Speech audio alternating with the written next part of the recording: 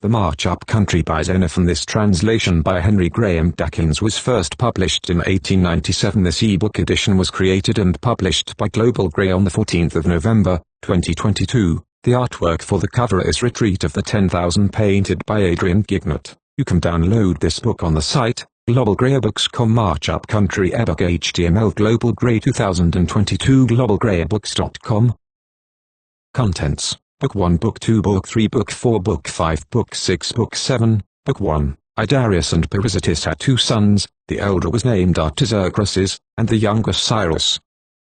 Now, as Darius lay sick and felt that the end of life drew near, he wished both his sons to be with him. The elder, as it chanced, was already there, but Cyrus he must needs send for from the province over which he had made him satrap, having appointed him general moreover of all the forces that muster in the plain of the Castellus. Thus Cyrus went up, taking with him Tissaphernes as his friend, and accompanied also by a body of Hellenes, 300 heavy-armed men, under the command of Xenias the Pehaesian one. Now when Darius was dead, and Artaxerxes was established in the kingdom, Tissaphernes brought slanderous accusations against Cyrus before his brother, the king, of harboring designs against him, and Artaxerxes, listening to the words of Tissaphernes, laid hands upon Cyrus, desiring to put him to death. But his mother made intercession for him, and sent him back again in safety to his province. He then, having so escaped through peril and dishonor, fell to considering, not only how he might avoid ever again being in his brother's power, but how, if possible, he might become king in his stead. Pisistratus, his mother, was his first resource, for she had more love for Cyrus than for Artaxerxes upon his throne. Moreover, Cyrus's behavior towards all who came to him from the king's court was such that, when he sent them away again, they were better friends to himself than to the king his brother, nor did he neglect the barbarians in his own service, but trained them, at once to be capable as warriors and devoted adherents of himself. Lastly, he began collecting his Hellenic armament, but with the utmost secrecy, so that he might take the king as far as might be at unawares. The manner in which he contrived the levying of the troops was as follows. First, he sent orders to the commandants of garrisons in the cities, so held by him, bidding them to get together as large a body of picked Peloponnesian troops as they severally were able, on the plea that Tissaphernes was plotting against their cities, and truly these cities of Ionia had originally belonged to Tissaphernes, being given to him by the king, but at this time, with the exception of Miletus, they had all revolted to Cyrus. In Miletus, Tissaphernes, having become aware of similar designs, had forestalled the conspirators by putting some to death and banishing the remainder. Cyrus, on his side, welcomed these fugitives, and having collected an army, laid siege to Miletus by sea and land, endeavoring to reinstate the exiles, and this gave him another pretext for collecting an armament. At the same time he sent to the king, and claimed, as being the king's brother, that these cities should be given to himself rather than that Tissaphernes should continue to govern them, and in furtherance of this end, the queen, his mother, operated with him, so that the king not only failed to see the design against himself, but concluded that Cyrus was spending his money on armaments in order to make war on Tissaphernes.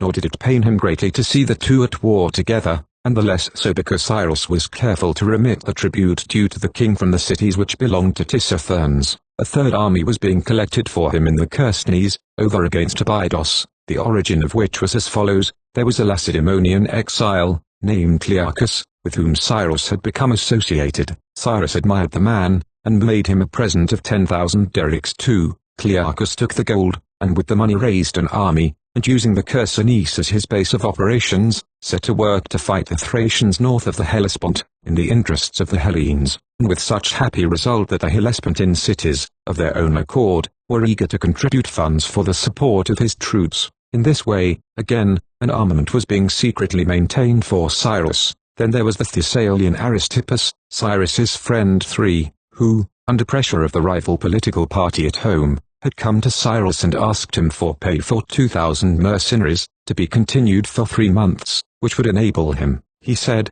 to gain the upper hand of his antagonists. Cyrus replied by presenting him with 6 months' pay for 4,000 mercenaries, only stipulating that Aristippus should not come to terms with his antagonists without final consultation with himself.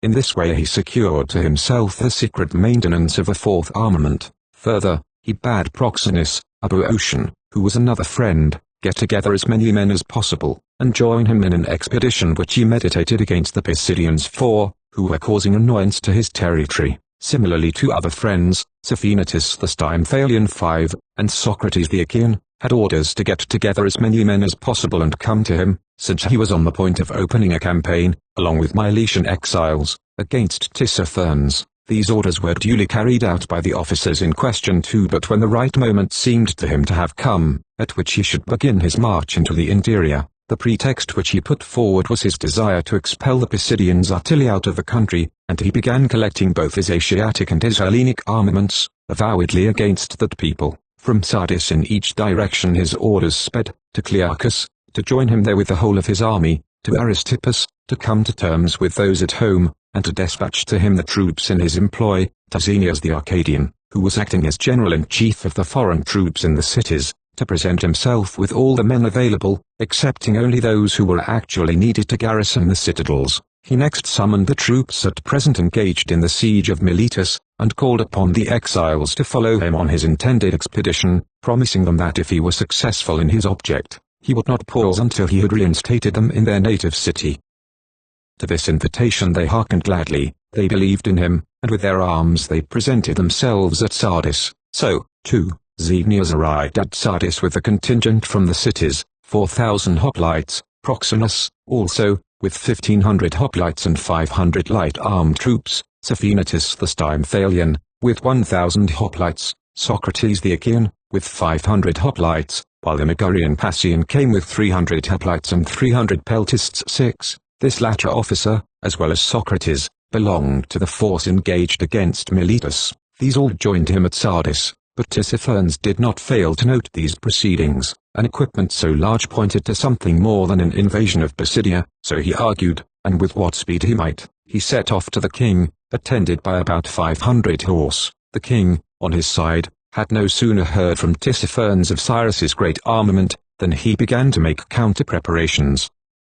Thus Cyrus, with the troops which I have named, set out from Sardis, and marched on and on through Lydia 3 stages, making 22 parasangs 7, to the river Meander. That river is 200 feet 8 broad, and was spanned by a bridge consisting of 7 boats. Crossing it, he marched through Phrygia a single stage, of 8 parasangs, to Colossae, an inhabited city 9, prosperous and large. Here he remained 7 days, and was joined by Menon the Thessalian, who arrived with 1,000 hoplites and 500 peltasts, Dolopes, Aenians, and Olynthians. From this place he marched 3 stages, 20 parasangs in all, to Cyllene, a populous city of Phrygia, large and prosperous. Here Cyrus owned a palace and a large park 10 full of wild beasts, which he used to hunt on horseback, whenever he wished to give himself or his horses exercise. Through the midst of the park flows the river Meander, the sources of which are within the palace buildings, and it flows through the city of Cyllene. The great king also has a palace in Cyllene, a strong place, on the sources of another river, the Marsyas, at the foot of the Acropolis. This river also flows through the city, discharging itself into the Meander, and is 25 feet broad. Here is the place where Apollo is said to have flayed Marsyas, when he had conquered him in the contest of skill. He hung up the skin of the conquered man, in the cavern where the spring wells forth, and hence the name of the river, Marsyas. It was on this site that Xerxes, as tradition tells, built this very palace, as well as the citadel of Cyllene itself, on his retreat from Hellas, after he had lost the famous battle. Here Cyrus remained for 30 days, during which Clearchus the Lacedaemonian arrived with 1,000 hoplites and 800 Thracian peltists and 200 Cretan archers. At the same time, also, came Sossus the Syracusan with 3,000 hoplites, and Sophonatus the Arcadian 11 with 1,000 hoplites, and here Cyrus held a review, and numbered his Hellenes in the park, and found that they amounted in all to 11,000 hoplites and about 2,000 peltasts. From this place he continued his march 2 stages, 10 parasangs, to the populous city of Pelti, where he remained 3 days, while Xenias, the Arcadian, celebrated the Lycia 12 with sacrifice, and instituted games. The prizes were headbands of gold, and Cyrus himself was a spectator of the contest. From this place the march was continued 2 stages, 12 parasangs, to Ceremonagora, a populous city, the last on the confines of Mysia. Thence a march of 3 stages, 30 parasangs, brought him to Castrupedium 13, a populous city. Here Cyrus halted 5 days, and the soldiers, whose pay was now more than 3 months in arrear, came several times to the palace gates demanding their dues, while Cyrus put them off with fine words and expectations, but could not conceal his vexation, for it was not his fashion to stint payment when he had the means. At this point Hippaexa, the wife of Dionysus, the king of the Cilicians, arrived on a visit to Cyrus, and it was said that Cyrus received a large gift of money from the queen. At this date, at any rate, Cyrus gave the army 4 months' pay. The queen was accompanied by a bodyguard of Cilicians and Ospendians, and, if report speaks truly, Cyrus had intimate relations with the queen. From this place he marched 2 stages, 10 parasangs, to Thymbrium, a populous city. Here, by the side of the road, is the spring of Midas, the king of Phrygia, as it is called, where Midas, as the story goes, caught the satyr by drugging the spring with wine. From this place he marched 2 stages, 10 parasangs, to Tyrium, a populous city. Here he halted 3 days, and the Cilician queen, according to the popular account, begged Cyrus to exhibit his armament for her amusement. The latter, being only too glad to make such an exhibition, held a review of the Hellenes and barbarians in the plain. He ordered the Hellenes to draw up their lines and post themselves in their customary battle order, each general marshalling his own battalion. Accordingly they drew up 4 deep. The right was held by Menon and those with him, the left by Clearchus and his men, the center by the remaining generals with theirs. Cyrus first inspected the barbarians, who marched past in troops of horses and companies of infantry. He then inspected the Hellenes, driving past them in his chariot, with the queen in her carriage, and they all had brass helmets and purple tunics, and greaves, and their shields uncovered. 14. After he had driven past the whole body, he drew up his chariot in front of the center of the battle line, and sent his interpreter Pigas to the generals of the Hellenes, with orders to present arms and to advance along the whole line. This order was repeated by the generals to their men, and at the sound of the bugle, with shields forward and spears in rest, they advanced to meet the enemy. The pace quickened, and with a shout the soldiers spontaneously fell into a run, making in the direction of the camp. Great was the panic of the barbarians. The Cilician queen in her carriage turned and fled. The sutlers in the marketing place left their wares and took to their heels, and the Hellenes meanwhile came into camp with a roar of laughter. What astounded the queen was the brilliancy and order of the armament, but Cyrus was pleased to see the terror inspired by the Hellenes in the hearts of the Asiatics. From this place he marched on 3 stages, 20 parasangs, to Iconium, the last city of Phrygia, where he remained 3 days. Thence he marched through Lycaonia 5 stages, 30 parasangs. This was hostile country, and he gave it over to the Hellenes to pillage. At this point Cyrus sent back the Cilician queen to her own country by the quickest route, and to escort her he sent the soldiers of Menon, and Menon himself. With the rest of the troops he continued his march through Cappadocia 4 stages, 25 parasangs, to Dana, a populous city, large and flourishing. Here they halted 3 days, within which interval Cyrus put to death, on a charge of conspiracy, a Persian nobleman named Megafernes, a wearer of the royal purple, and along with him another high dignitary among his subordinate commanders. From this place they endeavored to force a passage into Cilicia. Now the entrance was by an exceedingly steep cart road, impracticable for an army in face of a resisting force, and report said that Dionysus was on the summit of the pass guarding the approach. Accordingly they halted a day in the plain, but next day came a messenger informing them that Dionysus had left the pass, doubtless, after perceiving that Menon's army was already in Cilicia on his own side of the mountains, and he had further been informed that ships of war, belonging to the Lacedaemonians and to Cyrus himself, with Tamus on board as admiral, were sailing round from Ionia to Cilicia. Whatever the reason might be, Cyrus made his way up into the hills without let or hindrance, and came in sight of the tents where the Cilicians were on guard. From that point he descended gradually into a large and beautiful plain country, well watered, and thickly covered with trees of all sorts and vines. This plain produces sesame plentifully, as also panic and millet and barley and wheat, and it is shut in on all sides by a steep and lofty wall of mountains from sea to sea. Descending through this plain country, he advanced 4 stages, 25 parasangs to Tarsus, a large and prosperous city of Cilicia. Here stood the palace of Dionysus, the king of the country, and through the middle of the city flows a river called the Cydnus, 200 feet broad. They found that the city had been deserted by its inhabitants, who had betaken themselves, with Dionysus, to a strong place on the hills. All had gone, except the tavern keepers. The seaboard inhabitants of Soli and Issy also remained. Now Epiexa, Cyanesis' queen, had reached Tarsus 5 days in advance of Cyrus. During their passage over the mountains into the plain, 2 companies of Menon's army were lost. Some said they had been cut down by the Cilicians, while engaged on some pillaging affair. Another account was that they had been left behind, and being unable to overtake the main body, or discover the route, had gone astray and perished. However they numbered 100 hoplites, and when the rest arrived, being in a fury at the destruction of their fellow soldiers, they vented their spleen by pillaging the city of Tarsus and the palace to boot. Now when Cyrus had marched into the city, he sent for Cyanesis to come to him, but the latter replied that he had never yet put himself into the hands of anyone who was his superior, nor was he willing to accede to the proposal of Cyrus now, until, in the end, his wife persuaded him, and he accepted pledges of good faith. After this they met, and Cyanesis gave Cyrus large sums in aid of his army, while Cyrus presented him with the customary royal gifts, to wit, a horse with a gold bit, a necklace of gold, a gold bracelet, and a gold scimitar, a Persian dress, and lastly, the exemption of his territory from further pillage, with the privilege of taking back the slaves that had been seized, wherever they might chance to come upon them. 3 At Tarsus Cyrus and his army halted for 20 days, the soldiers refusing to advance further, since the suspicion ripened in their minds, that the expedition was in reality directed against the king, and as they insisted, they had not engaged their services for that object.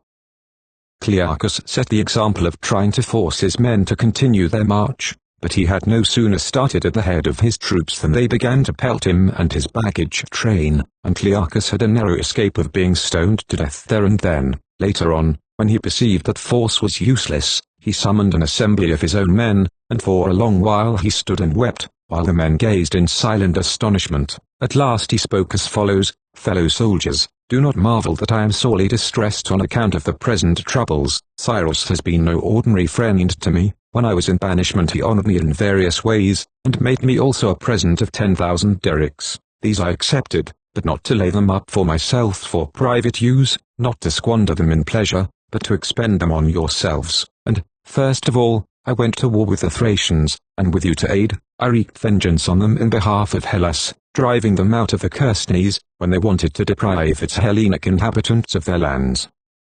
But as soon as Cyrus summoned me, I took you with me and set out, so that, if my benefactor had any need of me, I might requite him for the good treatment I myself had received at his hands. But since you are not minded to continue the march with me, one of 2 things is left to me to do. Either I must renounce you for the sake of my friendship with Cyrus, or I must go with you at the cost of deceiving him. Whether I am about to do right or not, I cannot say, but I choose yourselves, and, whatever betide, I mean to share your fate. Never shall it be said of me by anyone that, having led Greek troops against the barbarians 15, I betrayed the Hellenes, and chose the friendship of the barbarian. No, since you do not choose to obey and follow me, I will follow after you. Whatever betide, I will share your fate. I look upon you as my country, my friends, my allies. With you I think I shall be honored, wherever I be. Without you I do not see how I can help a friend or hurt a foe. My decision is taken. Wherever you go, I go also." Such were his words. But the soldiers, not only his own, but the rest also, when they heard what he said, and how he had scouted the idea of going up to the great king's palace 16, expressed their approval, and more than 2,000 men deserted Aeneas and Passium, and took their arms and baggage train, and came and encamped with Clearchus. But Cyrus, in despair and vexation at this turn of affairs, sent for Clearchus. He refused to come, but, without the knowledge of the soldiers, sent a message to Cyrus, bidding him keep a good heart, for that all would arrange itself in the right way, and bade him keep on sending for him, whilst he himself refused to go. After that he got together his own men, with those who had joined him, and of the rest any who chose to come, and spoke as follows: "Fellow soldiers, it is clear that the relations of Cyrus to us are identical with ours to him. We are no longer his soldiers, since we have ceased to follow him, and he, on his side, is no longer our paymaster. He, however, no doubt considers himself wronged by us, and though he goes on sending for me, I cannot bring myself to go to him, for 2 reasons, chiefly from a sense of shame, for I am forced to admit to myself that I have altogether deceived him, but partly, too, because I am afraid of his seizing me and inflicting a penalty on the wrongs which he conceives that I have done him. In my opinion, then, this is no time for us to go to sleep and forget all about ourselves, rather it is high time to deliberate on our next move, and as long as we do remain here, we had better bethink us how we are to abide in security, or, if we are resolved to turn our backs at once, what will be the safest means of retreat, and, further, how we are to procure supplies, for without supplies there is no profit whatsoever in the general or the private soldier. The man with whom we have to deal is an excellent friend to his friends, but a very dangerous enemy to his foes, and he is backed by a force of infantry and cavalry and ships such as we all alike very well see and know, since we can hardly be said to have posted ourselves at any great distance from him. If, then, anyone has a suggestion to make, now is the time to speak. With these words he ceased. Then various speakers stood up, some of their own motion to propound their views, others inspired by Clearchus to dilate on the hopeless difficulty of either staying, or going back without the goodwill of Cyrus. One of these, in particular, with a make-believe of anxiety to commence the homeward march without further pause, called upon them instantly to choose other generals. If Clearchus were not himself prepared to lead them back, let them at once purchase supplies, the market being in the heart of the Asiatic camp. Let them pack up their baggage, let them, he added, go to Cyrus and ask for some ships in order to return by sea. If he refused to give them ships, let them demand of him a guide to lead them back through a friendly district, and if he would not so much as give them a guide, they could but put themselves, without more ado, in marching order, and send on a detachment to occupy the pass before Cyrus and the Cilicians, whose property, the speaker added, we have so plentifully pillaged, can anticipate us. Such were the remarks of that speaker. He was followed by Clearchus, who merely said, as to my acting personally as general at this season, pray do not propose it. I can see numerous obstacles to my doing so. Obedience, in the fullest, I can render to the man of your choice. That is another matter, and you shall see and know that I can play my part, under command, with the best of you. After Clearchus another spokesman stood up, and proceeded to point out the simplicity of the speaker, who proposed to ask for vessels, just as if Cyrus were minded to renounce the expedition and sail back again. And let me further point out, he said, what a simple-minded notion it is to beg a guide of the very man whose designs we are marring. If we can trust any guide whom Cyrus may vouchsafe to us, why not order Cyrus at once to occupy the pass on our behoof? For my part, I should think twice before I set foot on any ships that he might give us, for fear lest he should sink them with his men of war, and I should equally hesitate to follow any guide of his. He might lead us into some place out of which we should find it impossible to escape. I should much prefer, if I am to return home against the will of Cyrus at all, to give him the slip, and so be gone, which indeed is impossible. But these schemes are simply nonsensical. My proposal is that a deputation of fit persons, with Clearchus, should go to Cyrus. Let them go to Cyrus and ask him what use he proposes to make of us, and if the business is at all similar to that on which he once before employed a body of foreigners, let us by all means follow. Let us show that we are the equals of those who accompanied him on his march up formerly. But if the design should turn out to be of larger import than the former one, involving more toil and more danger, we should ask him, either to give us good reasons for following his lead, or else consent to send us away into a friendly country. In this way, whether we follow him, we shall do so as friends, and with heart and soul, or whether we go back, we shall do so in security. The answer to this shall be reported to us here, and when we have heard it, we will advise as to our best course. This resolution was carried, and they chose and sent a deputation with Clearchus, who put to Cyrus the questions which had been agreed upon by the army. Cyrus replied as follows, that he had received news that Abrocamus, an enemy of his, was posted on the Euphrates, 12 stages off. His object was to march against this aforesaid Abrocamus, and if he was still there, he wished to inflict punishment on him, or if he be fled. So the reply concluded, we will deliberate on the best course. The deputation received the answer and reported it to the soldiers. The suspicion that he was leading them against the king was not dispelled, but it seemed best to follow him. They only demanded an increase of pay, and Cyrus promised to give them half as much again as they had hitherto received, that is to say, a daric and a half a month to each man, instead of a daric. Was he really leading them to attack the king? Not even at this moment was anyone apprised of the fact, at any rate in any open and public manner. From this point he marched 2 stages, 10 parasangs, to the river Ceres, which is 200 feet broad, and from the Ceres he marched a single stage, 5 parasangs to Issy, the last city in Cilicia. It lies on the seaboard, a prosperous, large and flourishing town. Here they halted 3 days, and here Cyrus was joined by his fleet. There were 35 ships from Peloponnesus, with the Lacedaemonian admiral Pythagoras on board. These had been piloted from Ephesus by Tamus the Egyptian, who himself had another fleet of 25 ships belonging to Cyrus. These had formed Tamus's blockading squadron at Miletus, when that city sided with Tissaphernes. He had also used them in other military services rendered to Cyrus in his operations against that satrap. There was a third officer on board the fleet, the Lacedaemonian Chrysippus, who had been sent for by Cyrus, and had brought with him 700 hoplites, over whom he was to act as general in the service of Cyrus. The fleet lay at anchor opposite Cyrus's tent. Here too another reinforcement presented itself.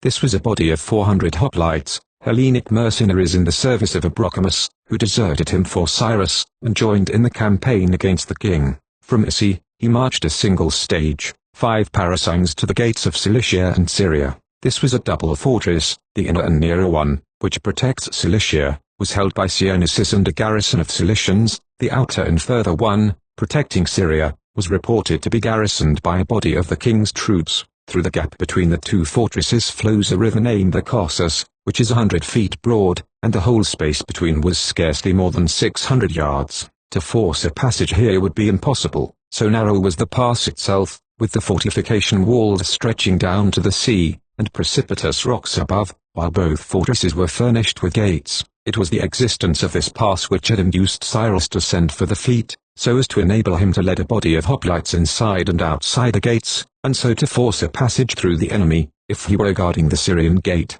as he fully expected to find Abrocomus doing with a large army. This, however, Abrocomus had not done, but as soon as he learnt that Cyrus was in Cilicia, he had turned round and made his exit from Phoenicia, to join the king with an army amounting, as report said, to 300,000 men. From this point Cyrus pursued his march, through Syria a single stage, 5 parasangs to Myriandus, a city inhabited by Phoenicians, on the sea coast. This was a commercial port, and numerous merchant vessels were riding at anchor in the harbour. Here they halted 7 days, and here Xenias the Arcadian general, and Passian the Megarian got on board a trader, and having stowed away their most valuable effects, set sail for home. Most people explain the act as the outcome of a fit of jealousy, because Cyrus had allowed Learchus to retain their men, who had deserted to him, in hopes of returning to Hellas instead of marching against the king. When the two had so vanished, a rumor spread that Cyrus was after them with some ships of war, and some hoped the cowards might be caught, others pitied them, if that should be their fate. But Cyrus summoned the generals and addressed them. Xenias and Passian, he said, have taken leave of us, but they need not flatter themselves that in so doing they have stolen into hiding. I know where they are gone, nor will they owe their escape to speed. I have men of war to capture their craft, if I like, but heaven help me if I mean to pursue them. Never shall it be said of me, that I turn people to account as long as they stay with me, but as soon as they are minded to be off, I seize and maltreat them, and strip them of their wealth. Not so let them go with the consciousness that our behavior to them is better than theirs to us, and yet I have their children and wives safe under lock and key in Troas, but they shall not be deprived even of these. They shall receive them back in return for their former goodness to me. So he spoke, and the Hellenes, even those who had been out of heart at the thought of marching up the country, when they heard of the nobleness of Cyrus, were happier and more eager to follow him on his path. After this Cyrus marched onwards 4 stages, 20 parasangs, to the river Chalus. That river is 100 feet broad, and is stocked with tame fish which the Syrians regard as gods, and will not suffer to be injured, and so to the pigeons of the place. The villages in which they encamped belonged to Pyrrhositus, as part of her girdle money 17. From this point he marched on 5 stages, 30 parasangs, to the sources of the river Dardus, which is 100 feet broad. Here stood the palace of Bylezes, the ruler of Syria, with its park, which was a very large and beautiful one, and full of the products of all the seasons in their course. But Cyrus cut down the park and burned the palace. Thence he marched on 3 stages, 15 parasangs, to the river Euphrates, which is nearly half a mile broad. A large and flourishing city, named Thapsacus, stands on its banks. Here they halted 5 days, and here Cyrus sent for the generals of the Hellenes, and told them that the advance was now to be upon Babylon, against the great king. He bade them communicate this information to the soldiers and persuade them to follow. The generals called an assembly, and announced the news to the soldiers. The latter were indignant and angry with the generals, accusing them of having kept secret what they had long known, and refused to go, unless such a bribe of money were given them as had been given to their predecessors, when they went up with Cyrus to the court of his father, not as now to fight a battle, but on a peaceful errand, the visit of a son to his father by invitation. The demand was reported to Cyrus by the generals, and he undertook to give each man 5 silver minae as soon as Babylon was reached, and their pay in full, until he had safely conveyed them back to Ionia again. In this manner the Hellenic force were persuaded, that is to say, the majority of them, men, indeed, before it was clear what the rest of the soldiers would do, whether, in fact, they would follow Cyrus or not, collected his own troops apart and made them the following speech. Men, he said, if you will listen to me, there is a method by which, without risk or toil, you may win the special favor of Cyrus beyond the rest of the soldiers. You ask what it is I would have you to do. I will tell you. Cyrus at this instant is begging the Hellenes to follow him to attack the king. I say then, cross the Euphrates at once, before it is clear what answer the rest will make. If they vote in favor of following, you will get the credit of having set the example, and Cyrus will be grateful to you. He will look upon you as being the heartiest in his cause. He will repay, as of all others he best knows how, while, if the rest vote against crossing, we shall go back again, but as the sole adherents, whose fidelity he can altogether trust. It is you whom Cyrus will turn to account, as commandants of garrisons or captains of companies. You need only ask him for whatever you want, and you will get it from him. As being the friends of Cyrus, the men heard and obeyed, and before the rest had given their answer, they were already across. But when Cyrus perceived that Menon's troops had crossed, he was well pleased, and he sent Lus to the division in question, with this message: soldiers, accept my thanks at present, eventually you shall thank me. I will see to that, or my name is not Cyrus. The soldiers therefore could not but pray heartily for his success, so high their hopes ran. But to Menon, it was said, he sent gifts with lordly liberality. This done, Cyrus proceeded to cross, and in his wake followed the rest of the armament to a man. As they forded, never a man was wetted above the chest, nor ever until this moment, said the men of Thapascus, had a river been so crossed on foot. Boats had always been required, but these, at the present time, Abrocamus, in his desire to hinder Cyrus from crossing, had been at pains to burn.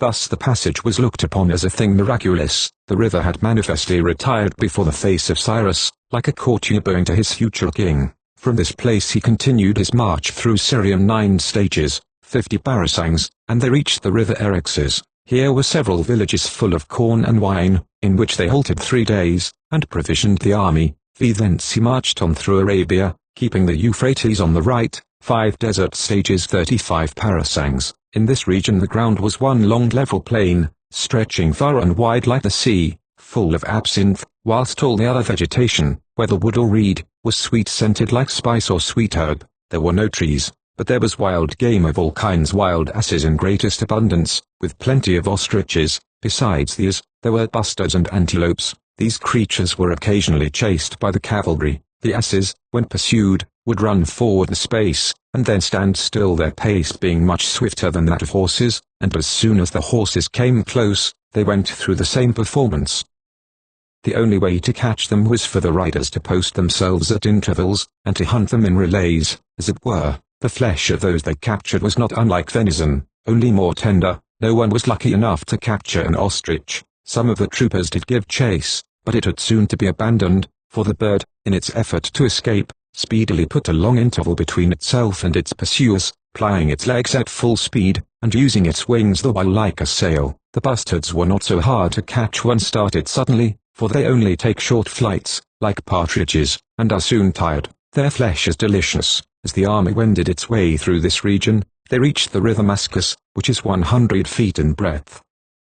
Here stood a big deserted city called Corsote, almost literally environed by the stream, which flows round it in a circle. Here they halted 3 days and provisioned themselves. Thence they continued their march 13 desert stages, 90 parasangs, with the Euphrates still on their right, until they reached the gates. On these marches several of the baggage animals perished of hunger, for there was neither grass nor green herb, or tree of any sort, but the country throughout was barren. The inhabitants make their living by quarrying millstones on the river banks, which they work up and take to Babylon and sell, purchasing corn in exchange for their goods. Corn failed the army, and was not to be got for money, except in the Lydian market open in Cyrus's Asiatic army. where a capath of wheat or barley cost 4 shekels, the shekel being equal to 7.5 Attic gabals, whilst the capath is the equivalent of 2 Attic chonuses 18, dry measure, so that the soldiers subsisted on meat alone for the whole period. Some of the stages were very long, whenever they had to push on to find water or fodder,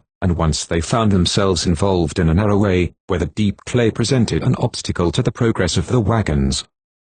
Cyrus, with the nobles about him, halted to superintend the operation, and ordered Lus and Pigas to take a body of barbarians and to help in extricating the wagons. As they seemed to be slow about the business, he turned round angrily to the Persian nobles and bade them lend a hand to force the wagons out. Then, if ever, what goes to constitute one branch of good discipline, was to be witnessed. Each of those addressed, just where he chanced to be standing, threw off his purple cloak, and flung himself into the work with as much eagerness as if it had been a charge for victory. Down a steep hillside they flew, with their costly tunics and embroidered trousers, some with the circlets round their necks, and bracelets on their arms. In an instant, they had sprung into the miry clay, and in less time than one could have conceived, they had landed the wagons safe on terra firma. Altogether it was plain that Cyrus was bent on pressing on the march, and averse to stoppages, except where he halted for the sake of provisioning or some other necessary object, being convinced that the more rapidly he advanced,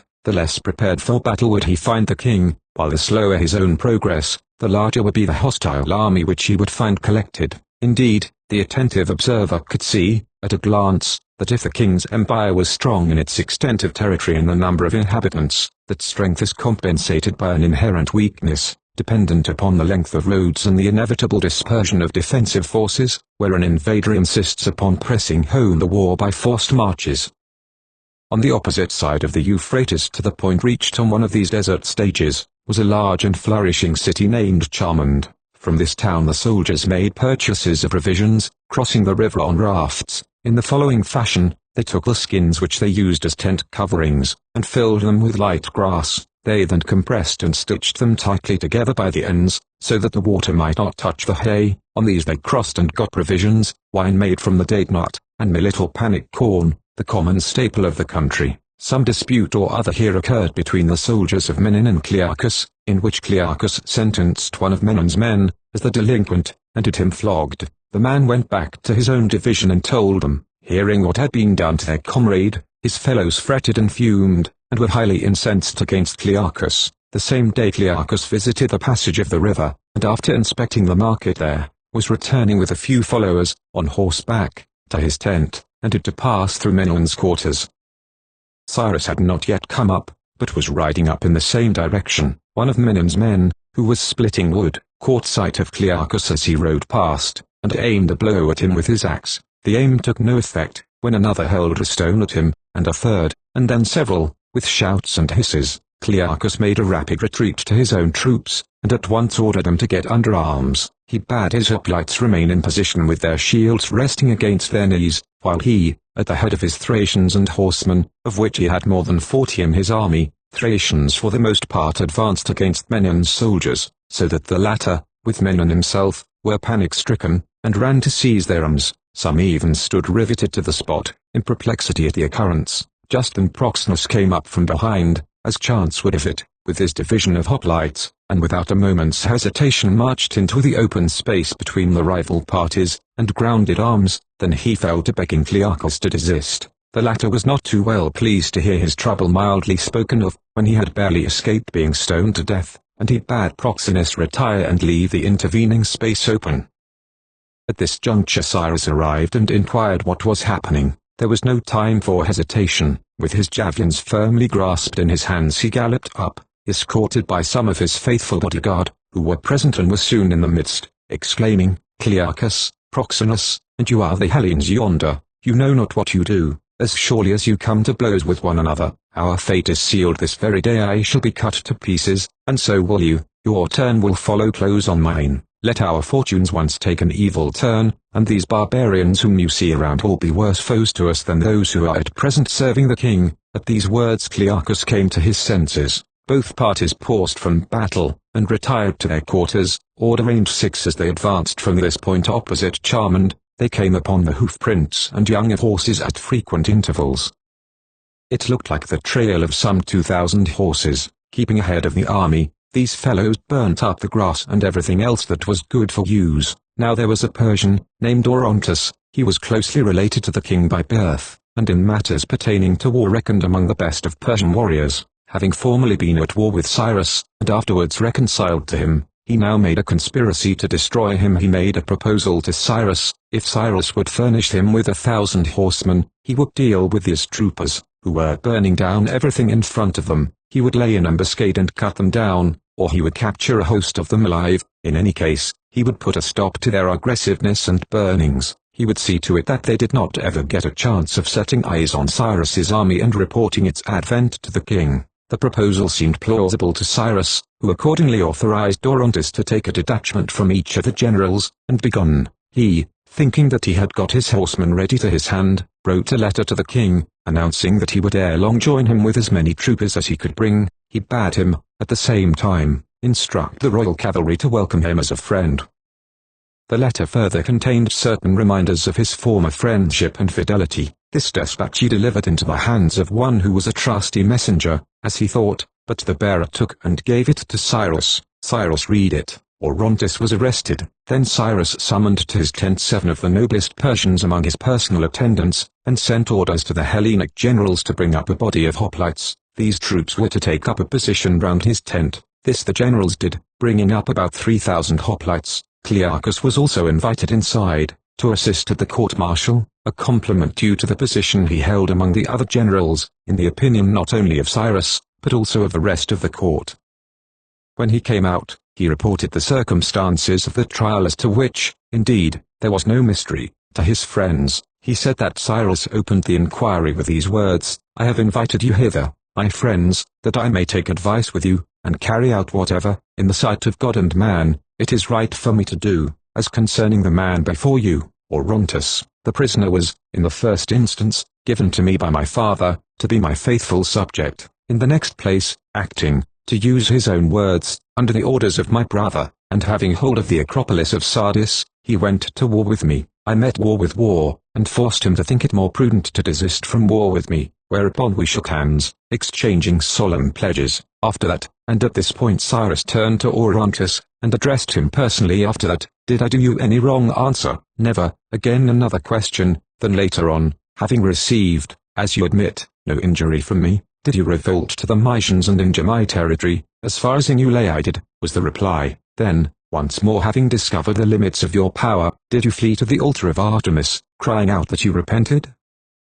And did you thus work upon my feelings, that we a second time shook hands and made interchange of solemn pledges? Are these things so? Orontes again assented. Then what injury have you received from me? Cyrus asked. That now for the 3rd time, you have been detected in a treasonous plot against me. I must needs do so, he answered. Then Cyrus put one more question: but the day may come, may it not, when you will once again be hostile to my brother, and a faithful friend to myself? The other answered: even if I were, you could never be brought to believe it. Cyrus, at this point Cyrus turned to those who were present and said, such has been the conduct of the prisoner in the past, such is his language now. I now call upon you, and you first, Clearchus, to declare your opinion. What think you? And Clearchus answered, my advice to you is to put this man out of the way as soon as may be, so that we may be saved the necessity of watching him, and of more leisure, as far as he is concerned, to requite the services of those whose friendship is sincere. To this opinion, he told us, the rest of the court adhered. After that,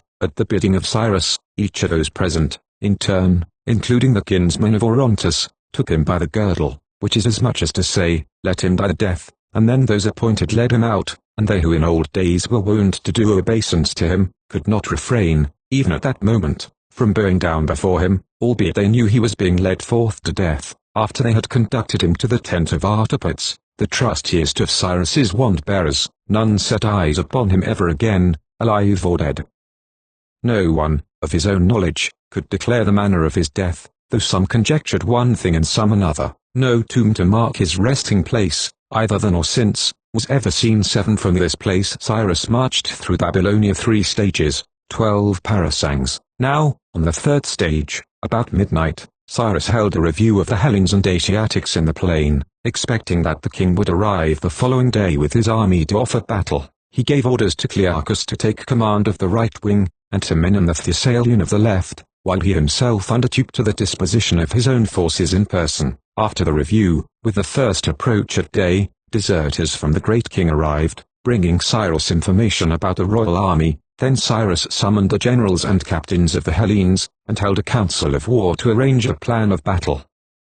He took this opportunity also to address the following words of compliment and encouragement to the meeting. "Men of Hellas," he said, "it is certainly not from birth of barbarians to fight my battles that I put myself at your head as my allies, but because I hold you to be better and stronger than many barbarians. That is why I took you. See then that you prove yourselves to be men worthy of the liberty which you possess, and which I envy you. Liberty, it is a thing which, be well assured, I would choose in preference to all my other possessions, multiplied many times. But I would like you to know into what sort of struggle you are going, learn its nature from one who knows. Their numbers are great, and they come on with much noise, but if you can't hold out against these two things, I confess I am ashamed to think, what a sorry set of folk you will find the inhabitants of this land to be. But you are men, and brave you must be. Being men, it is agreed, then if you wish to return home, any of you, I undertake to send you back, in such sort that your friends at home shall envy you. But I flatter myself I shall persuade many of you to accept what I will offer you here, in lieu of what you left at home."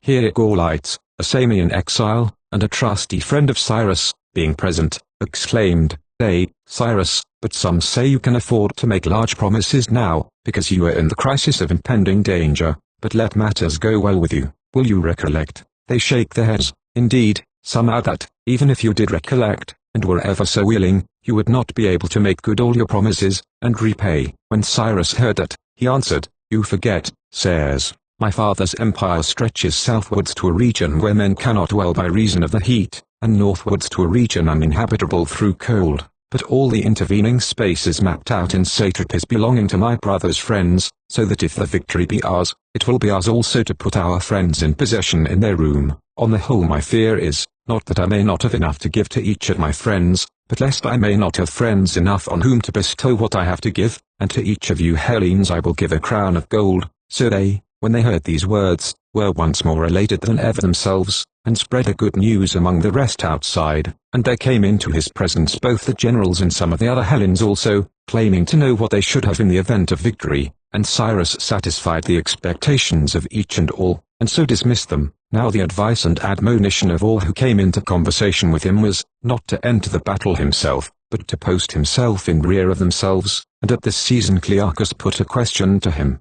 "But do you think that your brother will give battle to you?" Cyrus answered, "Not without a battle, be assured, shall the prize be won, if he be the son of Darius and Pyrrhositus, and a brother of mine."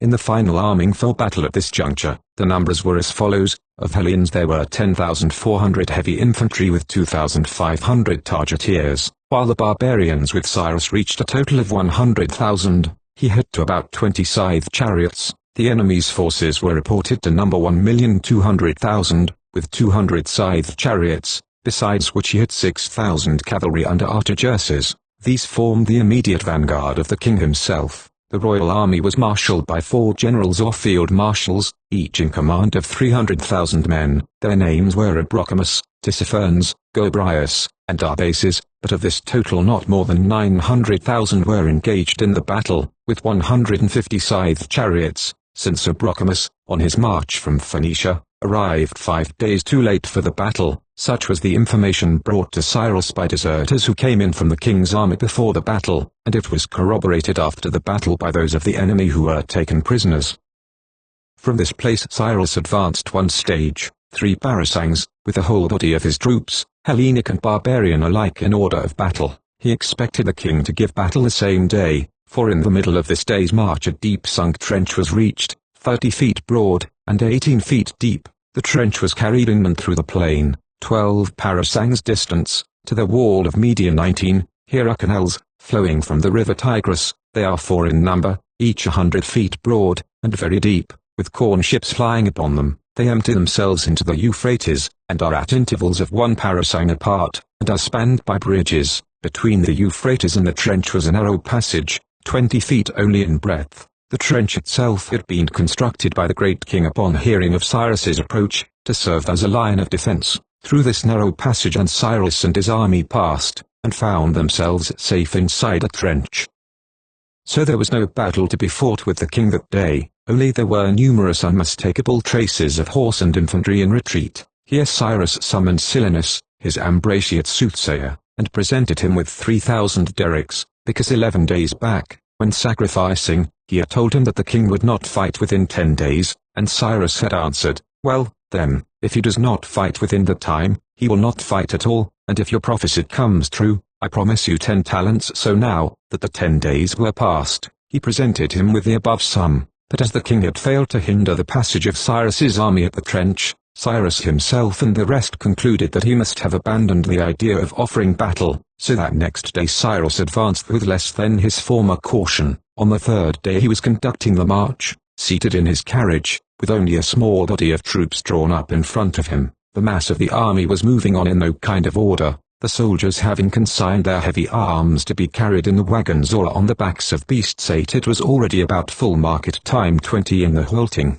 place at which the army was to take up quarters was nearly reached, when Pategius, a Persian, a trusty member of Cyrus's personal staff, came galloping up at full speed on his horse, which was bathed in sweat, and to everyone he met he shouted in Greek and Persian, as fast as he could ejaculate the words, "The king is advancing with a large army ready for battle." Then ensued a scene of wild confusion. The Hellenes and all alike were expecting to be attacked on the instant, and before they could form their lines, Cyrus sprang from his carriage and donned his corslet, then leaping onto his charger's back, with the javelins firmly clutched, he passed the order to the rest, to arm themselves and fall into their several ranks. The orders were carried out with alacrity, the ranks shaped themselves. Clearchus held the right wing resting on the Euphrates, Proxenus was next, and after him the rest, while Menon with his troops held the Hellenic left. Of the Asiatics, a body of Paphlagonian cavalry, 1,000 strong, were posted beside Clearchus on the right, and with them stood the Hellenic peltasts. On the left was Aridius, Cyrus's second in command, and the rest of the barbarian host. Cyrus was with his bodyguard of cavalry about 600 strong, all armed with corslets like Cyrus, and cuirasses and helmets, but not so Cyrus. He went into battle with head unhelmeted. 21. So too all the horses with Cyrus wore forehead pieces and breast pieces, and the troopers carried short Hellenic swords. It was now midday, and the enemy was not yet in sight, but with the approach of afternoon was seen dust like a white cloud, and after a considerable interval a black pall as it were spread far and high above the plain. As they came nearer, very soon was seen here and there a glint of bronze and spear points, and the ranks could plainly be distinguished. On the left were troopers wearing white cuirasses, that is Tissaphernes in command, they said, and next to these a body of men bearing wicker shields, and next again heavy armed infantry, with long wooden shields reaching to the feet. These were the Egyptians, they said, and then other cavalry, other bowmen, all were in national divisions, each nation marching in densely crowded squares, and all along their front was a line of chariots at considerable intervals from one another, the famous scythed chariots, as they were named, having their scythes fitted to the axle trees and stretching out slantwise, while others protruded under the chariot seats, facing the ground, so as to cut through all they encountered. The design was to let them dash full speed into the ranks of the Hellenes and cut them through. Curiously enough, the anticipation of Cyrus, when at the council of war he admonished the Hellenes not to mind the shouting of the Asiatics, was not justified. Instead of shouting, they came on in deep silence, softly and slowly, with even dread. At this instant, Cyrus, riding past in person, accompanied by Pigas, his interpreter, and 3 or 4 others, called aloud to Clearchus to advance against the enemy's center, for there the king was to be found. "And if we strike home at this point," he added, "our work is finished." Clearchus, though he could see the compact body at the center, and had been told by Cyrus that the king lay outside the Hellenic left, for, owing to numerical superiority, the king, while holding his own center, could well overlap Cyrus's extreme left, still hesitated to draw off his right wing from the river, for fear of being turned on both flanks, and he simply replied, assuring Cyrus that he would take care all went well. At this time the barbarian army was evenly advancing, and the Hellenic division was still riveted to the spot, completing its formation as the various contingents came up. Cyrus, riding past at some distance from the lines, glanced his eye first in one direction and then in the other, so as to take a complete survey of friends and foes, when Xenophon the Athenian, seeing him, rode up from the Hellenic quarter to meet him, asking him whether he had any orders to give. Cyrus, pulling up his horse, begged him to make the announcement generally known that the omens from the victims, internal and external alike, were good. 22. While he was still speaking, he heard a confused murmur passing through the ranks, and asked what it meant. The other replied that it was the watchword being passed down for the second time. Cyrus wondered who had given the order, and asked what the watchword was. On being told it was "Use our Savior and victory," he replied, "I accept it, so let it be," and with that remark rode away to his own position. And now the two battle lines were no more than 3 or 4 furlongs apart, when the Hellenes began chanting the paean, and at the same time advanced against the enemy, but with the forward movement a certain portion of the line curved onwards in advance, with wave-like sinuosity, and the portion left behind quickened to a run, and simultaneously a thrilling cry burst from all lips, like that in honor of the war, God Elelu Elelu, and the running became general. Some say they clashed their shields and spears, thereby causing terror to the horses. 23, and before they had got within a rochelet the barbarians swerved and took to flight. And now the Hellenes gave chase with might and main, checked only by shouts to one another not to race, but to keep their ranks. The enemy's chariots, reft of their charioteers, swept onwards, some through the enemy themselves, others past the Hellenes. They, as they saw them coming, opened a gap and let them pass. One fellow, like some dumbfounded mortal on a racecourse, was caught by the heels, but even he, they said, received no hurt, nor indeed, with the single exception of someone on the left wing who was said to have been wounded by an arrow, did any Hellene in this battle suffer a single hurt. Cyrus, seeing the Hellenes conquering, as far as they at any rate were concerned, and in hot pursuit, was well content, but in spite of his joy and the salutations offered him at that moment by those about him, as though he were already king, he was not led away to join in the pursuit, but keeping his squadron of 600 horsemen in close order, waited and watched to see what the king himself would do. The king, he knew, held the center of the Persian army. Indeed, it is the fashion for the Asiatic monarch to occupy the position during action. For this twofold reason, he holds the safest place, with his troops on either side of him, while, if he has occasion to dispatch any necessary rider along the lines, his troops will receive the message in half the time. The king accordingly on this occasion held the center of his army, but for all that, he was outside Cyrus's left wing, and seeing that no one offered him battle in front, nor yet the troops in front of him, he wheeled as if to encircle the enemy. It was then that Cyrus, in apprehension lest the king might get round to the rear and cut to pieces the Hellenic body, charged to meet him. Attacking with his 600, he mastered the line of troops in front of the king, and put to flight the 6,000, cutting down, as is said, with his own hand their general, Artagers's. But as soon as the rout commenced, Cyrus's own 600 themselves, in the ardor of pursuit, were scattered, with the exception of a handful who were left with Cyrus himself, chiefly his table companions, so-called. Left alone with his, he caught sight of the king, and the close throng about him. Unable longer to contain himself, with a cry, "I see the man," he rushed at him and dealt a blow at his chest, wounding him through the corselet. This, according to the statement of Ctesias the surgeon 24, who further states that he himself healed the wound.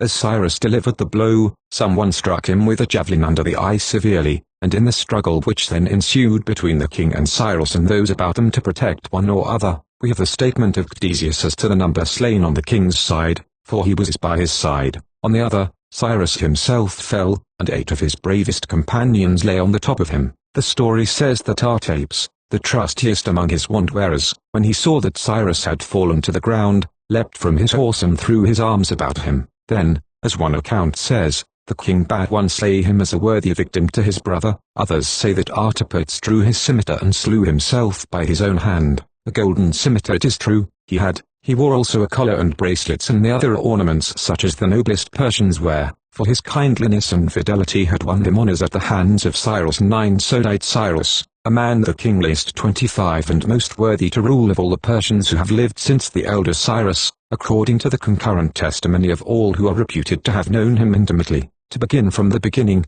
when still a boy, and whilst being brought up with his brother and the other lads, his unrivaled excellence was recognized.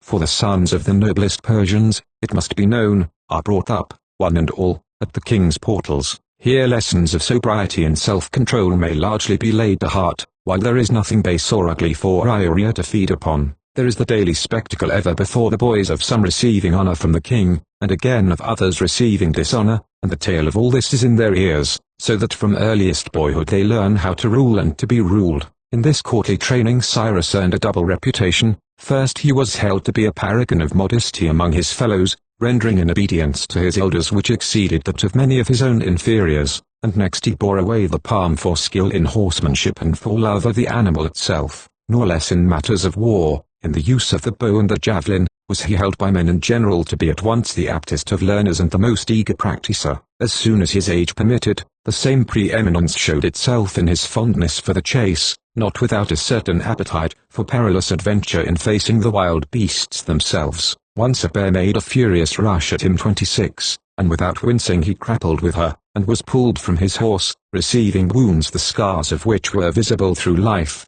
but in the end he slew the creature, nor did he forget him who first came to his aid, but made him enviable in the eyes of many.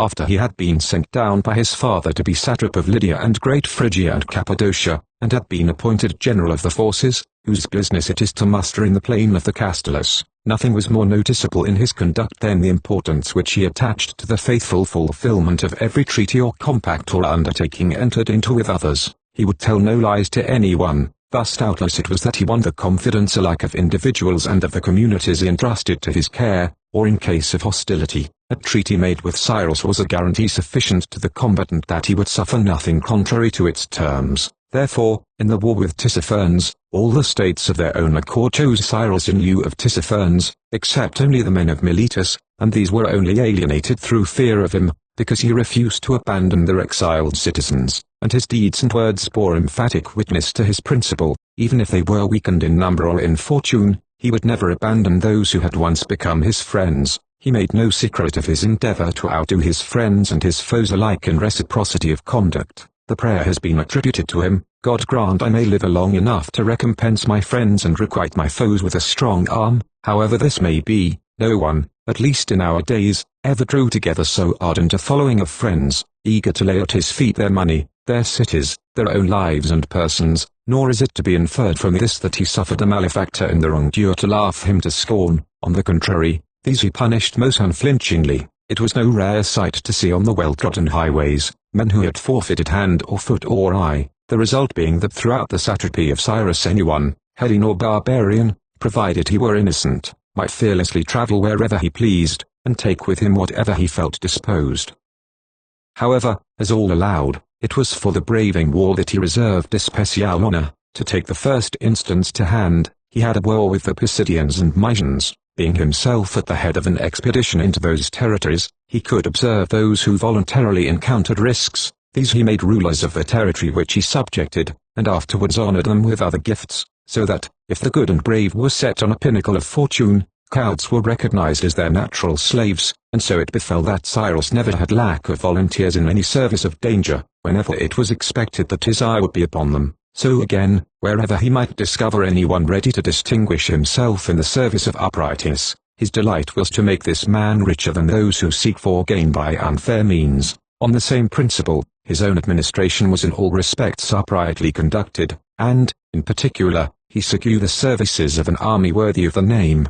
Generals, and subalterns alike, came to him from across the seas, not merely to make money, but because they saw that loyalty to Cyrus was a more profitable investment than so many pounds a month.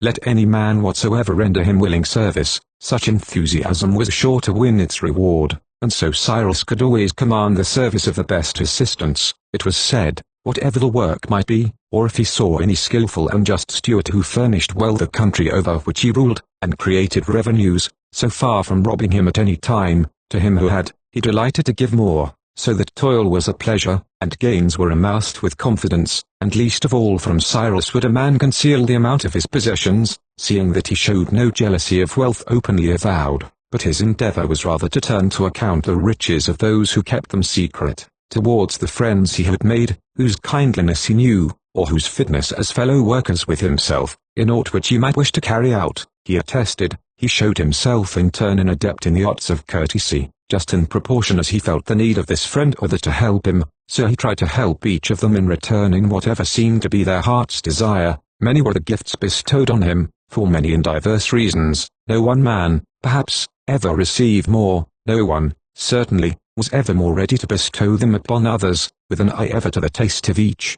so as to gratify what he saw to be the individual requirement. Many of these presents were sent to him to serve as personal adornments of the body or for battle, and as touching these he would say, "How am I to deck myself out in all these? To my mind a man's chief ornament is the adornment of nobly adorned friends." Indeed, that he should triumph over his friends in the great matters of well-doing is not surprising, seeing that he was much more powerful than they, but that he should go beyond them in minute attentions, and in an eager desire to give pleasure, seems to me, I must confess, more admirable. Frequently when he had tasted some specially excellent wine, he would send the half-remaining flagon to some friend with a message to say, "Cyrus says, this is the best wine he has tasted for a long time." That is his excuse for sending it to you. He hopes you will drink it up today with a choice party of friends, or, perhaps, he would send the remainder of a dish of geese, half loaves of bread, and so forth, the bearer being instructed to say, "This is Cyrus's favorite dish. He hopes you will taste it yourself," or, perhaps, there was a great dearth of provender, when, through the number of his servants and his own careful forethought, he was enabled to get supplies for himself. At such times he would send to his friends in different parts, bidding them feed their horses on his hay, since it would not do for the horses that carried his friends to go starving. Then, on any long march or expedition, where the crowd of lookers on would be large, he would call his friends to him and entertain them with serious talk, as much as to say, "These I delight to honor, so that, for myself, and from all that I can hear, I should be disposed to say that no one, Greek or barbarian, was ever so beloved." In proof of this, I may cite the fact that, though Cyrus was the king's vassal and slave, no one ever forsook him to join his master, if I may except the attempt of Orontes, which was abortive. That man, indeed, had to learn that Cyrus was closer to the heart of him on whose fidelity he relied than he himself was. On the other hand, many a man revolted from the king to Cyrus, after they went to war with one another, nor were these nobodies, but rather persons high in the king's affection, yet for all that, they believed that their virtues would obtain a reward more adequate from Cyrus than from the king. Another great proof at once of his own worth and of his capacity rightly to discern all loyal, loving and firm friendship is afforded by an incident which belongs to the last moment of his life. He was slain, but fighting for his life beside him fell also every one of his faithful bodyguard of friends and table companions, with the sole exception of Aridius, who was in command of the cavalry on the left, and he no sooner perceived the fall of Cyrus than he betook himself to flight, with the whole body of troops under his lead. Then the head of Cyrus and his right hand were severed from the body, but the king and those about him pursued and fell upon the Syrian camp, and the troops of Aridius no longer stood their ground, but fled through their own camp back to the holding place of the night before, a distance of 4 parasangs, it was said. So the king and those with him fell to ravaging right and left, and amongst other spoil he captured the Phocian woman, who was a concubine of Cyrus, witty and beautiful, if fame speaks correctly.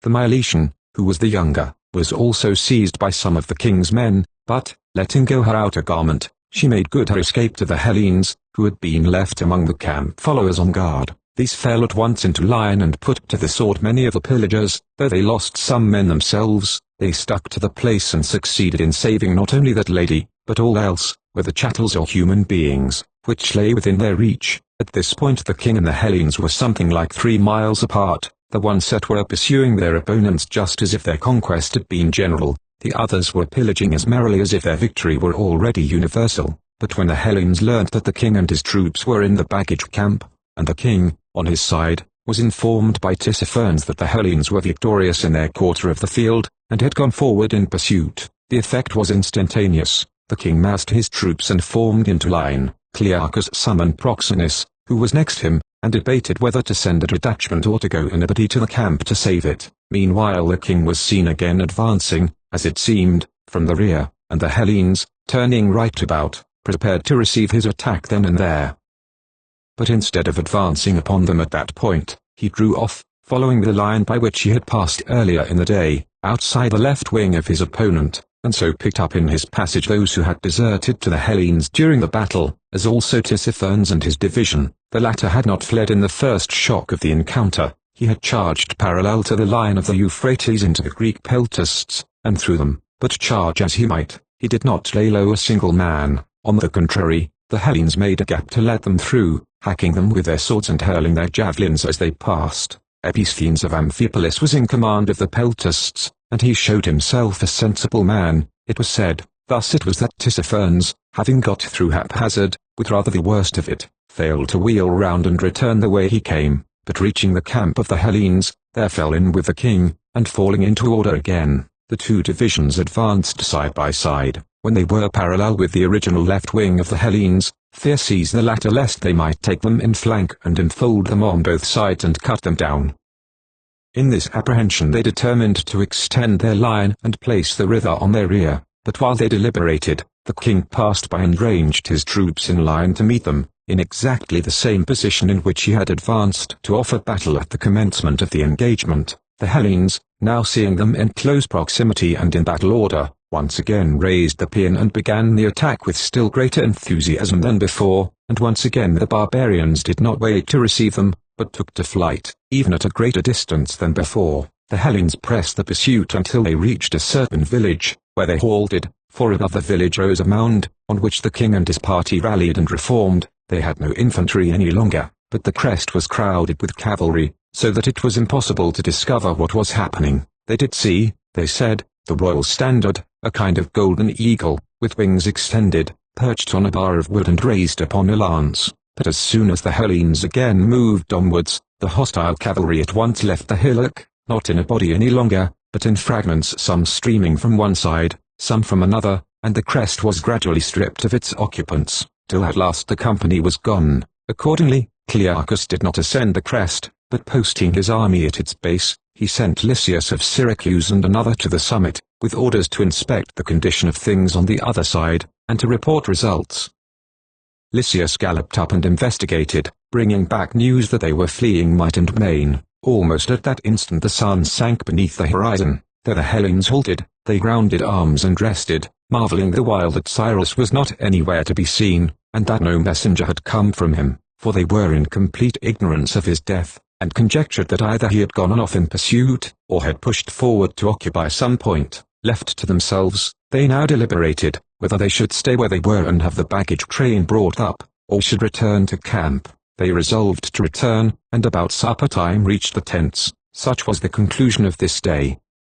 They found the larger portion of their property pillaged, eatables and drinkables alike, not excepting the wagons laden with corn and wine, which Cyrus had prepared in case of some extreme need overtaking the expedition, to divide among the Hellenes. There were 400 of these wagons, it was said, and these had now been ransacked by the king and his men, so that the greater number of the Hellenes went supperless, having already gone without their breakfasts, since the king had appeared before the usual halt for breakfast. Accordingly, in no better plight than this they passed the night. Book 2. In the previous book will be found a full account of the method by which Cyrus collected a body of Greeks when meditating an expedition against his brother Artaxerxes, as also of various occurrences on the march up, of the battle itself, and of the death of Cyrus, and lastly, a description of the arrival of the Hellenes in camp after the battle, and as to how they betook themselves to rest, none suspecting but what they were altogether victorious and that Cyrus lived. With the break of day the generals met, and were surprised that Cyrus should not have appeared himself, or at any rate have sent someone to tell them what to do. Accordingly, they resolved to put what they had together, to get under arms, and to push forward until they effected junction with Cyrus. Just as they were on the point of starting, with the rising sun came Procles the ruler of Teuthrania. He was a descendant of Demaratus 27 the Laconian, and with him also came Glus the son of Tamus. These two told them, first, that Cyrus was dead, next, that Areneus had retreated with the rest of the barbarians to the halting place whence they had started at dawn on the previous day, and wished to inform them that, if they were minded to come, he would wait for this one day, but on the morrow he should return home again to Ionia, whence he came. When they heard these tidings, the generals were sorely distressed, so too were the rest of the Hellenes when they were informed of it. Then Clearchus spoke as follows: would that Cyrus were yet alive, but since he is dead, take back this answer to Aurelius, that we, at any rate, have conquered the king, and, as you yourselves may see, there is not a man left in the field to meet us. Indeed, had you not arrived, we should ere this have begun our march upon the king.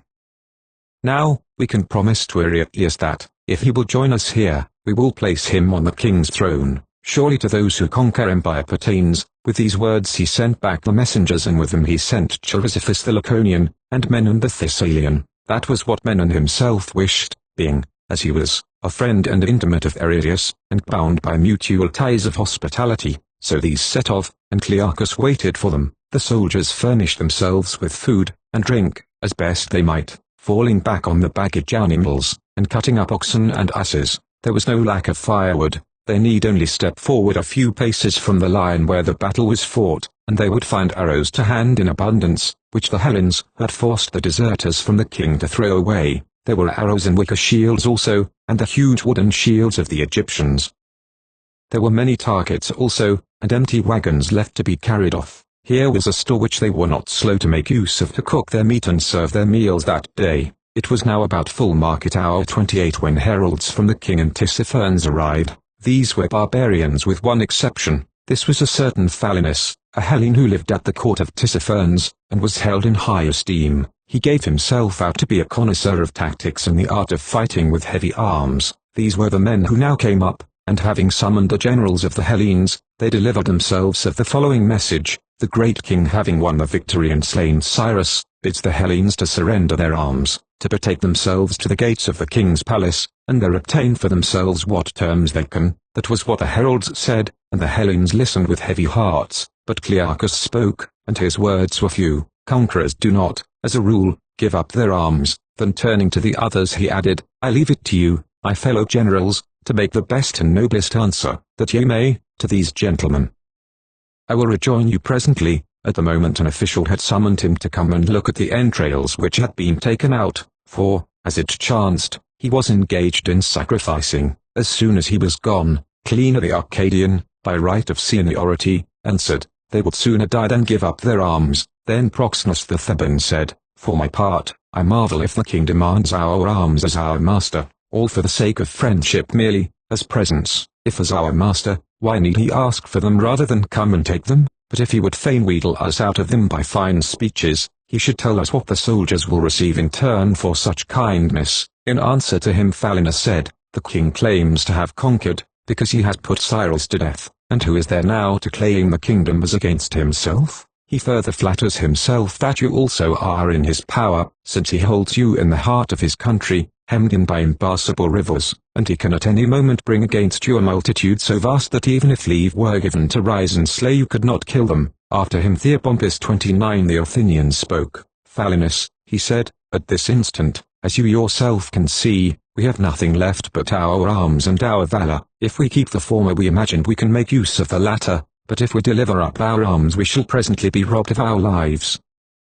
Do not suppose then that we are going to give up to you the only good things which we possess. We prefer to keep them, and by their help we will do battle with you for the good things which are yours. Phalenus laughed when he heard those words, and said, spoken like a philosopher, I fine young man, and very pretty reasoning too, yet, let me tell you, your wits are somewhat scattered if you imagine that your valor will get the better of the king's power. There were one or two others, it was said, who with a touch of weakness in their tone or argument, made answer. They had proved good and trusty friends to Cyrus, and the king might find them no less valuable. If he liked to be friends with them, he might turn them to any use that pleased his fancy, say for a campaign against Egypt. Their arms were at his service, they would help to lay that country at his feet. Just then Clearchus returned, and wished to know what answer they had given. The words were barely out of his mouth before Phalenus interrupting, answered, as for your friends here, one says one thing and one another, will you please give us your opinion? And he replied, the sight of you, Phalenus, caused me much pleasure, and not only me, but all of us, I feel sure, for you are a Hellene even as we are every one of us whom you see before you. In our present plight we would like to take you into our counsel as to what we had better do touching your proposals. I beg you then solemnly, in the sight of heaven do you tender us such advice as you shall deem best and worthiest, and such as shall bring you honor of after time, when it will be said of you how once on a time Phalenus was sent by the great king to bid certain Hellenes yield up their arms, and when they had taken him into their council, he gave them such and such advice. You know that whatever advice you do give us cannot fail to be reported in Hellas. Clearchus threw out these leading remarks in hopes that this man, who was the ambassador from the king, might himself be led to advise them not to give up their arms, in which case the Hellenes would be still more sanguine and hopeful. But, contrary to his expectation, Phalenus turned round and said, I say that if you have one chance, one hope in 10,000 to wage a war with the king successfully, do not give up your arms. That is my advice. If, however, you have no chance of escape without the king's consent, then I say save yourselves in the only way you can, and Clearchus answered, "So, then, that is your deliberate view? Well, this is our answer, take it back. We conceive that in either case, whether we are expected to be friends with the king, we shall be worth more as friends if we keep our arms than if we yield them to another, or whether we are to go to war, we shall fight better with them than without. And Philonous said, that answer we will repeat, but the king bade me tell you this besides, whilst you remain here there is truce, but one step forward or one step back, the truce ends, there is war. Will you then please inform us as to that point also? Are you minded to stop and keep truce, or is there to be war? What answer shall I take from you? And Clearchus replied, Pray answer that we hold precisely the same views on this point as the king. How say the same views? Asked Philonous. Clearchus made answer, As long as we stay here there is truce, but a step forward or a step backward, the truce ends, there is war. The other again asked, Peace or war? What answer shall I make? Clearchus returned answer once again in the same words, Truce if we stop, but if we move forwards or backwards war. But what he was minded really to do, that he refused to make further manifest to Philonous, and those that were with him turned and went. But the messengers from Eridaeus, Procles and Chrysippus came back. As to Menon, he stayed behind with Eridaeus. They brought back this answer from Eridaeus, There are many Persians, he says, better than himself, who will not suffer him to sit upon the king's throne, but if you are minded to go back with him, you must join him this very night, otherwise he will set off himself tomorrow on the homeward route. And Clearchus said, It had best stand thus between us then. If we come, well and good, be it as you propose, but if we do not come, do whatsoever you think most conducive to your interests. And so he kept these also in the dark as to his real intention. After this, when the sun was already sinking, he summoned the generals and officers, and made the following statement, Sirs, I sacrificed and found the victims unfavorable to an advance against the king. After all, it is not so surprising perhaps, for, as I now learn, between us and the king flows the river Tigris, navigable for big vessels, and we could not possibly cross it without boats, and boats we have none. On the other hand, to stop here is out of the question, for there is no possibility of getting provisions. However, the victims were quite agreeable to us joining the friends of Cyrus. This is what we must do then. Let each go away and sup on whatever he has. At the first sound of the bugle to turn in, get kit and baggage together. At the second signal, place them on the baggage animals, and at the third, fall in and follow the lead, with the baggage animals on the inside protected by the river, and the troops outside. After hearing the orders, the generals and officers retired, and did as they were bid, and for the future Clearchus led, and the rest followed in obedience to his orders, not that they had expressly chosen him, but they saw that he alone had the sense and wisdom requisite in a general, while the rest were inexperienced. 30. Here, under cover of the darkness which descended, the Thracian Milticides, with 40 horsemen and 300 Thracian infantry, deserted to the king, but the rest of the troops, Clearchus leading and the rest following in accordance with the orders promulgated, took their departure, and about midnight reached their first stage. Having come up with Eridaeus and his army, they grounded arms just as they stood in rank, and the generals and officers of the Hellenes met in the tent of Eridaeus. There they exchanged oaths, the Hellenes on the one side and Eridaeus with his principal officers on the other, not to betray one another, but to be true to each other as allies. The Asiatics further solemnly pledged themselves by oath to lead away without treachery. The oaths were ratified by the sacrifice of a bull, a wolf 31, a boar, and a ram over a shield. The Hellenes dipped a sword, the barbarians a lance, into the blood of the victims. As soon as the pledge was taken, Clearchus spoke, And now, Eridaeus, he said, since you and we have one expedition in prospect, will you tell us what you think about the route? Shall we return the way we came, or have you devised a better? He answered, To return the same way is to perish to a man by hunger, for at this moment we have no provisions whatsoever. During the 17 last stages, even on our way hither, we could extract nothing from the country, or, if there was now and again anything, we passed over and utterly consumed it. At this time our project is to take another and a longer journey certainly, but we shall not be in straits for provisions. The earliest stages must be very long, as long as we can make them. The object is to put as large a space as possible between us and the royal army. Once we are 2 or 3 days' journey off, the danger is over. The king will never overtake us. With a small army he will not dare to dog our heels, and with a vast equipment he will lack the power to march quickly. Perhaps he, too, may even find a scarcity of provisions. There, said he, you asked for my opinion, see, I have given it. Here was a plan of the campaign, which was equivalent to a stampede, Helter-skelter they were to run away, or get into hiding somehow, but fortune proved a better general, for as soon as it was day they recommenced the journey, keeping the sun on their right, and calculating that with the westering rays they would have reached villages in the territory of Babylonia, and in this hope they were not deceived. While it was yet afternoon, they thought they caught sight of some of the enemy's cavalry, and those of the Hellenes who were not in rank ran to their ranks, and Aridius, who was riding in a wagon to nurse a wound, got down and donned his cuirass, the rest of his party following his example. Whilst they were arming themselves, the scouts, who had been sent forward, came back with the information that they were not cavalry but baggage animals grazing. It was at once clear to all that they must be somewhere in the neighborhood of the king's encampment. Smoke could actually be seen rising, evidently from villages not far ahead. Clearchus hesitated to advance upon the enemy, knowing that the troops were tired and hungry, and indeed it was already late.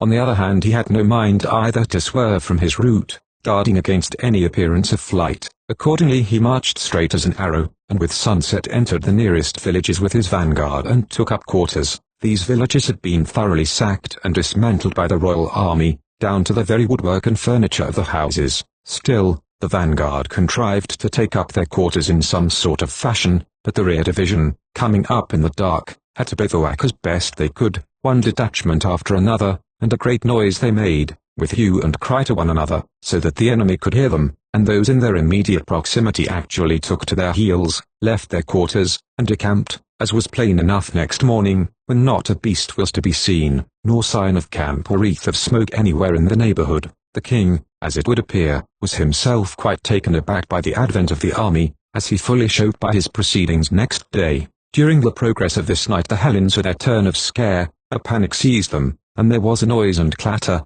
hardly to be explained except by the visitation of some sudden terror. But Clearchus had with him the Elean Tolmides, the best herald of his time. Him he ordered to proclaim silence, and then to give out this proclamation of the generals: whoever will give any information as to who let Amlas into the camp shall receive a talent of silver in reward. On hearing this proclamation the soldiers made up their minds that their fear was baseless, and their generals safe and sound. At break of day Clearchus gave the order to the Hellenes to get under arms in line of battle, and take up exactly the same position as they held on the day of the battle. 3 And now comes the proof of what I stated above, that the king was utterly taken aback by the sudden apparition of the army. Only the day before, he had sent and demanded the surrender of their arms, and now, with the rising sun, came heralds sent by him to arrange a truce. These, having reached the advanced guard, asked for the generals. The guard reported their arrival, and Clearchus, who was busy inspecting the ranks, sent back word to the heralds that they must await his leisure. Having carefully arranged the troops so that from every side they might present the appearance of a compact battle line without a single unarmed man in sight, he summoned the ambassadors, and himself went forward to meet them with the soldiers, who for choice accoutrement and noble aspect were the flower of his force, a course which he had invited the other generals also to adopt. And now, being face to face with the ambassadors, he questioned them as to what their wishes were. They replied that they had come to arrange a truce, and were persons competent to carry proposals from the king to the Hellenes and from the Hellenes to the king. He returned answer to them: "Take back word then to your master, that we need a battle first, for we have had no breakfast, and he will be a brave man who will dare mention the word truce to Hellenes without providing them with breakfast." With this message the heralds rode off, but were back again in no time, which was a proof that the king, or someone appointed by him to transact the business, was hard by. They reported that the message seemed reasonable to the king. They had now come bringing guides who, if a truce were arranged, would conduct them where they would get provisions. Clearchus inquired whether the truce was offered to the individual men merely as they went and came, or to all alike. "To all," they replied, "until the king receives your final answer." When they had so spoken, Clearchus, having removed the ambassadors, held a council, and it was resolved to make a truce at once, and then quietly to go and secure provisions. And Clearchus said, "I agree to the resolution, still I do not propose to announce it at once, but to while away time till the ambassadors begin to fear that we have decided against the truce, though I suspect," he added,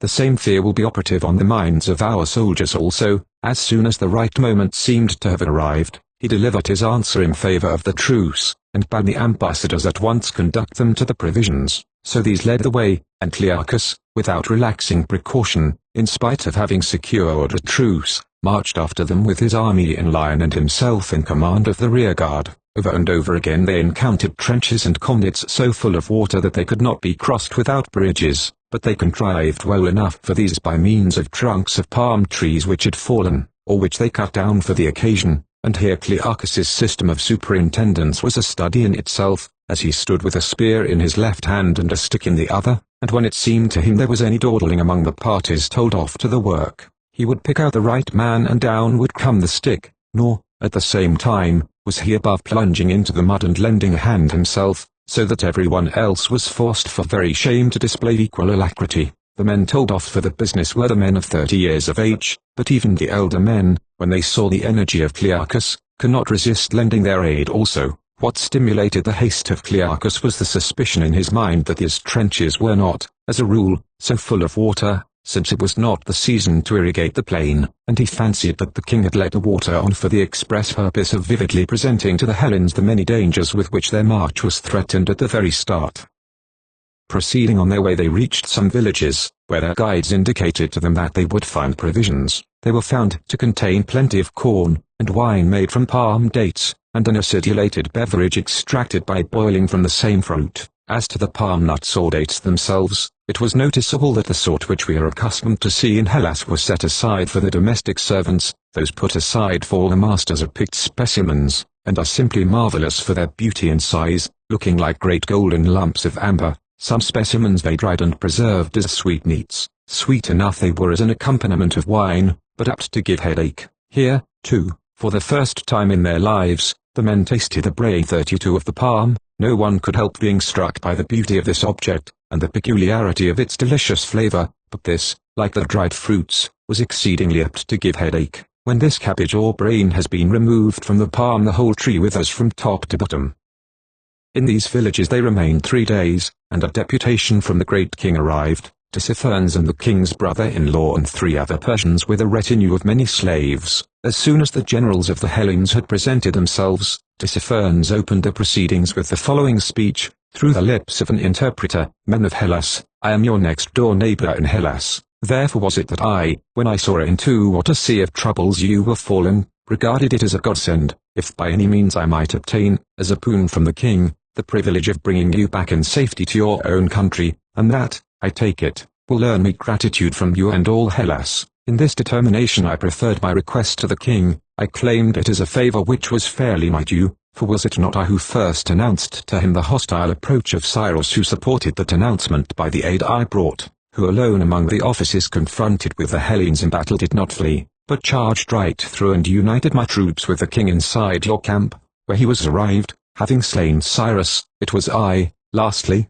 who gave chase to the barbarians under Cyrus, with the help of those who here present with me at this moment, which are also among the trustiest followers of our lord the king. Now, I counsel you to give a moderate answer, so that it may be easier for me to carry out my design, if haply I may obtain from him some good thing on your behalf. Thereupon the Hellenes retired and took counsel. Then they answered, and Clearchus was their spokesman: We neither mustered as a body to make war against the king, nor was our march conducted with that object, but it was Cyrus, as you know, who invented many and divers pretexts, that he might take you off your guard, and transport us hither. Yet, after a while, when we saw that he was in sore straits, we were ashamed in the sight of God and man to betray him, whom we had permitted for so long a season to benefit us. But now that Cyrus is dead, we set up no claim to his kingdom against the king himself. There is neither person nor thing for the sake of which we would care to injure the king's country. We would not choose to kill him if we could, rather we would march straight home, if we were not molested, but, God helping us, we will retaliate on all who injure us. On the other hand, if any be found to benefit us, we do not mean to be outdone in kindly deeds, as far as in us lies. So he spoke, and Tissaphernes listened and replied, That answer will I take back to the king and bring you word from him again. Until I come again, let the truce continue, and we will furnish you with a market. All next day he did not come back, and the Hellenes were troubled with anxieties. But on the 3rd day he arrived with the news that he had obtained from the king the boon he asked. He was permitted to save the Hellenes, though there were many gainsayers who argued that it was not seemly for the king to let those who had marched against him depart in peace.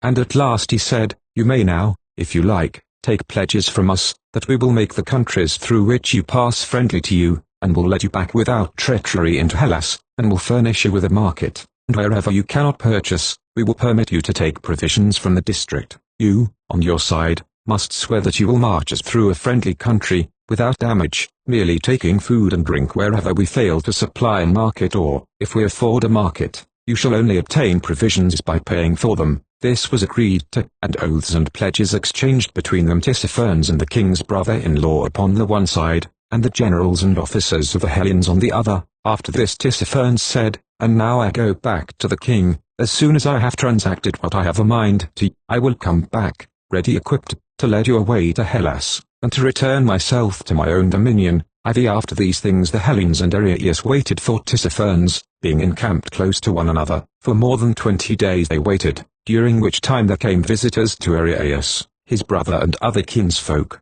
To those under him came certain other Persians, encouraging them and bearing pledges to some of them from the king himself that he would bear no grudge against them on account of the part they bore in the expedition against him with Cyrus, all for aught else of the things which were past. Whilst these overtures were being made, Areus and his friends gave manifest signs of paying less attention to the Hellenes, so much so that, if for no other reason, the majority of the latter were not well pleased, and they came to Clearchus and the other generals, asking what they were waiting for. "Do we not know full well," they said, "that the king would give a great deal to destroy us, so that other Hellenes may take warning and think twice before they march against the king?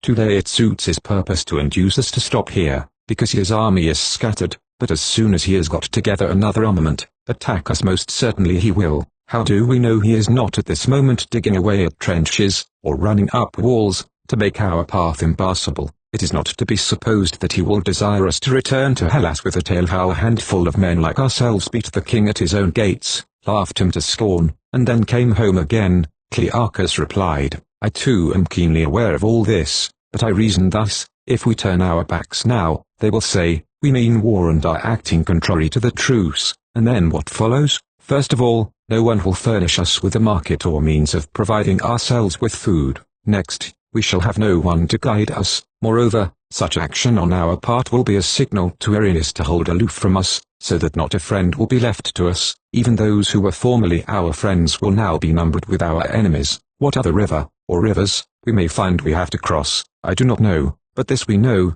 to cross the Euphrates in face of resistance is impossible. You see, in the event of being driven to an engagement, we have no cavalry to help us, but with the enemy it is the reverse. Not only the most, but the best of his troops are cavalry, so that if we are victorious, we shall kill no one, but if we are defeated, not a man of us can escape.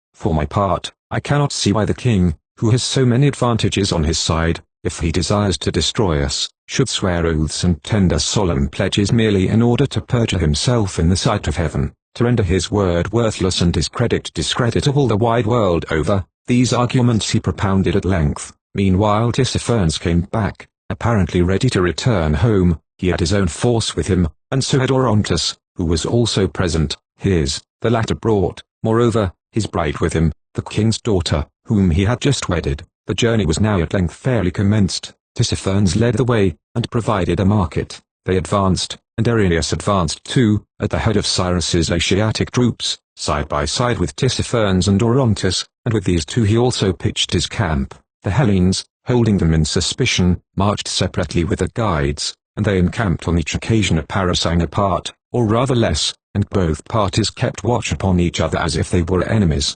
which hardly tended to lull suspicion, and sometimes, whilst foraging for wood and grass and so forth on the same ground, blows were exchanged, which occasioned further embitterments. 3 stages they had accomplished ere they reached the wall of Media, as it is called, and passed within it. It was built of baked bricks laid upon bitumen. It was 20 feet broad and 100 feet high, and the length of it was said to be 20 parasangs. It lies at no great distance from Babylon. From this point they marched 2 stages, 8 parasangs, and crossed 2 canals, the first by a regular bridge, the other spanned by a bridge of 7 boats. These canals issued from the Tigris, and from them a whole system of minor trenches was cut, leading over the country, large ones to begin with, and then smaller and smaller, till at last they become the merest runnels, like those in Hellas used for watering millet fields. They reached the river Tigris. At this point there was a large and thickly populated city named Cytace, at a distance of 15 furlongs from the river. The Hellenes accordingly encamped by the side of that city, near a large and beautiful park, which was thick with all sorts of trees. The Asiatics had crossed the Tigris, but somehow were entirely hidden from view. After supper, Proxenus and Xenophon were walking in front of the place d'armes, when a man came up and demanded of the advanced guard where he could find Proxenus or Clearchus. He did not ask for Menon, and that too though he came from Eridius, who was Menon's friend. As soon as Proxenus had said, "I am he, whom you seek," the man replied, "I have been sent by Arius and Artaeosus, who have been trusty friends to Cyrus in past days, and are your well-wishers. They warn you to be on your guard, in case the barbarians attack you in the night. There is a large body of troops in the neighboring park. They also warn you to send and occupy the bridge over the Tigris, since Tissaphernes is minded to break it down in the night, if he can, so that you may not cross, but be caught between the river and the canal." On hearing this they took the man to Clearchus and acquainted him with his statement. Clearchus, on his side, was much disturbed, and indeed alarmed at the news, but a young fellow who was present 33, struck with an idea, suggested that the two statements were inconsistent, as to the contemplated attack and the proposed destruction of the bridge. Clearly, the attacking party must either conquer or be roasted. If they conquer, what need of their breaking down the bridge? Why, if there were half a dozen bridges, said he, we should not be any the more able to save ourselves, as by flight there would be no place to flee to. But, in the opposite case, suppose we win, with the bridge broken down, it is they who will not be able to save themselves by flight, and, what is worse for them, not a single soul will be able to bring them succor from the other side, for all their numbers, since the bridge will be broken down. Clearchus listened to the reasoning, and then he asked the messenger, how large a country between the Tigris and the canal might be. A large district, he replied, and in it are villages and cities numerous and large. Then it dawned upon them, the barbarians had sent the man with subtlety, in fear lest the Hellenes should cut the bridge and occupy the island territory, with the strong defences of the Tigris on the one side and of the canal on the other, supplying themselves with provisions from the country so included, large and rich as it was, with no lack of hands to till it, in addition to which, a harbour of refuge and asylum would be found for anyone who was minded to do the king a mischief. After this they retired to rest in peace, not, however, neglecting to send a guard to occupy the bridge in spite of all, and there was no attack from any quarter whatsoever, nor did any of the enemy's people approach the bridges, so the guards were able to report next morning. But as soon as it was morning, they proceeded to cross the bridge, which consisted of 37 vessels, and in so doing they used the utmost precaution possible, for reports were brought by some of the Hellenes with Tissaphernes that an attempt was to be made to attack them while crossing. All this turned out to be false, though it is true that while crossing they did catch sight of Blus watching, with some others, to see if they crossed the river, but as soon as he had satisfied himself on that point, he rode off and was gone. From the river Tigris they advanced 4 stages, 20 parasangs, to the river Phiscus, which is 100 feet broad and spanned by a bridge. Here lay a large and populous city named Opis, close to which the Hellenes were encountered by the natural brother of Cyrus and Artaxerxes, who was leading a large army from Susa and Ecbatana to assist the king. He halted his troops and watched the Hellenes march past. Clearchus led them in column 2 abreast, and from time to time the vanguard came to a standstill. Just so often and just so long the effect repeated itself down to the hindmost man, halt.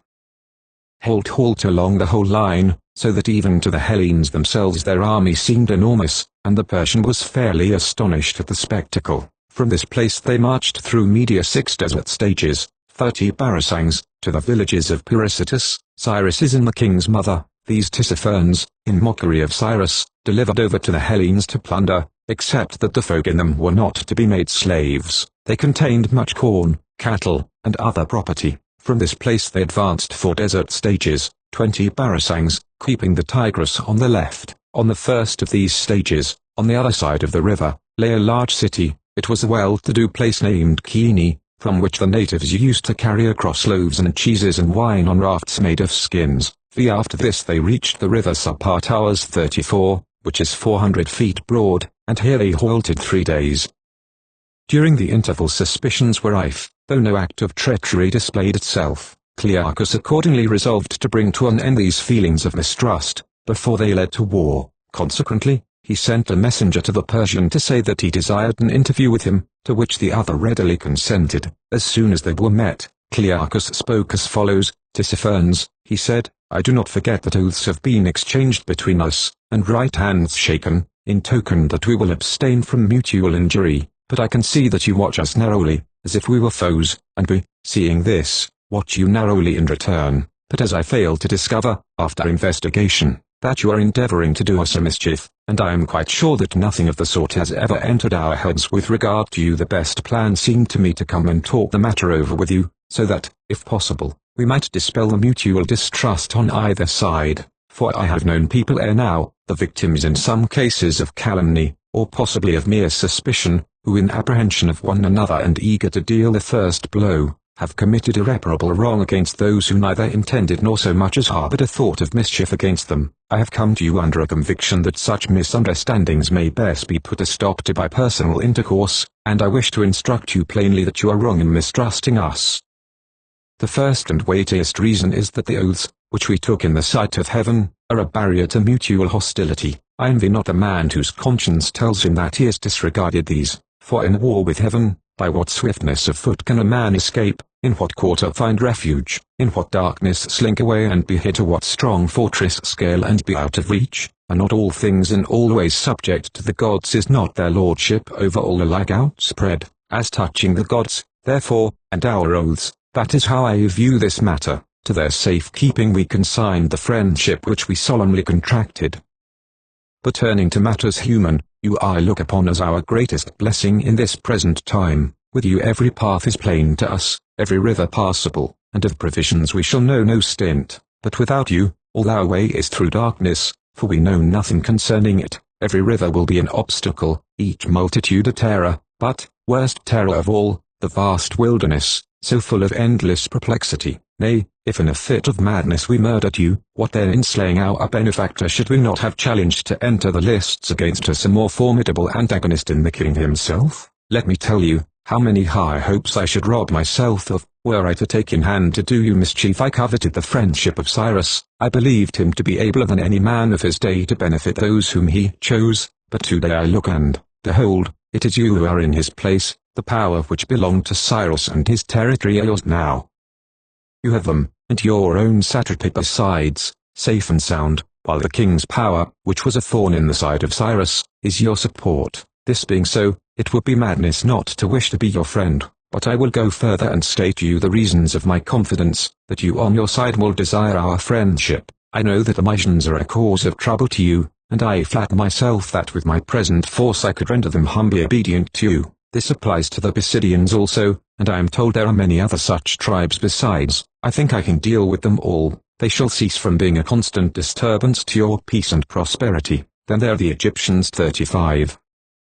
I know your anger against them today is very great, nor can I see what better force you will find to help you in chastising them than this which marches at my back today. Again, if you seek the friendship of any of your neighbors round, there shall be no friend so great as you. If anyone annoys you, with us as your faithful servitors you shall be lorded over him, and such service we will render you, not as hirelings merely for pay's sake, but for the gratitude which we shall rightly feel to you, to whom we owe our lives. As I dwell on these matters, I confess, the idea of your feeling mistrust of us is so astonishing, that I would give much to discover the name of the man, who is so clever of speech that he can persuade you that we harbor designs against you. Clearchus ended, and Tissaphernes responded thus: I am glad, Clearchus, to listen to your sensible remarks, for with the sentiments you hold, if you were to devise any mischief against me, it could only be out of malevolence to yourself. But if you imagine that you, on your side, have any better reason to mistrust the king and me, than you, listen to me in turn,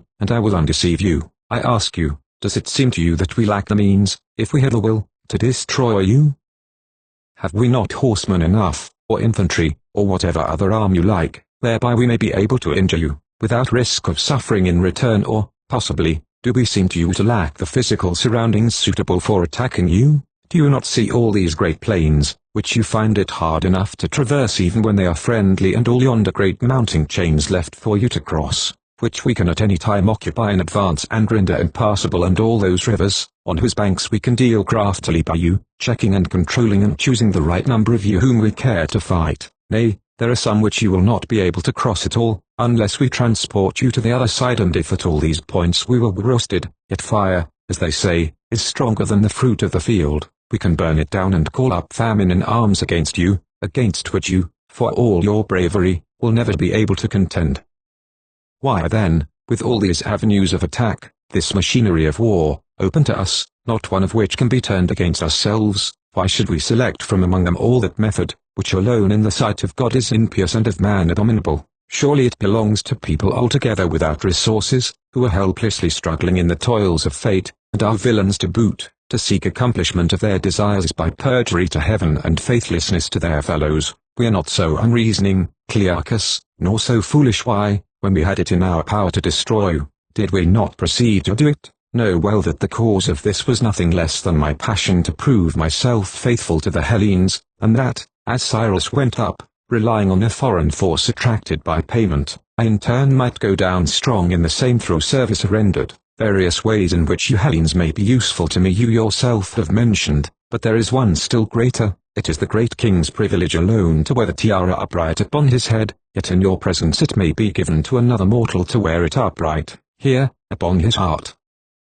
Throughout this speech he seemed to Clearchus to be speaking the truth, and he rejoined, then are not those worthy of the worst penalties who, in spite of all that exists to cement our friendship, endeavor by slander to make us enemies. Even so, replied Tissaphernes, and if your generals and captains care to come in some open and public way, I will name to you those who tell me that you are plotting against me and the army under me. Good, replied Clearchus, I will bring all, and I will show you, on my side, the source from which I derive my information concerning you. After this conversation Tissaphernes, with kindliest expression, invited Clearchus to remain with him at the time, and entertained him at dinner. Next day Clearchus returned to the camp, and made no secret of his persuasion that he at any rate stood high in the affections of Tissaphernes, and he reported what he had said, insisting that those invited ought to go to Tissaphernes, and that any Hellene convicted of calumnious language ought to be punished, not only as traitors themselves, but as disaffected to their fellow countrymen. The slanderer and traducer was Minon, so, at any rate, he suspected, because he knew that he had had meetings with Tissaphernes whilst he was with Aridius, and was factiously opposed to himself, plotting how to win over the whole army to him, as a means of winning the good graces of Tissaphernes. But Clearchus wanted the entire army to give its mind to no one else, and that refractory people should be put out of the way. Some of the soldiers protested, the captains and generals had better not all go, it was better not to put too much confidence in Tissaphernes.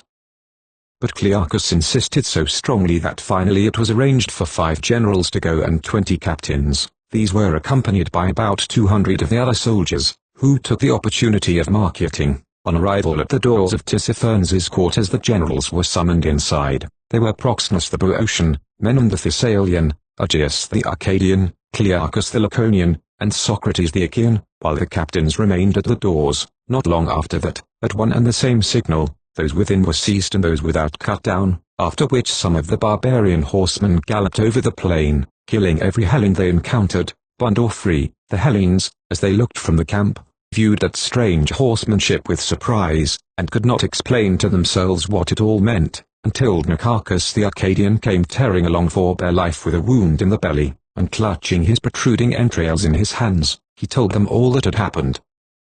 Instantly the Hellenes ran to their arms, one and all, in utter consternation, and fully expecting that the enemy would instantly be down upon the camp. However, they did not all come, only Aridius came, and Artaeozus and Mithridates, who were Cyrus's most faithful friends, but the interpreter of the Hellenes said he saw and recognized the brother of Tissaphernes also with them. They had at their back other Persians also, and with cuirasses, as many as 300. As soon as they were within a short distance, they bade any general or captain of the Hellenes who might be there to approach and hear a message from the king. After this, 2 Hellene generals went out with all precaution. These were Cleino the Orchomenian, and Sophenatus the Stymphalian, attended by Xenophon the Othinian, who went to learn news of Proxenus. Chrysippus was at the time away in a village with a party gathering provisions. As soon as they had halted within earshot, Aridius said, Hellenes, Clearchus being shown to have committed perjury and to have broken the truce, has suffered the penalty, and he is dead, but Proxenus and Menon, in return for having given information of his treachery, are in high esteem and honor. As to yourselves, the king demands your arms, he claims them as his, since they belong to Cyrus, who was his slave. To this the Hellenes made answer by the mouth of Cleino of Orchomenus, their spokesman, who said, addressing Arius, "Thou villain, Arius, and you the rest of you, who were Cyrus's friends, have you no shame before God or man, first to swear to us that you have the same friends and the same enemies as we ourselves, and then to turn and betray us, making common cause with Tissaphernes, that most impious and villainous of men? With him you have murdered the very men to whom you gave your solemn word and oath, and to the rest of us turned traitors, and, having so done, you join hand with our enemies to come against us." Arius answered, "There is no doubt but that Clearchus has been known for some time to harbour designs against Tissaphernes and Orontes, and all of us who side with them." Taking up this assertion, Xenophon said, "Well, then, granting that Clearchus broke the truce contrary to our oaths, he is his deserts, for perjurers deserve to perish, but where are Proxenus and Menon, our generals and your good friends and benefactors, as you admit? Send them back to us. Surely, just because they are friends of both parties, they will try to give us the best advice for you and for us." At this, the Asiatics stood discussing with one another for a long while, and then they went away without vouchsafing a word. 6. The generals who were thus seized were taken up to the king and there decapitated. The first of these, Clearchus, was a thorough soldier, and a true lover of fighting. This is the testimony of all who knew him intimately. As long as the war between the Lacedaemonians and Athenians lasted, he could find occupation at home, but after the peace, he persuaded his own city that the Thracians were injuring the Hellenes, and having secured his object, set sail, empowered by the effort to make war upon the Thracians north of the Chersonese and Perinthus. But he had no sooner fairly started than, for some reason or other, the Ephors changed their minds, and endeavored to bring him back again from the Isthmus. Thereupon he refused further obedience, and went off with sails set for the Hellespont. In consequence he was condemned to death by the Spartan authorities for disobedience to orders, and now, finding himself an exile, he came to Cyrus. Working on the feelings of the prince, in language described elsewhere, he received from his entertainer a present of 10,000 derics. Having got this money, he did not sink into a life of ease and indolence, but collected an army with it, carried on war against the Thracians, and conquered them in battle, and from that date onwards harried and plundered them with war incessantly, until Cyrus wanted his army, whereupon he at once went off, in hopes of finding another sphere of warfare in his company. These, I take it, were the characteristic acts of a man whose affections are set on warfare. When it is open to him to enjoy peace with honor, no shame, no injury attached, still he prefers war. When he may live at home at ease, he insists on toil, if only it may end in fighting. When it is given to him to keep his riches without risk, he would rather lessen his fortune by the pastime of battle. To put it briefly, war was his mistress, just as another man will spend his fortune on a favorite, or to gratify some pleasure, so he chose to squander his substance on soldiering. But if the life of a soldier was a passion with him, he was none the less a soldier born, as herein appears. Danger was a delight to him, he courted it, attacking the enemy by night or by day, and in difficulties he did not lose his head, as all who ever served in a campaign with him would with one consent allow. A good soldier, the question arises, was he equally good as a commander? It must be admitted that, as far as was compatible with his quality of temper, he was, none more so, capable to a singular degree of devising how his army was to get supplies, and of actually getting them. He was also capable of impressing upon those about him that Clearchus must be obeyed, and that he brought about by the very hardness of his nature. With a scowling expression and a harshly grating voice, he chastised with severity, and at times with such fury, that he was sorry afterwards himself for what he had done. Yet it was not without purpose that he applied the whip. He had a theory that there was no good to be got out of an unchastened army. A saying of his is recorded to the effect that the soldier who is to mount guard and keep his hands off his friends, and be ready to dash without a moment's hesitation against the foe must fear his commander more than the enemy. Accordingly, in any strait, this was the man whom the soldiers were eager to obey, and they would have no other in his place. The cloud which lay upon his brow, at those times lit up with brightness, his face became radiant, and the old sternness was so charged with vigor and knitted strength to meet the foe, that it savoured of salvation, not of cruelty. But when the pinch of danger was past, and it was open to them to go and taste subordination under some other officer, many forsook him. So lacking in grace of manner was he, but was ever harsh and savage, so that the feeling of the soldiers towards him was that of schoolboys to a master. In other words, though it was not his good fortune ever to have followers inspired solely by friendship or goodwill, yet those who found themselves under him, either by state appointment or through want, or other arch necessity, yielded him implicit obedience, From the moment that he led them to victory, the elements which went to make his soldiers efficient were numerous enough. There was the feeling of confidence in facing the foe, which never left them, and there was the dread of punishment at his hands to keep them orderly. In this way and to this extent he knew how to rule, but to play a subordinate part himself he had no great taste. So, at any rate, it was said, at the time of his death he must have been about 50 years of age.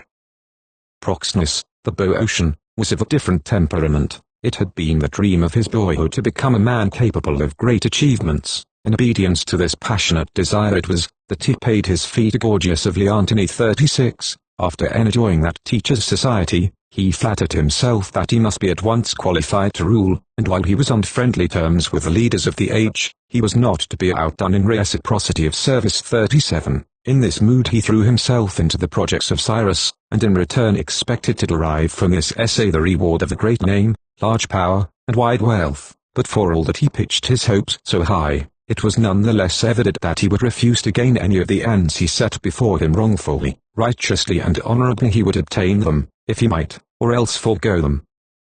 As a commander he had the art of leading gentlemen, but he failed to inspire adequately either respect for himself or fear in the soldiers under him. Indeed, he showed a more delicate regard for his soldiers than his subordinates for him, and he was indisputably more apprehensive of incurring their hatred than they were of losing their fidelity. The one thing needful to real and recognized generalship was, he thought, to praise the virtues and to withhold praise from the evildoer. It can be easily understood, then, that of those who were brought in contact with him, the good and noble indeed were his well-wishers, but he laid himself open to the machinations of the base, who looked upon him as a person to be dealt with as they liked. At the time of his death he was only 30 years of age. As to Menon the Thessalian 38, the mainspring of his action was obvious. What he sought after insatiably was wealth. Rule he sought after only as a stepping stone to larger spoils. Honors and high estate he craved for simply that he might extend the area of his gains, and if he studied to be on friendly terms with the powerful, it was in order that he might commit wrong with impunity. The shortest road to the achievement of his desires lay, he thought, through false swearing, lying, and cheating, for in his vocabulary simplicity and truth were synonyms of folly. Natural affection he clearly entertained for nobody. If he called a man his friend it might be looked upon as certain that he was bent on ensnaring him. Laughter at an enemy he considered out of place, but his whole conversation turned upon the ridicule of his associates. In like manner, the possessions of his foes were secure from his designs, since it was no easy task, he thought, to steal from people on their guard. But it was his particular good fortune to have discovered how easy it is to rob a friend in the midst of his security. If it were a perjured person or a wrongdoer, he dreaded him as well armed and entrenched, but the honorable and the truth-loving he tried to practice on, regarding them as weaklings devoid of manhood. And as other men pride themselves on piety and truth and righteousness, so Menon prided himself on a capacity for fraud, on the fabrication of lies, on the mockery and scorn of friends. The man who was not a rogue he ever looked upon as only half-educated. Did he aspire to the first place in another man's friendship, he set about his object by slandering those who stood nearest to him in affection. He contrived to secure the obedience of his soldiers by making himself an accomplice in their misdeeds, and the fluency with which he vaunted his own capacity and readiness for enormous guilt was a sufficient title to be honored and courted by them. Or if anyone stood aloof from him, he set it down as a meritorious act of kindness on his part that during their intercourse he had not robbed him of existence. As to certain obscure charges brought against his character, these may certainly be fabrications. I confine myself to the following facts, which are known to all. He was in the bloom of youth when he procured from Aristippus the command of his mercenaries. He had not yet lost that bloom when he became exceedingly intimate with Aridius, a barbarian, whose liking for fair young men was the explanation, and before he had grown a beard himself, he had contracted a similar relationship with a bearded favorite named Theribus. When his fellow generals were put to death on the plea that they had marched with Cyrus against the king, he alone, although he had shared their conduct, was exempted from their fate. But after their deaths the vengeance of the king fell upon him, and he was put to death, not like Clearchus and the others by what would appear to be the speediest of deaths, decapitation, but, as report says, he lived for a year in pain and disgrace and died the death of a felon. Aegeus the Arcadian and Socrates the Achaean were both among the sufferers who were put to death. To the credit, be it said, of both, no one ever derided either as cowardly in war, no one ever had a fault to find with either on the score of friendship. They were both about 35 years of age. Book 3. In the preceding pages of the narrative will be found a full account, not only of the doings of the Hellenes during the advance of Cyrus till the date of the battle, but of the incidents which befell them after Cyrus' death at the commencement of the retreat, while in company with Tissaphernes during the truce, after the generals had been seized, and the captains and soldiers who formed their escort had been killed. The Hellenes lay in deep perplexity, a prey to painful reflections. Here were they at the king's gates, and on every side environing them were many hostile cities and tribes of men. Who was there now to furnish them with a market? Separated from Hellas by more than 1,000 miles, they had not even a guide to point the way. Impassable rivers lay athwart their homeward route, and hemmed them in. Betrayed even by the Asiatics, at whose side they had marched with Cyrus to the attack, they were left in isolation.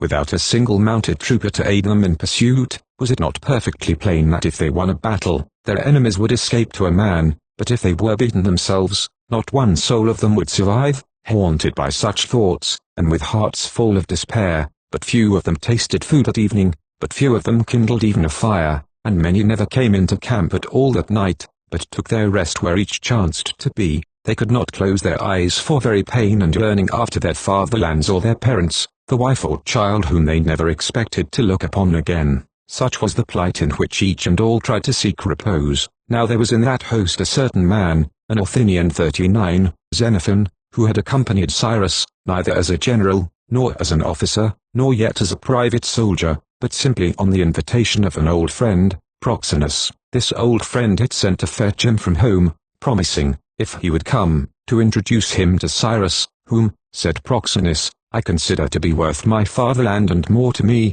Xenophon, having read the letter, consulted Socrates the Athenian, whether he should accept or refuse the invitation.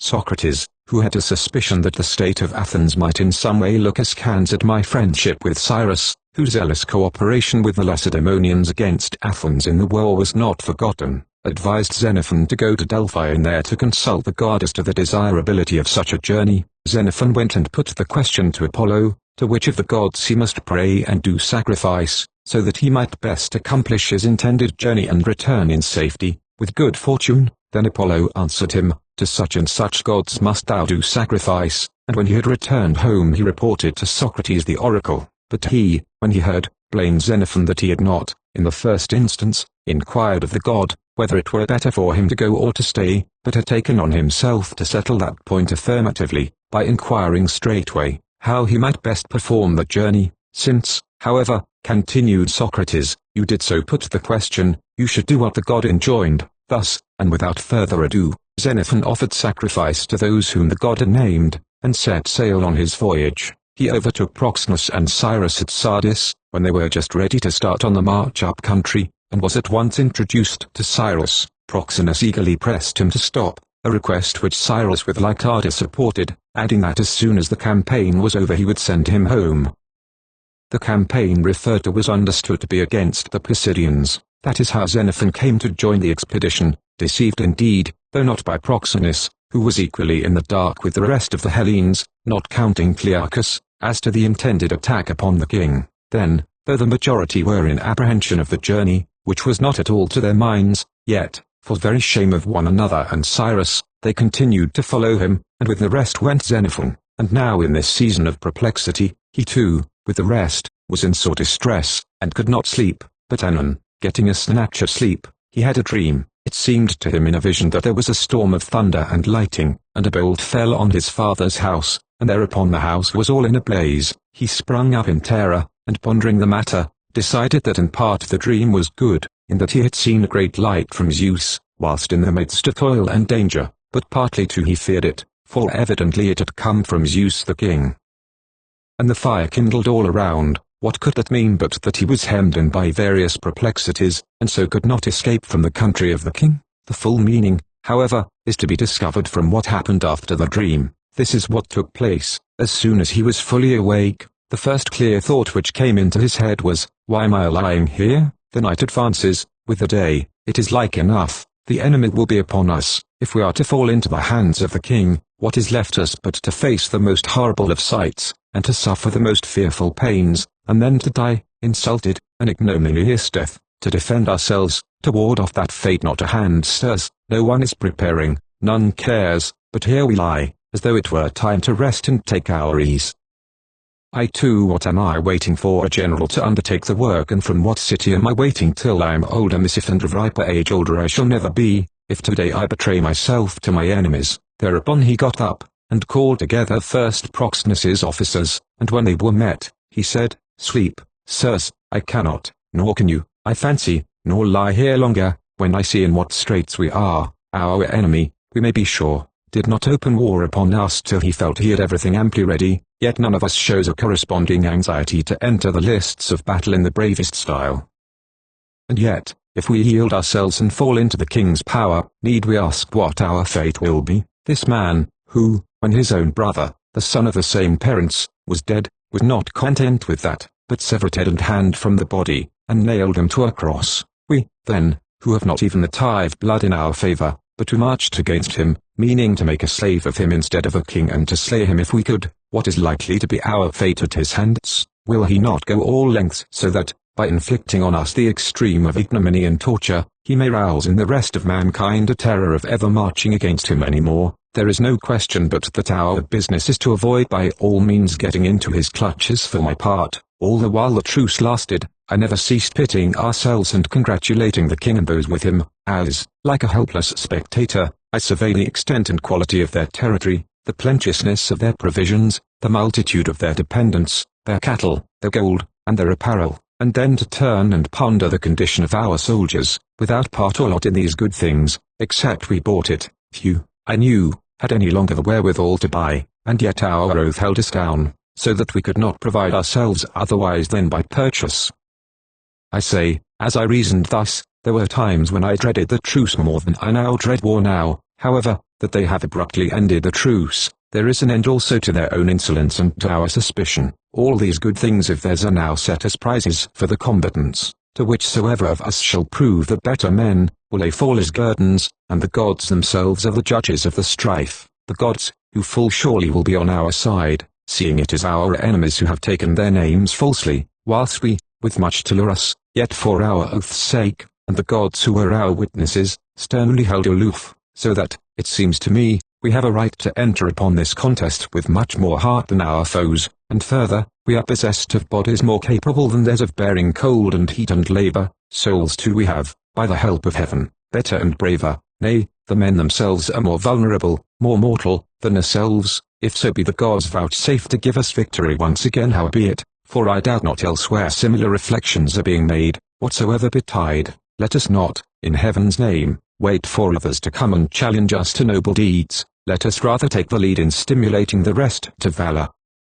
Show yourselves to be the bravest of officers, and among generals, the worthiest to command. For myself, if you choose to start forwards on this quest, I will follow, or, if you bid me lead you, my age shall be no excuse to stand between me and your orders. At least I am of full age, I take it, to avert misfortune from my own head. Such were the speaker's words, and the officers, when they heard, all, with one exception, called upon him to put himself at their head. This was a certain Apollonite there present, who spoke in the Boeotian dialect. This man's opinion was that it was mere nonsense for anyone to pretend they could obtain safety otherwise than by an appeal to the king, if he had skill to enforce it, and at the same time he began to dilate on the difficulties, but Xenophon cut him short. O most marvelous of men, though you have eyes to see, you do not perceive, though you have ears to hear, you do not recollect. You were present with the rest of us now here when, after the death of Cyrus, the king, vaunting himself on that occurrence, sent dictatorially to bid us lay down our arms, but when we, instead of giving up our arms, put them on and went and pitched our camp near him, his manner changed. It is hard to say what he did not do. He was so at his wit's end, sending us embassies and begging for a truce, and furnishing provisions the while, until he had got it. Or to take the contrary instance, when just now, acting precisely on your principles, our generals and captains went, trusting to the truce, unarmed to a conference with them, what came of it? What is happening at this instant? Beaten, goaded with pricks, insulted, poor souls, they cannot even die, though death, I ween, would be very sweet, and you, who know all this, How can you say that it is mere nonsense to talk of self-defense? How can you bid us go again and try the arts of persuasion? In my opinion, sirs, we ought not to admit this fellow to the same rank with ourselves, rather ought we to deprive him of his captaincy, and load him with packs and treat him as such. The man is a disgrace to his own fatherland and the whole of Hellas, that, being a Hellene, he is what he is. Here Agasius the Stymphalian broke in, exclaiming, Nay, this fellow has no connection either with Boeotia or with Hellas, none whatever. I have noted both his ears bored like a Lydian's, and so it was. Him then they banished, but the rest visited the ranks, and wherever a general was left, they summoned the general, where he was gone, the lieutenant general, and where again the captain alone was left, the captain. As soon as they were all met, they seated themselves in front of the place d'armes, the assembled generals and officers, numbering about 100. It was nearly midnight when this took place. Thereupon Hieronymus the Elean, the eldest of Proxenus's captains, commenced speaking as follows: Generals and captains, it seemed right to us, in view of the present crisis, ourselves to assemble and to summon you, that we might advise upon some practicable course. Would you, Xenophon, repeat what you said to us? Thereupon Xenophon spoke as follows: We all know only too well, that the king and Tissaphernes have seized as many of us as they could, and it is clear they are plotting to destroy the rest of us if they can. Our business is plain, it is to do all we can to avoid getting into the power of the barbarians. Rather, if we can, we will get them into our power. Rely upon this then, all you who are here assembled. Now is your great opportunity. The soldiers outside have their eyes fixed upon you. If they think that you are faint-hearted, they will turn cowards, but if you show them that you are making your own preparations to attack the enemy, and setting an example to the rest follow you, be assured, they will imitate you. They will, maybe. It is but right and fair that you should somewhat excel them, for you are generals, you are commanders of brigades or regiments, and if, while it was peace, you had the advantage in wealth and position, so now, when it is war, you are expected to rise superior to the common herd, to think for them, to toil for them, whenever there be need. At this very moment you would confer a great boon on the army, if you made it your business to appoint generals and officers to fill the places of those that are lost, for without leaders nothing good or noble, to put it concisely, was ever wrought anywhere, and in military matters this is absolutely true, for if discipline is held to be of saving virtue, the want of it has been the ruin of many ere now. Well, then when you have appointed all the commanders necessary, it would only be opportune, I take it, if you were to summon the rest of the soldiers and speak some words of encouragement. Even now, I dare say you noticed yourselves the crestfallen air with which they came into camp, the despondency with which they fell to picket duty, so that, unless there is a change for the better, I do not know for what service they will be fit, whether by night, if need were, or even by day. The thing is to get them to turn their thoughts to what they mean to do, instead of to what they are likely to suffer. Do that, and their spirits will soon revive wonderfully. You know, I need hardly remind you, it is not numbers or strength that gives victory in war, but, heaven helping them, to one or other of two combatants it is given to dash with stouter hearts to meet the foe, and such onset, in 9 cases out of 10, those others refuse to meet. This observation, also, I have laid to heart, that they, who in matters of war seek in all ways to save their lives, are just they who, as a rule, die dishonorably, whereas they who, recognizing that death is the common lot and destiny of all men, strive hard to die nobly. These more frequently, as I observe, do after all attain to old age, or, at any rate, while life lasts, they spend their days more happily. This lesson let all lay to heart this day, for we are just at such a crisis of our fate. Now is the season to be brave ourselves, and to stimulate the rest by our example. With these words he ceased, and after him, Chrysippus said, Xenophon, hitherto I knew only so much of you as that you were, I heard, an Athenian, but now I must commend you for your words and for your conduct. I hope that there may be many more like you, for it would prove a public blessing. Then turning to the officers, and now, said he, let us waste no time, retire at once, I beg you, and choose leaders where you need them. After you have made your elections, come back to the middle of the camp, and bring the newly appointed officers. After that, we will there summon a general meeting of the soldiers. Let Tolmides, the herald, he added, be in attendance. With these words on his lips he got up, in order that what was needful might be done at once without delay. After this the generals were chosen. These were Timasian the Dardanian, in place of Clearchus, Xanthicles, an Achaean, in place of Socrates, Cleina, an Arcadian, in place of Aegeus, Philesias, an Achaean, in place of Menon, and in place of Proxenus, Xenophon the Athenian.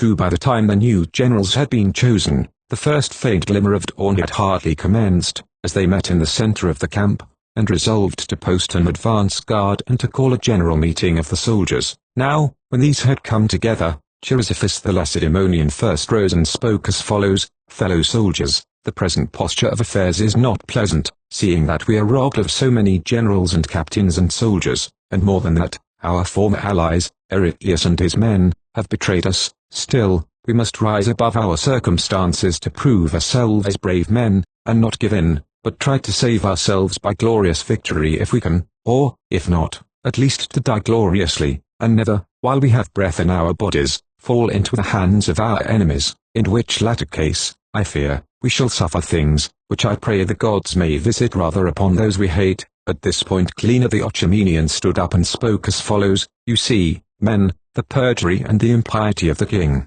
You see the faithlessness of Tissaphernes, professing that he was next-door neighbor to Hellas, and would give a good deal to save us, in confirmation of which he took an oath to us himself. He gave us the pledge of his right hand, and then, with a lie upon his lips, this same man turned round and arrested our generals. He had no reverence even for Zeus, the god of strangers, but, after entertaining Clearchus at his own board as a friend, he used his hospitality to delude and decoy his victims, and Aridaeus, whom we offered to make king, with whom we exchanged pledges not to betray each other, even this man, without a particle of fear of the gods, or respect for Cyrus in his grave, though he was most honored by Cyrus in lifetime, even he has turned aside to the worst foes of Cyrus, and is doing his best to injure the dead man's friends.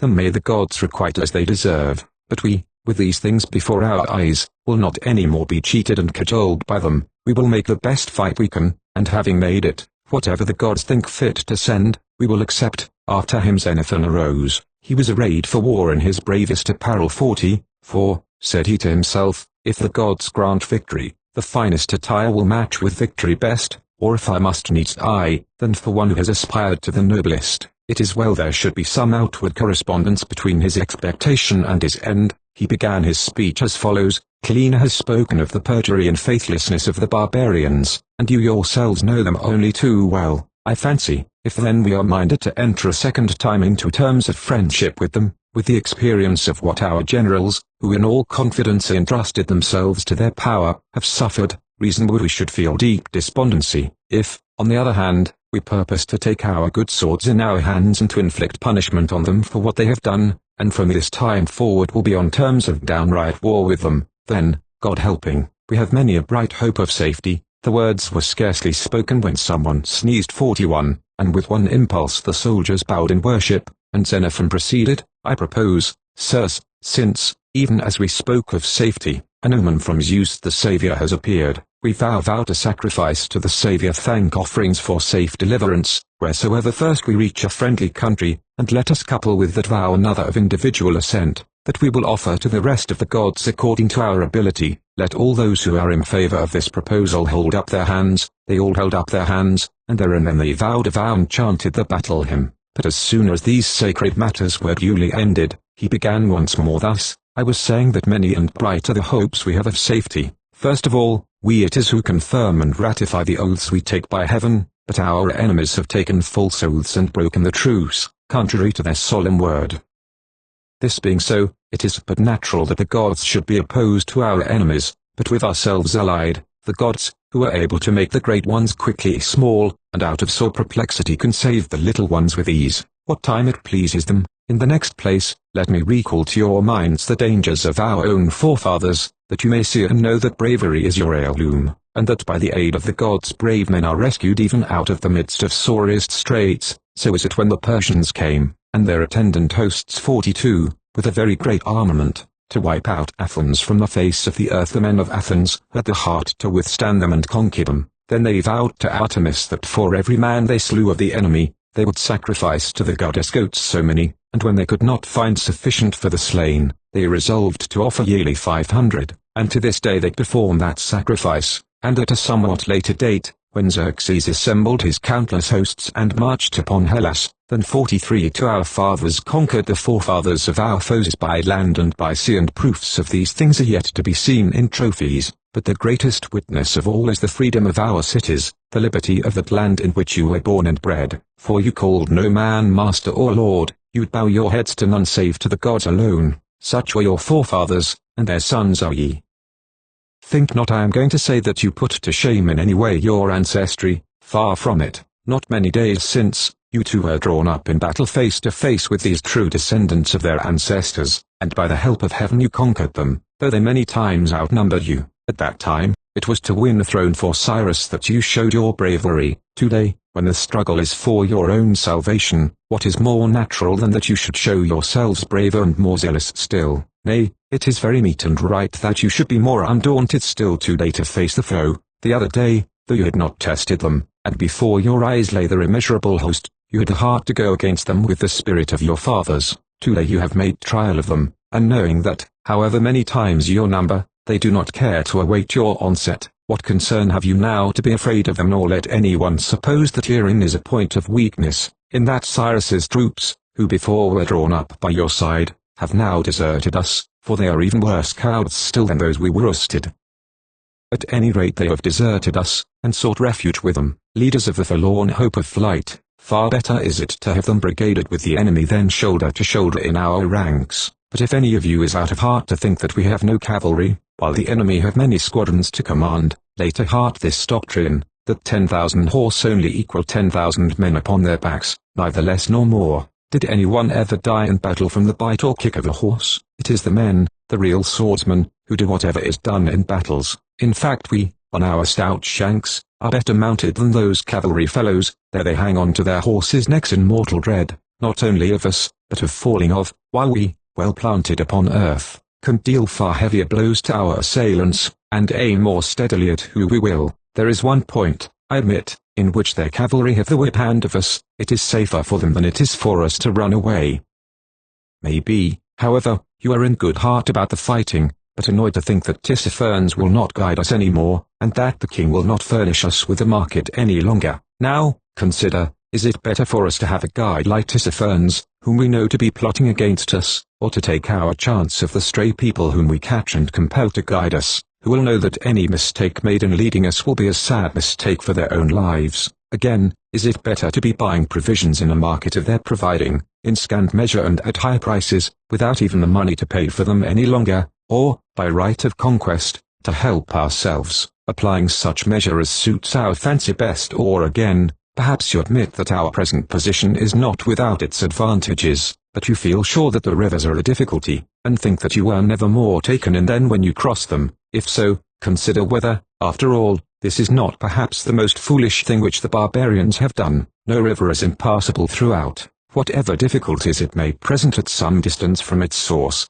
You need only make your way up to the spring head, and there you may cross it without wetting more than your ankles. But, granted that the rivers do bar our passage, and that guides are not forthcoming, what care we? We need feel no alarm for all that. We have heard of the Mysians, a people whom we certainly cannot admit to be better than ourselves, and yet they inhabit numbers of large and prosperous cities in the king's own country without asking leave. The Pisidians are an equally good instance, or the Lycaonians. We have seen with our own eyes how they fare, seizing fortresses down in the plains, and reaping the fruits of these men's territory. As to us, I go so far as to assert, we ought never to have let it be seen that we were bent on getting home. At any rate, not so soon. We should have begun stocking and furnishing ourselves, as if we fully meant to settle down for life somewhere or other hereabouts. I am sure that the king would be thrice glad to give the Mysians as many guides as they like, or as many hostages as they care to demand. In return for a safe conduct out of his country, he would make carriage roads for them, and if they preferred to take their departure in coaches and four, he would not say them nay. So too, I am sure, he would be only too glad to accommodate us in the same way, if he saw us preparing to settle down here. But, perhaps, it is just as well that we did not stop, for I fear, if once we learn to live in idleness and to batten in luxury and alliance with these tall and handsome Median and Persian women and maidens, we shall be like the Lotus Eaters 44, and forget the road home altogether.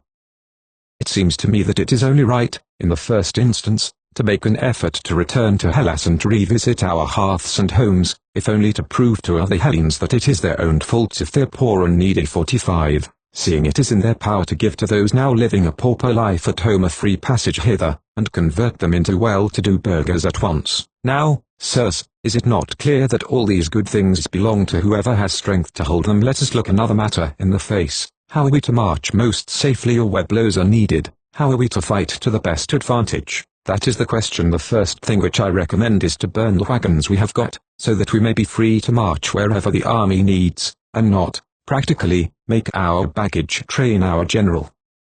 And, next, we should throw our tents into the bonfire also, for these again are only a trouble to carry, and do not contribute one grain of good either for fighting or getting provisions. Further, let us get rid of all superfluous baggage, save only what we require for the sake of war, or meat and drink, so that as many of us as possible may be under arms, and as few as possible doing porterage. I need not remind you that, in case of defeat, the owner's goods are not their own, but if we master our foes, we will make them our baggage bearers. It only rests for me to name the one thing which I look upon as the greatest of all. You see, the enemy did not dare to bring war to bear upon us until they had first seized our generals. They felt that whilst our rulers were there, and we obeyed them, they were no match for us in war, but having got hold of them, they fully expected that the consequent confusion and anarchy would prove fatal to us. What follows? This, officers and leaders ought to be more vigilant ever than their predecessors, subordinates still more orderly and obedient to those in command now than even they were to those who are gone,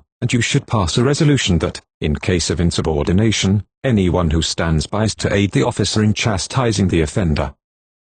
So the enemy will be mightily deceived, for on this day they will behold 10,000 virtues instead of one, who will not suffer one man to play the coward. And now it is high time I brought my remarks to an end, for maybe the enemy will be here anonymous. Let those who are in favor of these proposals confirm them with all speed, that they may be realized in fact, or if any other course seem better, let not anyone, even though he be a private soldier, shrink from proposing it. Our common safety is our common need. After this Chrysippus spoke. He said, if there is anything else to be done, beyond what Xenophon has mentioned, we shall be able to carry it out presently. But with regard to what he has already proposed, it seems to me the best course to vote upon the matters at once. Those who are in favor of Xenophon's proposals, hold up their hands. They all hold them up.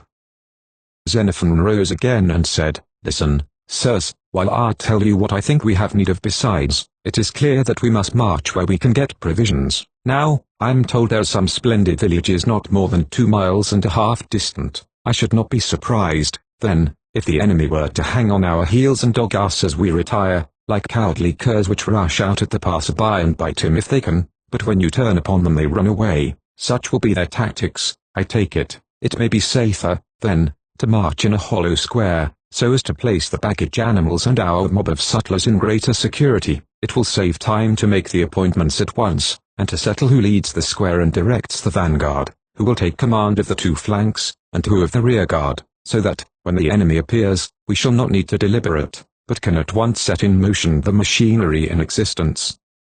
If anyone has any better plan, we need not adopt mine, but if not, suppose Chrysippus takes the lead, as he is a Lacedaemonian, and the 2 eldest generals take in charge at 2 wings respectively, whilst Eumasian and I, the 2 youngest, will for the present guard the rear. For the rest, we can but make experiment of this arrangement, and alter it with deliberation, as from time to time any improvement suggests itself. If anyone has a better plan to propose, let him do so. No dissentient voice was heard. Accordingly he said, those in favor of this resolution, hold up their hands. The resolution was carried. And now, said he, it would be well to separate and carry out what we have decreed. If any of you has set his heart on seeing his friends again, let him remember to prove himself a man. There is no other way to achieve his heart's wish. Or is mere living an object with any of you? Strive to conquer, if to slay is the privilege of victory, to die is the doom of the defeated, or perhaps to gain money and wealth is your ambition. Strive again for mastery. Have not conquerors the double gain of keeping what is their own, whilst they seize the possessions of the vanquished? 3. The speaking was ended. They got up and retired. Then they burnt the wagons and the tents, and after sharing with one another what each needed out of their various superfluities, they threw the remnant into the fire. Having done that, they proceeded to make their breakfasts. While they were breakfasting, Mithridates came with about 30 horsemen, and summoning the generals within earshot, he thus addressed them: "Men of Hellas, I have been faithful to Cyrus, as you know well, and today I am your well-wisher. Indeed, I am here spending my days in great fear. If then I could see any salutary course in prospect, I should be disposed to join you with all my retainers. Please inform me, then, as to what you propose, regarding me as your friend and well-wisher." Anxious only to pursue his march in your company, the generals held council, and resolved to give the following answer: Chrysippus acting as spokesman: "We have resolved to make our way through the country, inflicting the least possible damage, provided we are allowed a free passage homewards, but if anyone tries to hinder us, he will have to fight it out with us, and we shall bring all the force in our power to bear." Thereat Mithridates set himself to prove to them that their deliverance, except with the king's good pleasure, was hopeless. Then the meaning of his mission was plain.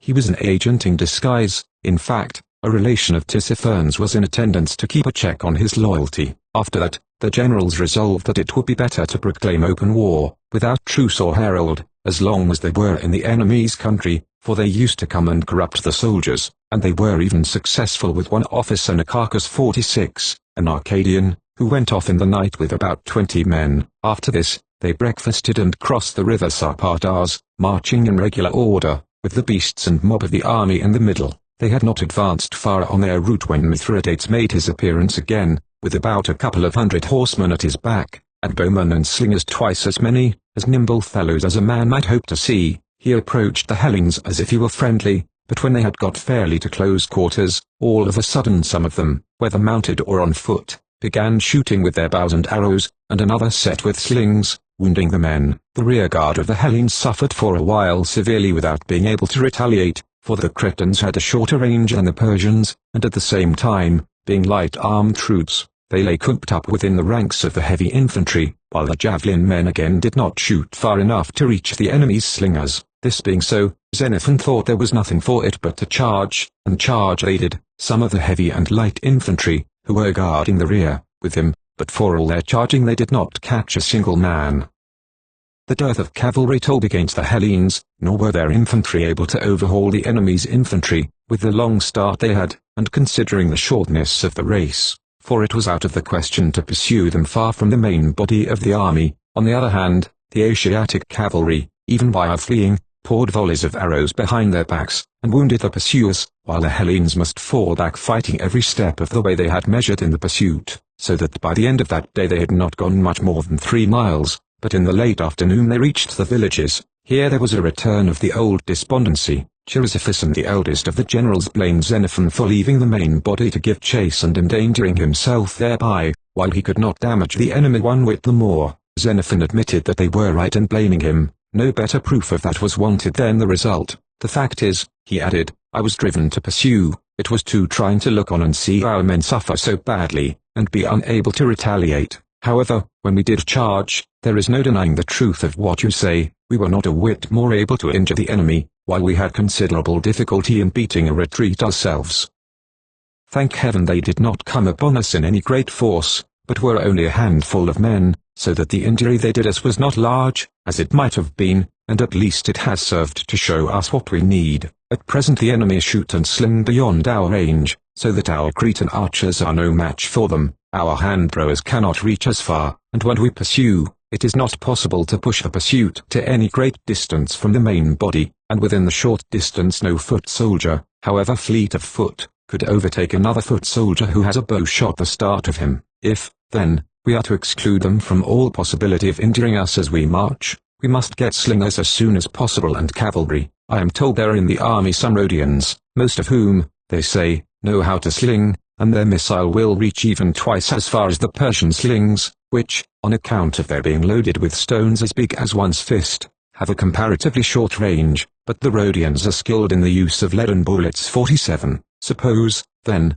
we investigate and find out first of all who among them possess slings, and for these slings offer the owner the money value, and to another, who will plat some more, hand over the money price, and for a third, who will volunteer to be enrolled as a slinger, invent some other sort of privilege. I think we shall soon find people to come forward capable of helping us. There are horses in the army I know, some few with myself, others belonging to Clearchus's stud, and a good many others captured from the enemy, used for carrying baggage. let us take the pick of these, supplying their places by ordinary baggage animals, and equipping the horses for cavalry.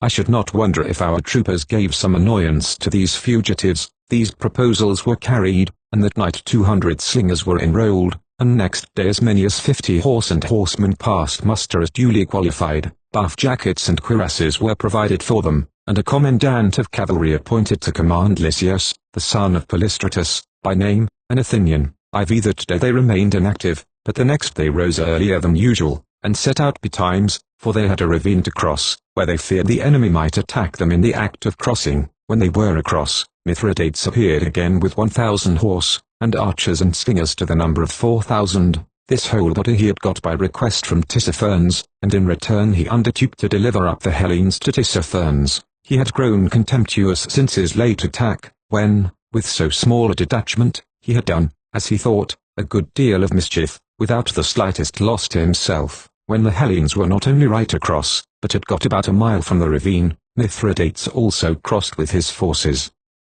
An order had been passed down the lines, what light infantry and what heavy infantry were to take part in the pursuit, and the cavalry were instructed to follow up the pursuit with confidence, as a considerable support was in their rear. So, when Mithridates had come up with them, and they were well within arrow and slingshot, the bugle sounded the signal to the Hellenes, and immediately the detachment under orders rushed to close quarters, and the cavalry charged. There the enemy preferred not to wait, but fled towards the ravine. In this pursuit the Asiatics lost several of their infantry killed, and of their cavalry as many as 18 were taken prisoners in the ravine. As to those who were slain, the Hellenes, acting upon impulse, mutilated their bodies, by way of impressing their enemy with as frightful an image as possible. So fared the foe and so fell back, but the Hellenes, continuing their march in safety for the rest of that day, reached the river Tigris. Here they came upon a large deserted city, the name of which was Larissa 48, a place inhabited by the Medes in days of old. The breadth of its walls was 25 feet, and the height of them 100, and the circuit of the whole 2 parasangs. It was built of clay bricks, supported on a stone basis 20 feet high. This city the king of the Persians 49 besieged, what time the Persians strove to snatch their empire from the Medes, but he could in no wise take it. Then a cloud hid the face of the sun and blotted out the light thereof, until the inhabitants were gone out of the city, and so it was taken. By the side of this city there was a stone pyramid in breadth 100 feet, and in height 200 feet. In it were many of the barbarians who had fled for refuge from the neighboring villages. From this place they marched one stage of 6 parasangs to a great deserted fortress, which lay over against the city, and the name of that city was Mespila 50. The Medes once dwelt in it. The basement was made of polished stone full of shells. 50 feet was the breadth of it, and 50 feet the height, and on this basement was reared a wall of brick, the breadth whereof was 50 feet and the height thereof 400, and the circuit of the wall was 6 parasangs. Hither, as the story goes, Medea 51, the king's wife, betook herself in flight what time the Medes lost their empire at the hands of the Persians. To this city also the king of the Persians laid siege, but could not take it either by length of days or strength of hand, but Zeus sent amazement on the inhabitants thereof, and so it was taken. From this place they marched one stage, 4 parasangs, but, while still on this stage, Tissaphernes made his appearance. He had with him his own cavalry and a force belonging to Orontes, who had the king's daughter to wife, and there were, moreover, with them the Asiatics whom Cyrus had taken with him on his march up, together with those whom the king's brother had brought as a reinforcement to the king, besides those whom Tissaphernes himself had received as a gift from the king, so that the armament appeared to be very great. When they were close, he halted some of his regiments at the rear and wheeled others into position on either flank, but hesitated to attack, having no mind apparently to run any risks, and contenting himself with an order to his slingers to sling and his archers to shoot. But when the Rhodian slingers and the bowmen 52, posted at intervals, retaliated, and every shot told, for with the utmost pains to miss it would have been hard to do so under the circumstances, then Tissaphernes with all speed retired out of range, the other regiments following suit, and for the rest of the day the one party advanced and the other followed. But now the Asiatics had ceased to be dangerous with their sharp shooting, for the Rhodians could reach further than the Persian slingers, or, indeed, than most of the bowmen. the Persian bows are of great size, so that the Cretans found the arrows which were picked up serviceable, and persevered in using their enemies' arrows, and practiced shooting with them, letting them fly upwards to a great height. 53. There were also plenty of bowstrings found in the villages, and lead, which they turned to account for their slings. As a result of this day, then, the Hellenes chancing upon some villages had no sooner encamped than the barbarians fell back, having had distinctly the worst of it in the skirmishing. The next day was a day of inaction. They halted and took in supplies, as there was much corn in the villages, but on the day following, the march was continued through the plain of the Tigris, and Tissaphernes still hung on their skirts with his skirmishers, and now it was that the Hellenes discovered a defect of marching in a square with an enemy following. As a matter of necessity, whenever the wings of an army so disposed draw together, either where a road narrows, or hills close in, or a bridge has to be crossed, the heavy infantry cannot help being squeezed out of their ranks, and march with difficulty, partly from actual pressure, and partly from the general confusion that ensues, or, supposing the wings are again extended, the troops have hardly recovered from their former distress before they are pulled asunder, and there is a wide space between the wings, and the men concerned lose confidence in themselves, especially with an enemy close behind. What happened, when a bridge had to be crossed or other passage effected, was, that each unit of the force pressed on in anxiety to get over first, and at these moments it was easy for the enemy to make an attack. The generals accordingly, having recognized the defect, set about curing it. To do so, they made 6 lochi, or divisions of 100 men apiece, each of which had its own set of captains and under-officers in command of half and quarter companies. It was the duty of these new companies, during a march, whenever the flanks needed to close in, to fall back to the rear, so as to disencumber the wings. This they did by wheeling clear of them. When the sides of the oblong again extended, they filled up the interstices, if the gap were narrow, by columns of companies, if broader, by columns of half companies, or, if broader still, by columns of quarter companies, so that the space between was always filled up. If again it were necessary to effect a passage by bridge or otherwise, there was no confusion, the several companies crossing in turns, or, if the occasion arose to form in line of battle, these companies came up to the front and fell in. 54. In this way they advanced 4 stages, but ere the 5th was completed, they came in sight of a palace of some sort, with villages clustered round it. They could further see that the road leading to this place pursued its course over high undulating hillocks, the spur of the mountain range, under which lay the village. These knolls were a welcome sight to the Hellenes, naturally enough, as the enemy were cavalry. However, when they had issued from the plain and ascended the first crest, and were in the act of descending it so as to mount the next, at this juncture the barbarians came upon them. From the high ground down the sheer steep they poured a volley of darts, slings, stones, and arrows, which they discharged under the lash. 55, wounding many, until they got the better of the Hellenic light troops, and drove them for shelter behind the heavy infantry, so that this day that arm was altogether useless, huddling in the mob of sutlers, both slingers and archers alike. But when the Hellenes, being so pressed, made an attempt to pursue, they could barely scale to the summit, being heavy-armed troops, while the enemy as lightly sprung away, and they suffered similarly in retiring to join the rest of the army.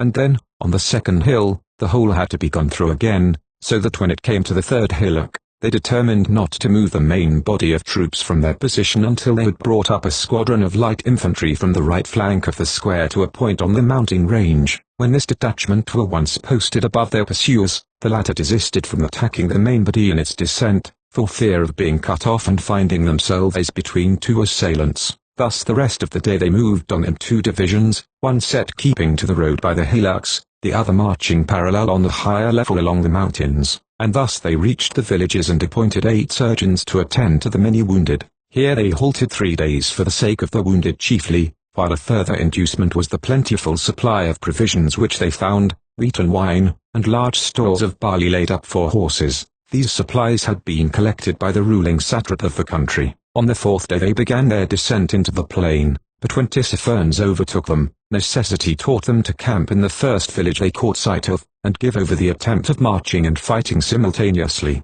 as so many were hors de combat, being either on the list of wounded themselves, or else engaged in carrying the wounded, or laden with the heavy arms of those so occupied. But when they were once encamped, and the barbarians, advancing upon the village, made an attempt to harass them with their sharp shooters, the superiority of the Hellenes was pronounced.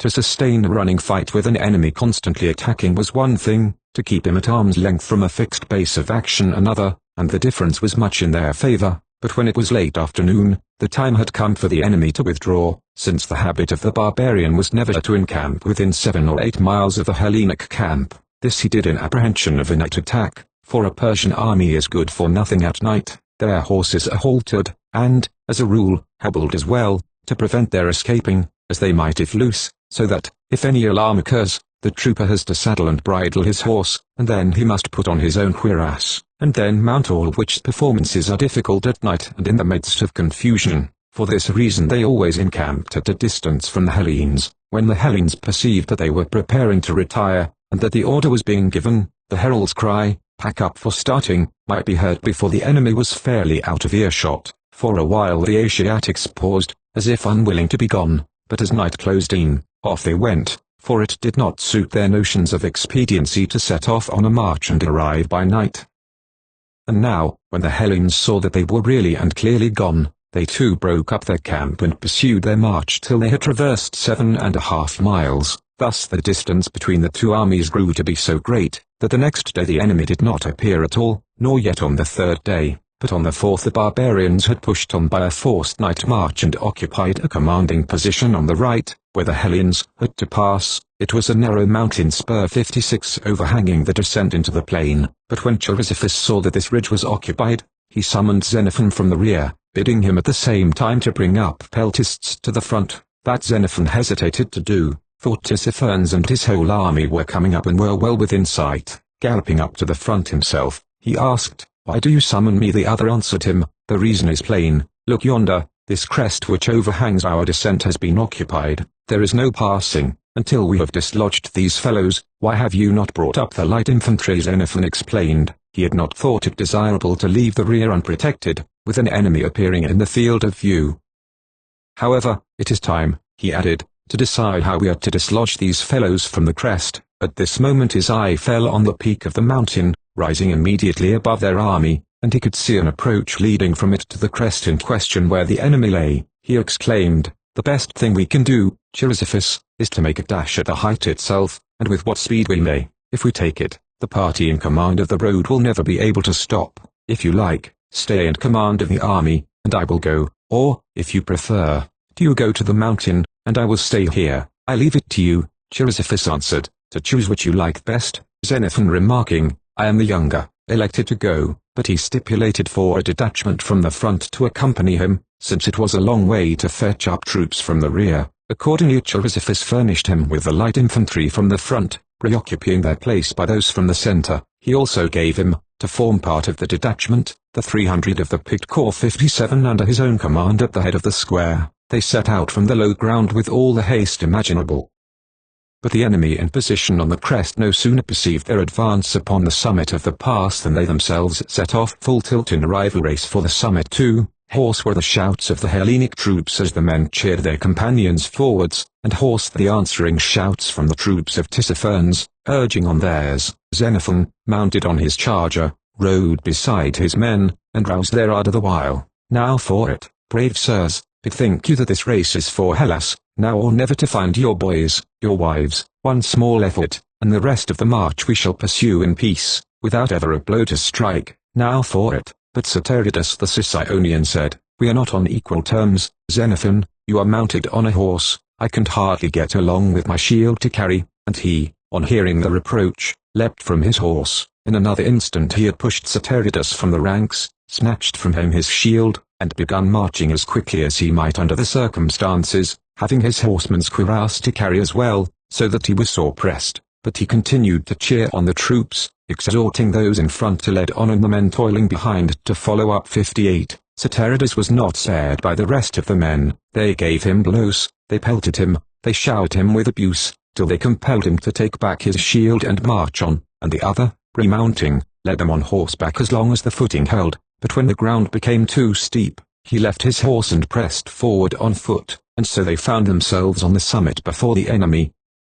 Thither and then the barbarians turned and fled as best they might, and the Hellenes held the summit, while the troops with Tissaphernes and Erechtheus turned aside and disappeared by another road. the main body with Chrysippus made its way down into the plain and encamped in a village filled with good things of divers sorts. Nor did this village stand alone, there were others not a few in this plain of the Tigris equally overflowing with plenty. It was now afternoon, and all of a sudden the enemy came in sight on the plain, and succeeded in cutting down some of the Hellenes belonging to parties who were scattered over the flat land in quest of spoil. Indeed, many herds of cattle had been caught whilst being conveyed across to the other side of the river, and now Tissaphernes and his troops made an attempt to burn the villages, and some of the Hellenes were disposed to take the matter deeply to heart, being apprehensive that they might not know where to get provisions if the enemy burnt the villages. Chrysippus and his men were returning from their sally of defense when Xenophon and his party descended, and the latter rode along the ranks as the rescuing party came up,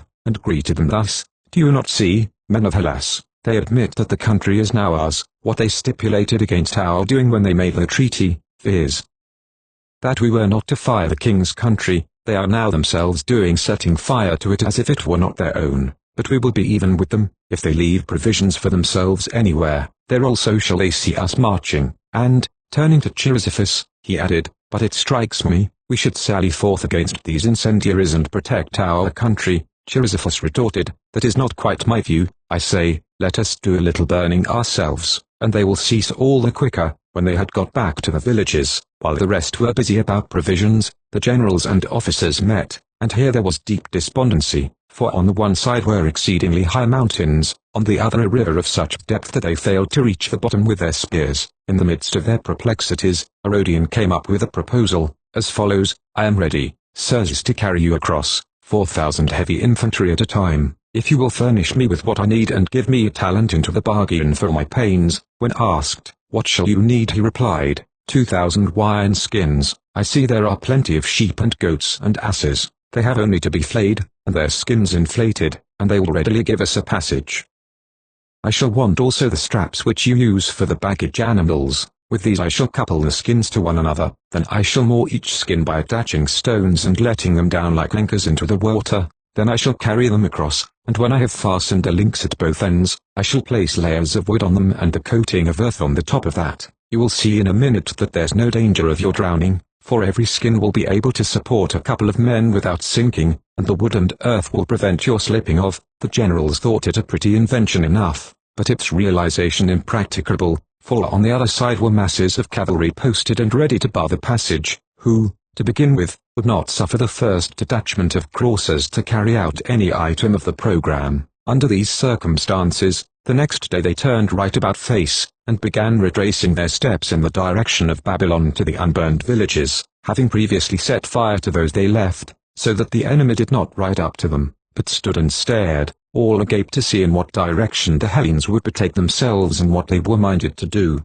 Here, again, while the rest of the soldiers were busy about provisions, the generals and officers met in council, and after collecting the prisoners together, submitted them to a cross-examination touching the whole country round, the names, and so forth, of each district.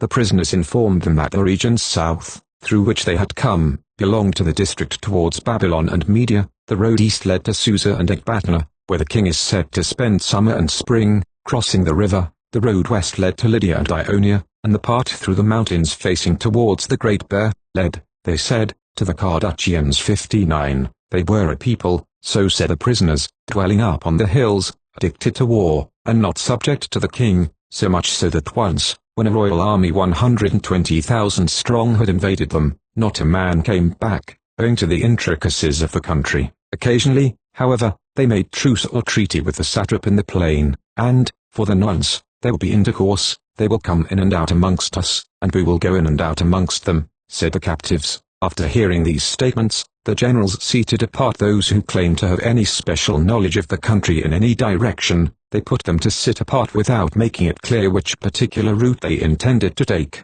Finally the resolution to which they came was that they must force a passage through the hills into the territory of the Kurds, since, according to what their informants told them, when they had once passed these, they would find themselves in Armenia, the rich and large territory governed by Orontes, and from Armenia, it would be easy to proceed in any direction whatever. Thereupon they offered sacrifice, so as to be ready to start on the march as soon as the right moment appeared to have arrived. Their chief fear was that the high pass over the mountains must be occupied in advance, and a general order was issued, that after supper everyone should get his kit together for starting, and repose, in readiness to follow as soon as the word of command was given.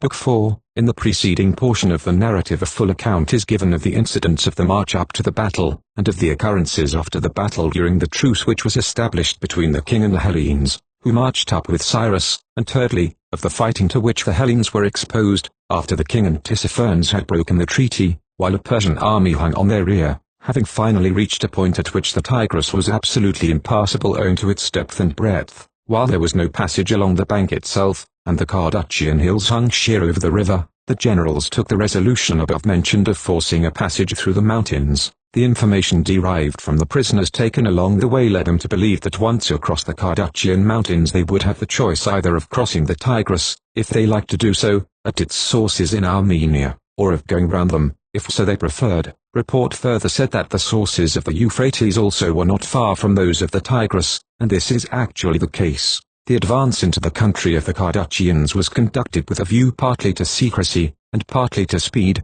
so as to effect their entry before the enemy could occupy the passes. It was now about the last watch, and enough of the night remained to allow them to cross the valley under cover of darkness, when, at the word of command, they rose and set off on their march, reaching the mountains at daybreak.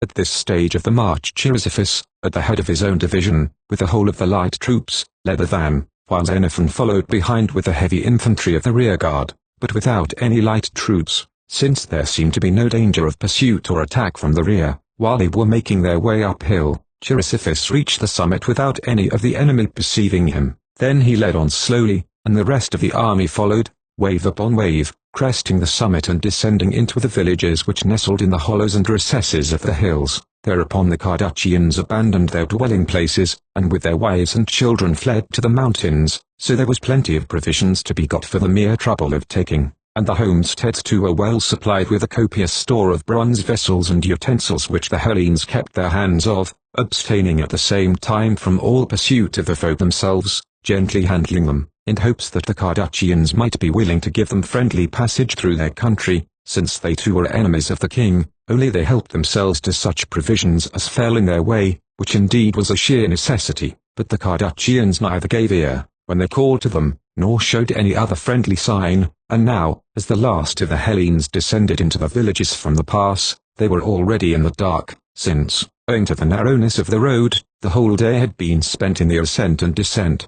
At that instant a party of the Cardachians, who had collected, made an attack on the hindmost men, killing some and wounding others with stones and arrows, though it was quite a small body who attacked. The fact was, the approach of the Hellenic army had taken them by surprise. If, however, they had mustered in larger force at this time, the chances are that a large portion of the army would have been annihilated.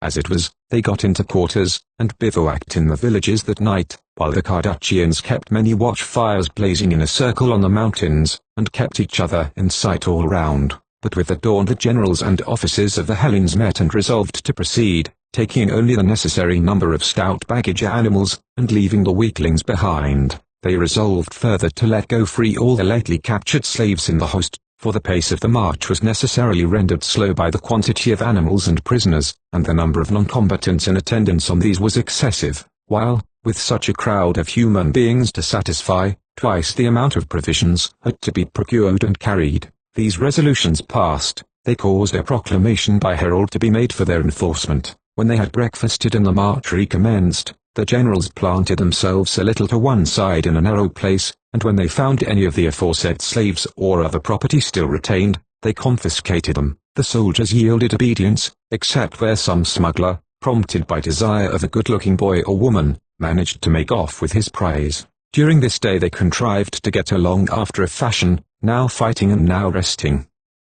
But on the next day they were visited by a great storm, in spite of which they were obliged to continue the march, owing to insufficiency of provisions. Chrysippus was as usual leading in front, while Xenophon headed the rearguard. When the enemy began a violent and sustained attack, at one narrow place after another they came up quite close, pouring in volleys of arrows and sling stones, so that the Hellenes had no choice but to make sallies in pursuit and then again recoil, making but very little progress. Over and over again Xenophon would send an order to the front to slacken pace, when the enemy were pressing their attack severely. As a rule, when the word was so passed up, Chrysippus slackened, but sometimes instead of slackening, Chrysippus quickened, sending down a counter-order to the rear to follow on quickly. It was clear that there was something or other happening, but there was no time to go to the front and discover the cause of the hurry. Under the circumstances the march, at any rate in the rear, became very like a rout, and here a brave man lost his life. Cleonymus the Laconian, shot with an arrow in the ribs right through shield and corselet, as also Basius, an Arcadian, shot clean through the head. As soon as they reached a halting place, Xenophon, without more ado, came up to Chrysippus, and took him to task for not having waited, whereby, he said, we were forced to fight and flee at the same moment, and now it has cost us the lives of two fine fellows. They are dead, and we were not able to pick up their bodies or bury them. Chrysippus answered, look up there, pointing as he spoke to the mountain. Do you see how inaccessible it all is? Only this one road, which you see, going straight up, and on it all that crowd of men who have seized and are guarding the single exit. That is why I hastened on, and why I could not wait for you, hoping to be beforehand with them yonder in seizing the pass. The guides we have got say there is no other way, and Xenophon replied, but I have got two prisoners also. The enemy annoyed us so much that we laid an ambuscade for them, which also gave us time to recover our breaths. We killed some of them, and did our best to catch one or two alive, for this very reason that we might have guides who knew the country. To depend upon the two were brought up at once and questioned separately. Did they know of any other road than the one visible? The first said no, and in spite of all sorts of terrors applied to extract a better answer. No, he persisted. When nothing could be got out of him, he was killed before the eyes of his fellow. This latter then explained. Yonder man said, he did not know, because he has got a daughter married to a husband in those parts. I can take you, he added, by a good road, practicable even for beasts, and when asked whether there was any point on it difficult to pass, he replied that there was a col which it would be impossible to pass unless it were occupied in advance. Then it was resolved to summon the officers of the light infantry and some of those of the heavy infantry, and to acquaint them with the state of affairs, and ask them whether any of them were minded to distinguish themselves, and would step forward as volunteers on an expedition. 2 or 3 heavy infantry soldiers stepped forward at once, 2 Arcadians, Aristonymus of Methydrium, and Agasius of Stymphalus, and in emulation of these, a third, also an Arcadian, Callimachus from Persia, who said he was ready to go, and would get volunteers from the whole army to join him. I know, he added, there will be no lack of youngsters to follow where I led. After that they asked, were there any captains of light infantry willing to accompany the expedition? Aristes, a Chian, who on several occasions proved his usefulness to the army on such service, volunteered too. It was already late afternoon, when they ordered the storming party to take a snatch of food and set off. Then they bound the guide and handed him over to them. The agreement was, that if they succeeded in taking the summit they were to guard the position that night, and at daybreak to give a signal by bugle. At this signal the party on the summit were to attack the enemy in occupation of the visible pass, while the generals with the main body would bring up their succors, making their way up with what speed they might. With this understanding, off they set, 2,000 strong, and there was a heavy downpour of rain, but Xenophon, with his rear guard, began advancing to the visible pass, so that the enemy might fix his attention on this road, and the party creeping round might, as much as possible, elude observation. Now when the rear guard, so advancing, had reached the ravine which they must cross in order to strike up the steep, at that instant the barbarians began rolling down great boulders, each a wagon load 60, some larger, some smaller. Against the rocks they crashed and splintered, flying like slingstones in every direction, so that it was absolutely out of the question even to approach the entrance of the pass. Some of the officers, finding themselves balked at this point, kept trying other ways, nor did they desist till darkness set in, and then, when they thought they would not be seen retiring, they returned to supper. Some of them who had been on duty in the rear guard had had no breakfast. It so happened, however, the enemy never ceased rolling down their stones all through the night, as was easy to infer from the booming sound. The party with the guard made a circuit and surprised the enemy's guards seated round their fire, and after killing some, and driving out the rest, took their places, thinking that they were in possession of the height. As a matter of fact they were not, for above them lay a breast-like hill 61 skirted by the narrow road on which they had found the guards seated. Still, from the spot in question there was an approach to the enemy, who were seated on the pass before mentioned. Here then they passed the night, but at the first glimpse of dawn they marched stealthily and in battle order against the enemy. There was a mist, so that they could get quite close without being observed, but as soon as they caught sight of one another, the trumpet sounded, and with a loud cheer they rushed upon the fellows, who did not wait their coming, but left the road and made off, with the loss of only a few lives however, so nimble were they. Chrysippus and his men, catching the sound of the bugle, charged up by the well-marked road, while others of the generals pushed their way up by pathless routes, where each division chanced to be, the men mounting as they were best able, and hoisting one another up by means of their spears, and these were the first to unite with the party who had already taken the position by storm. Xenophon, with the rearguard, followed the path which the party with the guide had taken, since it was easiest for the beasts of burthen. One half of his men he had posted in rear of the baggage animals, the other half he had with himself. In their course they encountered a crest above the road, occupied by the enemy, whom they must either dislodge or be themselves cut off from the rest of the Hellenes. The men by themselves could have taken the same route as the rest, but the baggage animals could not mount by any other way than this. Here then, with shouts of encouragement to each other, they dashed to the hill with their storming columns, not from all sides, but leaving an avenue of escape for the enemy, if he chose to avail himself of it. For a while, as the men scrambled up where each best could, the natives kept up a fire of arrows and darts, yet did not receive them at close quarters, but presently left the position in flight. No sooner, however, were the Hellenes safely past this crest, than they came in sight of another in front of them, also occupied, and deemed it advisable to storm it also. But now it struck Xenophon that if they left the ridge just taken unprotected in their rear, the enemy might reoccupy it and attack the baggage animals as they filed past, presenting a long extended line into the narrowness of the road by which they made their way. To obviate this, he left some officers in charge of the ridge, Cephisidorus, son of Cephisophon, an Athenian, Amphicrates, the son of Amphidamas, an Athenian, and Archaeology, an Argive exile, while he in person with the rest of the men attacked the second ridge. This they took in the same fashion, only to find that they had still a third knoll left, far the steepest of the three. This was none other than the Mamelon mentioned as above outpost, which had been captured over their fire by the volunteer storming party in the night. But when the Hellenes were close, the natives, to the astonishment of all, without a struggle deserted the knoll.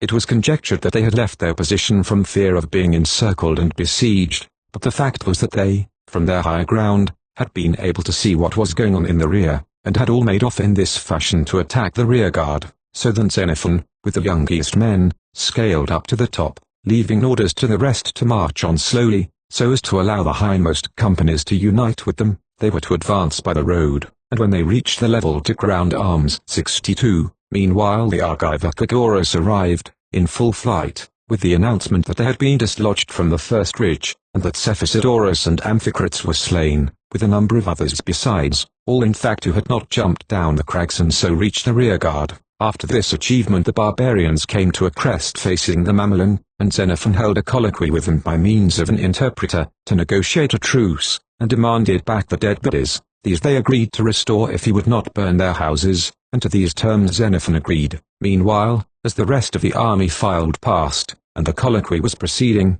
all the people of the place had time to gather gradually, and the enemy formed, and as soon as the Hellenes began to descend from the Mamelon to join the others where the troops were halted, on rushed the foe, in full force, with hue and cry. They reached the summit of the Mamelon from which Xenophon was descending, and began rolling down crags.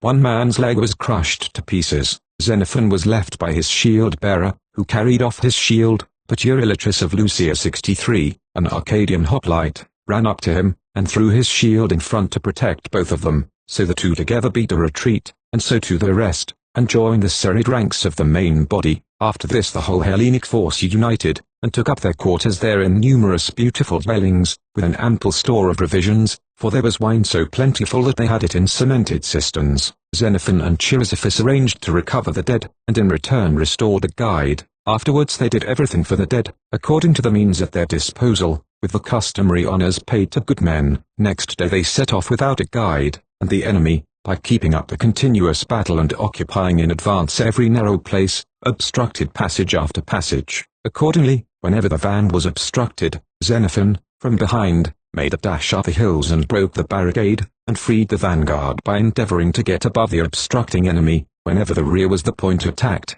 Chrysippus, in the same way, made a detour, and by endeavoring to mount higher than the barricaders, freed the passage for the rear rank, and in this way, turn and turn about, they rescued each other. and paid unflinching attention to their mutual needs. At times it happened that, the relief party having mounted, encountered considerable annoyance in their descent from the barbarians, who were so agile that they allowed them to come up quite close, before they turned back, and still escaped, partly no doubt because the only weapons they had to carry were bows and slings. They were, moreover, excellent archers, using bows nearly 3 cubits long and arrows more than 2 cubits. When discharging the arrow, they draw the string by getting a purchase with the left foot planted forward on the lower end of the bow. The arrows pierced through shield and cuirass, and the Hellenes, when they got hold of them, used them as javelins, fitting them to their thongs. In these districts the Cretans were highly serviceable. They were under the command of Stratocles, a Cretan. During this day they bivouacked in the villages which lie above the plain of the river Centrites 64, which is about 200 feet broad. It is the frontier river between Armenia and the country of the Carduchians. Here the Hellenes recruited themselves, and the sight of the plain filled them with joy, for the river was but 6 or 7 furlongs distant from the mountains of the Carduchians. For the moment when they bivouacked right happily, they had their provisions, they had also many memories of their labors that were now past. Seeing that the last 7 days spent in traversing the country of the Carduchians had been one long continuous battle, which had cost them more suffering than the whole of their troubles at the hands of the king and Tissaphernes put together, as though they were truly quit of them forever, they laid their heads to rest in sweet content. But with the morrow's dawn they espied horsemen at a certain point across the river, and Capapi, as if they meant to dispute the passage. Infantry, too, drawn up in line upon the banks above the cavalry, threatened to prevent them debouching into Armenia. These troops were Armenian and Mardian and Chaldean mercenaries belonging to Orontes and Artaxerxes. The last of the three, the Chaldeans, were said to be a free and brave set of people. They were armed with long wicker shields and lances. The banks before named on which they were drawn up were 100 yards or more distant from the river, and the single road which was visible was one leading upwards and looking like a regular artificially constructed highway. At this point the Hellenes endeavored to cross, but on their making the attempt the water proved to be more than breast deep, and the river bed was rough with great slippery stones, and as to holding their arms in the water, it was out of the question. The stream swept them away, or if they tried to carry them over the head, the body was left exposed to the arrows and other missiles. Accordingly they turned back and encamped there by the bank of the river, at the point where they had themselves been last night. Up on the mountains, they could see the Carduchians collected in large numbers and under arms. A shadow of deep despair again descended on their souls. Whichever way they turned their eyes, in front lay the river so difficult to ford. Over, on the other side, a new enemy threatening to bar the passage. On the hills behind, the Carduchians ready to fall upon the rear should they once again attempt to cross. Thus for this day and night they halted, sunk in perplexity. But Xenophon had a dream. In his sleep he thought that he was bound in fetters, but these, of their own accord, fell from off him, so that he was loosed, and could stretch his legs as freely as he wished. 65. So at the first glimpse of daylight he came to Chrysippus and told him that he had hopes that all things would go well, and related to him his dream. The other was well pleased, and with the first faint gleam of dawn the generals all were present and did sacrifice, and the victims were favorable in the first essay. Retiring from the sacrifice, the generals and officers issued an order to the troops to take their breakfasts, and while Xenophon was taking his, 2 young men came running up to him, for everyone knew that, breakfasting or supping, he was always accessible, or that even if asleep anyone was welcome to awaken him who had anything to say bearing on the business of war. What the 2 young men had at this time to say was that they had been collecting brushwood for fire, and had presently espied on the opposite side, in among some rocks which came down to the river's brink, an old man and some women and little girls depositing, as it would appear, bags of clothes in a cavernous rock. When they saw them, it struck them that it was safe to cross. In any case the enemy's cavalry could not approach at this point.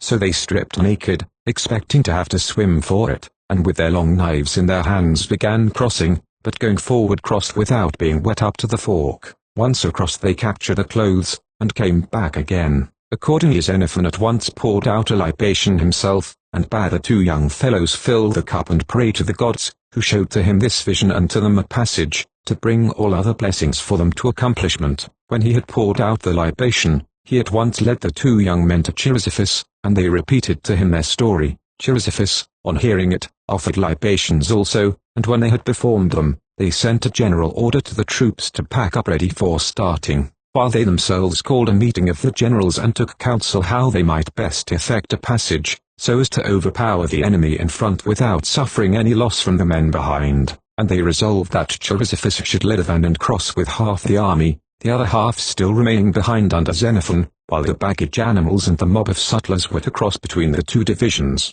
When all was duly ordered, the move began, the young men pioneering them, and keeping the river on their left. It was about 4 furlongs march to the crossing, and as they moved along the bank, the squadrons of cavalry kept pace with them on the opposite side, but when they had reached a point in a line with the ford, and the cliff-like banks of the river, they grounded arms, and first Chrysippus himself placed a wreath upon his brows, and throwing off his cloak 66, resumed his arms, passing the order to all the rest to do the same, and bade the captains form their companies in open order in deep columns, some to left and some to right of himself. Meanwhile the soothsayers were slaying a victim over the river, and the enemy were letting fly their arrows and sling stones, but as yet they were out of range. As soon as the victims were favorable, all the soldiers began singing the battle hymn, and with the notes of the paean mingled the shouting of the men accompanied by the shriller chant of the women, for there were many women 67 in the camp. So Chrysippus with his detachment stepped in, but Xenophon, taking the most active body of the rearguard, began running back at full speed to the passage facing the egress into the hills of Armenia, making a feint of crossing at that point to intercept their cavalry on the river bank. The enemy, seeing Chrysippus's detachment easily crossing the stream, and Xenophon's men racing back, were seized with the fear of being intercepted, and fled at full speed in the direction of the road which emerges from the stream.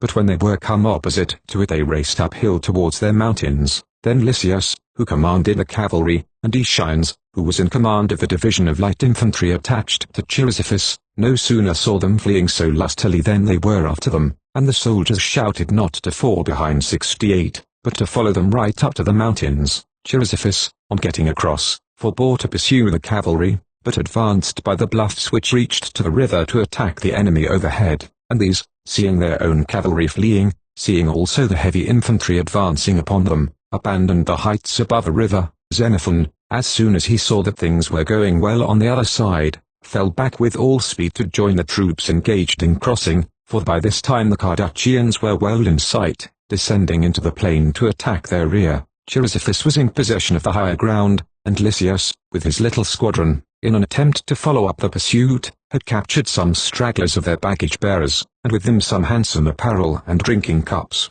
The baggage animals of the Hellenes and the mob of non-combatants were just about to cross, when Xenophon turned his troops right about to face the Cardachians.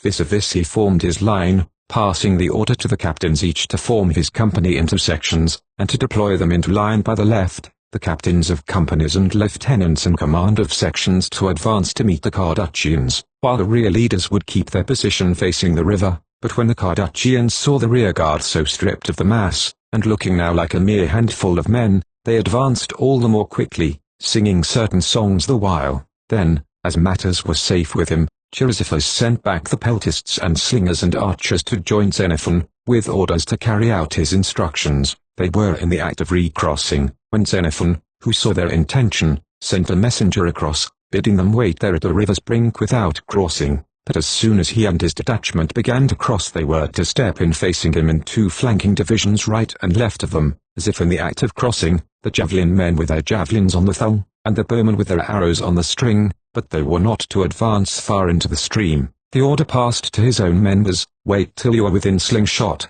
and the shield rattles, and sound the paean and charge the enemy. As soon as he turns, and the bugle from the river sounds for the attack, you will face about to the right, the rear rank leading, and the whole detachment falling back and crossing the river as quickly as possible, everyone preserving his original rank, so as to avoid trammeling one another. The bravest man is he who gets to the other side first. The Cardachians, seeing that the remnant left was the merest handful, for many even of those whose duty it was to remain had gone off in their anxiety to protect their beasts of burden, or their personal kit, or their mistresses, bore down upon them valorously, and opened fire with slingstones and arrows.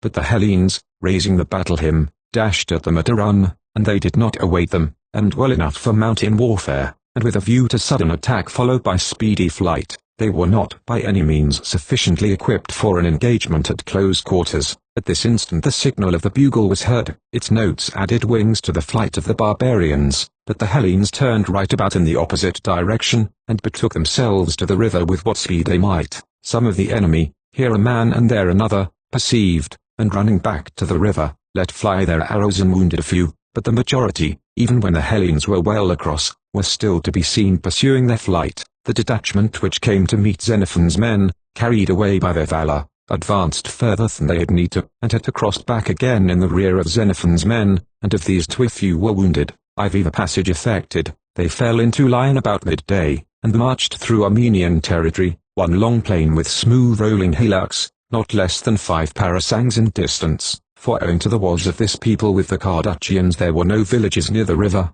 The village eventually reached was large, and possessed a palace belonging to the satrap, and most of the houses were crowned with turrets. Provisions were plentiful. From this village they marched 2 stages, 10 parasangs, until they had surmounted the sources of the river Tigris, and from this point they marched 3 stages, 15 parasangs, to the river Telebos. This was a fine stream, though not large, and there were many villages about it. The district was named Western Armenia. The lieutenant governor of it was Deribasis, the king's friend, and whenever the latter paid a visit, he alone had the privilege of mounting the king upon his horse. This officer rode up to the Hellenes with the body of cavalry, and sending forward an interpreter, stated that he desired a colloquy with the leaders. The generals resolved to hear what he had to say, and advancing on their side to within speaking distance, they demanded what he wanted. He replied that he wished to make a treaty with them, in accordance with which he on his side would abstain from injuring the Hellenes, if they would not burn his houses, but merely take such provisions as they needed. This proposal satisfied the generals, and a treaty was made on the terms suggested. From this place they marched 3 stages, 15 parasangs, through plain country, to Ribasis while keeping close behind with his own forces more than a mile off. Presently they reached a palace with villages clustered round about it, which were full of supplies in great variety. But while they were encamping in the night, there was a heavy fall of snow, and in the morning it was resolved to billet out the different regiments, with their generals, throughout the villages. There was no enemy in sight, and the proceeding seemed prudent, owing to the quantity of snow. In these quarters they had for provisions all the good things there are, sacrificial beasts, corn, old wines with an exquisite bouquet, dried grapes, and vegetables of all sorts. But some of the stragglers from the camp reported having seen an army, and the blaze of many watchfires in the night. Accordingly the generals concluded that it was not prudent to separate their quarters in this way, and a resolution was passed to bring the troops together again. After that they reunited, the more so that the weather promised to be fine with a clear sky, but while they lay there in open quarters, during the night down came so thick a fall of snow that it completely covered up the stacks of arms and the men themselves lying down. It cramped and crippled the baggage animals, and there was great unreadiness to get up. So gently fell the snow as they lay there warm and comfortable, and formed a blanket, except where it slipped off the sleepers' shoulders, and it was not until Xenophon roused himself to get up, and, without his cloak on 69, began to split wood, that quickly first one and then another got up, and taking the log away from him, fell to splitting. Thereat the rest followed suit, got up, and began kindling fire and oiling their bodies, for there was a scented unguent to be found there in abundance, which they used instead of oil. It was made from pig's fat, sesame, bitter almonds, and turpentine. There was a sweet oil also to be found, made of the same ingredients. After this it was resolved that they must again separate their quarters and get under cover in the villages. At this news the soldiers, with much joy and shouting, rushed upon the covered houses and the provisions, but all who in their blind folly had set fire to the houses when they left them before, now paid the penalty in the poor quarters they got. From this place one night they sent off a party under Democritus, a Temenite 70, up into the mountains, where the stragglers reported having seen watchfires. The leader selected was a man whose judgment might be depended upon to verify the truth of the matter. With a happy gift to distinguish between fact and fiction, he had often been successfully appealed to. He went and reported that he had seen no watchfires, but he had got a man, whom he brought back with him, carrying a Persian bow and quiver, and a sagaris or battle-axe like those worn by the Amazons. When asked from what country he came, the prisoner answered that he was a Persian, and was going from the army of Deribasis to get provisions. They next asked him how large the army was, and for what object it had been collected. His answer was that it consisted of Deribasis at the head of his own forces, and aided by some Chalybian and Teotian mercenaries. Deribasis had got it together, he added, meaning to attack the Hellenes on the high mountain pass, in a defile which was the sole passage. When the generals heard this news, they resolved to collect the troops, and they set off at once, taking the prisoner to act as guide, and leaving a garrison behind with Sophonatus this time failing in command of those who remained in the camp. As soon as they had begun to cross the hills, the light infantry, advancing in front and catching sight of the camp, did not wait for the heavy infantry, but with a loud shout rushed upon the enemy's entrenchment. The natives, hearing the din and clatter, did not care to stop, but took rapidly to their heels. But, for all their expedition, some of them were killed, and as many as 20 horses were captured, with the tent of Deribasus, and its contents, silver-footed couches and goblets, besides certain persons styling themselves the butlers and bakers. As soon as the generals of the heavy infantry division had learnt the news, they resolved to return to the camp with all speed, for fear of an attack being made on the remnant left behind. The recall was sounded and the retreat commenced. The camp was reached the same day. The next day it was resolved that they should set off with all possible speed, before the enemy had time to collect and occupy the defile. Having got their kit and baggage together, they at once began their march through deep snow with several guides, and, crossing the high pass the same day on which Deribasus was to have attacked them, got safely into cantonments. From this point they marched 3 desert stages, 15 parasangs, to the river Euphrates, and crossed it in water up to the waist. The sources of the river were reported to be at no great distance. From this place they marched through deep snow over flat country 3 stages, 15 parasangs 71. The last of these marches was trying, with the north wind blowing in their teeth, drying up everything and benumbing the men. Here one of the seers suggested to them to do sacrifice to Boreas, and sacrifice was done. The effect was obvious to all in the diminished fierceness of the blast. But there was 6 feet of snow, so that many of the baggage animals and slaves were lost, and about 30 of the men themselves. They spent the whole night in kindling fire, for there was fortunately no dearth of wood at the halting place. Only those who came late into camp had no wood. Accordingly those who had arrived a good while and had kindled fires were not for allowing these late-comers near the fires, unless they would in return give a share of their corn or of any other victuals they might have. Here then a general exchange of goods was set up. Where the fire was kindled the snow melted, and great trenches formed themselves down to the bare earth, and here it was possible to measure the depth of the snow. Leaving these quarters, they marched the whole of the next day over snow, and many of the men were afflicted with boulimia, or hunger faintness. Xenophon, who was guarding the rear, came upon some men who had dropped down, and he did not know what ailed them, but someone who was experienced in such matters suggested to him that they had evidently got boulimia, and if they got something to eat, they would revive. Then he went the round of the baggage train, and laying an embargo on any eatables he could see, doled out with his own hands, or sent off other able-bodied agents to distribute to the sufferers, who as soon as they had taken a mouthful got on their legs again and continued the march. On and on they marched, and about dusk Chrysippus reached a village, and surprised some women and girls who had come from the village to fetch water at a fountain outside the stockade. These asked them who they were. The interpreters answered for them in Persian. They were on their way from the king to the satrap, in reply to which the women gave them to understand that the satrap was not at home, but was away a parasang farther on. As it was late they entered with the water carriers within the stockade to visit the headman of the village. Accordingly Chrysippus and as many of the troops as were able got into cantonments there, while the rest of the soldiers, those namely who were unable to complete the march had to spend the night out, without food and without fire. Under the circumstances some of the men perished. On the heels of the army hung perpetually bands of the enemy, snatching away disabled baggage animals and fighting with each other over the carcasses. And in its track not seldom were left to their fate disabled soldiers, struck down with snow blindness or with toes mortified by frostbite. As to the eyes, it was some alleviation against the snow to march with something black before them. For the feet, the only remedy was to keep in motion without stopping for an instant, and to loose the sandal at night. If they went to sleep with the sandals on, the thong worked into the feet, and the sandals were frozen fast to them. This was partly due to the fact that, since their old sandals had failed, they wore untanned brogues made of newly flayed ox hides. It was owing to some such dire necessity that a party of men fell out and were left behind, and seeing a black-looking patch of ground where the snow had evidently disappeared, they conjectured it must have been melted, and this was actually so, owing to a spring of some sort which was to be seen steaming up in a dell close by. To this they had turned aside and sat down, and were loath to go a step further, but Xenophon, with his rearguard, perceived them, and begged and implored them by all manner of means not to be left behind, telling them that the enemy were after them in large packs pursuing, and he ended by growing angry.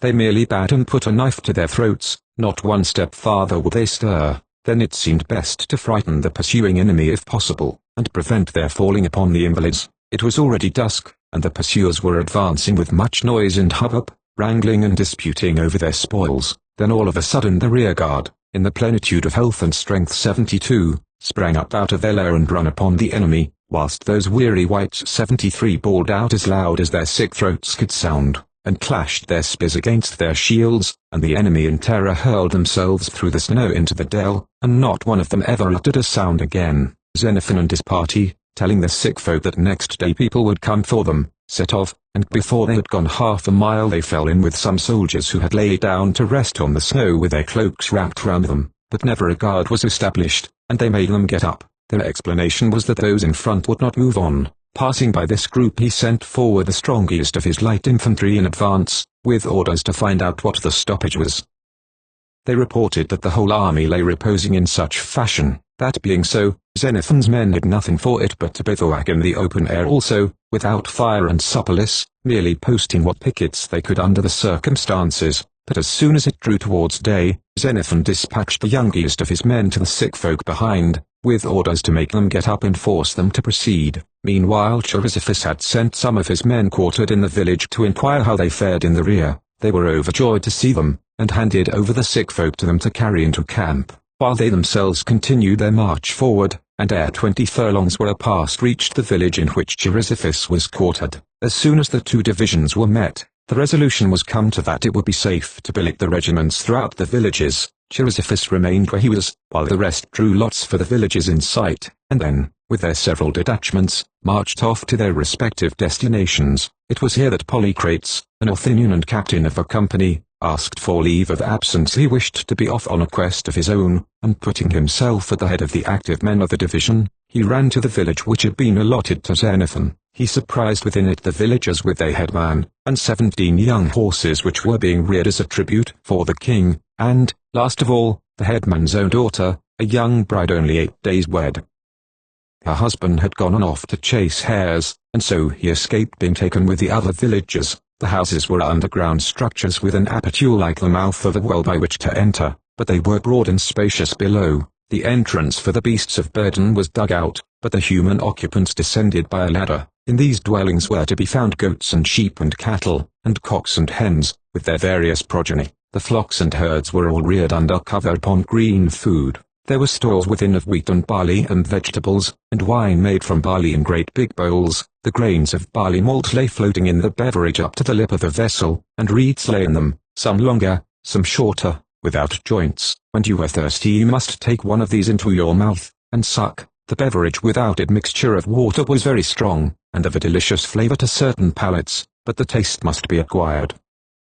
Xenophon made the headman of the village his guest at supper, and bade him keep a good heart. So far from robbing him of his children, they would fill his house full of good things in return for what they took before they went away. Only he must set them an example, and discover some blessing or other for the army, until they found themselves with another tribe. To this he readily assented, and with the utmost cordiality showed them the cellar where the wine was buried. For this night then, having taken up their several quarters as described, they slumbered in the midst of plenty, one and all, with the headman under watch and ward, and his children with him safe in sight. But on the following day Xenophon took the headman and set off to Chrysippus, making a round of the villages, and at each place turning in to visit the different parties. Everywhere alike he found them faring sumptuously and merry-making. There was not a single village where they did not insist on setting a breakfast before them, and on the same table were spread half a dozen dishes at least, lamb, kid, pork, veal, fowls, with various sorts of bread, some of wheat and some of barley. When,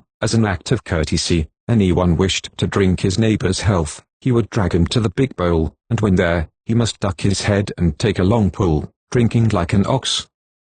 The headman, they insisted everywhere, must accept as a present whatever he liked to have, but he would accept nothing, except where he espied any of his relations, when he made a point of taking them of, him or her, with himself. When they reached Chrysippus they found a similar scene. There too the men were feasting in their quarters, garlanded with wisps of hay and dry grass, and Armenian boys were playing the part of waiters in barbaric costumes, only they had to point out by gesture to the boys what they were to do, like deaf and dumb. After the first formalities, when Chrysippus and Xenophon had greeted one another like bosom friends, they interrogated a headman in common by means of the Persian-speaking interpreter. What was the country they asked? He replied, Armenia, and again, for whom are the horses being bred? They are tribute for the king, he replied, and the neighboring country is the land of the Chalybes, he said, and he described the road which led to it.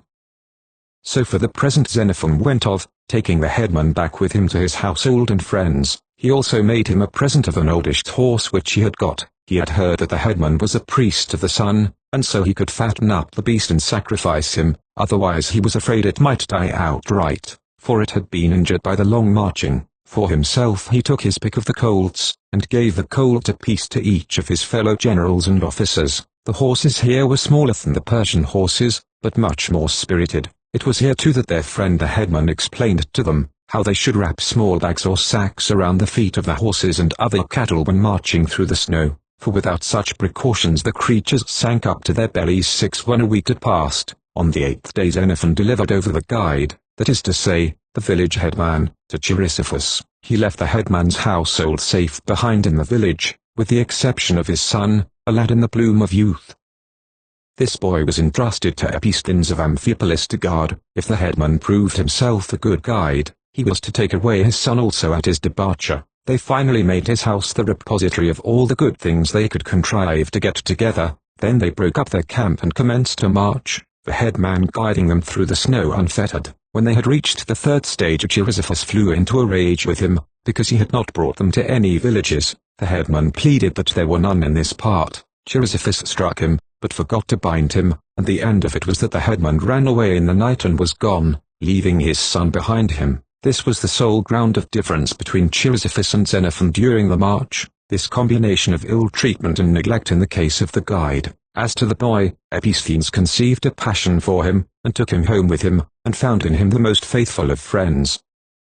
After this they marched 7 stages at the rate of 5 parasangs a day, to the banks of the river Phasis 74, which is 100 feet broad, and thence they marched another couple of stages, 10 parasangs. But at the pass leading down into the plain there appeared in front of them a mixed body of Chalybes and Taotians and Phasianians. When Chrysippus caught sight of the enemy on the pass at a distance of about 3 or 4 miles, he ceased marching, not caring to approach the enemy with his troops in column, and he passed down the order to the others, to deploy their companies to the front, that the troops might form into line. As soon as the rear guard had come up, he assembled the generals and officers, and addressed them, "The enemy, as you see, are in occupation of the mountain pass. It is time we should consider how we are to make the best fight to win it. My opinion is, that we should give orders to the troops to take their morning meal, whilst we deliberate whether we should cross the mountains today or tomorrow." "My opinion," said Kalina, "is, that as soon as we have breakfasted, we should arm for the fight and attack the enemy, without loss of time, for if we fritter away today, the enemy who are now content to look at us, will grow bolder, and with their growing courage, depend upon it, others more numerous will join them." After him Xenophon spoke. "This," he said, "is how I see the matter. If fight we must, let us make preparation to sell our lives dearly, but if we desire to cross with the greatest ease, the point to consider is, how we may get the fewest wounds and throw away the smallest number of good men." "Well then, that part of the mountain which is visible stretches nearly 7 miles, where are the men posted to intercept us?" "Except at the road itself, they are nowhere to be seen. It is much better to try if possible to steal a point of this desert mountain unobserved, and before they know where we are, secure the prize, than to fly at a strong position and an enemy thoroughly prepared, since it is much easier to march up a mountain without fighting than to tramp along a level when assailants are at either hand, and provided he is not to fight, a man will see what lies at his feet much more plainly even at night than in broad daylight in the midst of battle, and a rough road to feet that roam in peace may be pleasanter than a smooth surface with the bullets whistling about your ears. 75. Nor is it so impossible, I take it, to steal a march, since it is open to us to go by night, when we cannot be seen, and to fall back so far that they will never notice us. In my opinion, however, if we make a feint of attacking here, we shall find the mountain chain all the more deserted elsewhere, since the enemy will be waiting for us here in thick swarm. But what right have I to be drawing conclusions about stealing in your presence, Chrysippus? For you Lacedaemonians, as I have often been told, you who belong to the peers, practice stealing from your boyhood up, and it is no disgrace but honorable rather to steal, except such things as the law forbids, and in order, I presume, to stimulate your sense of secretiveness, and to make you master thieves. It is lawful for you further to get a whipping if you are caught. Now then you have a fine opportunity of displaying your training, but take care we are not caught stealing over the mountain, or we shall catch it ourselves for all that, retorted Chrysippus. I have heard that you Athenians are clever hands at stealing the public monies, and that too though there is a fearful risk for the person so employed, but, I am told, it is your best men who are addicted to it. If it is your best men who are thought worthy to rule, so it is a fine opportunity for yourself also, Xenophon, to exhibit your education. And I, replied Xenophon, am ready to take the rear division, as soon as we have supped, and seized the mounting chain. I have already got guides, for the light troops laid an ambuscade, and seized some of the cut-purse vagabonds who hung on our rear. I am further informed by them that the mountain is not inaccessible, but is grazed by goats and cattle, so that if we can once get hold of any portion of it, there will be no difficulty as regards our animals they can cross. As to the enemy, I expect they will not even wait for us any longer, when they once see us on a level with themselves on the heights, for they do not even at present care to come down and meet us on fair ground. Chrysippus answered, but why should you go and leave your command in the rear? Send others rather, unless a band of volunteers will present themselves. Thereupon Aristonymus the Methodian came forward with some heavy infantry, and Nicomachus the Oetean with another body of light troops, and they made an agreement to kindle several watch-fires as soon as they held the heights. The arrangements made, they breakfasted, and after breakfast Chrysippus advanced the whole army 10 furlongs closer towards the enemy, so as to strengthen the impression that he intended to attack them at that point. But as soon as they had supped and night had fallen, the party under orders set off and occupied the mountain, while the main body rested where they were. Now as soon as the enemy perceived that the mountain was taken, they banished all thought of sleep, and kept many watch-fires blazing throughout the night. But at break of day Chrysippus offered sacrifice, and began advancing along the road, while the detachment which held the mountain advanced pari passu by the high ground. The larger mass of the enemy, on his side, remained still on the mountain pass, but a section of them turned to confront the detachment on the heights. Before the main bodies had time to draw together, the detachment on the height came to close quarters, and the Hellenes were victorious and gave chase. Meanwhile the light division of the Hellenes, issuing from the plain, were rapidly advancing against the serried lines of the enemy, whilst Chrysippus followed up with his heavy infantry at quick march. But the enemy on the road no sooner saw their higher division being worsted than they fled, and some few of them were slain, and a vast number of wicker shields were taken, which the Hellenes hacked to pieces with their short swords and rendered useless. So when they had reached the summit of the pass, they sacrificed and set up a trophy, and descending into the plain, reached villages abounding in good things of every kind. 7 After this they marched into the country of the Teocheans 5 stages, 30 barasangs, and provisions failed, for the Teocheans lived in strong places, into which they had carried up all their stores. Now when the army arrived before one of these strong places, a mere fortress, without city or houses, into which a motley crowd of men and women and numerous flocks and herds were gathered, Chrysippus attacked at once. When the first regiment fell back tired, a second advanced, and again a third, for it was impossible to surround the place in full force, as it was encircled by a river. Presently Xenophon came up with the rear guard, consisting of both light and heavy infantry, whereupon Chrysippus halted him with the words, "In the nick of time you have come, we must take this place, for the troops have no provisions, unless we take it." Thereupon they consulted together, and to Xenophon's inquiry, what it was which hindered their simply walking in, Chrysippus replied, "There is just this one narrow approach which you see, but when we attempt to pass it by they roll down volleys of stones from yonder overhanging crack, pointing up, and this is the state in which you find yourself, if you chance to be caught." And he pointed to some poor fellows with their legs or ribs crushed to bits. "But when they have expended their ammunition," said Xenophon, "there is nothing else, is there, to hinder our passing?" "Certainly, except yonder handful of fellows, there is no one in front of us that we can see, and of them, only 2 or 3 apparently are armed, and the distance to be traversed under fire is, as your eyes will tell you, about 150 feet as near as can be. and of this space the first 100 is thickly covered with great pines at intervals. Under cover of these, what harm can come to our men from a pelt of stones, flying or rolling? So then, there is only 50 feet left to cross. During a lull of stones, they, said Chrysippus, but with our first attempt to approach the bush a galling fire of stones commences. The very thing we want, said the other, for they will use up their ammunition all the quicker. But let us select a point from which we shall have only a brief space to run across, if we can, and from which it will be easier to get back, if we wish. Thereupon Chrysippus and Xenophon set out with Callimachus the Bahasian, the captain in command of the officers of the rearguard that day. The rest of the captains remained out of danger. That done, the next step was for a party of about 70 men to get away under the trees, not in a body, but one by one, everyone using his best precaution, and Agassiz the Stymphalian, and Aristonymus the Methodian, who were also officers of the rearguard, were posted as supports outside the trees, for it was not possible for more than a single company to stand safely within the trees. Here Callimachus hit upon a pretty contrivance. He ran forward from the tree under which he was posted 2 or 3 paces, and as soon as the stones came whizzing, he retired easily, but at each excursion more than 10 wagon loads of rocks were expended. Agasius, seeing how Callimachus was amusing himself, and the whole army looking on as spectators, was seized with the fear that he might miss his chance of being first to run the gauntlet of the enemy's fire and get into the place. So, without a word of summons to his neighbor, Aristonymus, or to Eurylochus of Lucia, both comrades of his, or to anyone else, off he set on his own account, and passed the whole detachment.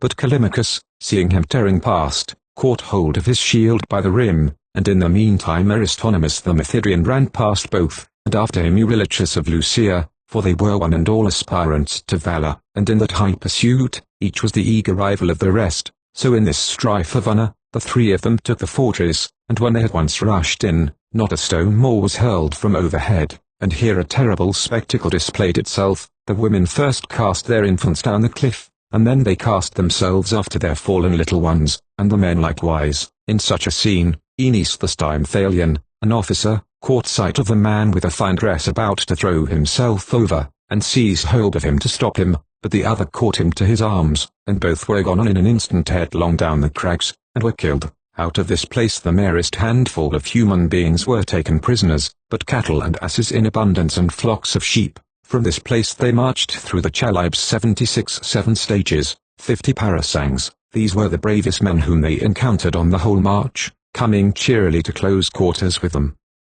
They wore all in cuirasses reaching to the groin, and instead of the ordinary wings or basques, a thickly plaited fringe of cords. They were also provided with greaves and helmets, and at the girdle a short sabre, about as long as the Laconian dagger, with which they cut the throats of those they mastered, and after severing the head from the trunk they would march along carrying it, singing and dancing. When they drew within their enemy's field of view, they carried also a spear 15 cubits long, lanced at one end 77. This folk stayed in regular townships, and whenever the Hellenes passed by they invariably hung close on their heels fighting. They had dwelling places in their fortresses, and into them they had carried up their supplies, so that the Hellenes could get nothing from this district, but supported themselves on the flocks and herds they had taken from the Teotians. After this the Hellenes reached the river Harpasus, which was 400 feet broad. Hence they marched through the Scythians 4 stages, 20 parasangs, through a long level country to more villages, among which they halted 3 days, and got in supplies.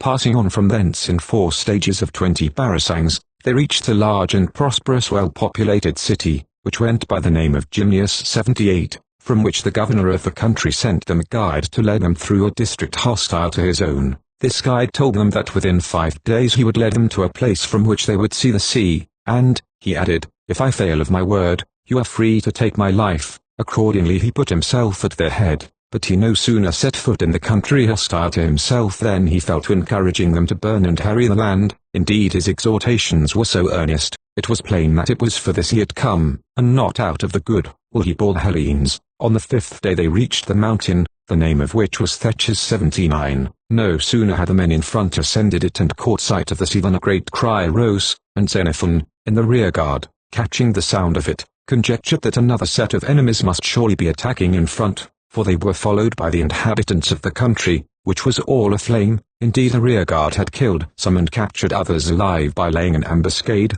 They had taken also about 20 wicker shields, covered with the raw hides of shaggy oxen. But as the shout became louder and nearer, and those who from time to time came up, began racing at the top of their speed towards the shouters, and the shouting continually recommenced with yet greater volume as the numbers increased, Xenophon settled in his mind that something extraordinary must have happened, so he mounted his horse, and taking with him Lysias and the cavalry, he galloped to the rescue. Presently they could hear the soldiers shouting and passing on the joyful word, the sea. Thereupon they began running, rearguard and all, and the baggage animals and horses came galloping up.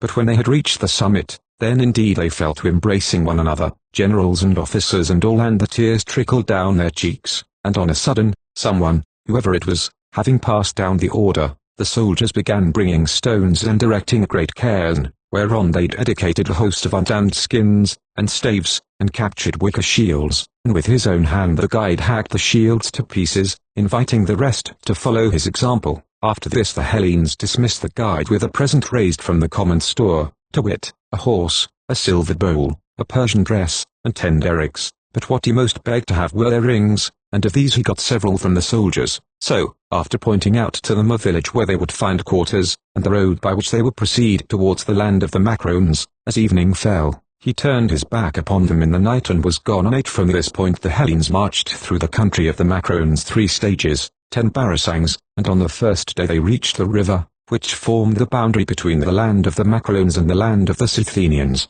Above them, on their right, they had a country of the sternest and ruggedest character, and on their left another river, into which the frontier river discharges itself, and which they must cross. This was thickly fringed with trees which, though not of any great bulk, were closely packed. As soon as they came up to them, the Hellenes proceeded to cut them down in their haste to get out of the place as soon as possible, but the Macrones, armed with wicker shields and lances and hair tunics, were already drawn up to receive them opposite the crossing. They were cheering one another on, and kept up a steady pelt of stones into the river, though they failed to reach the other side or do any harm. At this juncture one of the light infantry came up to Xenophon. He had been, he said, a slave at Athens, and he wished to tell him that he recognized the speech of these people. I think, said he, that this must be my native country, and if there is no objection I will have a talk with them. No objection at all, replied Xenophon. Pray talk to them, and ask them first, who they are. In answer to this question they said, they were Macrones. Well, then, said he, ask them why they are drawn up in battle and want to fight with us. They answered, because you are invading our country. The generals bade him say, if so, it is with not intention certainly of doing it or you any harm, but we have been at war with the king, and are now returning to Hellas, and all we want is to reach the sea. The others asked, were they willing to give them pledges to that effect? They replied, yes, they were ready to give and receive pledges to that effect. Then the Macrones gave a barbaric glance to the Hellenes, and the Hellenes a Hellenic glance to them, for these, they said, would serve as pledges, and both sides called upon the gods to witness. After the pledges were exchanged, the Macrones fell to vigorously hewing down trees and constructing a road to help them across, mingling freely with the Hellenes and fraternizing in their midst, and they afforded them as good as market as they could, and for 3 days conducted them on their march, until they had brought them safely to the confines of the Colchians. At this point they were confronted by a great mountain chain, which however was accessible, and on it the Colchians were drawn up for battle.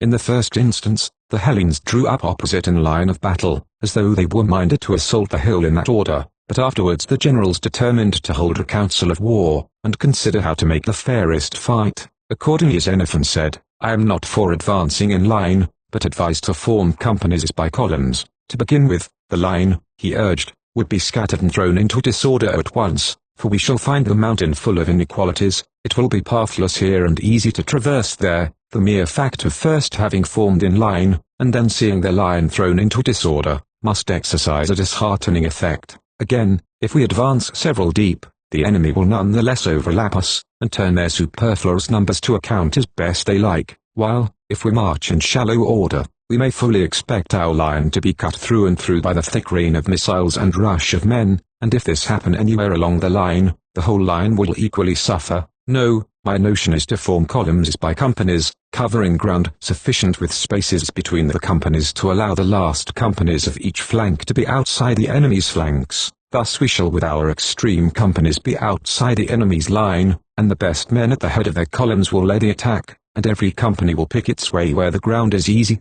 Also it will be difficult for the enemy to force his way into the intervening spaces, when there are companies on both sides, nor will it be easy for him to cut in twain any individual company marching in column.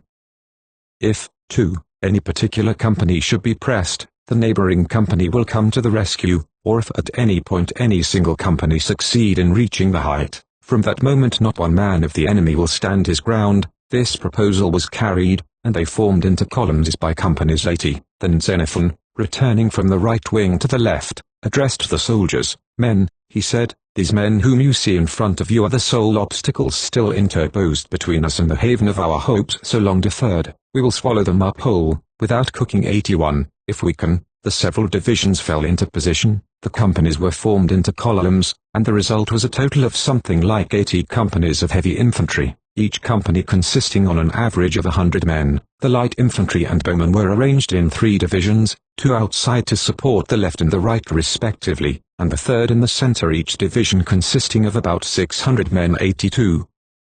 Before starting, the generals passed the order to offer prayer, and with the prayer and battle hymn rising from their lips they commenced their advance. Chrysippus and Xenophon, and the light infantry with them, advanced outside the enemy's line to right and left, and the enemy, seeing their advance, made an effort to keep parallel and confront them, but in order to do so, as he extended partly to right and partly to left, he was pulled to pieces, and there was a large space or hollow left in the center of his line. Seeing them separate thus, the light infantry attached to the Arcadian battalion, under command of Aeschines, an Acarnanian, mistook the movement for flight, and with a loud shout rushed on, and these were the first to scale the mountain summit, but they were closely followed up by the Arcadian heavy infantry, under command of Cleaner of Orchomenus. When they began running in that way, the enemy stood their ground no longer, but betook themselves to flight, one in one direction, one in another, and the Hellenes scaled the hill and found quarters in numerous villages which contained supplies in abundance.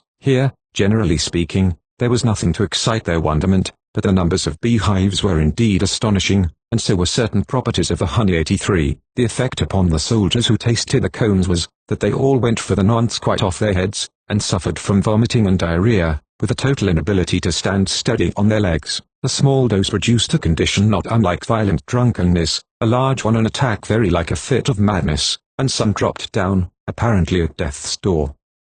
So they lay, hundreds of them, as if there had been a great defeat, a prey to the cruelest despondency. But the next day, none had died, and almost at the same hour of the day at which they had eaten they recovered their senses, and on the 3rd or 4th day got on their legs again like convalescents after a severe course of medical treatment. From this place they marched on 2 stages, 7 parasangs, and reached the sea at Trapezus. 84, a populous Hellenic city on the Euxine Sea, a colony of the Sinopeans, in the territory of the Colchians. Here they halted about 30 days in the villages of the Colchians, which they used as a base of operations to ravage the whole territory of Colchis. The men of Trapezus supplied the army with a market, entertained them, and gave them, as gifts of hospitality, oxen and wheat and wine. Further, they negotiated with them in behalf of their neighbors the Colchians, who dwelt in the plain for the most part, and from this folk also came gifts of hospitality in the shape of cattle. And now the Hellenes made preparation for the sacrifice which they had vowed, and a sufficient number of cattle came in for them to offer thank offerings for safe guidance to Zeus the Saviour, and to Heracles. 85, and to the other gods, according to their vows. They instituted also a gymnastic contest on the mountainside, just where they were quartered, and chose Dracontius, a Spartan, who had been banished from home when a lad, having unintentionally slain another boy with a blow of his dagger, to superintend the course, and be president of the games. As soon as the sacrifices were over, they handed over the hides of the beasts to Dracontius, and bade him lead the way to his racehorse. He merely waved his hand and pointed to where they were standing, and said, "There, this ridge is just the place for running, anywhere, everywhere." But how, it was asked, will they manage to wrestle on the hard scrubby ground? A worse knocks for those who are thrown. The president replied, there was a mile race for boys, the majority being captive lads, and for the long race more than 60 Cretans competed. There was wrestling, boxing, and the pancration. 86. Altogether it was a beautiful spectacle. There was a large number of entries, and the emulation, with their companions, male and female, standing as spectators, was immense. There was horse racing also. The riders had to gallop down a steep incline to the sea, and then turn and come up again to the altar, and on the descent more than half rolled head over heels, and then back they came toiling up the tremendous steep, scarcely out of a walking pace. Loud were the shouts, the laughter, and the cheers. Book 5. In the preceding portion of the narrative a detailed account is given of all that the Hellenes did, and how they fared on the march up with Cyrus, and also of all that befell them on their march subsequently, until they reached the seaboard of the Euxine Sea, or Pontus, and the Hellenic city of Trapezus, where they duly offered the sacrifice for safe deliverance which they had vowed to offer as soon as they set foot on a friendly soil. After this they met and took counsel concerning the remainder of the march. The first speaker was Antilion of Thurii. He rose and said, "For my part, sirs, I am weary by this time of getting kit together and packing up for a start, of walking and running and carrying heavy arms, and of tramping along in line, or mounting guard, and doing battle. The sole desire I now have is to cease from all these pains, and for the future, since here we have the sea before us, to sail on and on, stretched out in sleep, like Odysseus, and so to find myself in Hellas." When they heard these remarks, the soldiers showed their approval with loud cries of "Well said," and then another spoke to the same effect, and then another, and indeed all present. Then Chrysippus got up and said, "I have a friend, sirs, who, as good hap will have it, is now High Admiral, Anaxibius. If you like to send me to him, I think I can safely promise to return with some men of war and other vessels which will carry us. All you have to do, if you are really minded to go home by sea, is to wait here till I come. I will be back ere long." The soldiers were delighted at these words, and voted that Chrysippus should set sail on his mission without delay. After him, Xenophon got up, and spoke as follows: "Chrysippus, it is agreed, sets out in search of vessels, and we are going to await him. Let me tell you what, in my opinion, it is reasonable to do while we are waiting. First of all, we must provide ourselves with necessaries from hostile territory, for there is not a sufficient market, nor, if there were, have we, with a few solitary exceptions, the means of purchase. Now, the district is hostile, so that if you set off in search of provisions without care and precaution, the chances are that many of us will be lost. To meet this risk, I propose that we should organize foraging parties to capture provisions, and, for the rest, not roam about the country at random. The organization of the matter should be left to us." The resolution was passed. "Please listen to another proposal," he continued. "Some of you, no doubt, will be going out to pillage. It will be best, I think, that whoever does so should in each case before starting inform us of his intent, and in what direction he means to go, so that we may know the exact number of those who are out and of those who stop behind. Thus we shall be able to help in preparing and starting the expedition where necessary, and in case of aid or reinforcements being called for, we shall know in what direction to proceed, or, again, if the attempt is to be undertaken by more or less expert hands, we may throw in the weight of our experience and advice by endeavoring to discover the strength of those whom they design to attack." This proposal was also carried. "Here is another point," he continued, "to which I would draw your attention. Our enemies will not lack leisure to make raids upon us, nor is it unnatural that they should lay plots for us, for we have appropriated what is theirs. They are seated over us ever on the watch. I propose then that we should have regular outposts round the camp. If we take it in succession to do picket and outlook duty, the enemy will be less able to harry us. And here is another point for your observation. Supposing we knew for certain that Chrysippus must return with a sufficient number of vessels, there would be no need of the remark, but as that is still problematical, I propose that we should try to get together vessels on the spot also. If he comes and finds us already provided for here, we shall have more ships than we need, that is all, while, if he fails to bring them, we shall have the local supply to fall back upon. I see ships sailing past perpetually, so we have only to ask the loan of some warships from the men of Trapezus, and we can bring them into port, and safeguard them with their rudders unshipped, until we have enough to carry us. By this course I think we shall not fail of finding the means of transport requisite." The resolution was also passed. He proceeded, "Consider whether you think it equitable to support by means of a general fund the ships' companies which we so impress, while they wait here for our benefit, and to agree upon a fare, on the principle of repaying kindnesses in kind." The two was passed. "Well then," said he, "in case, after all, our endeavors should not be crowned with success, and we find that we have not vessels enough, I propose that we should enjoin on the cities along the seaboard the duty of constructing and putting in order the roads, which we hear are impassable. They will be only too glad to obey, no doubt, Out of mere terror and their desire to be rid of us, this last proposal was met by loud cries and protestations against the idea of going by land at all. So, perceiving their infatuation, he did not put the question to the vote, but eventually persuaded the cities voluntarily to construct roads by the suggestion, "If you get your roads in good order, we shall all the sooner be gone." They further got a 50-oared galley from the Trapezuntines, and gave the command of it to Dixippus, a Laconian, one of the Periosi 87. This man altogether neglected to collect vessels on the offing, but slunk off himself, and vanished, ship and all, out of Pontus. Later on, however, he paid the penalty of his misdeeds.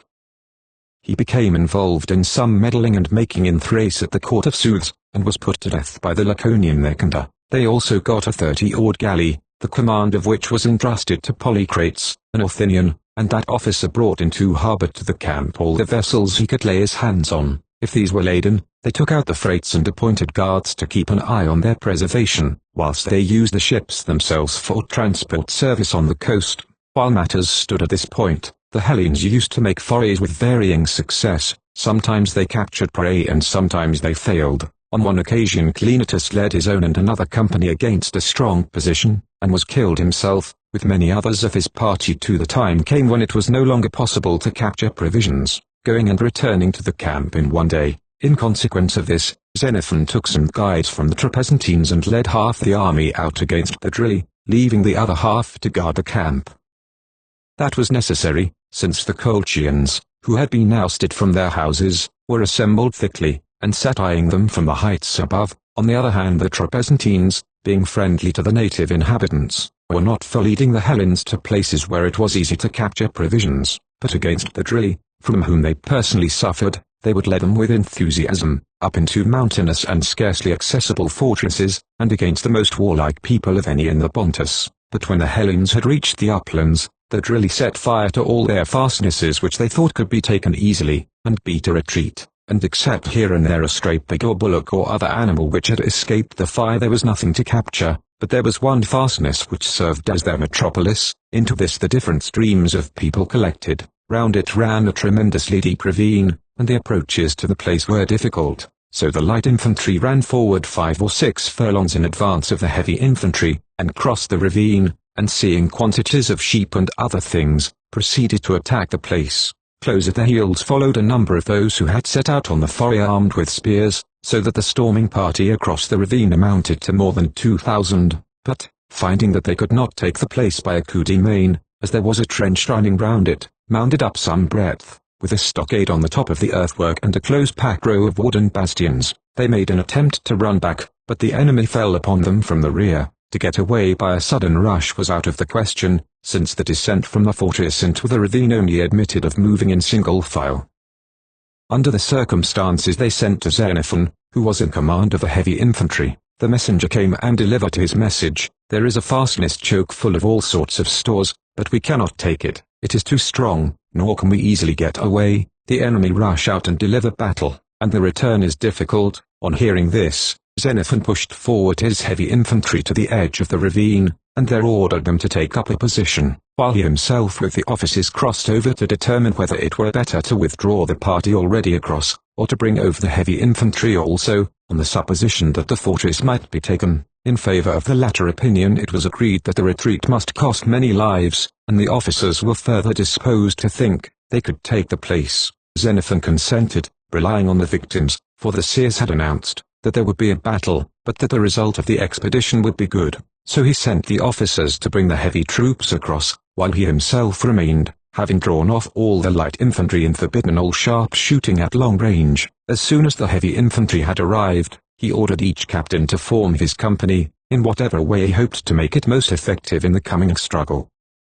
Side by side together they stood, these captains, not for the first time today competitors for the award of manly virtue. While they were thus employed, he, the general, was engaged in passing down his order along the ranks of the light infantry and archers respectively to march with the javelin on its thong and the arrow to the string, ready at the word shoot to discharge their missiles, while the light troops were to have their wallets well stocked with sling stones. Lastly, he dispatched his adjutants to see to the proper carrying out of these orders, and now the preparations were complete. The officers and lieutenants and all others claiming to be peers of these, were drawn up in their several places. With a glance each was able to command the rest in the crescent-like disposition which the ground invited. Presently the notes of the battle hymn arose, the clarion spoke, and with a thrilling cry in honor of the warrior god, commenced a rush of the heavy infantry at full speed under cover of a storm of missiles, lances, arrows, bullets, but most of all stones hurled from the hand with ceaseless belt, while there were some who brought firebrands to bear. Overwhelmed by this crowd of missiles, the enemy left their stockades and their bastion towers, which gave Agasius the Stymphalian and Philoxenus of Pellene a chance not to be missed. Laying aside their heavy arms, up they went in their tunics only, and one hauled another up,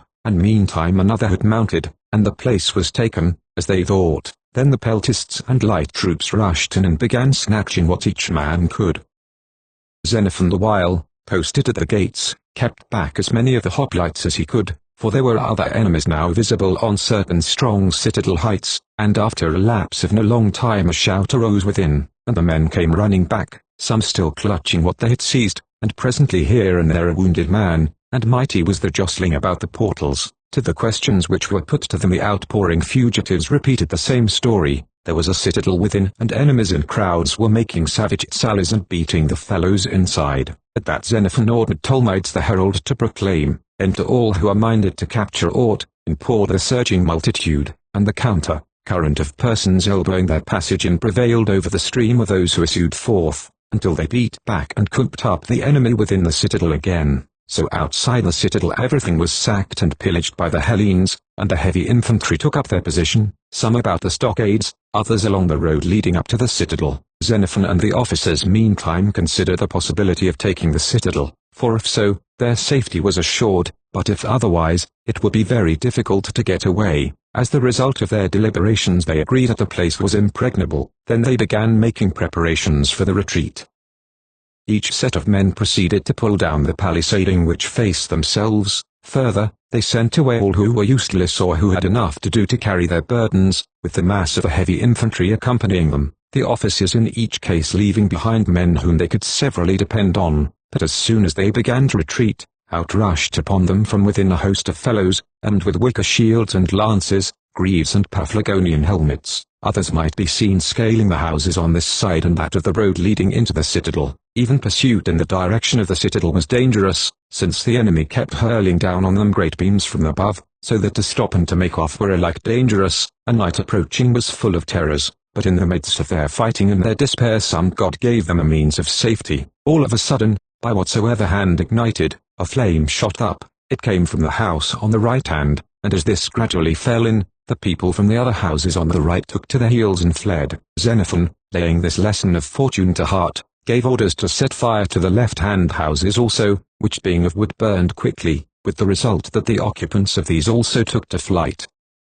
The men immediately at their front were the sole annoyance now, and these were safe to fall upon them as they made their exit and in their descent. Here then the word was passed for all who were out of range to bring out logs of wood and pile them between themselves and the enemy, and when there was enough of these they set them on fire. They also fired the houses along the trench work itself, so as to occupy the attention of the enemy. Thus they got off, though with difficulty, and escaped from the place by putting a fire between them and the enemy, and the whole city was burnt down, houses, turrets, stockading, and everything belonging to it except the citadel. Next day the Hellenes were bent on getting back with the provisions, but as they dreaded the descent to Trapezus, which was precipitous and narrow, they laid a false ambuscade, and a Mysian, called after the name of his nation Missus, 88, took 10 of the Cretans and halted in some thick brushy ground, where he made a feint of endeavoring to escape the notice of the enemy. The glint of their light shields, which were of brass, now and again gleamed through the brushwood. The enemy, seeing it all through the thicket, were confirmed in their fears of an ambuscade, but the army meanwhile was quietly making its descent, and when it appeared that they had crept down far enough, the signal was given to the Mysian to flee as fast as he could, and he, springing up, fled with his men. The rest of the party, that is the Cretans, saying, "We are caught if we race," left the road and plunged into a wood, and tumbling and rolling down the gullies were saved. The Mysian, fleeing along the road, kept crying for assistance, which they sent him, and picked him up wounded. The party of rescue now beat a retreat themselves with their face to the foe, exposed to a shower of missiles, to which some of the Cretan bowmen responded with their arrows. In this way they all reached the camp in safety. 3 Now when Chrysippus did not arrive, and the supply of ships was insufficient, and to get provisions longer was impossible, they resolved to depart. On board the vessels they embarked the sick, and those above 40 years of age, with the boys and women, and all the baggage which the soldiers were not absolutely forced to take for their own use. The 2 eldest generals, Philesius and Sithinitus, were put in charge, and so the party embarked, while the rest resumed their march, for the road was now completely constructed. Continuing their march that day and the next, on the 3rd they reached Cerasus, a Hellenic city on the sea, and a colony of Sinope, in the country of the Colchians. Here they halted 10 days, and there was a review and numbering of the troops under arms, when they were found to be 8,600 men. So many had escaped, the rest had perished at the hands of the enemy, or by reason of the snow, or else disease. At this time and place they divided the money accruing from the captives sold, and a tithe selected for Apollo and Artemis of the Ephesians was divided between the generals, each of whom took a portion to guard for the gods. Neon the Arsinian 89 taking on behalf of Chrysippus, out of the portion which fell to Xenophon he caused a dedicatory offering to Apollo to be made and dedicated among the treasures of the Athenians at Delphi. 90. It was inscribed with his own name and that of Proxenus, his friend, who was killed with Clearchus. The gift for Artemis of the Ephesians was, in the first instance, left behind by him in Asia at the time when he left that part of the world himself with Agesilaus on the march into Boeotia. 91. He left it behind in charge of Megabazus, the sacristan of the goddess, thinking that the voyage on which he was starting was fraught with danger. In the event of his coming out of it alive, he charged Megabazus to restore to him the deposit, but should any evil happen to him, then he was to cause to be made and to dedicate on his behalf to Artemis, whatsoever thing he thought would be pleasing to the goddess. In the days of his banishment, when Xenophon was now established by the Lacedaemonians as a colonist in Scyllus. 92, a place which lies on the main road to Olympia, Megabazus arrived on his way to Olympia as a spectator to attend the games, and restored to him the deposit. Xenophon took the money and bought for the goddess a plot of ground at a point indicated to him by the oracle. The plot, it so happened, had its own Selinus river flowing through it, just as at Ephesus the river Selinus flows past the temple of Artemis, and in both streams fish and mussels are to be found. On the estate at Scyllus there is hunting and shooting of all the beasts of the chase that are. Here with the sacred money he built an altar and a temple, and ever after, year by year, tithed the fruits of the land in their season and did sacrifice to the goddess, while all the citizens and neighbors, men and women, shared in the festival.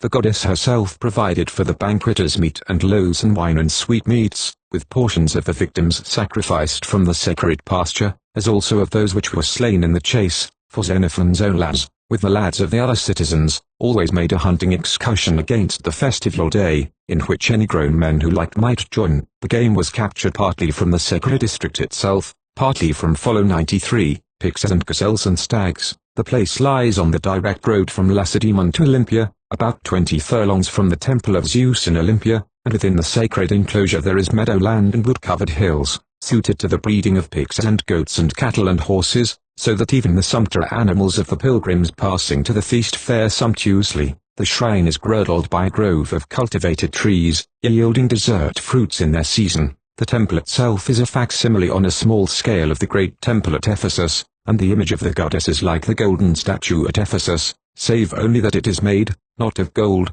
but of cypress wood. Beside the temple stands a column bearing this inscription: "The place is sacred to Artemis. Who holds it and enjoys the fruits of it is bound to sacrifice yearly a tithe of the produce, and from the residue thereof to keep and repair the shrine. If any man fail in aught of this, the goddess herself will look to it that the matter shall not sleep." IV. From Cerasus they continued the march, the same portion of the troops being conveyed by sea as before, and the rest marching by land. When they had reached the frontiers of the Mossynoetians 94 they sent to him Timesitheus the Trebizondine, who was the Proxenus 95 of the Mossynoetians, to inquire whether they were to pass through their territory as friends or foes. They, trusting in their strongholds, replied that they would not give them passage. It was then that Timesitheus informed them that the Mossynoetians on the farther side of the country were hostile to these members of the tribe, and it was resolved to invite the former to make an alliance, if they wished it. So Timesitheus was sent, and came back with their chiefs.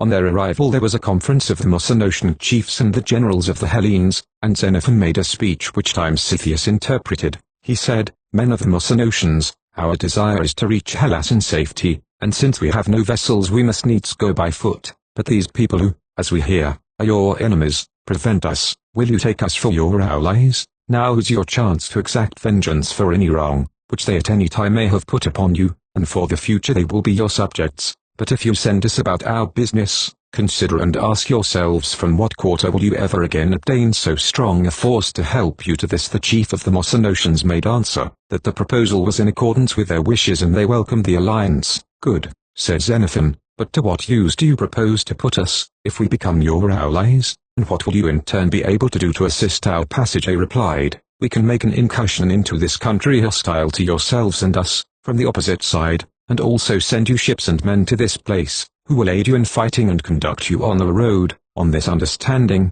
they exchanged pledges and were gone.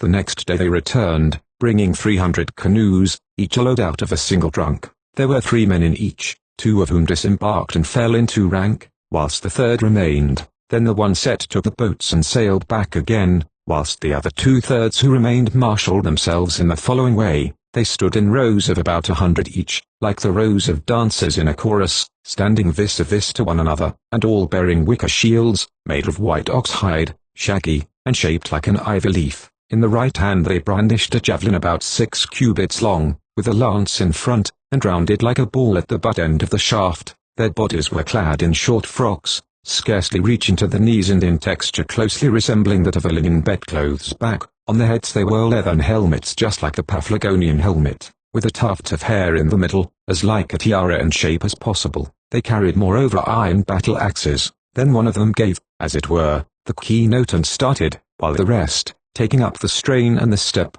followed singing and marking time.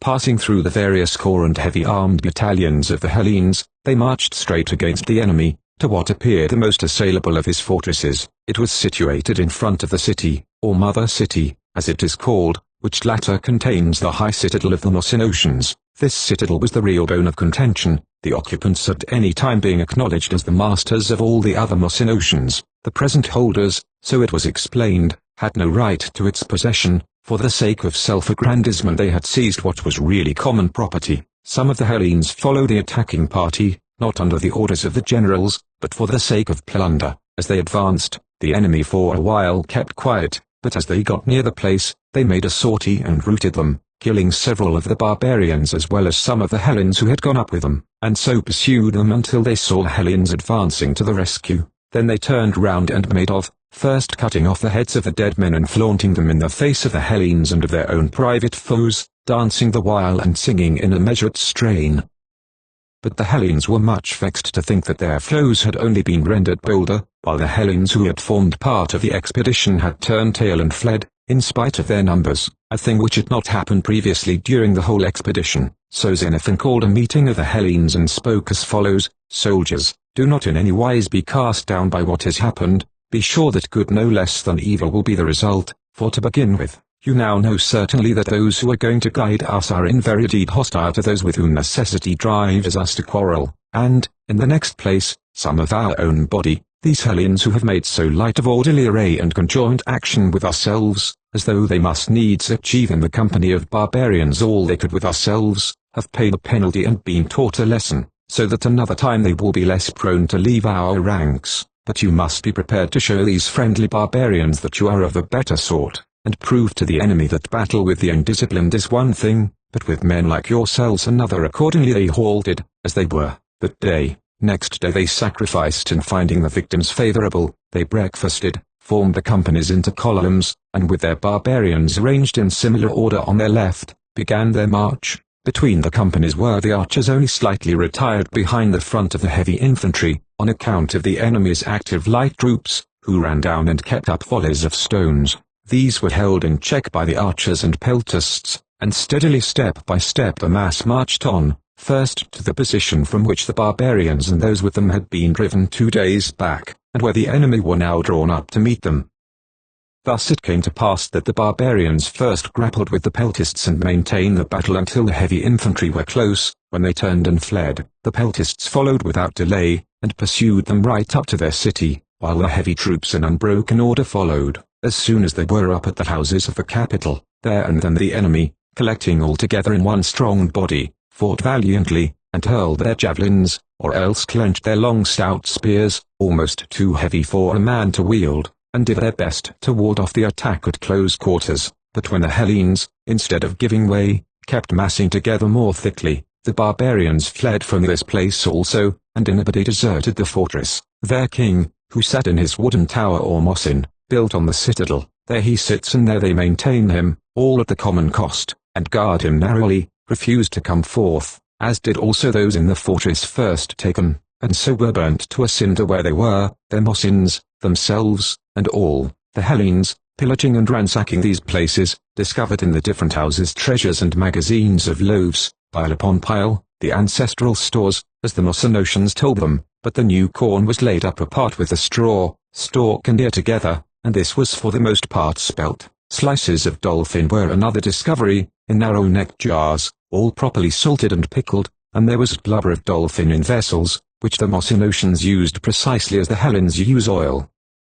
Then there were large stores of nuts on the upper floor, the broad kind without a division 96. This was also a chief article of food with them, boiled nuts and baked loaves. Wine was also discovered. This, from its rough, dry quality, tasted sharp when drunk pure, but mixed with water was sweet and fragrant. The Hellenes breakfasted and then started forward on their march, having first delivered the stronghold to their allies among the Mossynotians. As for the other strongholds belonging to tribes allied with their foes, which they passed en route, the most accessible were either deserted by their inhabitants or gave in their adhesion voluntarily. The following description will apply to the majority of them. The cities were on an average 10 miles apart, some more, some less, but so elevated is the country and intersected by such deep clefts that if they chose to shout across to one another, their cries would be heard from one city to another.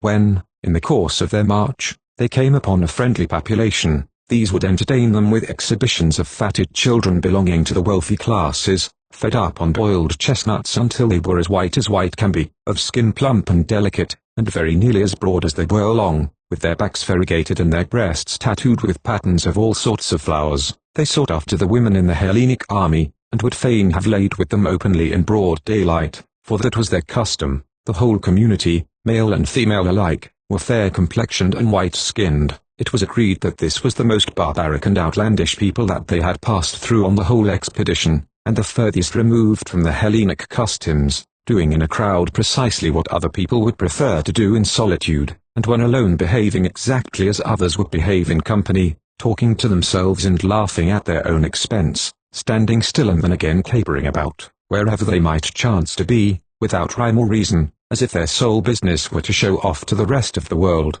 Through this country, friendly or hostile as the chance might be, the Hellenes marched, 8 stages in all, and reached the Chalybes. These were a people few in number, and subject to the Mossynotians. Their livelihood was for the most part derived from mining and forging iron.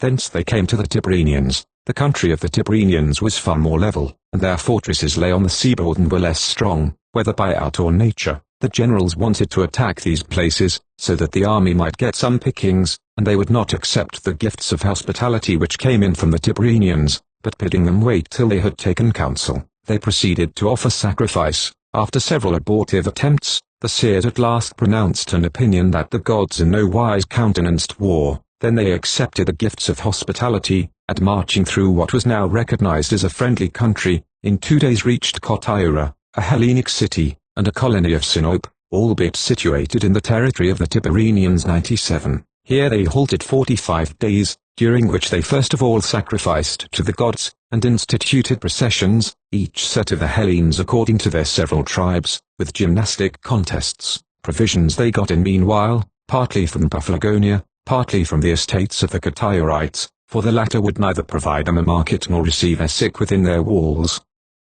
Meanwhile ambassadors arrived from Sinope, full of fears, not only for the Kotyrites and their city, which belonged to Sinope, and brought in tribute, but also for the territory which, as they had heard, was being pillaged. Accordingly they came to the camp and made a speech, Hecatonomus, who was reported to be a clever orator, acted as their spokesman. Soldiers, he said, the city of the Sinopians has sent us to offer you, as Hellenes, our compliments and congratulations on your victories over the barbarians, and next, to express our joyful satisfaction that you have surmounted all those terrible sufferings of which we have heard, and have reached this place in safety. As Hellenes we claim to receive at your hands, as fellow Hellenes, kindness and not harm. We have certainly not ourselves set you an example heretofore of evil treatment. Now the Cataiorites are our colonists. It was we who gave them this country to dwell in, having taken it from the barbarians, for which reason also they, with the men of Cerasus and Trapezus, pay us an appointed tribute.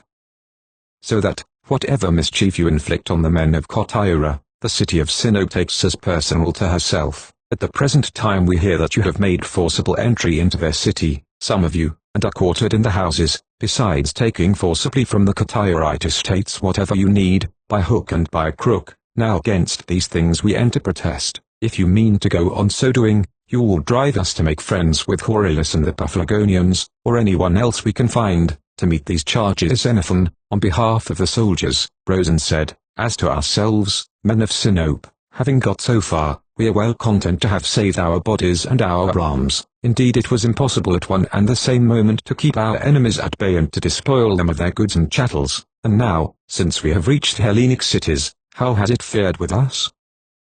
At Trapezus they gave us a market, and we paid for our provisions at a fair market price. In return for the honor they did us, and the gifts of hospitality they gave the army, we requited them with honor. Where the barbarian was friendly to them, we stayed our hands from injury, or under their escort, we did damage to their enemies to the utmost of our power. Ask them, what sort of people they found us. They are here, some of them, to answer for themselves. Their fellow citizens in the state of Trapezus, for friendship's sake, have sent them with us to act as our guides. But wherever we come, be it foreign or Hellenic soil, and find no market for provisions, we are wont to help ourselves, not out of insolence but from necessity.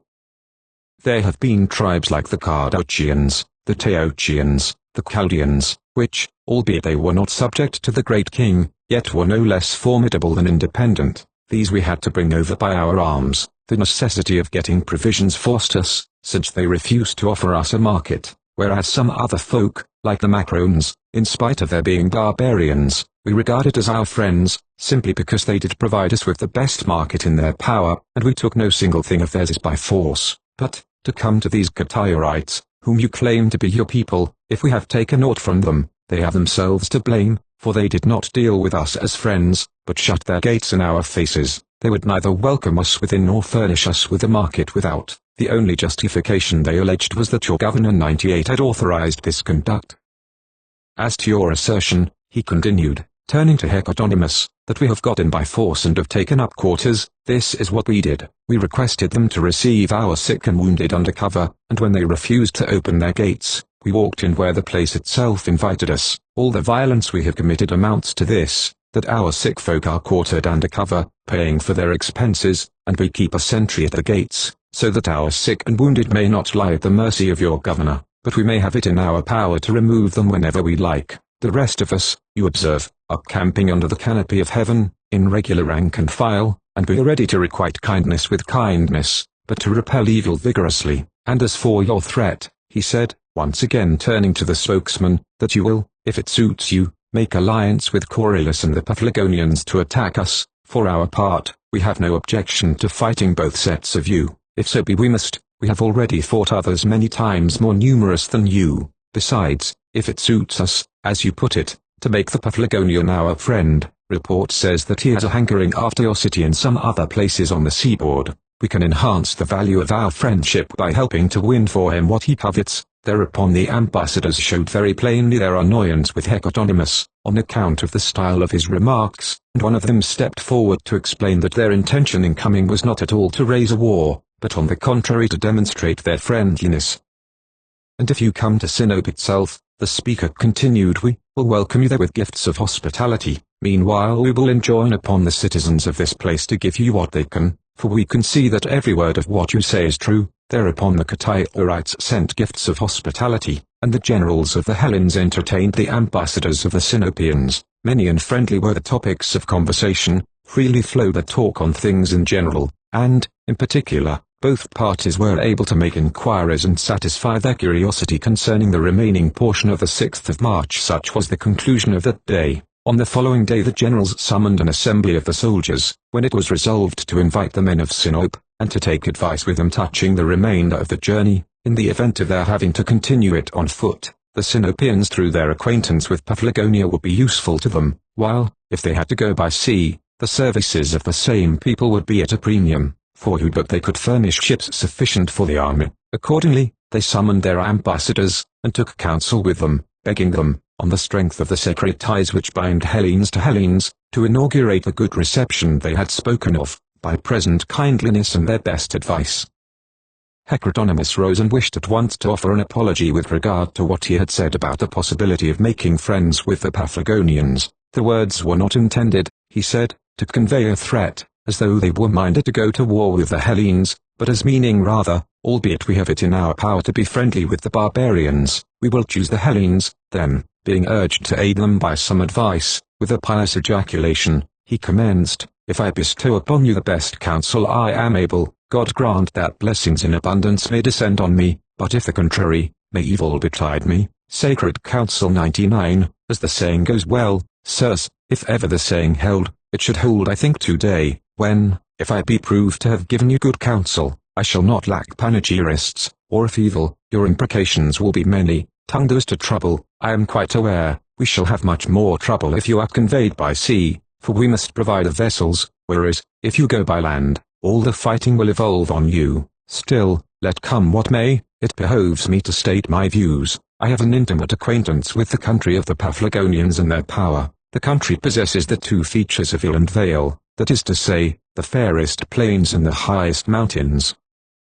To begin with the mountains, I know the exact point at which you must make your entry. It is precisely where the horns of the mountain tower over both sides of the road. Let the merest handful of men occupy these and they can hold the pass with ease, for when that is done not all the enemies in the world could effect a passage. I could point out the whole with my finger, if you like to send anyone with me to the scene. So much for the mountain barrier. But the next thing I know is that there are plains and a cavalry which the barbarians themselves hold to be superior to the entire cavalry of the great king. Why, only the other day these people refused to present themselves to the summons of the king. Their chief is too proud for that. But now, supposing you were able to seize the mountain barrier, by stealth, or expedition, before the enemy could stop you, supposing further, you were able to win an engagement in the plain against not only their cavalry but their more than 120,000 infantry, you will only find yourself face to face with rivers, a series of them, first the Thermodon, 300 feet broad, which I take it will be difficult to pass, especially with a host of foes in front and another following behind. Next comes the Iris River, 300 feet broad, and thirdly, the Alice, at least 2 furlongs broad, which you could not possibly cross without vessels. And who is going to supply you with vessels? In the same way to the Parthenius is impassable, which you will reach if you cross the Alice. For my part, then, I consider the land journey, I will not say difficult, but absolutely impossible for you, whereas if you go by sea, you can coast along from here to Sinope, and from Sinope to Heraclea. From Heraclea onwards there is no difficulty, whether by land or by sea, for there are plenty of vessels at Heraclea. After he had finished his remarks, some of his hearers thought they detected a certain bias in them. He would not have spoken so, but for his friendship with Corylus, whose official representative he was. Others guessed he had an itching palm, and that he was hoping to receive a present for his sacred advice. Others again suspected that his object was to prevent their going by foot and doing some mischief to the country of the Sinopians. However that might be, the Hellenes voted in favor of continuing the journey by sea. After this Xenophon said, "Sinopians, the army has chosen that method of procedure which you advise, and thus the matter stands. If there are sure to be vessels enough to make it impossible for a single man to be left behind, go by sea we will, but if part of us are to be left while part go by sea, we will not set foot on board the vessels. One fact we plainly recognize, strength is everything to us. So long as we have the mastery, we shall be able to protect ourselves and get provisions, but if we are once caught at the mercy of our foes, it is plain, we shall be reduced to slavery." On hearing this the ambassadors bade them send an embassy, which they did, to wit, Callimachus the Arcadian, and Ariston the Athenian, and Samolus the Achaean. So these set off, but meanwhile a thought shaped itself in the mind of Xenophon, as there before his eyes lay that vast army of Hellene hoplites, and that other array of peltasts, archers, and slingers, with cavalry to boot, and all in a state of thorough efficiency from long practice, hardened veterans, and all collected in Pontus, where to raise so large a force would cost a mint of money. Then the idea dawned upon him, how noble an opportunity to acquire new territory and power for Hellas, by the founding of a colony, a city of no mean size. Moreover, said he to himself, as he reckoned up their own numbers and besides themselves a population planted on the shores of Pontus, thereupon he summoned Silenus the Ambraciote, the soothsayer of Cyrus above mentioned, and before breathing a syllable to any of the soldiers, he consulted the victims by sacrifice. But Silenus, in apprehension lest these ideas might embody themselves, and the army be permanently halted at some point or other, set a tale going among the men, to the effect that Xenophon was minded to detain the army and found a city in order to win himself a name and acquire power, Silenus himself being minded to reach Hellas with all possible speed, for the simple reason that he had still got the 3,000 derricks presented to him by Cyrus on the occasion of the sacrifice when he hit the truth so happily about the 10 days. Silenus's story was variously received, some few of the soldiers thinking it would be an excellent thing to stay in that country, but the majority were strongly averse. The next incident was that Timasian the Dardanian, with Thorax the Boeotian, addressed themselves to some Heracleid and Sinopian traders who had come to Kotyra, and told them that if they did not find means to furnish the army with pay sufficient to keep them in provisions on the homeward voyage, all that great force would most likely settle down permanently in Pontus.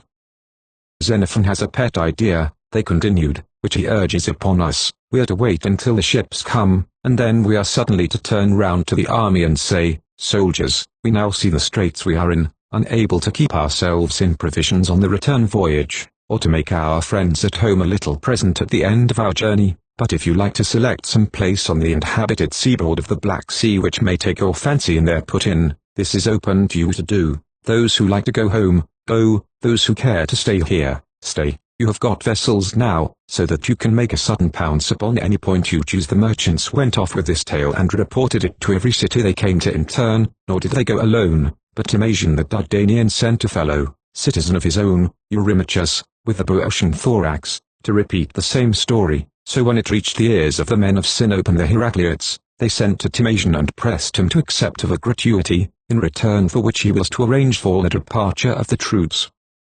Timasian was only too glad to hear this, and he took the opportunity when the soldiers were convened in meeting to make the following remarks. Soldiers, he said, do not set your thoughts on staying here, let Hellas, and Hellas only, be the object of your affection, for I am told that certain persons have been sacrificing on this very question, without saying a word to you. Now I can promise you, if you once leave these waters, to furnish you with regular monthly pay, dating from the first of the month, at the rate of 1 sestercine 100 a head per month. I will bring you to the Troad, from which part I am an exile, and my own state is at your service. They will receive me with open arms. I will be your guide personally, and I will take you to places where you will get plenty of money. I know every corner of the Aeolid, and Phrygia, and the Troad, and indeed the whole satrapy of Pharnabazus, partly because it is my birthplace, partly from campaigns in that region with Clearchus and Ercilidus 101. No sooner had he ceased than up got Thorax the Boeotian.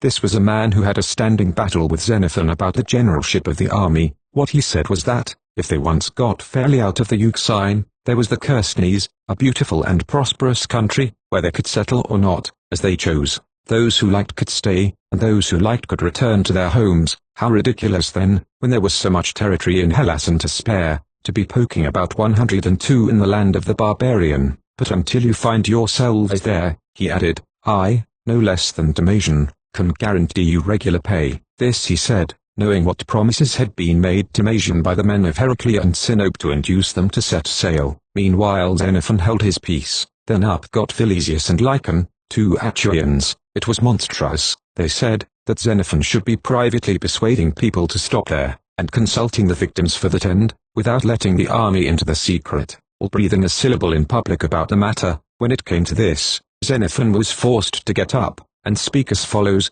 Sirs, you are well aware that my habit is to sacrifice at all times, whether in your own behalf or my own. I strive in every thought, word, and deed to be directed as is best for yourselves and for me, and in the present instance my sole object was to learn whether it were better even so much as to broach the subject, and so take action. or to have absolutely nothing to do with the project.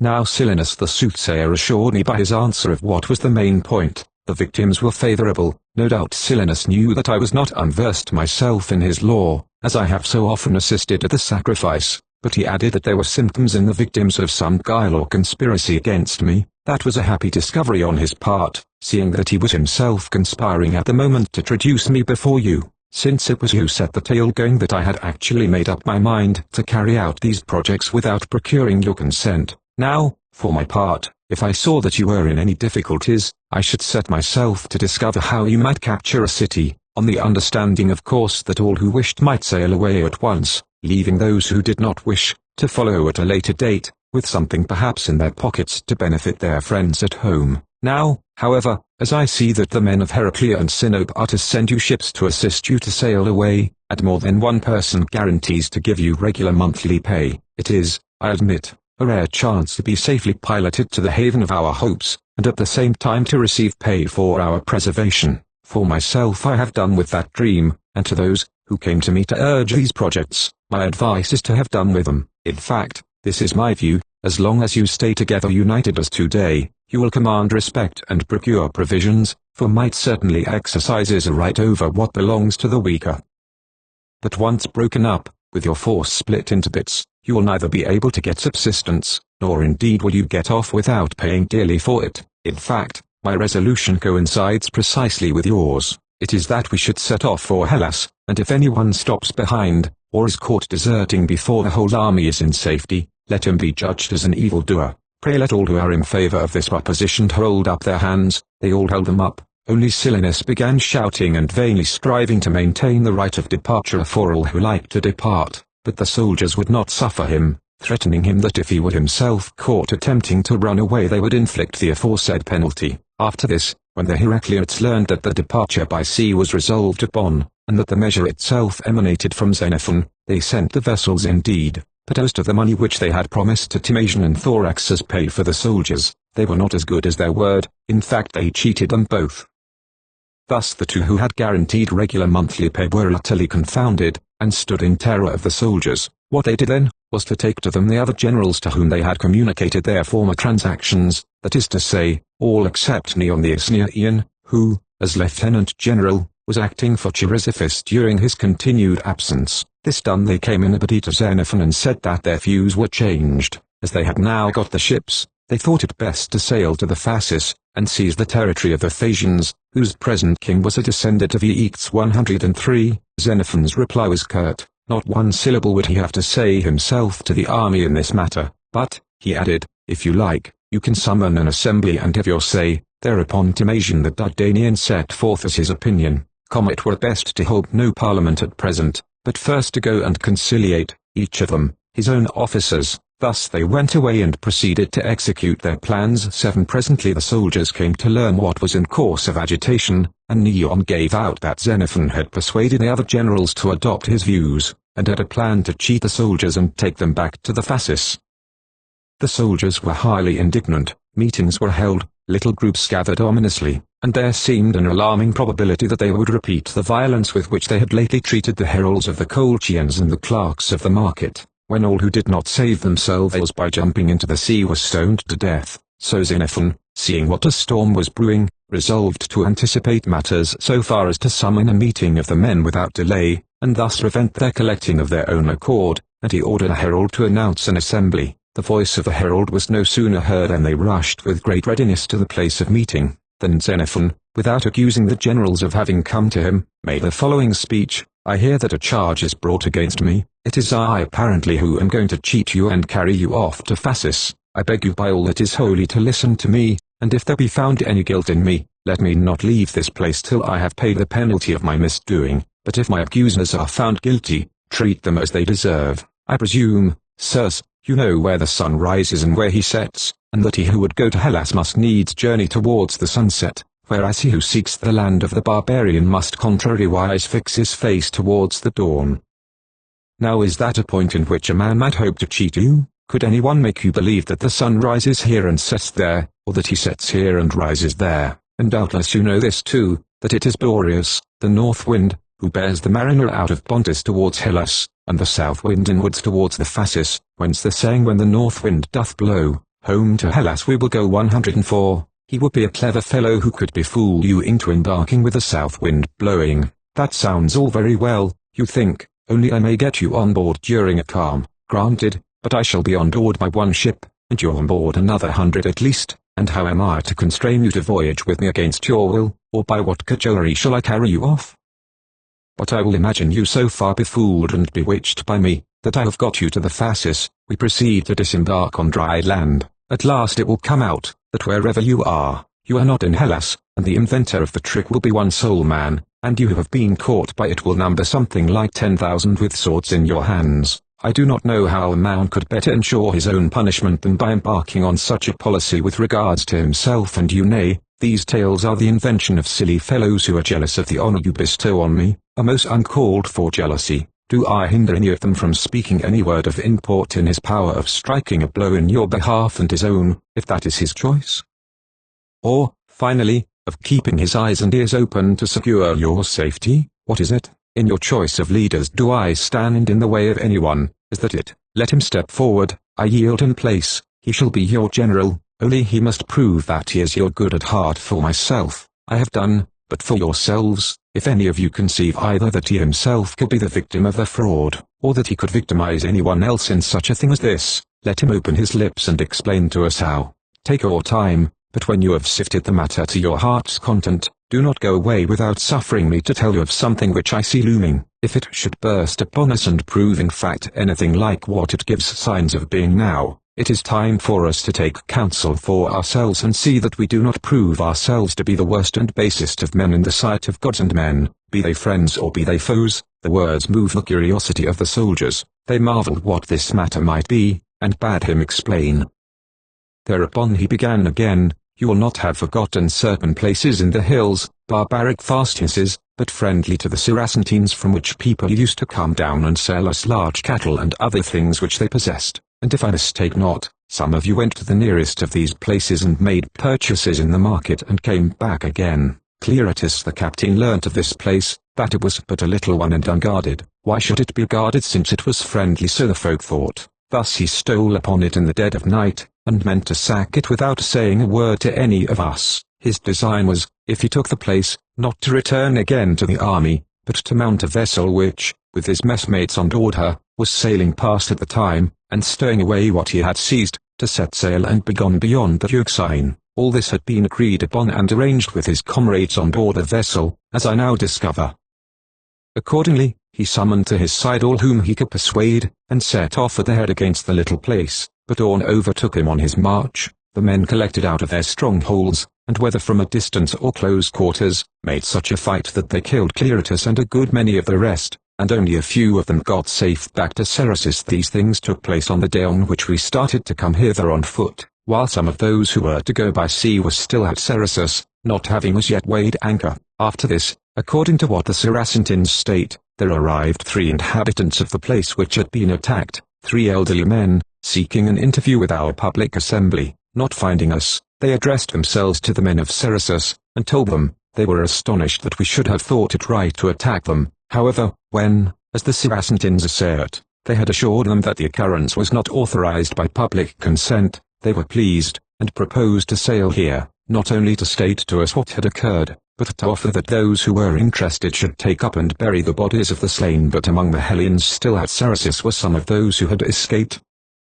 They found out in which direction the barbarians were minded to go, and not only had the face themselves to pelt them with stones, but vociferously encouraged their neighbors to do the same. The 3 men, ambassadors, mark you, were slain, stoned to death. After this occurrence, the men of Syracuse came to us and reported the affair, and we generals, on being informed, were annoyed at what had taken place, and took counsel with the Syracantines how the dead bodies of the Hellenes might be buried. While seated in conclave outside the camp, we suddenly were aware of a great hubbub. We heard cries, cut them down, shoot them, stone them, and presently we caught sight of a mass of people racing towards us with stones in their hands, and others picking them up. The Syracantines, naturally enough, considering the incident they had lately witnessed, retired in terror to their vessels, and, upon my word, some of us did not feel too comfortable. All I could do was to go to them and inquire what it all meant.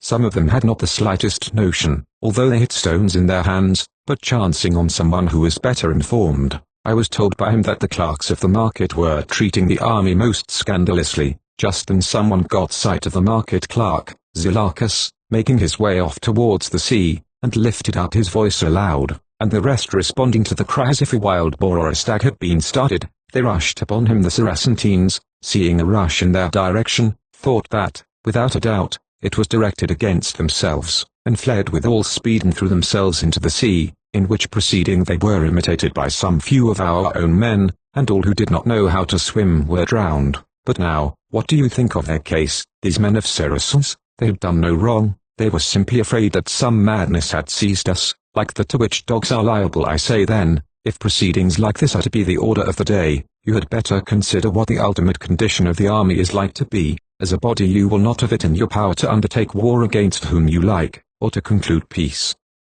But in private anyone who chooses will conduct the army on any quest which takes his fancy, and when ambassadors come to you to demand peace, or whatever it may be, officious people will put them to death and prevent your hearing the proposals which brought them to you. The next step will be that those whom you as a body may choose as generals will be of no account, but anyone who likes to elect himself general, and will adopt the formula shoot him will be competent to cut down whomsoever he pleases and tried, be it general or private soldier, if only he have sufficient followers, as was the case just now. But just consider what these self-appointed generals have achieved for you. Zalakis, the clerk of the market, may possibly have done you wrong. If so, he has sailed off and is gone on without paying you any penalty, or he may be guiltless, in which case we have driven him from the army in terror of perishing unjustly without a trial, while those who stoned the ambassadors have contrived so cleverly that we alone of all Hellenes cannot approach Saracis safely without a strong force, and the corpses which the very men who slew them themselves invited us to bury,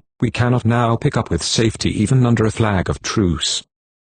Who indeed would care to carry a flag of truce, or go, as a herald with the blood of heralds upon his hands? All we could do was to implore the Saracens to bury them. If then you approve of such doings, have a resolution passed to that effect, so that, with the prospect of like occurrences in the future, a man may privately set up a guard and do his best to fix his tent where he can find a strong position with a commanding sight. If, however, these seem to you to be the deeds rather of wild beasts than of human beings, bethink you of some means by which to stay them, or else, in heaven's name, how shall we do sacrifice to the gods gladly, with impious deeds to answer for? Or how shall we, who lay the knife to each other's throats, give battle to our enemies? What friendly city will receive us when they see rampant lawlessness in our midst? Who will have the courage to afford us a market, when we prove our worthlessness in these weightiest concerns? And what becomes of the praise we expect to win from the mouths of men who will vouchsafe it to us? If this is our behavior, should we not ourselves bestow the worst of names on the perpetrators of like deeds? After this they rose, and, as one man, proposed that the ringleaders in these matters should be punished, and that for the future, to set an example of lawlessness should be forbidden. Every such ringleader was to be prosecuted on the capital charge. The generals were to bring all offenders to the bar of justice. Prosecutions for all other misdemeanors committed since the death of Cyrus were to be instituted, and they ended by constituting the officers into a board of dicasts 105, and upon the strong representation of Xenophon, with the concurrence of the soothsayers, it was resolved to purify the army, and this purification was made 8. It was further resolved that the generals themselves should undergo a judicial examination in reference to their conduct in past time. In course of investigation, Philesius and Xanthicles respectively were condemned to pay a sum of 20 minae, to meet a deficiency to that amount incurred during the guardianship of the cargoes of the merchantman. Sophonatus was fined 10 minae for inadequate performance of his duty as one of the chief officers selected. Against Xenophon a charge was brought by certain people, who asserted that they had been beaten by him, and framed the indictment as one of personal outrage with violence. 106. Xenophon got up and demanded that the first speaker should state where and when it was he had received these blows. The other, so challenged, answered, "When we were perishing of cold and there was a great depth of snow." Xenophon said, "Upon my word, with weather such as you describe, when our provisions had run out, when the wine could not even be smelt, when numbers were dropping down at beat, so acute was the suffering, with the enemy close on our heels, certainly, if at such a season as that I was guilty of outrage, I plead guilty to being a more outrageous brute than the ass, which is too wanton, they say, to feel fatigue. Still, I wish you would tell us," said he, "what led to my striking you. Did I ask you for something and, on your refusing it to me, did I proceed to beat you? Was it a debt, for which I demanded payment, or a quarrel about some boy or other? Was I the worse for liquor, and behaving like a drunkard?" When the man met each of these questions with a negative, he questioned him further. "Are you a heavy infantry soldier?" "No," said he. "A peltist?" "Then no, nor yet a peltist." But he had been ordered by his messmates to drive the mule, although he was a free man. Then at last he recognized him, and inquired, "Are you the fellow who carried home the sick man?" "Yes, I am," said he. "Thanks to your driving, and you made havoc of my messmates' kit." "Havoc," said Xenophon. "Nay, I distributed it, some to one man, some to another to carry, and bade them bring the things safely to me, and when I got them back I delivered them all safely to you, and you, on your side, had rendered an account to me of the man. Let me tell you," he continued, turning to the court, "what the circumstances were. It is worth hearing. A man was left behind from inability to proceed farther. I recognized the poor fellow sufficiently to see that he was one of ours, and I forced you, sir, to carry him to save his life, for if I am not much mistaken, the enemy were close at our heels." The fellow assented to this. "Well then," said Xenophon, "after I had sent you forward, I overtook you again. As I came up with the rear guard, you were digging a trench with intent to bury the man. I pulled up and said something in commendation. As we stood by, the poor fellow twitched his leg, and the bystanders all cried out, 'Why, the man's alive!' Your remark was, 'Alive or not, as he likes, I am not going to carry him.' Then I struck you." "Yes, you are right, for it looked very much as if you knew him to be alive." "Well," said he, "was he any the less dead when I reported him to you?" "Nay," retorted Xenophon, "by the same token we shall all one day be dead, but that is no reason why meantime we should all be buried alive." Then there was a general shout. If Xenophon had given the fellow a few more blows, it might have been better. The others were now called upon to state the grounds on which they had been beaten in each case, but when they refused to get up, he proceeded to state them himself. "I confess," says, "to having struck certain men for failure in discipline. These were men who were quite content to owe their safety to us. Whilst the rest of the world marched on in rank and did whatever fighting had to be done, they preferred to leave the ranks, and rush forward to loot and enrich themselves at our expense. Now, if this conduct were to be the rule, general ruin would be the result. I do not deny that I have given blows to this man or the other who played the poltroon and refused to get up, helplessly abandoning himself to the enemy, and so I forced them to march on. For once in the severe wintry weather I myself happened to sit down for a long time, whilst waiting for a party who were getting their kit together, and I discovered how difficult it was to get up again and stretch one's legs.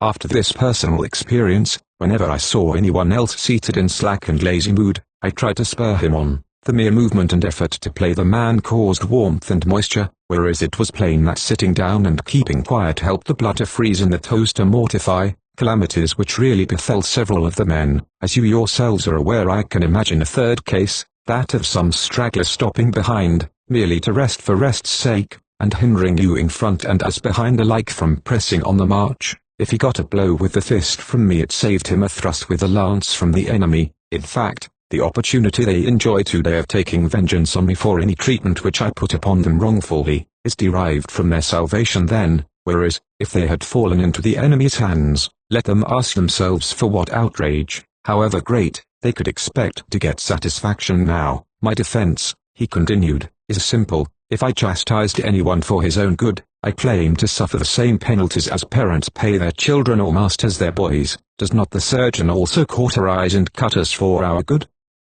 But if you really believe that these acts are the outcome of wanton insolence, I beg you to observe that although today, thank God, I am heartier than formerly, I wear a bolder front now than then, and I drink more wine, yet I never strike a soul. No, for I see that you have reached smooth water. When storm arises, and a great sea strikes the vessel amidships, a mere shake of the head will make the lookout man furious with the crew in the forecastle, or the helmsman with the men in the stern sheets, for at such a crisis even a slight slip may ruin everything. But I appeal to your own verdict, already recorded, in proof that I was justified in striking these men. You stood by, sirs, with swords, not voting tablets, in your hands, and it was in your power to aid the fellows if you liked, but, to speak the honest truth, you neither aided them nor did you join me in striking the disorderly. In other words, you enabled any evilly disposed person among them to give rein to his wantonness by your passivity, for if you will be at pains to investigate, you will find that those who were then most cowardly are the ringleaders today in brutality and outrage.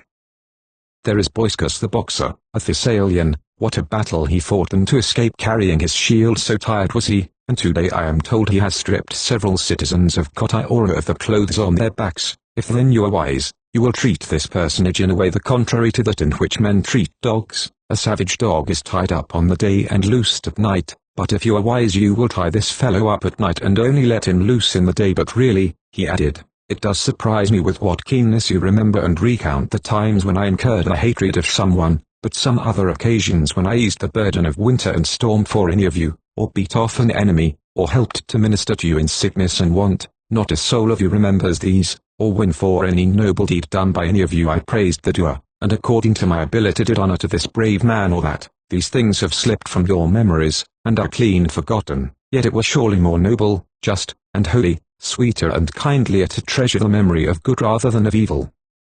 He ended, and then one after another of the assembly got up and began recalling incidents of the kind suggested, and things ended not so unpleasantly after all. Book 6. After this, whilst waiting, they lived partly on supplies from the market, partly on the fruit of raids into Paphlagonia. The Paphlagonians, on their side, showed much skill in kidnapping stragglers, wherever they could lay hands on them, and in the night time tried to do mischief to those whose quarters were at a distance from the camp. The result was that their relations to one another were exceedingly hostile, so much so that Corylus, who was the chief of Paphlagonia at that date, sent ambassadors to the Hellenes, bearing horses and fine apparel, and charged with a proposal on the part of Corylus to make terms with the Hellenes on the principle of mutual forbearance from injuries. The generals replied that they would consult with the army about the matter. Meanwhile they gave them a hospitable reception, to which they invited certain members of the army whose claims were obvious. They sacrificed some of the captive cattle and other sacrificial beasts, and with these they furnished forth a sufficiently festal entertainment, and reclining on their truckle beds, fell to eating and drinking out of beakers made of horn which they happened to find in the country. But as soon as the libation was ended and they had sung the hymn, up got first some Thracians, who performed a dance under arms to the sound of a pipe, leaping high into the air with much nimbleness, and brandishing their swords, till at last one man struck his fellow, and everyone thought he was really wounded, so skillfully and artistically did he fall, and the Paphlagonians screamed out. Then he that gave the blow stripped the other of his arms, and marched off chanting the Sitaucus 107, whilst others of the Thracians bore off the other, who lay as if dead, though he had not received even a scratch. After this some Aenianians 108 and Magnesians got up and fell to dancing the Carpia, as it is called, under arms. This was the manner of the dance. One man lays aside his arms and proceeds to drive the yoke of oxen, and while he drives he sows, turning him about frequently, as though he were afraid of something. Up comes a cattle lifter, and no sooner does the ploughman catch sight of him afar, than he snatches up his arms and confronts him. They fight in front of his team, and all in rhythm to the sound of the pipe. At last the robber binds the countryman and drives off the team. Or sometimes the cattle driver binds the robber, and then he puts him under the yoke beside the oxen, with his two hands tied behind his back, and off he drives. After this a Malian came in with a light shield in either hand and danced, at one time going through a pantomime, as if he were dealing with two assailants at once, at another plying his shield as if to face a single foe, and then again he would whirl about and throw somersaults, keeping the shields in his hands, so that it was a beautiful spectacle. Last of all he danced the Persian dance, clashing the shields together, crouching down on one knee and springing up again from earth, and all this he did in measured time to the sound of the flute. After him the Mantineans stepped upon the stage, and some other Arcadians also stood up. They had accoutred themselves in all their warlike finery. They marched with measured tread, pipes playing, to the tune of the warriors' march 109 feet. The notes of the paean rose, lightly their limbs moved and danced, as in solemn procession to the holy gods. The Paphlagonians looked upon it as something truly strange that all these dances should be under arms, and the Mysians,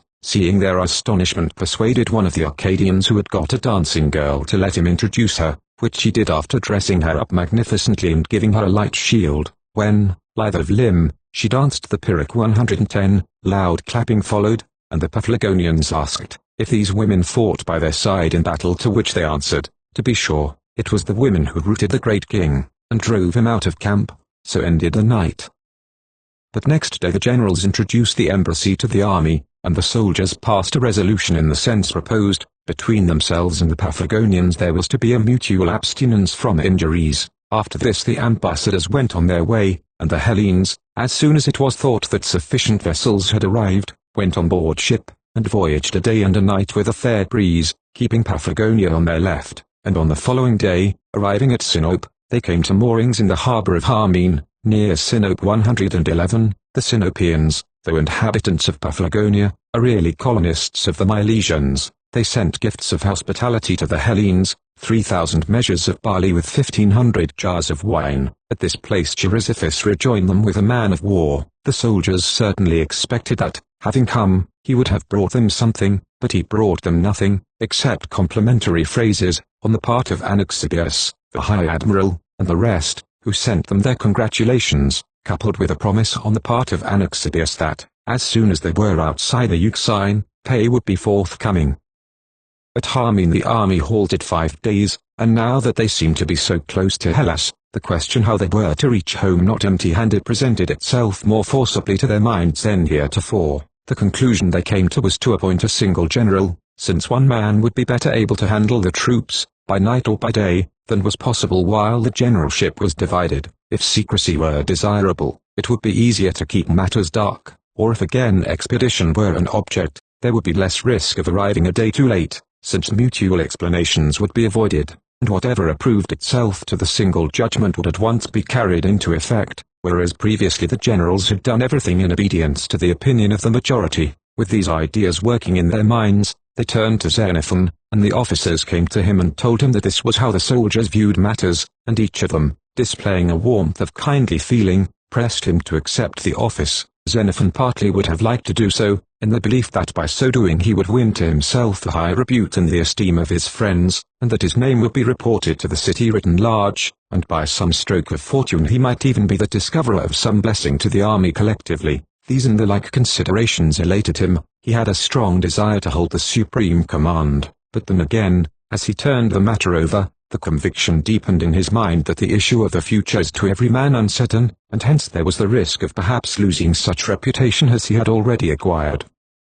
He was in sore straits, and, not knowing how to decide, it seemed best to him to lay the matter before heaven. Accordingly, he led 2 victims to the altar and made sacrifice to Zeus the king, for it was he and another who had been named by the oracle at Delphi, and his belief was that the vision which he had beheld when he first essayed to undertake the joint administration of the army was sent to him by that god. He also recalled to mind a circumstance which befell him still earlier, when setting out from Ephesus to associate himself with Cyrus 112, how an eagle screamed on his right hand from the east, and still remained perched, and the soothsayer who was escorting him said that it was a great and royal omen 113, indicating glory and yet suffering, for the punyr race of birds only attack the eagle when seated. Yet, added he, it bodes not gain in money, for the eagle seizes his food, not when seated, but on the wing. Thus Xenophon sacrificed, and the god as plainly as might be gave him a sign, neither to demand the generalship, nor, if chosen,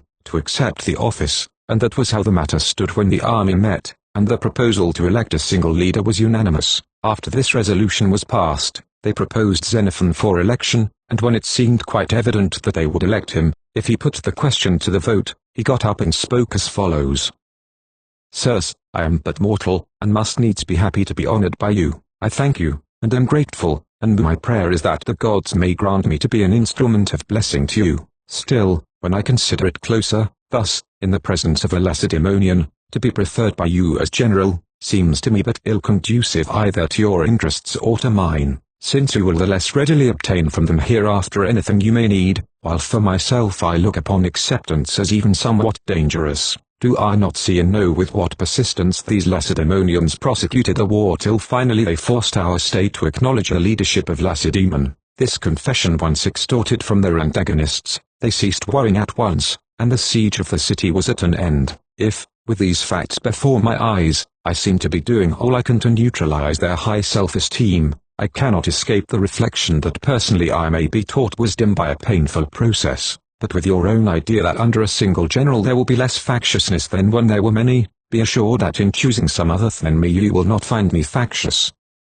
I hold that whosoever sets up factious opposition to his leader factiously opposes his own safety, while if you're determined to choose me, I should not be surprised were that choice to entail upon you and me the resentment of other people." After those remarks on Xenophon's part, many more got up, one after another, insisting on the propriety of his undertaking the command. One of them, Agasius the Stymphalian, said, "It was really ridiculous, if things had come to this pass, that the Lacedaemonians are to fly into a rage because a number of friends have met together to dinner, and omitted to choose a Lacedaemonian to sit at the head of the table. Really, if that is how matters stand," said he, "I do not see what right we have to be officers even, we who are only Arcadians." That sally brought down the plaudits of the assembly, and Xenophon, seeing that something more was needed, stepped forward again and spoke. "Pardon, sirs," he said, "let me make a clean breast of it. I swear to you by all the gods and goddesses, verily and indeed, I no sooner perceived your purpose, than I consulted the victims, whether it was better for you to entrust this leadership to me,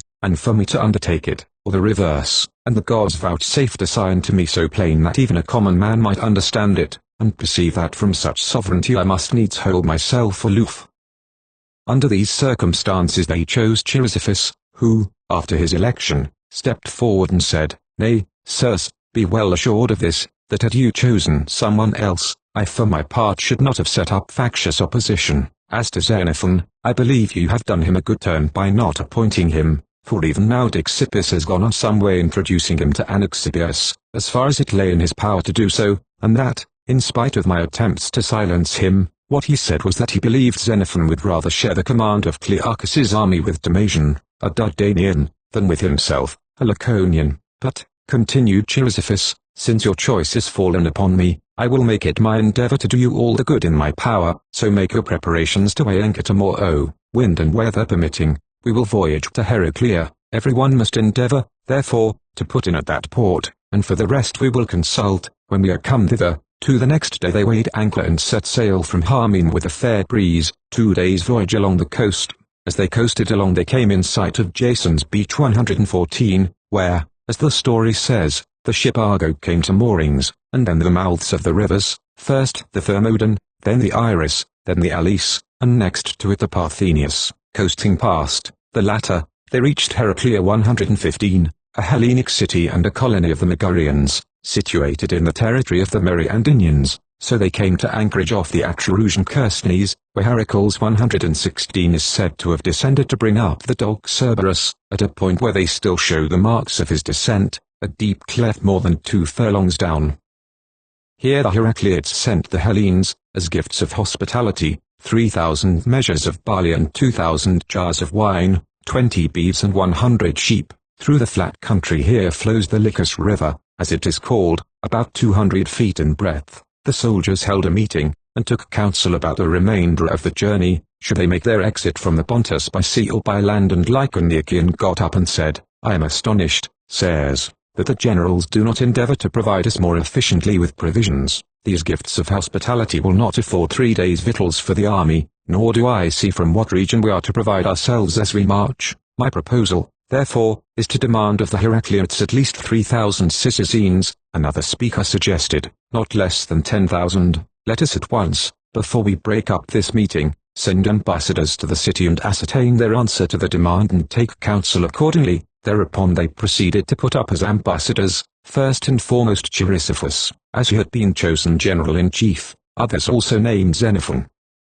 But both Chrysippus and Xenophon stoutly declined, maintaining both alike that they could not compel a Hellenic city, actually friendly, to give anything which they did not spontaneously offer. So, since these two appeared to be backward, the soldiers sent Lycon the Achaean, Callimachus the Pahasian, and Agasius the Stymphalian. These 3 went and announced the resolutions passed by the army. Lycon, it was said, even went so far as to threaten certain consequences in case they refused to comply. The Heracleids said they would deliberate, and, without more ado, they got together their goods and chattels from their farms and fields outside, and dismantled the market outside and transferred it within, after which the gates were closed, and arms appeared at the battlements of the walls. At that check, the authors of these tumultuary measures fell to accusing the generals, as if they had marred the proceeding, and the Arcadians and Archaeans banded together, chiefly under the auspices of the 2 ringleaders, Callimachus the Pahasian and Lycon the Achaean. The language they held was to this effect: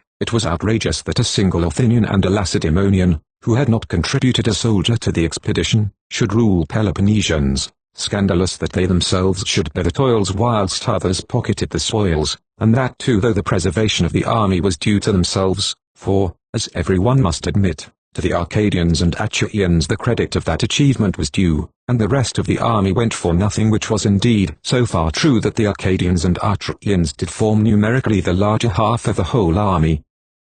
What then did common sense suggest? Why, that they, the Arcadians and Achaeans, should make common cause, choose generals for themselves independently, continue the march, and try somewhat to better their condition. This proposal was carried. All the Arcadians and Achaeans who chanced to be with Chrysippus left him and Xenophon, setting up for themselves and choosing 10 generals of their own. These 10, it was decreed, were to put into effect such measures as approved themselves to the majority. Thus the absolute authority vested in Chrysippus was terminated there and then, within less than a week of his appointment. Xenophon, however, was minded to prosecute the journey in their company, thinking that this would be a safer plan than for each to start on his own account.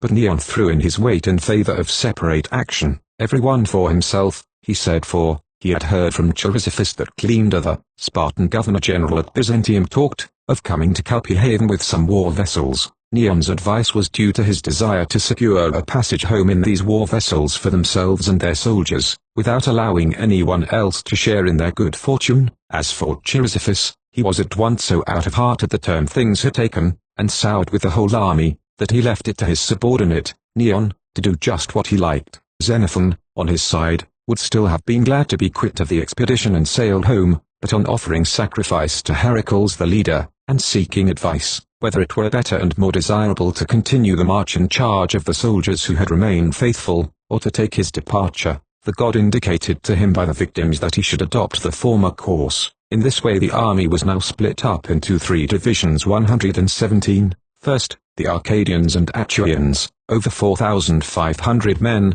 all heavy infantry. Secondly, Chrysippus and his men, viz. 1,400 heavy infantry and the 700 peltasts, or Clearchus's Thracians. Thirdly, Xenophon's division of 1,700 heavy infantry, and 300 peltasts, but then he alone had a cavalry about 40 troopers. The Arcadians, who had bargained with the Heracleids and got some vessels from them, were the first to set sail. They hoped, by pouncing suddenly on the Bithynians, to make as large a haul as possible. With that object they disembarked at Calpuhaven 118, pretty nearly at the middle point in Thrace. Chrysippus, setting off straight from Heraclea, commenced to land march through the country, but having entered into Thrace, he preferred to cling to the seaboard, health and strength failing him. Xenophon, lastly, took vessels, and disembarking on the confines of Thrace and the Heracleid, pushed forward through the heart of the country 119. 3. The Arcadians, disembarking under cover of night at Calpuhaven, marched against the nearest villages about 30 furlongs from the sea, and as soon as it was light, each of the 10 generals led his company to attack one village, or if the village were large, a couple of companies advanced under their combined generals. They further agreed upon a certain knoll, where they were all eventually to assemble. So sudden was their attack that they seized a number of captives and enclosed a multitude of small cattle. But the Thracians who escaped began to collect again, for being light armed troops they had slipped in large numbers through the hands of the heavy infantry, and now that they were got together they first attacked the company of the Arcadian general, Smiccus, who had done his work and was retiring to the appointed meeting place, driving along a large train of captives and cattle. For a good while the Hellenes maintained a running fight 120, but at the passage of a gorge the enemy routed them, slaying Smiccus himself and those with him to a man. The fate of another company under command of Hegesander, another of the 10, was nearly as bad. Only 8 men escaped, Hegesander being one of them. The remaining captains eventually met, some with somewhat to show for their pains, others empty-handed. The Thracians, having achieved this success, kept up a continual shouting and clatter of conversation to one another during the night, but with dawn they marshalled themselves right round the knoll on which the Hellenes were encamped, both cavalry in large numbers and light-armed troops, while every minute the stream of newcomers grew greater. Then they commenced an attack on the heavy infantry in all security, for the Hellenes had not a single bowman, javelin man, or mounted trooper amongst them, while the enemy rushed forward on foot or galloped up on horseback and let fly their javelins. It was vain to attempt to retaliate, so lightly did they spring back and escape, and ever the attack renewed itself from every point, so that on one side man after man was wounded, on the other not a soul was touched, the result being that they could not stir from their position, and the Thracians ended by cutting them off even from their water. In their despair they began to parley about a truce, and finally various concessions were made and terms agreed to between them, but the Thracians would not hear of giving hostages in answer to the demand of the Hellenes. At that point the matter rested. So fared it with the Arcadians. As to Chrysippus, that general prosecuted his march along the seaboard, and without check reached Calpe haven. Xenophon advanced through the heart of the country, and his cavalry pushing on in front, came upon some old men pursuing their road somewhither, who were brought to him, and in answer to his question, whether they had caught sight of another Hellenic army anywhere, told him all that had already taken place, adding that at present they were being besieged upon a knoll with all the Thracians in close circle round them. Thereupon he kept the old men under strict guard to serve as guides in case of need. Next, having appointed outposts, he called a meeting of the soldiers, and addressed them, "Soldiers, some of the Arcadians are dead and the rest are being besieged upon a certain knoll. Now my own belief is, that if they are to perish, with their deaths the seal is set to our own fate, since we must reckon with an enemy at once numerous and emboldened. Clearly our best course is to hasten to their rescue, if haply we may find them still alive, and to battle by their side rather than suffer isolation, confronting danger single-handed. Let us then at once push forward as far as may seem opportune till supper time, and then encamp. As long as we are marching, let Amasian, with the cavalry, gallop on in front, but without losing sight of us, and let him examine all closely in front, so that nothing may escape our observation. At the same time too, he sent out some nimble fellows of the light-armed troops to the flanks and to the high-tops, who were to give a signal if they espied anything anywhere, ordering them to burn everything inflammable which lay in their path. As for ourselves, he continued, we need not look to find cover in any direction, for it is a long step back to Heraclea and a long leap across to Chrysopolis, and the enemy is at the door. The shortest road is to Calpe haven, where we suppose Chrysippus, if safe, to be, but then, when we get there, at Calpe haven there are no vessels for us to sail away in, and if we stop here, we have not provisions for a single day. Suppose the beleaguered Arcadians left to their fate, we shall find it but a sorry alternative to run the gauntlet with Chrysippus's detachment alone. Better to save them if we can, and with united forces work out our deliverance in common. But if so, we must set out with minds prepared, since today either a glorious death awaits us or the achievement of a deed of noblest emprise in the rescue of so many Hellene lives. Maybe it is God who leads us thus, God who chooses to humble the proud boaster, boasting as though he were exceedingly wise, but for us, the beginning of whose every act is by heaven's grace, that same God reserves a higher grade of honor. One duty I would recall to you, to apply your minds to the execution of the orders with promptitude. With these words he led the way, the cavalry, scattering as far in advance as was prudent, wherever they set foot, set fire. The peltists moving parallel on the high ground were similarly employed, burning everything combustible they could discover, while the main army, wherever they came upon anything which had accidentally escaped, completed the work, so that the whole country looked as if it were ablaze, and the army might easily pass for a larger one.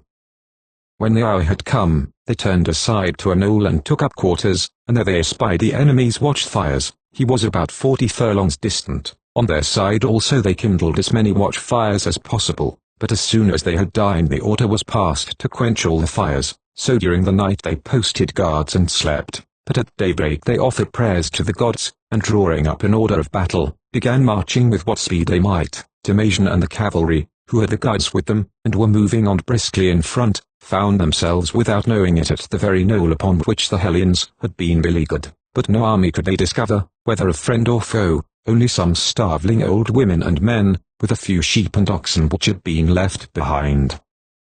This news they reported to Xenophon and the main body. At first the marvel was what had happened, but ere long they found out by inquiries from the folk who had been left behind, that the Thracians had set off immediately after sundown, and were gone. The Hellenes had waited till morning before they made off, but in what direction, they could not say. On hearing this, Xenophon's troops first breakfasted, and then getting their kit together began their march, desiring to unite with the rest at Calpe haven without loss of time. As they continued their march, they came across the track of the Arcadians and Achaeans along the road to Calpe, and both divisions arriving eventually at the same place, were overjoyed to see one another again. and they embraced each other like brothers. Then the Arcadians inquired of Xenophon's officers, why they had quenched the watchfires at first. Said they, when we lost sight of your watchfires, we expected you to attack the enemy in the night, and the enemy, so at least we imagined, must have been afraid of it and so set off. The time at any rate at which they set off would correspond.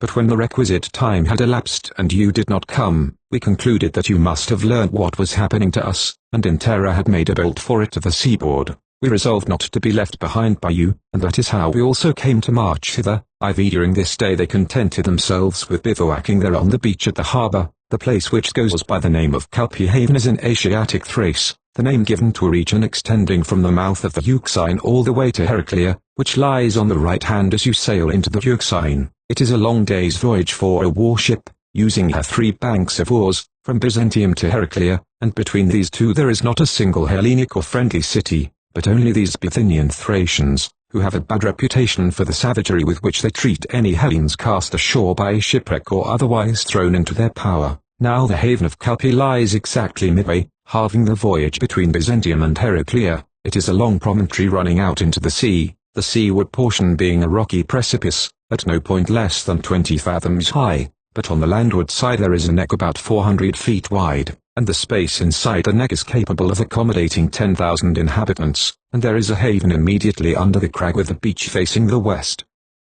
Then there is a copious spring of fresh water flowing on the very marge of the sea commanded by the stronghold. Again, there is plenty of wood of various sorts, but most plentiful of all, fine shipbuilding timber down to the very edge of the sea. The upland stretches into the heart of the country for 20 furlongs at least. It is good loamy soil, free from stones. For a still greater distance the seaboard is thickly grown with large timber trees of every description. The surrounding country is beautiful and spacious, containing numerous well-populated villages. The soil produces barley and wheat, and pulse of all sorts, millet and sesame, figs in ample supply, with numerous vines producing sweet wines, and indeed everything else except olives. Such is the character of the country. The tents were pitched on the seaward-facing beach, the soldiers being altogether averse to camping on ground which might so easily be converted into a city. Indeed, their arrival at the place at all seemed very like the crafty design of some persons who were minded to form a city. The aversion was not unnatural, since the majority of the soldiers had not left their homes on so long a voyage from scantiness or subsistence, but attracted by the fame of Cyrus's virtues, some of them bringing followers, while others had expended money on the expedition, and amongst them was a third set who had run away from fathers and mothers, while a different class had left children behind, hoping to return to them with money or other gains. Other people with Cyrus won great success, they were told 121, why should it not be so with them? Being persons then of this description, the one longing of their hearts was to reach Hellas safely. It was on the day after their meeting that Xenophon sacrificed as a preliminary to a military expedition, for it was needful to march out in search of provisions, besides which he designed burying the dead. As soon as the victims proved favorable they all set out, the Arcadians following with the rest. The majority of the dead, who had lain already 5 days, they buried just where they had fallen, in groups. To remove their bodies now would have been impossible. Some few, who lay off the roads, they got together and buried with what splendor they could, considering the means in their power. Others they could not find, and for these they erected a great cenotaph 122, and covered it with wreaths. When it was all done, they returned home to camp. At that time they supped, and went to rest. Next day there was a general meeting of the soldiers, collected chiefly by Agasius the Stymphalian, a captain, and Hieronymus, an Elean, also a captain, and other seniors of the Arcadians, and they passed a resolution that, for the future, whoever revived the idea of breaking up the army should be punished by death, and the army, it was decided, would now resume its old position under the command of its former generals, though Chrysippus, indeed, had already died under medical treatment for fever 123, and Neon the Arsinian had taken his place. After these resolutions Xenophon got up and said, "Soldiers, the journey must now, I presume, be conducted on foot. Indeed, this is clear, since we have no vessels, and we are driven to commence it at once, for we have no provisions if we stop. We then," he continued, "will sacrifice, and you must prepare yourselves to fight now, if ever, for the spirit of the enemy has revived." Thereupon the generals sacrificed, in the presence of the Arcadian seer, erection, for Silenus the Ambraciot had chartered a vessel at Heraclea and made his escape ere this. sacrificing with a view to departure, the victims proved unfavorable to them. Accordingly they waited that day. Certain people were bold enough to say that Xenophon, out of his desire to colonize the place, had persuaded the seer to say that the victims were unfavorable to departure. Consequently he proclaimed by herald next morning that anyone who liked should be present at the sacrifice, or if he were a seer he was bidden to be present and help to inspect the victims. Then he sacrificed, and there were numbers present, but though the sacrifice on the question of departure was repeated as many as 3 times, the victims were persistently unfavorable. Thereat the soldiers were in high dudgeon, for the provisions they had brought with them had reached the lowest ebb, and there was no market to be had. Consequently there was another meeting, and Xenophon spoke again. Men, said he, the victims are, as you may see for yourselves, not yet favorable to the march, but meanwhile, I can see for myself that you are in need of provisions. Accordingly we must narrow the sacrifice to the particular point. Someone got up and said, naturally enough the victims are unfavorable, for, as I learned from someone on a vessel which arrived here yesterday by accident, Cleander, the governor at Byzantium, intends coming here with ships and men of war. Thereat they were all in favor of stopping, but they must needs go out for provisions, and with this object he again sacrificed 3 times, and the victims remained adverse. Things had now reached such a pass that the men actually came to Xenophon's tent to proclaim that they had no provisions.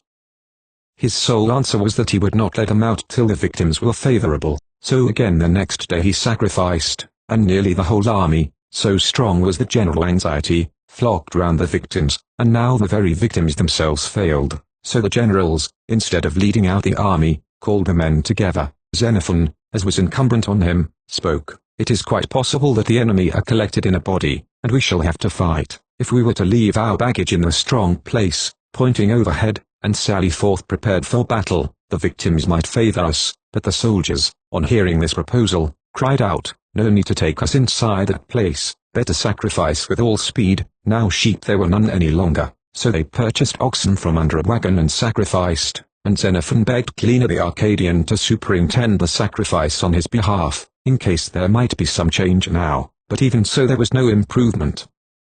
Now Neon was general in place of Chrysippus, and seeing the men suffering so cruelly from want, he was willing to do them a good turn. So he got hold of some Heracleant or other who said he knew of villages close by from which they could get provisions, and proclaimed by herald, if anyone liked to come out and get provisions, be it known that he, Neon, would be their leader. So out came the men with spears, and wine-skins and sacks and other vessels 2,000 strong in all. But when they had reached the villages and began to scatter for the purpose of foraging, Pharnabazus' cavalry were the first to fall upon them. They had come to the aid of the Bithynians, wishing, if possible, in conjunction with the latter, to hinder the Hellenes from entering Phrygia. These troopers killed no less than 500 of the men, the rest fled for their lives up into the hill country. News of the catastrophe was presently brought into camp by one of those who had escaped, and Xenophon, seeing that the victims had not been favorable on that day, took a wagon bullock, in the absence of other sacrificial beasts, offered it up,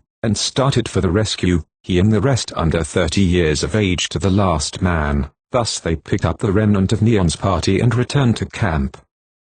It was now about sunset, and the Hellenes in deep despondency were making their evening meal, when all of a sudden, through bush and brake, a party of Bithynians fell upon the pickets, cutting down some and chasing the rest into camp. In the midst of screams and shouts the Hellenes ran to their arms, one and all, yet to pursue or move the camp in the night seemed hardly safe, for the ground was thickly grown with bush. All they could do was to strengthen the outposts and keep watch under arms the livelong night. And so they spent the night, but with day dawn the generals led the way into the natural fastness, and the others picked up their arms and baggage and followed the lead. Before the breakfast hour arrived, they had fenced off with a ditch the only side on which lay ingress into the place, and had palisaded off the whole, leaving only 3 gates. And in a ship from Heraclea arrived bringing barley meal, victim animals, and wine. Xenophon was up betimes, had made the usual offering before starting on an expedition, and at the first victim the sacrifice was favorable. Just as the sacrifice ended, the seer, Erection the Bahasian, caught sight of an eagle, which boded well, and bade Xenophon lead on.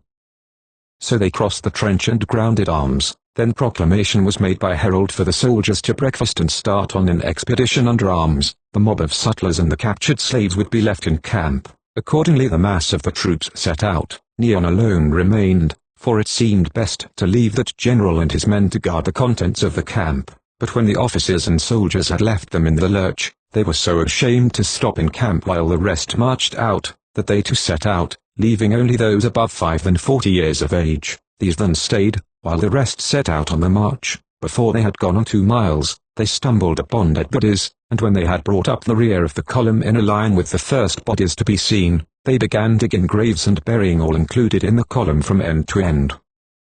After burying the first batch, they advanced, and again bringing the rear even with the first unburied bodies which appeared, they buried in the same way all which the line of troops included. Finally, reaching the road that led out of the villages where the bodies lay thick together, they collected them and laid them in a common grave. It was now about midday, when pushing forward the troops up to the villages without entering them, they proceeded to seize provisions, laying hands on everything they could set eyes on under cover of their lines, when suddenly they caught sight of the enemy cresting certain hillocks in front of them, duly marshalled in line a large body of cavalry and infantry. It was Spithridates and Rathines, sent by Pharnabazus with their force at their backs. As soon as the enemy caught sight of the Hellenes, they stood still, about 2 miles distant. Then Erection the seer sacrificed, and at the first essay the victims were favourable, whereupon Xenophon addressed the other generals. I would advise, sirs, that we should detach 1 or more flying columns to support our main attack, so that in case of need at any point we may have reserves in readiness to assist our main body,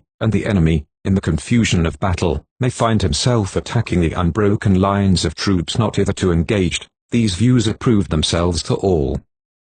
Do you then, said he, lead on the vanguard straight at the enemy. Do not let us stand parleying here. Now that we have caught sight of him and he of us, I will detach the hindmost companies in the way we have decided upon and follow you. After that they quietly advanced, and he, withdrawing the rear rank companies in 3 brigades consisting of a couple of 100 men apiece, commissioned the first on the right to follow the main body at the distance of 100 feet. Samolus the Achaean was in command of this brigade. The duty of the second, under the command of Paehius the Arcadian, was to follow in the centre. The last was posted on the left, with Phrasius, an Athenian, in command. As they advanced, the vanguard reached a large and difficult woody glen, and halted, not knowing whether the obstacle needed to be crossed or not.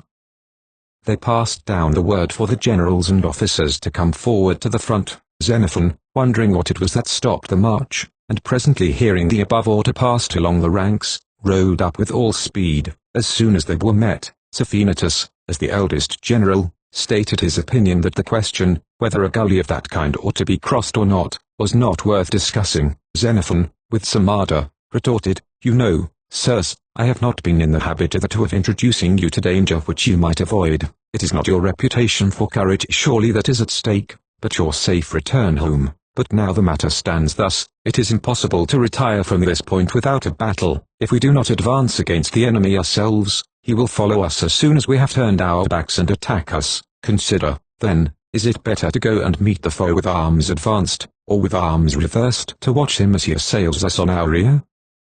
You know this at any rate, that to retire before an enemy has nothing glorious about it, whereas attack engenders courage even in a coward. For my part, I would rather at any time attack with half my men than retreat with twice the number. As to these fellows, if we attack them, I am sure you do not really expect them to await us, though, if we retreat, we know for certain they will be emboldened to pursue us. Nay, if the result of crossing is to place a difficult gully behind us when we are on the point of engaging, surely that is an advantage worth seizing. At least, if it were left to me, I would choose that everything should appear smooth and passable to the enemy, which may invite retreat. But for ourselves we may bless the ground which teaches us that except in victory we have no deliverance. It astonishes me that anyone should deem this particular gully a whit more terrible than any of the other barriers which we have successfully passed. How impassable was the plain, had we failed to conquer their cavalry!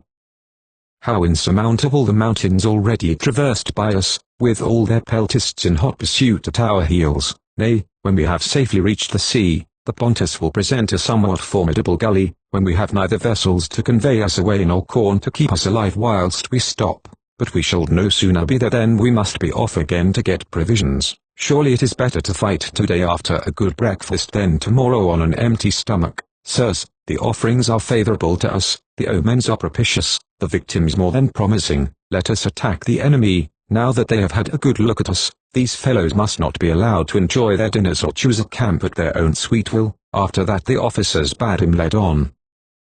None gainsayed, and he led the way. His orders were to cross the gully, where each man chanced to find himself. By this method, as it seemed to him, the troops would more quickly mass themselves on the far side than was possible, if they defiled along 124 the bridge which spanned the gully. But once across he passed along the line and addressed the troops. Sirs, call to mind what by help of the gods you have already done. Bethink you of the battles you have won at close quarters with the foe, of the fate which awaits those who flee before their foes. Forget not that we stand at the very doors of Hellas. Follow in the steps of Heracles, our guide, and cheer each the other onwards as by name. Sweet were it surely by some brave and noble word or deed, spoken or done this day, to leave the memory of oneself in the hearts of those one loves. These words were spoken as he rode past, and simultaneously he began leading on the troops in battle line, and, placing the peltasts on either flank of the main body, they moved against the enemy. Along the line the order had sped to keep their spears at rest on the right shoulder until the bugle signal, then lower them for the charge, slow march, and even pace, no one to quicken into a run. Lastly, the watchword was passed. Zeus the saviour, Heracles our guide. The enemy waited their approach, confident in the excellence of his position, but as they drew closer the Hellene light troops, with a loud alaula without waiting for the order, dashed against the foe. The latter, on their side, came forward eagerly to meet the charge, both the cavalry and the mass of the Bithynians, and these turned the peltasts, but when with counter wave the phalanx of the heavy infantry rapidly advancing, faced them, and at the same time the bugle sounded, and the battle hymn rose from all lips, and after this a loud cheer rose, and at the same instant they couched their spears. At this conjuncture the enemy no longer welcomed them, but fled. Timasian with his cavalry followed close, and, considering their scant numbers, they did great execution. It was the left wing of the enemy, in a line with which the Hellene cavalry were posted, that was so speedily scattered, but the right, which was not so hotly pursued, collected upon a knoll, and when the Hellenes saw them standing firm, it seemed the easiest and least dangerous course to go against them at once. Raising the battle hymn, they straightway fell upon them, but the others did not await their coming. Thereupon the peltasts gave chase until the right of the enemy was in its turn scattered, though with slight loss in killed, for the enemy's cavalry was numerous and threatening. But when the Hellenes saw the cavalry of Pharnabazus still standing in compact order, and the Bithynian horsemen massing together as if to join it, and like spectators gazing down from the knoll at the occurrences below, though weary, they determined to attack the enemy as best they could, and not suffer him to recover breath with reviving courage. So they formed in compact line and advanced. Thereupon the hostile cavalry turned and fled down the steep as swiftly as if they had been pursued by cavalry. In fact they sought the shelter of a gully, the existence of which was unknown to the Hellenes. The latter accordingly turned aside too soon and gave up the chase, for it was too late. Returning to the point where the first encounter took place they erected a trophy, and went back to the sea about sunset. It was something like 7 miles to Camp 6. After this the enemy confined themselves to their own concerns, and removed their households and property as far away as possible. The Hellenes, on their side, were still awaiting the arrival of Cleander with the ships of war and transports, which ought to be there soon. So each day they went out with the baggage animals and slaves and fearlessly brought in wheat and barley, wine and vegetables, millet and figs, since the district produced all good things, the olive alone excepted.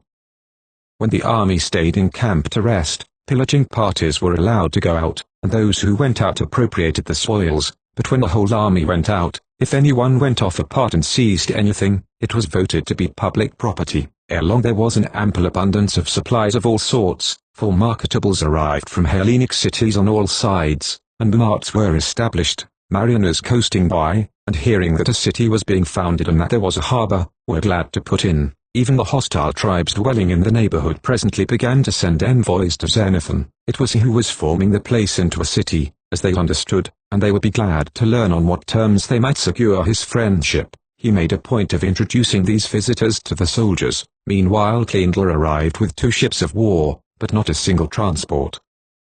At the moment of his arrival, as it happened, the army had taken the field, and a separate party had gone off on a pillaging expedition into the hills and had captured a number of small cattle. In their apprehension of being deprived of them, these same people spoke to Dixippus. This was the same man who had made off from Trapezus with the 50-oared galley, and urged him to save their sheep for them. "Take some for yourself," said they, "and, give the rest back to us. So, without more ado, he drove off the soldiers standing near, who kept repeating that the spoil was public property. Then off he went to Cleander. "Here is an attempt," said he, "at robbery." Cleander bade him to bring up the culprit to him. Dicsippus seized on someone, and was for hailing him to the Spartan governor. Just then Agasius came across him and rescued the man, who was a member of his company, and the rest of the soldiers present set to work to stone Dicsippus, calling him traitor. Things looked so ill that a number of the crew of the ships of war took fright and fled to the sea, and with the rest Cleander himself.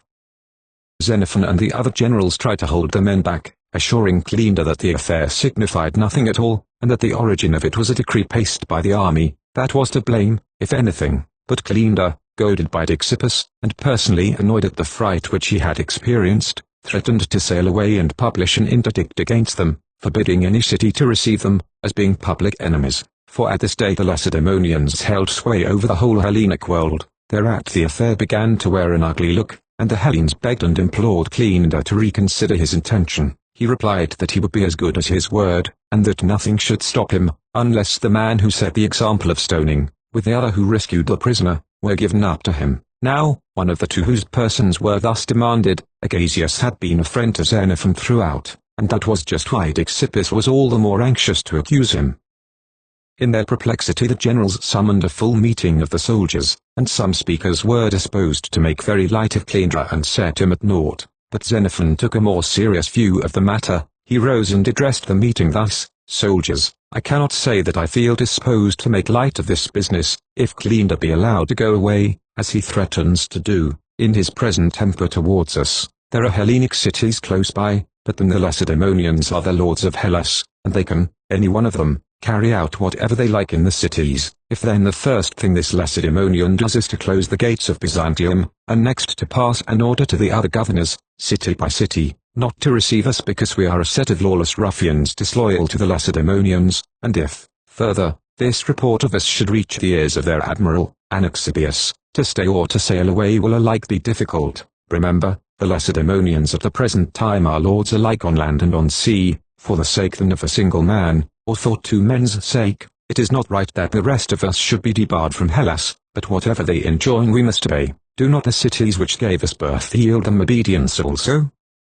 For my own part, inasmuch as Dicsippus, I believe, keeps telling Cleander that Agasius would never have done this had not I, Xenophon, bidden him, I absolve you of all complicity, and Agasius too, if Agasius himself states that I am in any way a prime mover in this matter. If I have set the fashion of stone throwing or any other sort of violence I condemn myself. I say that I deserve the extreme penalty, and I will submit to undergo it. I further say that if anyone else is accused, that man is bound to surrender himself to Cleander for judgment, for by this means you will be absolved entirely from the accusation. But as the matter now stands, it is cruel that just when we were aspiring to win praise and honor throughout Hellas, we are destined to sink below the level of the rest of the world, banned from the Hellenic cities whose common name we boast." After him Agasius got up, and said, "I swear to you, sirs, by the gods and goddesses, verily and indeed, neither Xenophon nor anyone else among you bade me rescue the man. I saw an honest man, one of my own company, being taken up by Dicsippus, the man who betrayed you, as you know full well,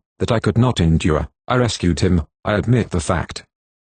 Do not you deliver me up, I will surrender myself, as Xenophon suggests, to Cleander to pass what verdict on me he thinks right. Do not, for the sake of such a matter, make foes of the Lacedaemonians, rather God grant that 125 each of you may safely reach the goal of his desire. Only do you choose from among yourselves and send with me to Cleander those who, in case of any omission on my part, may by their words and acts supply what is lacking." Thereupon the army granted him to choose for himself whom he would have go with him and to go, and he at once chose the generals. After this they all set off to Cleander, Agasius and the generals and the man who had been rescued by Agasius, and the generals spoke as follows: "The army has sent us to you, Cleander, and this is their bidding. If you have fault to find with all, they say, you ought to pass sentence on all, and do with them what seems best, or if the charge is against one man or two, or possibly several, what they expect of these people is to surrender themselves to you for judgment accordingly. If you lay anything to the charge of us generals,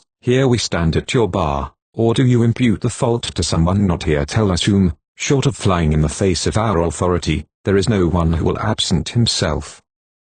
At this point Agasius stepped forward and said, "It was I, Cleander, who rescued the man before you yonder from Dixippus, when the latter was carrying him off, and it was I who gave the order to strike Dixippus. My plea is that I know the prisoner to be an honest man. As to Dixippus, I know that he was chosen by the army to command a 50-oared galley, which we had obtained by request from the men of Trapezus for the express purpose of collecting vessels to carry us safely home. But this same Dixippus betrayed his fellow soldiers, with whom he had been delivered from so many perils, and made off into hiding like a runaway slave, whereby we have robbed the Trapezentines of their frigate, and must needs appear as knaves in their eyes for this man's sake. As to ourselves, as far as he could, he has ruined us, for, like the rest of us, he had heard how all but impossible it was for us to retreat by foot across the rivers and to reach Hellas in safety. That is the stamp of man whom I robbed of his prey. Now, had it been you yourself who carried him off, or one of your emissaries, or indeed anyone short of the runaway from ourselves, be sure that I should have acted far otherwise. Be assured that if you put me to death at this time you are sacrificing a good, honest man for the sake of a coward and a scamp." When he had listened to these remarks, Cleander replied that if such had been the conduct of Dixippus, he could not congratulate him, but still, he added, turning to the generals, were Dixippus ever so great a scamp he ought not to suffer violence, but in the language of your own demand he was entitled to a fair trial, and so to obtain his deserts. What I have to say at present therefore is, leave your friend here and go your way, and when I give the order be present at the trial. I have no further charge against the army or anyone, since the prisoner himself admits that he rescued the man." Then the man who had been rescued said, "In behalf of myself, Cleander, if possibly you think that I was being taken up for some misdeed, it is not so. I neither struck nor shot. I merely said, the sheep are public property, for it was a resolution of the soldiers that whenever the army went out as any booty privately obtained was to be public property. That was all I said, and thereupon yonder fellow seized me and began dragging me off. He wanted to stop our mouths, so that he might have a share of the things himself, and keep the rest for these buccaneers, contrary to the ordinance." In answer to that Cleander said, "Very well, if that is your disposition you can stay behind too, and we will take your case into consideration also."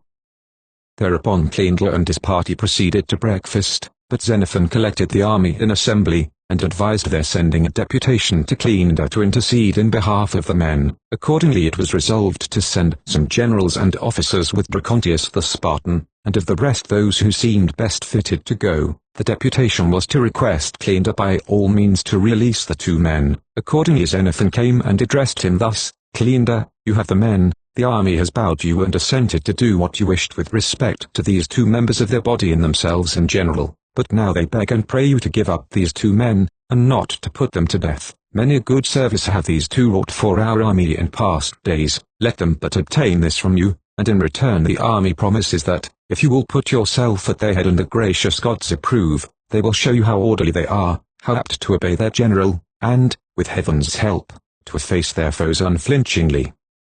They make this further request to you, that you will present yourself and take command of them and make trial of them. Test us ourselves, they say, and test Dixippus what each of us is like, and afterwards assign to each his due." When Cleander heard these things he answered, "Nay, by the twin gods I will answer you quickly enough. Here I make you a present of the two men, and I will as you say present myself, and then, if the gods vouchsafe, I will put myself at your head and lead you into Hellas. Very different is your language from the tale I used to hear concerning you from certain people, that you wanted to withdraw the army from allegiance to the Lacedaemonians." After this the deputation thanked him and retired, taking with him the two men. Then Cleander sacrificed as a preliminary to marching and consorted friendlily with Xenophon, and the two struck up an alliance. When the Spartan saw with what good discipline the men carried out their orders, he was still more anxious to become their leader. However, in spite of sacrifices repeated on 3 successive days, the victims steadily remained unfavorable.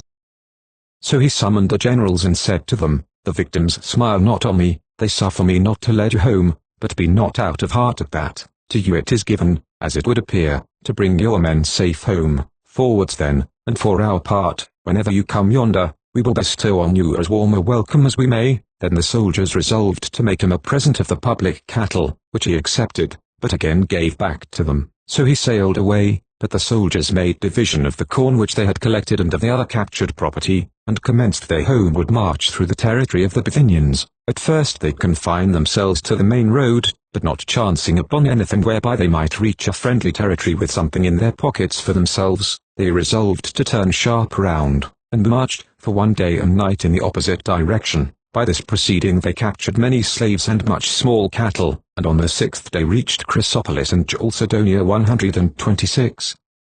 Here they halted 7 days while they disposed of their booty by sail. Book 7. In the earlier portion of the narrative will be found a detailed history of the fortunes of the Hellenes during their march up country with Cyrus down to the date of the battle, and, subsequently to his death, until they reached the Euxine, as also of all their doings in their efforts to escape from the Euxine, partly by land marches and partly under sail by sea, until they found themselves outside the mouth of the Black Sea, south of the Bosphorus at Chrysopolis in Asia. At this point Pharnabazus, who was afraid that the army might undertake a campaign against his satrapy, sent to Anaxibius, the Spartan high admiral, who chanced to be in Byzantium, and begged him to convey the army out of Asia, undertaking to comply with his wishes in every respect. Anaxibius accordingly sent to summon the generals and officers to Byzantium, and promised that the soldiers should not lack pay for service, if they crossed the strait. The officers said that they would deliberate and return an answer. Xenophon individually informed them that he was about to quit the army at once, and was only anxious to set sail. Anaxibius pressed him not to be in so great a hurry. "Cross over with the rest," he said, "and then it will be time enough to think about quitting the army." This the other undertook to do. Now Soothes the Thracian sent Medesides and begged Xenophon to use his influence to get the army across. "Tell Xenophon, if he will do his best for me in this matter, he will not regret it." Xenophon answered, "The army is in any case going to cross, so that, as far as that is concerned, Soothes is under no obligation to me or to anyone else. But as soon as it is once across, I personally shall be quit of it. Let Soothes, therefore, as far as he may deem consistent with prudence, apply to those who are going to remain and will have a voice in affairs." After this the whole body of troops crossed to Byzantium, but Anaxibius, instead of proceeding to give pay, made proclamation that the soldiers were to take up their arms and baggage and go forth, as if all he wished were to ascertain their numbers and bid them Godspeed at the same moment. The soldiers were not well pleased at that, because they had no money to furnish themselves with provisions for the march, and they sluggishly set about getting their baggage together. Xenophon meanwhile, being on terms of intimacy with the governor, Cleander, came to pay his host a final visit, and bid him adieu, being on the point of setting sail, but the other protested. "Do not do so, or else," said he, "you will be blamed, for even now certain people are disposed to hold you to account because the army is so slow in getting under way." The other answered, "Nay, I am not to blame for that. It is the men themselves, who are in want of provisions, that is why they are out of heart at their exodus." "All the same," he replied, "I advise you to go out, as if you intended to march with them, and when you are well outside, it will be time enough to take yourself off." "Well then," said Xenophon, "we will go and arrange all this with Anaxibius." They went and stated the case to the admiral, who insisted that they must do as he had said, and march out, bag and baggage, by the quickest road, and as an appendix to the former edict, he added, "Anyone absenting himself from the review and the muster will have himself to blame for the consequences." This was peremptory, so out marched, the generals first, and then the rest, and now, with the exception of here a man and there, they were all outside. It was a clean sweep, and Etearchus stood posted near the gates, ready to close them, as soon as the men were fairly out, and to thrust in the bold pin. Then Anaxibius summoned the generals and captains, and addressed them, "Provisions you had better get from the Thracian villages. You will find plenty of barley, wheat, and other necessaries in them, and when you have got them, off with you to the Chersonese, where Cyniscus will take you into his service." Some of the soldiers overheard what was said, or possibly one of the officers was the medium of communication. However it was, the news was handed on to the army. As to the generals, their immediate concern was to try and gain some information as to Soothes. Was he hostile or friendly also? Would they have to march through the sacred mountain 127, or round about through the middle of Thrace? While they were discussing these points, the soldiers snatched up their arms and made a rush full speed at the gates, with the intention of getting inside the fortification again. But Etearchus and his men, seeing the heavy infantry coming up at a run, promptly closed the gates and thrust in the bold pin. Then the soldiers fell to battering the gates, exclaiming that it was iniquitous to thrust them forth in this fashion into the jaws of their enemies. "If you do not of your own accord open the gates," they cried, "we will split them in half." And another set rushed down to the sea, and saw along the breakwater and over the wall into the city, while a third set, consisting of those few who were still inside, having never left the city, seeing the earth at the gates, severed the bars with axes and flung the portals wide open, and the rest came pouring in. Xenophon, seeing what was happening, was seized with alarm lest the army betake itself to pillage, and ills incurable be brought to the city, to himself, and to the soldiers. Then he set off, and, plunging into the throng, was swept through the gates with the crowd. The Byzantines no sooner saw the soldiers forcibly rushing in than they left the open square, and fled, some to the shipping, others to their homes, while those already indoors came racing out, and some fell to dragging down their ships of war, hoping possibly to be safe on board these, while there was not a soul who doubted but that the city was taken, and that they were all undone. Eteocles made a swift retreat to the citadel. Anaxibius ran down to the sea, and, getting on board a fisherman's smack, sailed round to the Acropolis, and at once sent off to fetch over the garrison troops from Chalcedon. Since those already in the Acropolis seemed hardly sufficient to keep the men in check, the soldiers, catching sight of Xenophon, threw themselves upon him, crying, "Now, Xenophon, is the time to prove yourself a man. You have got a city, you have got triremes, you have got money, you have got men. Today, if you only chose, you can do us a good turn, and we will make you a great man." He replied, "Nay, I like what you say, and I will do it all, but if that is what you have set your hearts on, fall into rank and take up position at once." This he said, wishing to quiet them, and so passed the order along the lines himself, while bidding the rest to do the same. Take up position, stand easy. But the men themselves, by a species of self-marshalling, fell into rank, and were soon formed. The heavy infantry 8 deep, while the light infantry had run up to cover either wing. The Thracian square, as it is called, is a fine site for manoeuvring, being bare of buildings and level. As soon as the arms were stacked and the men's tempers cooled, Xenophon called a general meeting of the soldiers, and made the following speech: "Soldiers, I am not surprised at your wrath, or that you deem it monstrous treatment so to be cheated, but consider what will be the consequences if we gratify our indignation, and in return for such deception, avenge ourselves on the Lacedaemonians here present, and plunder an innocent city.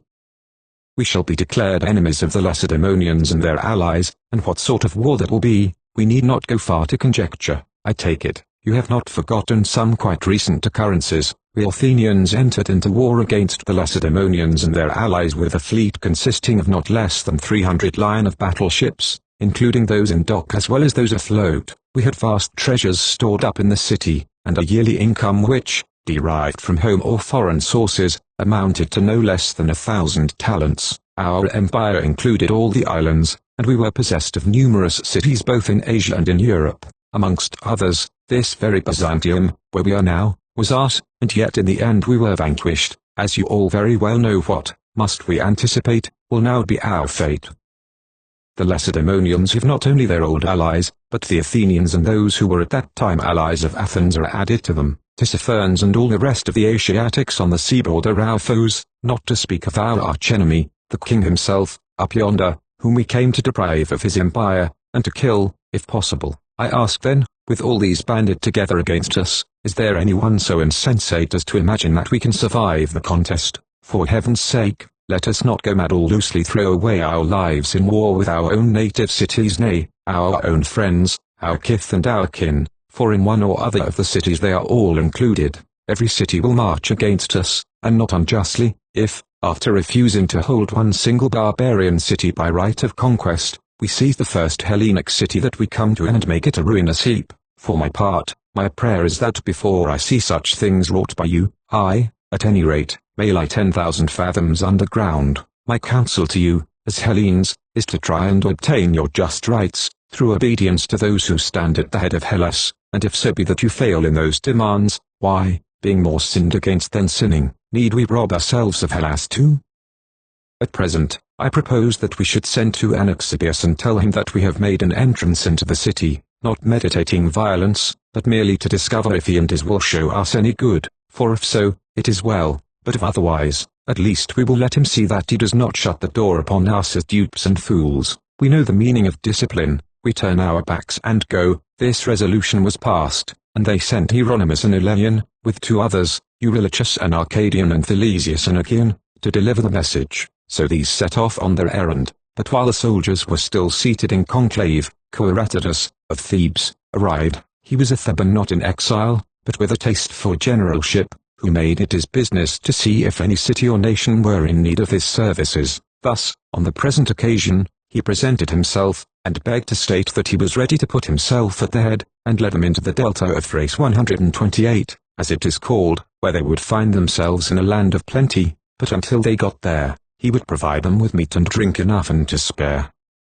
While they were still listening to this tale, the return message from Anaxibius came. His answer was, the discipline they had spoken of was not a thing they would regret. Indeed, he would report their behavior to the authorities at home, and for himself, he would take advice and do the best he could for them. Thereupon the soldiers accepted Coeratidus as their general, and retired without the walls. Their new general undertook to present himself to the troops next day with sacrificial beasts and a soothsayer, with eatables also and drinkables for the army. Now, as soon as they were gone out, Anaxibius closed the gates and issued a proclamation to the effect that any of the soldiers caught inside should be knocked down to the hammer and sold at once. Next day, Coeratidus arrived with the victims and the soothsayer. A string of 20 bearers bearing barley meal followed at his heels, succeeded by other 20 carrying wine, and 3 laden with a supply of olives, and 2 others carrying, the one about as much garlic as a single man could lift, and the other a similar load of onions. These various supplies he set down, apparently for distribution, and began to sacrifice.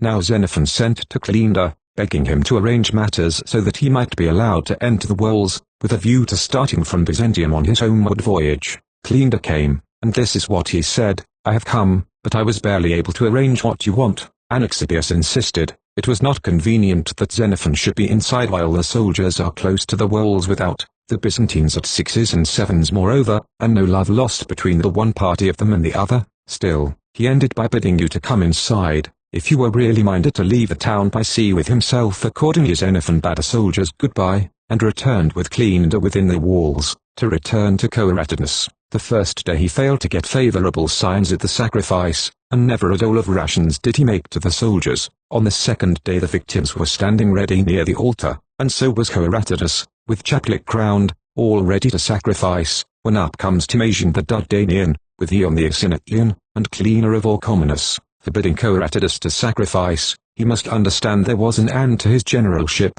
unless he gave them provisions. The other bade them measure out the supplies, pray, dole them out. But when he found that he had a good deal short of a single day's provisions for each man, he picked up his paraphernalia of sacrifice and withdrew. As to being general, he would have nothing more to say to it. Now these 5 were left: Neon the Asinatian, Phryniscus the Achaean, Philesius the Achaean, Xanthiacles the Achaean, Timasian the Dardanian at the head of the army, and they pushed on to some villages of the Thracians facing Byzantium, and there encamped. Now the generals could not agree. Cleaner and Phryniscus wished to march to join Suths, who had worked upon their feelings by presenting one with a horse and the other with a woman to wife, but Neon's object was to come to the Chersonese. When we are under the wing of the Lacedaemonians, he thought, I shall step to the front and command the whole army. Timasian's one ambition was to cross back again into Asia, hoping to be reinstated at home and end his exile. The soldiers shared the wishes of the last general, but, as time dragged on, many of the men sold their arms at different places and set sail as best they could. Others actually gave away their arms, some here, some there, and 129 became absorbed in the cities.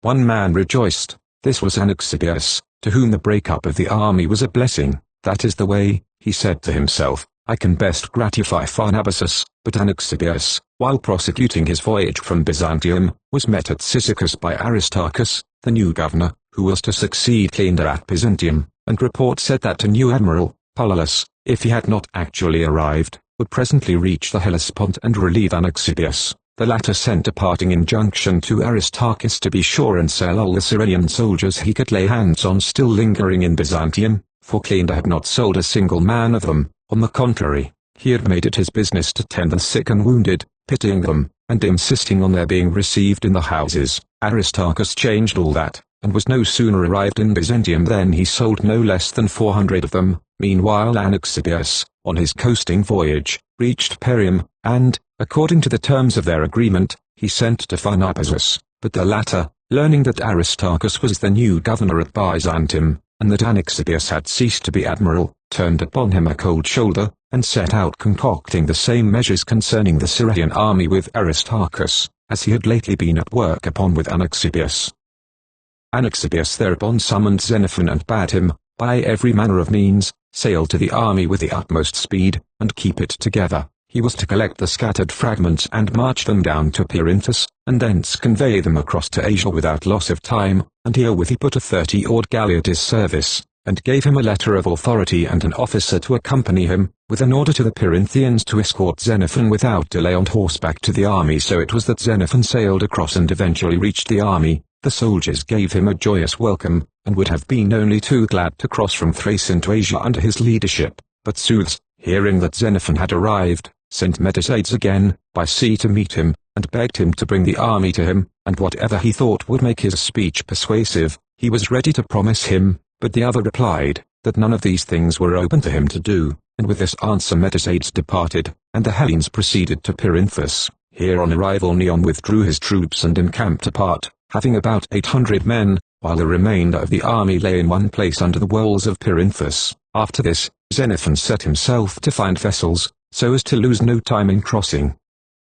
But in the interval Aristarchus, the governor from Byzantium, arrived with a couple of warships, being moved to do so by Pharnabazus, to make doubly sure. He first forbade the skippers and shipmasters to carry their troops across, and then he visited the camp and informed the soldiers that their passage into Asia was forbidden. Xenophon replied that he was acting under the orders of Anaxibius, who had sent him thither for this express purpose, to which Aristarchus retorted, "For the matter of that, Anaxibius is no longer admiral, and I am governor in this quarter. If I catch any of you at sea, I will sink you." With these remarks he retired within the walls of Perinthus. Next day, he sent for the generals and officers of the army. They had already reached the fortification walls, when someone brought word to Xenophon that if he set foot inside, he would be seized, and either meet some ill fate there or more likely be delivered up to Pharnabazus. On hearing this Xenophon sent forward the rest of the party, but for himself pleaded that there was a sacrifice which he wished to offer. In this way he contrived to turn back and consult the victims. Would the gods allow him to try and bring the army over to Suthos? On the one hand, it was plain that the idea of crossing over to Asia in the face of this man with his ships of war, who meant to bar the passage, was too dangerous. Nor did he altogether like the notion of being blocked up in the Chersonese with an army in dire need of everything, where, besides being at the beck and call of the governor of the place, they would be debarred from the necessities of life. While Xenophon was thus employed, the generals and officers came back with a message from Aristarchus, who had told them they might retire for the present, but in the afternoon he would expect them. The former suspicions of a plot had now ripened to a certainty. Xenophon meantime had ascertained that the victims were favorable to his project. He personally, and the army as a whole, might with safety proceed to Suthos, they seemed to say. Accordingly, he took with him Polycrates, the Athenian captain, and from each of the generals, not including Neon, some one man whom they could in each case trust, and in the night they set off to visit the army of Suthos, 60 furlongs distant. As they approached, they came upon some deserted watchfires, and their first impression was that Suthos had shifted his position, but presently perceiving a confused sound, the voices of Suthos people signaling to one another, the explanation dawned on him. Suthos kept his watchfires kindled in front of, instead of behind, his night pickets, in order that the outposts, being in the dark, might escape notice, their numbers and position thus being a mystery, whilst any party approaching from the outside, so far from escaping notice, would, through the glare of the fire, stand out conspicuously. Perceiving how matters stood, Xenophon sent forward his interpreter, who was one of the party, and bade him inform Suthos that Xenophon was there and craved conference with him. The others asked if he were an Athenian from the army yonder, and no sooner had the interpreter replied, "Yes, the same," than up they leapt and galloped off, and in less time than it takes to tell a couple of hundred peltists had come up who seized and carried off Xenophon and those with him and brought them to Suthos. The latter was in a tower right well guarded, and there were horses round it in a circle, standing already bitted and bridled, for his alarm was so great that he gave his horses their provender during the day 130, and during the nights he kept watching ward with the brutes thus bitted and bridled. It was stated in explanation that in old days an ancestor of his, named Teres, had been in this very country with a large army, several of whom he had lost at the hands of the native inhabitants. besides being robbed of his baggage train. The inhabitants of the country are Athenians, and they are reputed to be far the most warlike set of fighters, especially at night. When they drew near, Zeus bade Xenophon enter, and bring with him any two he might choose. As soon as they were inside, they first greeted one another warmly, and then, according to the Thracian custom, pledged themselves in bowls of wine. There was further present at the elbow of Zeus, Medesides, who on all occasions acted as his ambassador-in-chief. Xenophon took the initiative and spoke as follows: "You have sent to me, Zeus, once and again. On the first occasion you sent Medesides yonder, to Chalcedon, and you begged me to use my influence in favor of the army crossing over from Asia. You promised me, in return for this conduct on my part, various kindnesses, at least that is what Medesides stated, and before proceeding further he turned to Medesides and asked, 'Is not that so?' The other assented. Again, on a second occasion, the same Medesides came when I had crossed over from Perium to rejoin the army, and he promised me that if I will bring you the army, you would in various respects treat me as a friend and brother. He said especially with regard to certain seaboard places of which you are the owner and lord, that you were minded to make me a present of them." At this point he again questioned Medesides, whether the words attributed to him were exact, and Medesides once more fully assented. "Come now," proceeded Xenophon, "recount what answer I made you,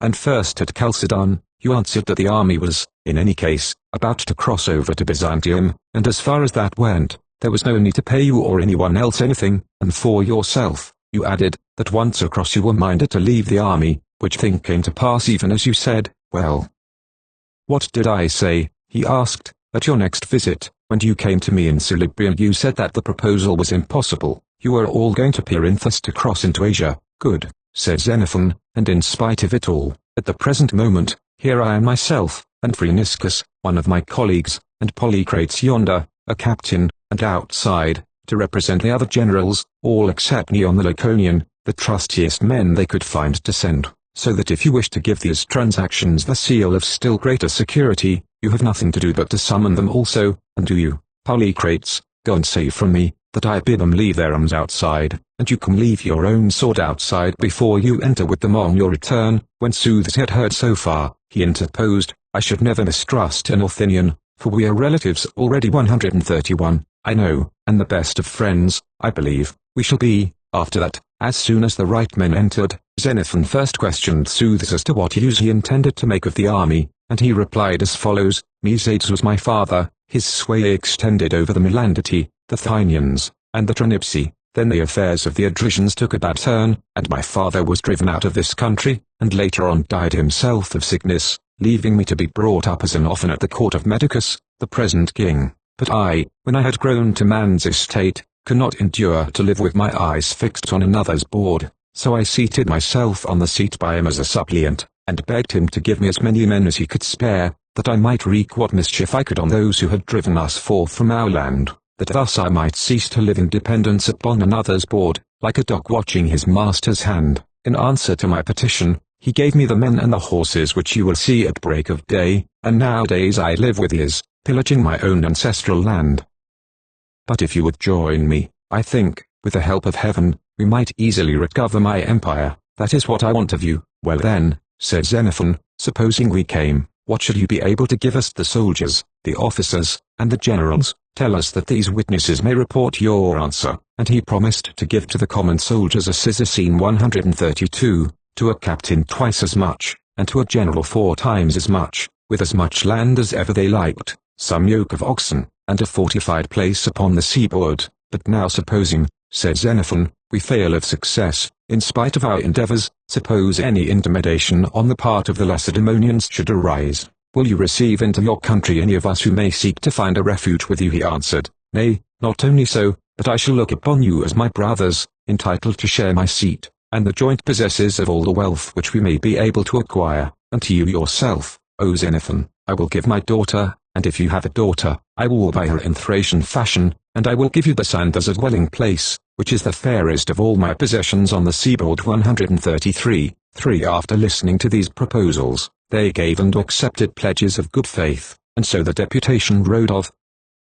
Before day they were back again in camp, and severally rendered a report to those who sent them. At dawn Aristarchus again summoned the generals and officers, but the latter resolved to have done with the visit to Aristarchus, and to summon a meeting of the army, In full conclave the soldiers met, with the exception of Neon's men, who remained about 10 furlongs off. When they were met together, Xenophon rose, and made the following announcement: Men, Aristarchus with his ships of war hinders us from sailing where we fain would go. It is not even safe to set foot on board a vessel, but if he hinders us here, he hastens us there. Be off to the Chersonese, says he, force a passage through the sacred mountain. If we master it and succeed in getting to that place, he has something in store for us. He promises that he will not sell you any more, as he did at Byzantium. You shall not be cheated again, you shall have pay. He will no longer, as now, suffer you to remain in want of provisions.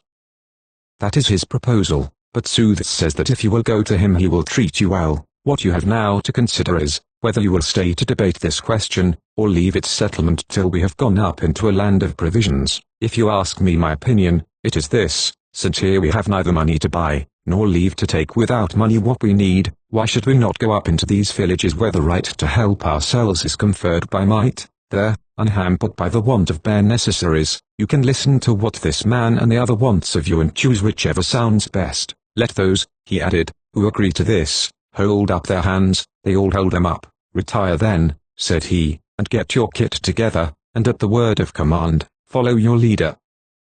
After this, Xenophon put himself at the head and the rest followed. Neon, indeed, and other agents from Aristarchus tried to turn them from their purpose, but to their persuasions they turned a deaf ear. They had not advanced much more than 3 miles, when Sooths met them, and Xenophon, seeing him, bade him ride up. He wished to tell him what they felt to be conducive to their interests, and in the presence of as many witnesses as possible. As soon as he had approached, Xenophon said, We are going where the troops will have enough to live upon. When we are there, we will listen to you and to the emissaries of the Laconian, and choose between you both whatever seems best. If then you will lead us where provisions are to be got in plenty, we shall feel indebted to you for your hospitality. And Sooths answered, For the matter of that, I know many villages, closed packed and stocked with all kinds of provisions, just far enough off to give you a good appetite for your breakfasts. Lead on then, said Xenophon. When they had reached the villages in the afternoon, the soldiers met, and Sooths made the following speech: My request to you,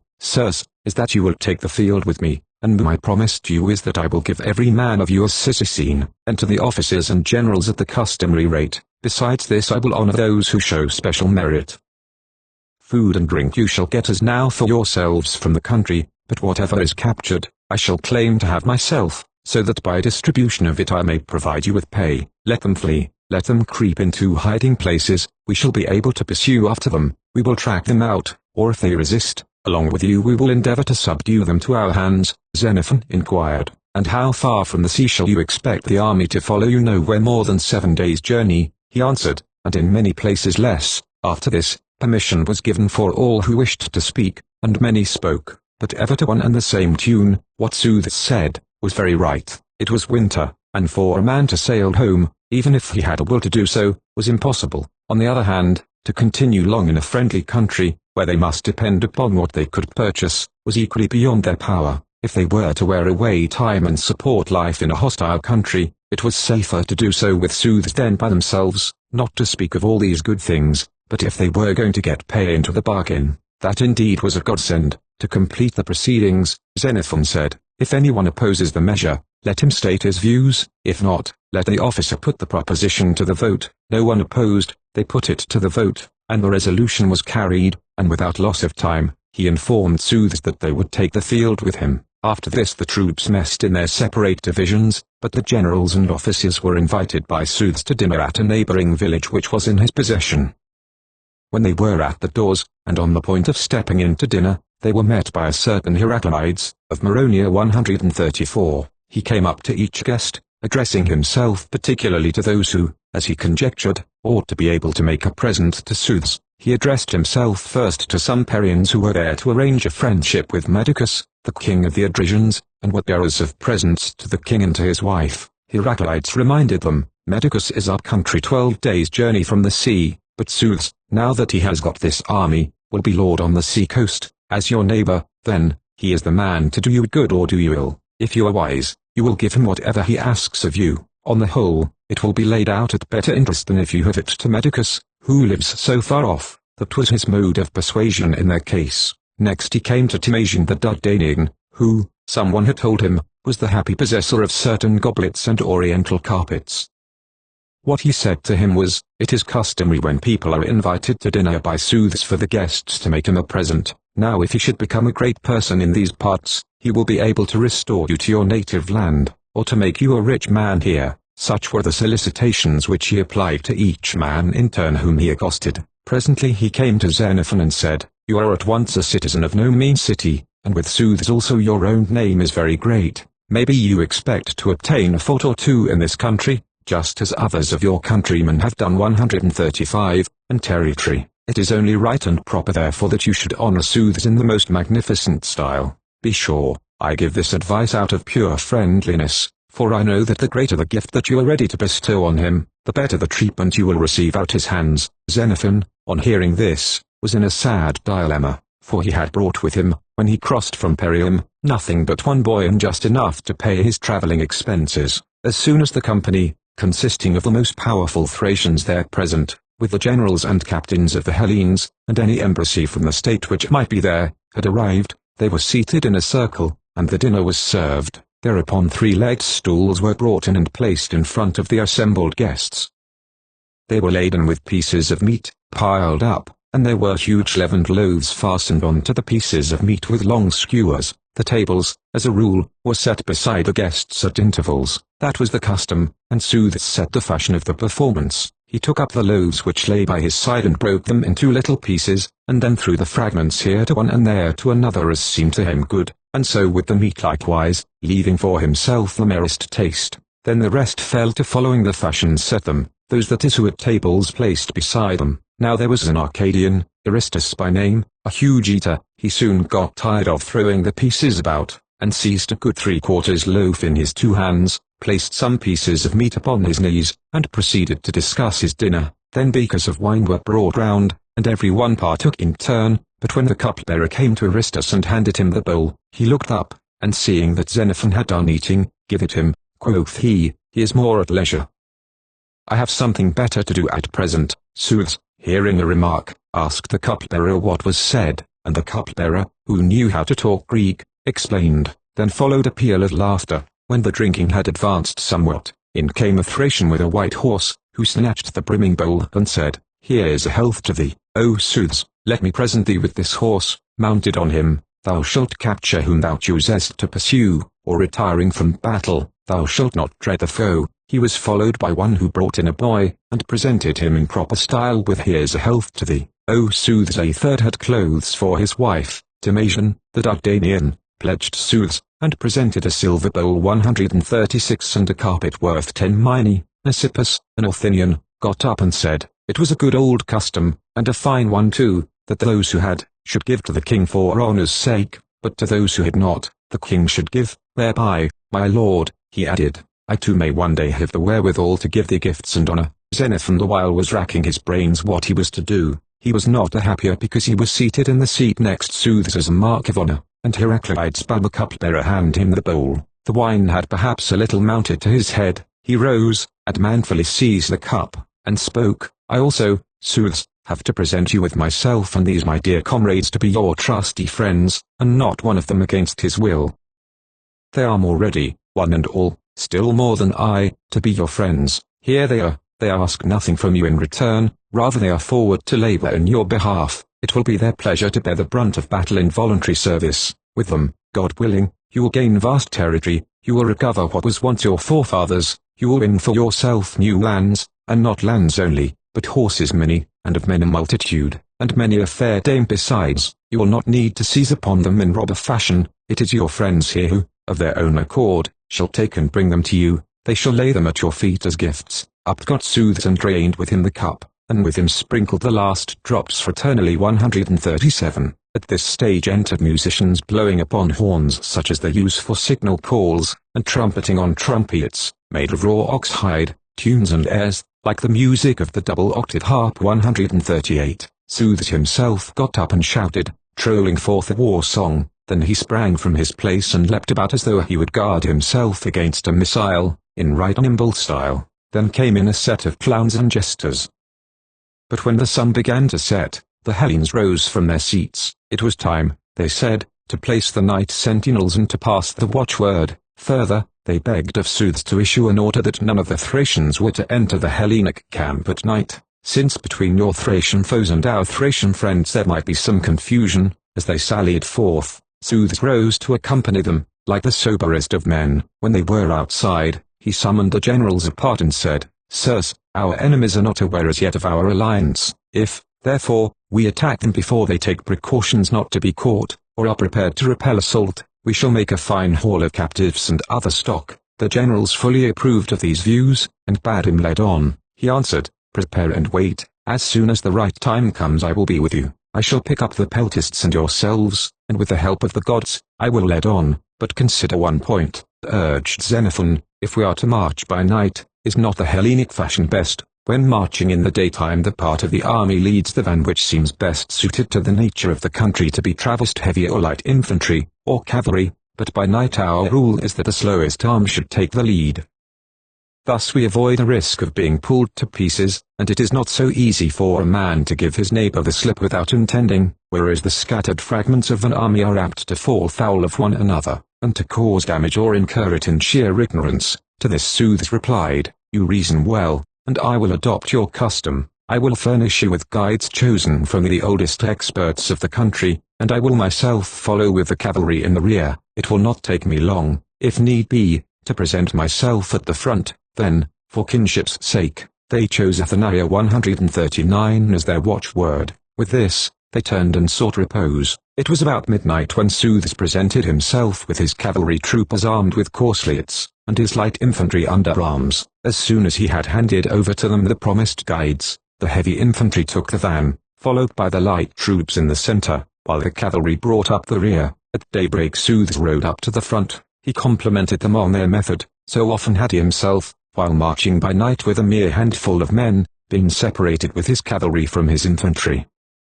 But now, said he, we find ourselves at dawn of day all happily together, just as we ought to be. Do you wait for me here, he proceeded, and recruit yourselves. I will take a look round and rejoin you. So saying he took a certain path over hill and rode off. As soon as he had reached deep snow, he looked to see whether there were footprints of human beings leading forward or in the opposite direction, and having satisfied himself that the road was untrodden, back he came, exclaiming, God willing, sirs, it will be all right, we shall fall on the fellows, before they know where they are. I will lead on with the cavalry, so that if we catch sight of anyone, he shall not escape and give warning to the enemy. Do you follow? And if you are left behind, keep to the trail of the horses. Once on the other side of the mountains, we shall find ourselves in numerous thriving villages.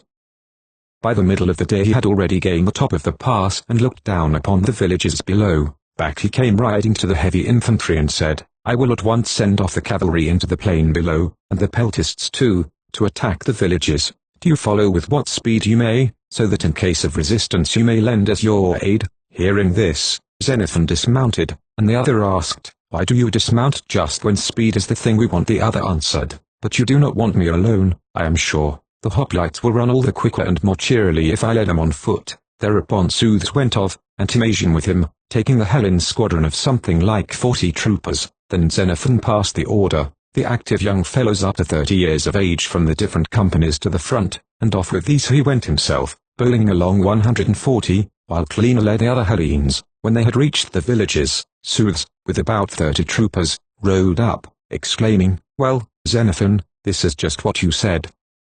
The fellows are caught, but now look here, my cavalry have gone off and supported, they are scattered in pursuit, one here, one there, and upon my word, I am more than half afraid the enemy will collect somewhere and do them a mischief. Some of us must remain in the villages, for they are swarming with human beings. Well then, said Xenophon, I will seize the heights with the men I have with me, and do you bid Cleaner extend his line along the level beside the villages. When they had done so, there were enclosed of captives for the slave market, 1,000, of cattle, 2,000, and of other small cattle, 10,000. For the time being they took up quarters there. But the next day Zeus burnt the villages to the ground. He left not a single house, being minded to inspire terror in the rest of his enemies, and to show them what they also were to expect, if they refused obedience. And so he went back again. As to the booty, he sent off Heracles to Perinthus to dispose of it, with a view to future pay for the soldiers. but for himself he encamped with the Hellenes in the lowland country of the Thynians, the natives leaving the flats and betaking themselves in flight to the uplands. There was deep snow, and cold so intense that the water brought in for dinner and the wine within the jars froze, and many of the Hellenes had their noses and ears frostbitten. Now they came to understand why the Thracians wear fox-skin caps on their heads and about their ears, and why, on the same principle, they are frocked not only about the chest and bust but so as to cover the loins and thighs as well, and why on horseback they envelop themselves in long shawls which reach down to the feet, instead of the ordinary short rider's cloak. Sooths sent off some of the prisoners to the hills with a message to say that if they did not come down to their homes, and live quietly and obey him, he would burn down their villages and their corn, and leave them to perish with hunger. Thereupon down they came, women and children and the older men. The younger men preferred to quarter themselves in the villages on the skirts of the hills. On discovering this, Sooths bade Xenophon take the youngest of the heavy infantry and join him on an expedition. They rose in the night, and by daybreak had reached the villages, but the majority of the inhabitants made good their escape, for the hills were close at hand. Those whom he did catch, Sooths unsparingly shot down. Now there was a certain Olynthian, named Episthenes. He was a great lover of boys, and seeing a handsome lad, just in the bloom of youth, and carrying a light shield, about to be slain, he ran up to Xenophon and supplicated him to rescue the fair youth. Xenophon went to Sooths and begged him not to put the boy to death. He explained to him the disposition of Episthenes, how he at once enrolled a company, the only qualification required being that of personal beauty, and with these handsome young men at his side there were none so brave as he. Sooths put the question, would you like to die on his behalf? Episthenes whereat the other stretched out his neck, and said, strike, if the boy bids you, and will thank his preserver. Sooths, turning to the boy, asked, shall I smite him instead of you? The boy shook his head, imploring him to slay neither the one nor the other, whereupon Episthenes caught the lad in his arms, exclaiming, it is time you did battle with me. Sooths, for my boy, never will I yield him up. And Sooths laughed, what must be must, and so consented. In these villages he decided that they must bivouac, so that the men on the mountains might be still further deprived of subsistence. Stealthily descending he himself found quarters in the plain, while Xenophon with his picked troops encamped in the highest village on the skirts of the hills, and the rest of the Hellenes hard by, among the highland Thracians 141, as they are called. After this, not many days had idly slipped away before the Thracians from the mountains came down and wished to arrange with Sooths for terms of truce and hostages. Simultaneously came Xenophon and informed Sooths that they were camped in bad quarters, with the enemy next door. It would be pleasanter too, he added, to bivouac in a strong position in the open, than under cover on the edge of destruction. The other bade him take heart and pointed to some of their hostages, as much as to say look, their parties also from the mountaineers came down and pleaded with Xenophon himself, to help arrange a truce for them. This he agreed to do, bidding them to pluck up heart, and assuring them that they would meet with no mischief, if they yielded obedience to Sooths. All their parleying, however, was, as it turned out, merely to get a closer inspection of things. This happened in the day, and in the following night the Thynians descended from the hill country and made an attack. In each case, the guide was the master of the house attacked, otherwise it would have taxed their powers to discover the houses in the dark, which, for the sake of their flocks and herds, were palisaded all round with great stockades. As soon as they had reached the doors of any particular house, the attack began, some hurling in their spears, others belabouring with their clubs, which they carried, it was said, for the purpose of knocking off the lance points from the shaft. Others were busy setting the place on fire, and they kept calling Xenophon by name, come out, Xenophon, and die like a man, or we will roast you alive inside. By this time the flames were making their appearance through the roof, and Xenophon and his followers were within, with their coats of mail on, and big shields, swords, and helmets. Then Silenus, a Musician 142, a youth of some 18 years, signalled on the trumpet, and in an instant, out they all leapt with their drawn swords, and the inmates of other quarters as well. The Thracians took to their heels, according to their custom, swinging their light shields round their backs. As they leapt over the stockade some were captured, hanging on the top with their shields caught in the palings, others missed the way out, and so were slain, and the Hellenes chased them hotly, till they were outside the village. A party of Thynians turned back, and as the men ran past in bold relief against a blazing house, they let fly a volley of javelins, out of the darkness into the glare, and wounded 2 captains, Hieronymus, and Euodion 143, and Theogenes, a Locrian. No one was killed, Only the clothes and baggage of some of the men were consumed in the flames. Presently up came Soothes to the rescue with 7 troopers, the first to hand, and his Thracian trumpeter by his side. Seeing that something had happened, he hastened to the rescue, and ever the while his bugler wound his horn, which music added terror to the foe. Arrived at length, he greeted them with outstretched hand, exclaiming, "I thought to find you all dead men." After that, Xenophon begged him to hand over the hostages to himself, and if so disposed, to join him on an expedition to the hills, or if not, to let him go alone. Accordingly the next day Soothes delivered up the hostages. They were men already advanced in years, but the pick of the mountaineers, as they themselves gave out. Not merely did Soothes do this, but he came himself, with his force at his back, and by this time he had treble his former force, for many of the Adricians, hearing of his proceedings, came down to join in the campaign, and the Thynians, espying from the mountains the vast array of heavy infantry and light infantry and cavalry, rank upon rank, came down and supplicated him to make terms. They were ready, they professed, to do all that he demanded, let him take pledges of their good faith. So Soothes summoned Xenophon and explained their proposals, adding that he should make no terms with them, if Xenophon wished to punish them for their night attack. The latter replied, "For my part, I should think their punishment is great enough already, if they're to be slaves instead of free men. Still," he added, "I advise you for the future to take as hostages those who are most capable of doing mischief, and to let the old men abide in peace at home." So to a man they gave in their adhesion in that quarter of the country.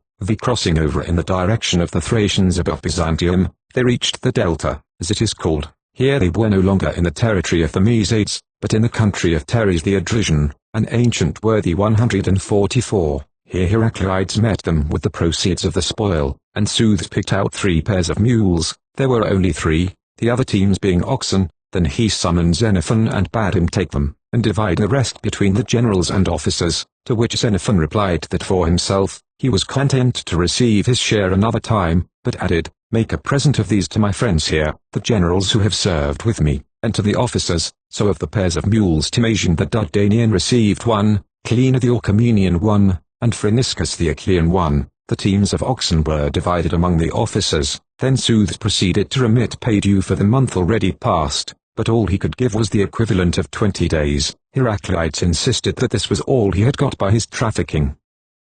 Whereupon Xenophon with some warmth exclaimed, "Upon my word, Heracleides, I do not think you care for Soothes' interest as you should. If you did, you have been at pains to bring back the full amount of the pay, even if you had had to raise a loan to do so, and, if by no other means, by selling the coat off your own back." What he said annoyed Heracleides, who was afraid of being ousted from the friendship of Soothes, and from that day forward he did his best to calumniate Xenophon before Soothes. The soldiers, on their side, laid the blame of course on Xenophon. Where was their pay? And Soothes was vexed with him for persistently demanding it for them. Up to this date he had frequently referred to what he would do when he got to the seaboard again, how he intended to hand over to him Pisander, Gannus, and Neantichus 145, but from this time forward he never mentioned one of them again. The slanderous tongue of Heracleides had whispered him, it was not safe to hand over fortified towns to a man with a force at his back.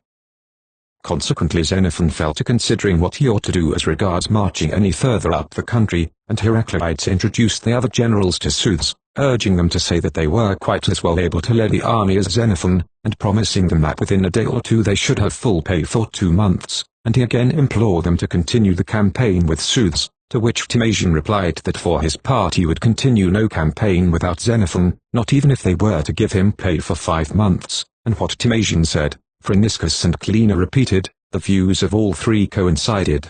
Soothes fell to upbraiding Heracleides in round terms. Why had he not invited Xenophon with the others? And presently they invited him, but by himself alone. He, perceiving the knavery of Heracleides, and that his object was to calumniate him with the other generals, presented himself, but at the same time he took care to bring all the generals and the officers. After their joint consent had been secured, they continued the campaign. Keeping the Pontus on their right, they passed through the millet-eating 146 Thracians, as they are called, and reached Salmydessus.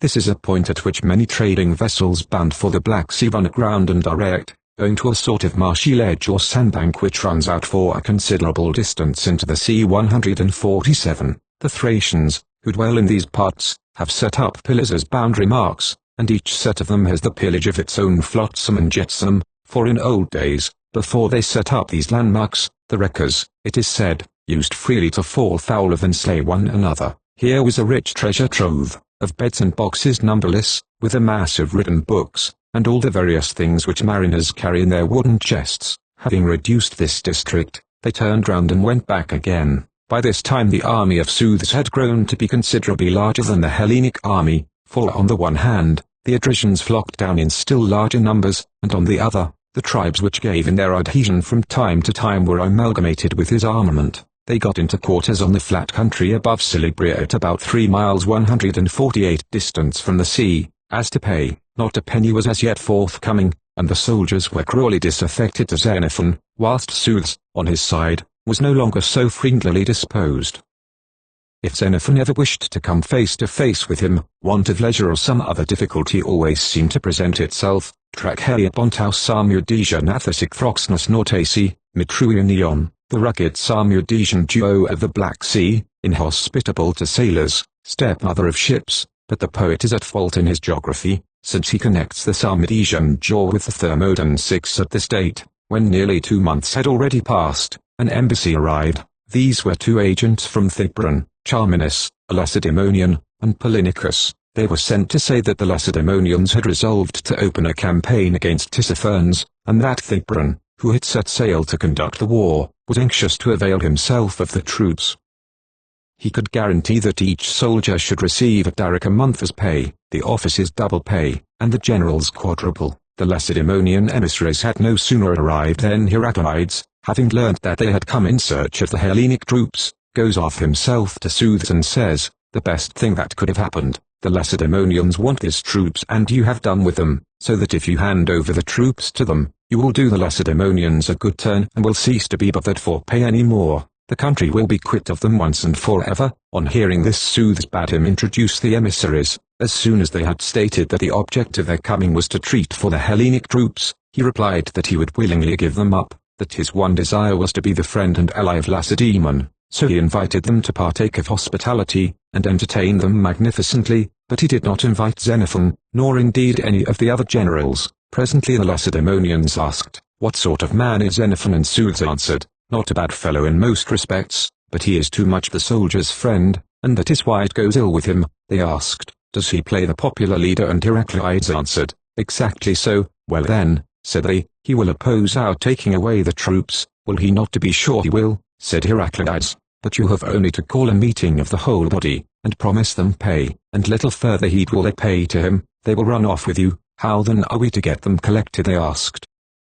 "Early tomorrow," said Heraclides, "we will bring you to them, and I know," he added once more, "as soon as they set eyes on you, they will flock to you with alacrity." Thus the day ended. The next day Sooths and Heraclides brought the 2 Laconian agents to the army, and the troops were collected, and the agents made a statement as follows: "The Lacedaemonians have resolved on war with Tissaphernes, who did you so much wrong. By going with us therefore you will punish your enemy, and each of you will get a daric a month, the officers twice that sum, and the generals quadruple." The soldiers lent willing ears, and up jumped one of the Arcadians at once, to find fault with Xenophon. Sooths also was hard by, wishing to know what was going to happen. He stood within earshot, and his interpreter by his side, not but what he could understand most of what was said in Greek himself. At this point the Arcadian spoke, "For the matter of that, Lacedaemonians, we should have been by your sides long ago, if Xenophon had not persuaded us and brought us hither. We have never ceased campaigning,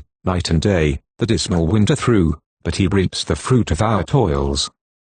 Sooths has enriched him privately, but deprives us of our honest earnings, so that, standing here as I do to address you first, all I can say is, that if I might see the fellow stoned to death as a penalty for all the long dance he has led us, I should feel I had got my pay in full, and no longer grudge the pains we have undergone." The speaker was followed by another and then another in the same strain, and after that Xenophon made the following speech: "True is the old adage, there is nothing which mortal man may not expect to see. Here am I being accused by you today, just where my conscience tells me that I have displayed the greatest zeal on your behalf. Was I not actually on my road home when I turned back? Not, God knows, because I learned that you were in luck's way, but because I heard that you were in sore straits, and I wished to help you, if in any way I could. I returned, and soothes yonder sent me messenger after messenger, and made me promise upon promise, if only I could persuade you to come to him, yet, as you yourselves will bear me witness, I was not to be diverted.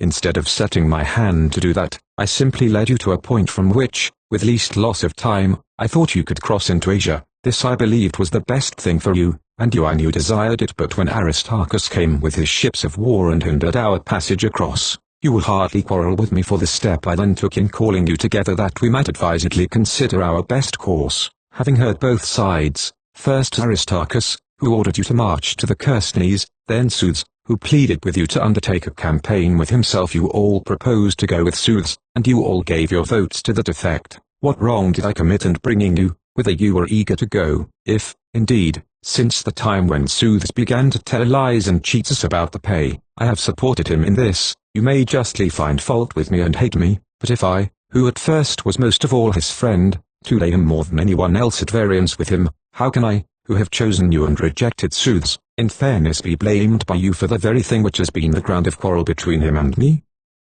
But you will tell me, perhaps, that I get from Soothes what is by right yours, and that I deal subtly by you, but is it not clear that, if Soothes has paid me anything, he has at any rate not done so with the intention of losing by what he gives me, whilst he is still your debtor? If he gave to me, he gave in order that, by a small gift to me, he might escape a larger payment to yourselves. But if that is what you really think has happened, you can render this whole scheme of ours null and void in an instant by exacting from him the money which is your due. It is clear, Soothes will demand back from me whatever I have got from him, and he will have all the more right to do so, if I have failed to secure for him what he bargained for when I took his gifts. But indeed, I am far removed from enjoying what is yours, and I swear to you by all the gods and goddesses that I have not taken even what Soothes promised me in private. He is present himself and listening, and he is aware in his own heart whether I swear falsely.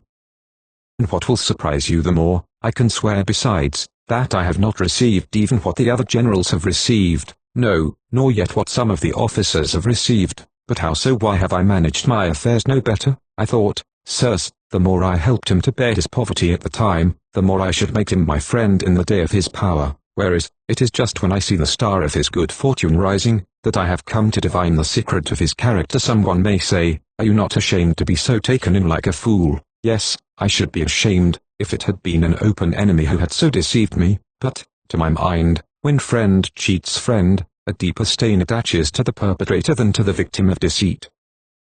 Whatever precaution a man may take against his friend, that we took in full. We certainly gave him no pretext for refusing to pay us what he promised. We were perfectly upright in our dealings with him. We did not dawdle over his affairs, nor did we shrink from any work to which he challenged us. But you will say, I ought to have taken security of him at the time, so that had he fostered a wish, he might have lacked the ability to deceive. To meet that retort, I must beg you to listen to certain things, which I should never have said in his presence, except for your utter want of feeling towards me, or your extraordinary ingratitude. Try and recall the posture of your affairs, when I extricated you and brought you to Soothes.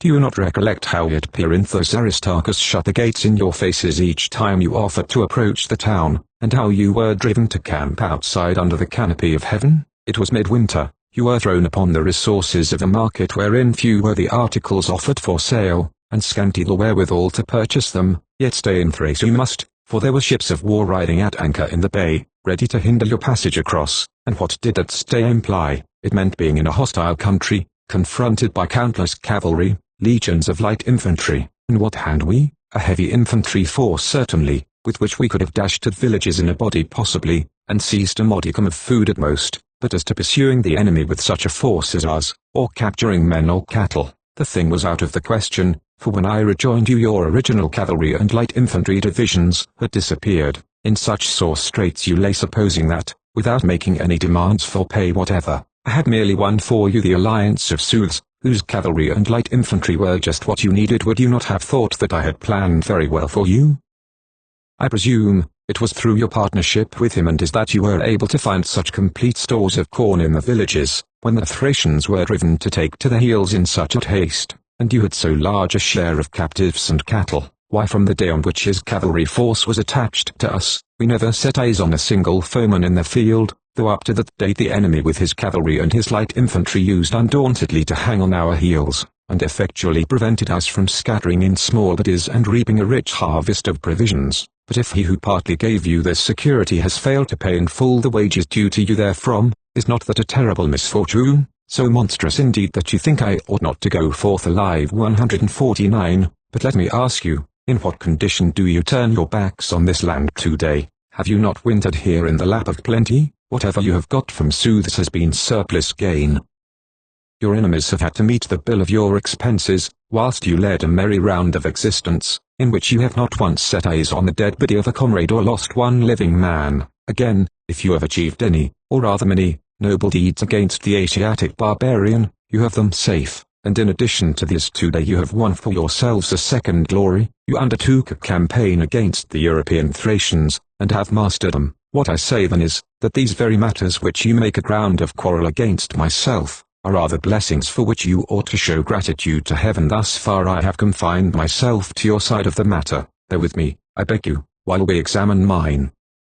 When I first essayed to part with you and journey homewards, I was doubly blessed. From your lips I had won some praise, and, thanks to you, I had obtained glory from the rest of Hellas. I was trusted by the Lacedaemonians, else would they not have sent me back to you, whereas today I turn to go, calumniated before the Lacedaemonians by yourselves, detested in your behalf by sooths, whom I meant so to benefit, by help of you, that I should find in him a refuge for myself and for my children, if children I might have, in after time, and you the while, for whose sake I have incurred so much hate, the hate of people far superior to me in strength. You, for whom I have not yet ceased to devise all the good I can, entertain such sentiments about me. Why, I am no renegade or runaway slave, you have got hold of. If you carry out what you say, be sure you will have done to death the man who has passed many a vigil in watching over you, who has shared with you many a toil and run many a risk in turn and out of turn, who, thanks to the gracious gods,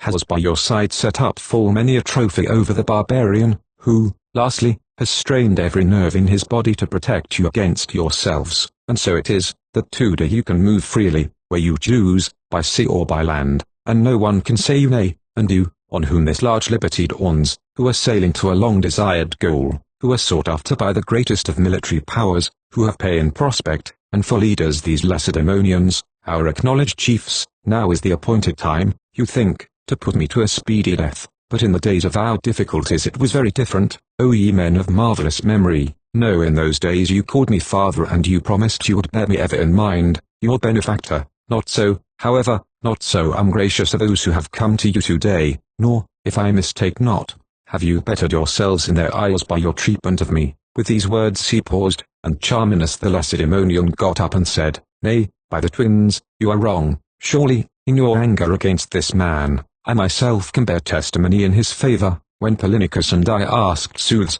what sort of a man he was, sooths answered, he had but one fault to find with him, that he was too much the soldier's friend, which also was the cause why things went wrong with him, whether as regards us Lacedaemonians or himself. Sooths. Upon that Eurylochus of Lucia, an Arcadian, got up and said, addressing the two Lacedaemonians, Yes, sirs, and what strikes me is that you cannot begin your generalship of us better than by exacting from sooths our pay, whether he like it or no. Let him pay in full, and do not take us away. Before Polycrates the Athenian, who was put forward by Xenophon, said, If my eyes do not deceive me, sirs, there stands Heraclides, yonder, the man who received the property won by our toil, who took and sold it, and never gave back either to sooths or to us the proceeds of the sale, but kept the money to himself, like the thief he is. If we are wise, we will lay hold of him, for he is no Thracian, but a Hellene, and against Hellenes is the wrong he has committed. When Heraclides heard these words, he was in great consternation, so he came to sooths and said, If we are wise we will get away from here out of reach of these fellows. So they mounted their horses and were gone in a trice, galloping to their own camp. Subsequently sooths sent to Brosselms, his private interpreter, to Xenophon, begging him to stay behind with 1,000 heavy troops, and engaging duly to deliver to him the places on the seaboard, and the other things which he had promised. And then, as a great secret, he told him, that he had heard from Polynicus that if he once got into the clutches of the Lacedaemonians, Theron was certain to put him to death. Similar messages kept coming to Xenophon by letter or otherwise from several quarters, warning him that he was calumniated, and had best be on his guard. Hearing which, he took 2 victims and sacrificed to Zeus the king, whether it were better and happier to stay with Zeus on the terms proposed, or depart with the army. The answer he received was, depart. 7 After this, Zeus removed his camp to some considerable distance, and the Hellenes took up their quarters in some villages, selecting those in which they could best supply their commissariat, on the road to the sea. Now these particular villages had been given by Zeus to Medesides. Accordingly, when the latter saw his property in the villages being expended by the Hellenes, he was not over well pleased, and taking with him an Odrysian, a powerful person amongst those who had come down from the interior, and about 30 mounted troopers, he came and challenged Xenophon to come forth from the Hellenic host.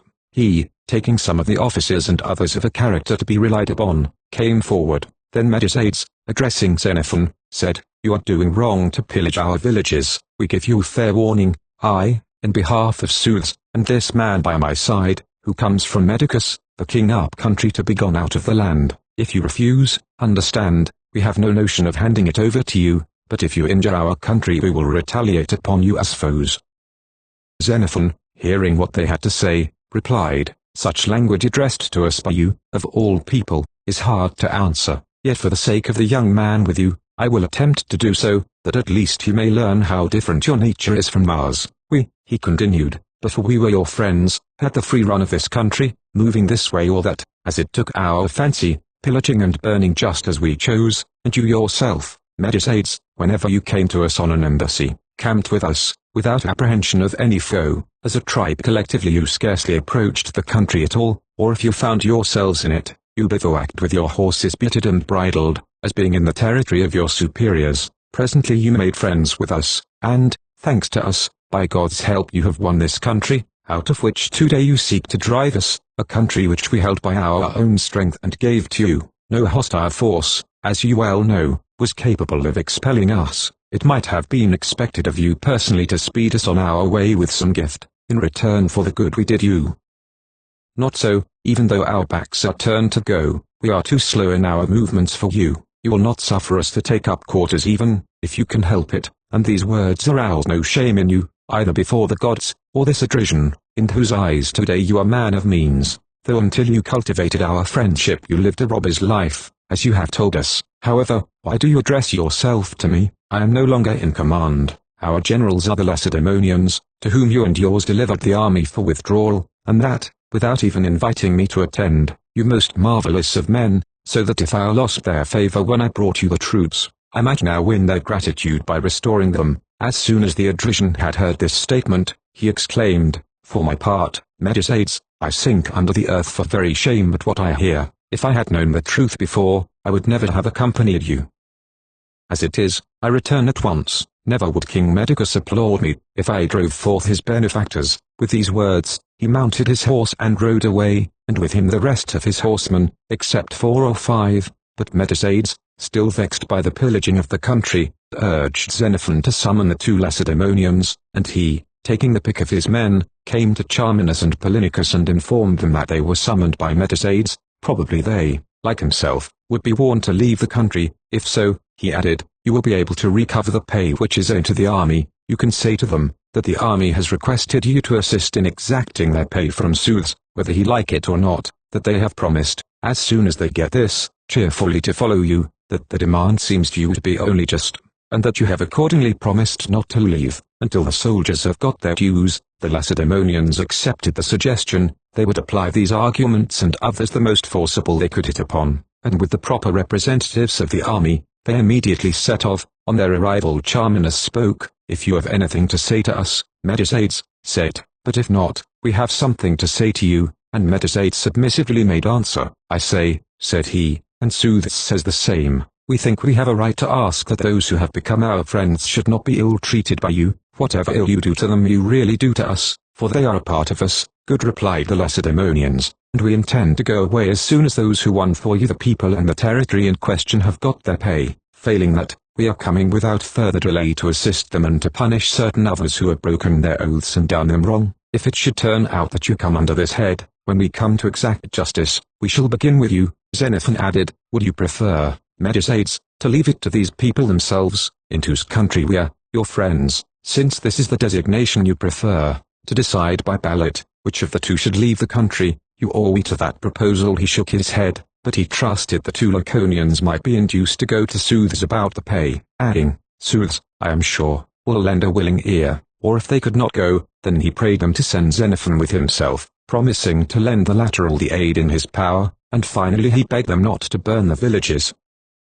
Accordingly they sent Xenophon, and with him a serviceable staff. Being arrived, he addressed Sooths thus, Sooths, I am here to advance no claims, but to show you, if I can, how unjust it was on your part to be angered with me because I zealously demanded of you on behalf of the soldiers what you promised them. According to my belief, it was no less to your interest to deliver it up, than it was to theirs to receive it. I cannot forget that, next to the gods, it was they who raised you up to a conspicuous eminence, when they made you king of large territory and many men, a position in which you cannot escape notice, whether you do good or do evil. For a man so circumstanced, I regarded it as a great thing that he should avoid a suspicion even of ungrateful parting with his benefactors. It was a great thing, I thought, that you should be well spoken of by 6,000 human beings, but the greatest thing of all, that you should in no wise discredit the sincerity of your own word.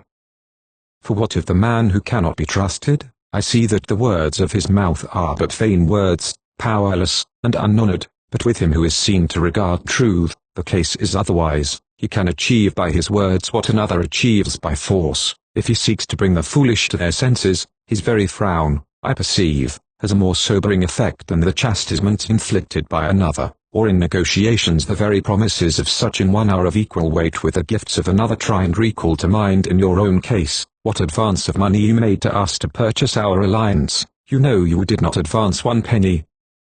It was simply confidence in the sincerity of your word which incited all these men to assist you in your campaign, and so to acquire for you an empire, worth many times more than 30 talents, which is all they now claim to receive. Here then, first of all, goes the credit which won for you your kingdom, sold for so mean a sum. Let me remind you of the great importance which you then attached to the acquisition of your present conquests. I am certain that to achieve what stands achieved today, you would willingly have foregone the gain of 50 times that paltry sum. To me it seems that to lose your present fortune were a more serious loss than never to have won it, since surely it is harder to be poor after being rich than never to have tasted wealth at all, and more painful to sink to the level of a subject, being a king, then never to have worn a crown. You cannot forget that your present vassals were not persuaded to become your subjects out of love for you, but by sheer force, and but for some restraining dread they would endeavor to be free again tomorrow. And how do you propose to stimulate their sense of awe, and keep them in good behavior towards you?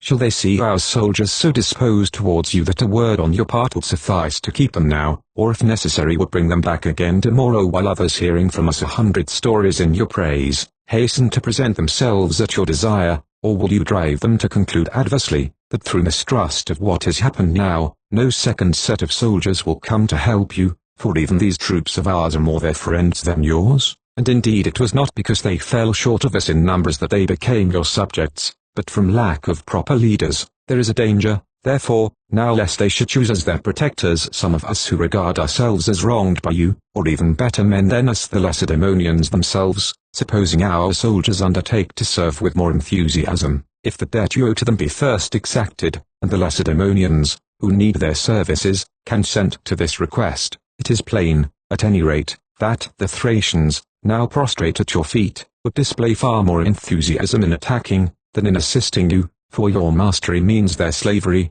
and your defeat their liberty again. The country is now yours, and from this time forward you have to make provision for what is yours, and how will you best secure it an immunity from ill? Either these soldiers receive their dues and go, leaving a legacy of peace behind, or they stay and occupy an enemy's country, whilst you endeavor, by aid of a still larger army, to open a new campaign and turn them out, and your new troops will also need provisions, or again, which will be the greater drain on your purse to pay off your present debt, or, with that still owing, to bid for more troops, and of a better quality. Heraclides, as he used to prove to me, finds the sum excessive, but surely it is a far less serious thing for you to take and pay it back today than it would have been to pay the tithe of it, before we came to you, since the limit between less and more is no fixed number, but depends on the relative capacity of payer and recipient, and your yearly income now is larger than the whole property which you possessed in earlier days. Well, Sooths, for myself these remarks are the expression of friendly forethought for a friend, They are expressed in the double hope that you may show yourself worthy of the good things which the gods have given you, and that my reputation may not be ruined with the army. For I must assure you that today, if I wished to injure a foe, I could not do so with this army, nor again, if I wished to come and help you, should I be competent to the task. Such is the disposition of the troops towards me, and yet I call you to witness, along with the gods who know, that never have I received anything from you on account of the soldiers, never to this day have I, to my private gain, asked for what was theirs, nor even claimed the promises which were made to myself, and I swear to you, not even had you proposed to pay me my dues, would I have accepted them, unless the soldiers also had been going to receive theirs too. How could I? How shameful it would have been in me, so to have secured my own interests, whilst I disregarded the disastrous state of theirs, I being so honoured by them. Of course to the mind of Heraclides this is all silly talk, since the one great object is to keep money by whatever means. That is not my tenet, sooths. I believe that no fairer or brighter jewel can be given to a man, and most of all a prince, than the threefold grace of valour, justice, and generosity. He that possesses these is rich in the multitude of friends which surround him, rich also in the desire of others to be included in their number. While he prospers, he is surrounded by those who will rejoice with him in his joy, or if misfortune overtake him, he has no lack of sympathizers to give him help. However, if you have failed to learn from my deeds that I was, heart and soul, your friend, if my words are powerless to reveal the fact today, I would at least direct your attention to what the soldiers said. You were standing by and heard what those who sought to blame me said. They accused me to the Lacedaemonians, and the point of their indictment was that I set greater store by yourself than by the Lacedaemonians, but, as regards themselves, the charge was that I took more pains to secure the success of your interests than their own. They suggested that I had actually taken gifts from you. Was it, do you suppose, because they detected some ill will in me towards you that they made the allegation? Was it not rather, that they had noticed my abundant zeal on your behalf? All men believe, I think, that a fund of kindly feeling is due to him from whom we accept gifts. But what is your behavior? Before I had ministered to you in any way, or done you a single service, you welcomed me kindly with your eyes, your voice, your hospitality, and you could not say to yourself with promises of all the fine things that were to follow, but having once achieved your object, and become the great man you now are, as great indeed as I could make you, you can stand by and see me degraded among my own soldiers. Well, time will teach you, that I fully believe to pay whatever seems to you right, and even without the lessons of that teacher you will hardly care to see who have spent themselves in benefiting you, become your accusers. Only, when you do pay your debt, I beg of you to use your best endeavour to right me with the soldiers. Leave me at least where you found me, that is all I ask. After listening to this appeal, Sooths called down curses on him, whose fault it was, that the debt had not long ago been paid, and, if the general suspicion was correct, this was Heraclides. For myself, said Sooths, I never had any idea of robbing you of your just dues. I will repay. Then Xenophon rejoined, since you are minded to pay, I only ask that you will do so through me, and will not suffer me on your account to hold a different position in the army from what I held when we joined you. He replied, as far as that goes, so far from holding a less honored position among your own men on my account, if you will stay with me, keeping only 1,000 heavy infantry, I will deliver to you the fortified places and everything I promised. The other answered, on these terms I may not accept them, only let us go free. Nay, but I know, said Sooths, that it is safer for you to bide with me than to go away. Then Xenophon again, for your forethought I thank you, but I may not stay. Somewhere I may rise to honour, and that, be sure, shall redound to your gain also. Thereupon Sooths spoke, of silver I have but little, that little, however, I give to you, 1 talent, but of beeves I can give you 600 head, and of sheep 4,000, and of slaves 60. These take, and the hostages besides, who wronged you, and begone. Xenophon laughed and said, but supposing these altogether do not amount to the pay, for whom is the talent? Shall I say, it is a little dangerous for myself, is it not? I think I had better be on the lookout for stones when I return. You heard the threat, so for the moment he stayed there, but the next day Sooths gave up to them what he had promised, and sent an escort to drive the cattle. The soldiers at first maintained that Xenophon had gone on to take up his abode with Sooths, and to receive what he had been promised, so when they saw him they were pleased, and ran to meet him, and Xenophon, seeing Charminus and Polynicus, said, thanks to your intervention, this much has been saved for the army. My duty is to deliver this fraction over to your keeping, do you divide and distribute it to the soldiers. Accordingly they took the property and appointed official vendors of the booty, and in the end incurred considerable blame. Xenophon held aloof. In fact, it was no secret that he was making his preparations to return home, for as yet the vote of banishment had not been passed at Athens 150, but the authorities in the camp came to him and begged him not to go away until he had conducted the army to its destination, and handed it over to Thibronate. From this place they sailed across to Lampsacus, and here Xenophon was met by Euclides the soothsayer, a Phlegon, the son of Clegoras, who painted a Dreams 151 in the Lyceum. Euclides congratulated Xenophon upon his safe return, and asked him how much gold he had got, and Xenophon had to confess, "Upon my word, I shall have barely enough to get home, unless I sell my horse, and what I have about my person." The other could not credit the statement. Now when the Lampsacines sent gifts of hospitality to Xenophon, and he was sacrificing to Apollo, he requested the presence of Euclides, and the latter, seeing the victims, said, "Now I believe what you said about having no money, but I am certain," he continued, "if it were ever to come, there is an obstacle in the way. If nothing else, you are that obstacle yourself." Xenophon admitted the force of that remark. Then the other, Zeus Meletius 152, is an obstacle to you, I am sure, adding in another tone of voice, "Have you tried sacrificing to that god, as I was wont to sacrifice and offer whole burnt offerings for you at home?" Xenophon replied that since he had been abroad, he had not sacrificed to that god. Accordingly Euclides counseled him to sacrifice in the old customary way. He was sure that his fortune would improve. The next day Xenophon went on to Afranium and sacrificed, offering a holocaust of swine, after the custom of his family, and the signs which he obtained were favorable. That very day Bion and Nausiclades arrived laden with gifts for the army. These two were hospitably entertained by Xenophon, and were kind enough to repurchase the horse he had sold in Lampsacus for 50 darics, suspecting that he had parted with it out of need, and hearing that he was fond of the beast they restored it to him, refusing to be remunerated. From that place they marched through the Troad, and, crossing Mount Ida, arrived at Antandrus, and then pushed along the seaboard of Mysia to the plain of Thebe 153.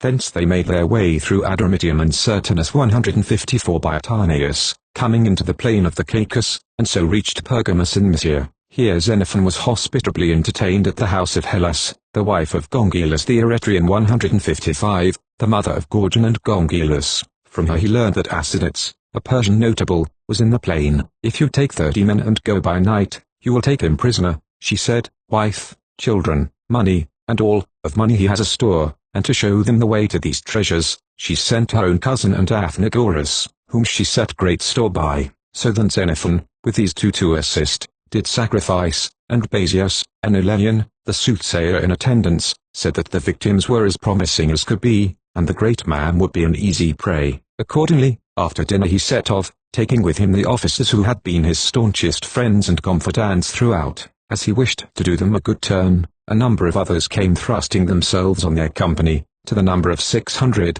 but the officers repelled them. They had no notion of sharing their portion of the spoil, they said, just as though property lay already at their feet.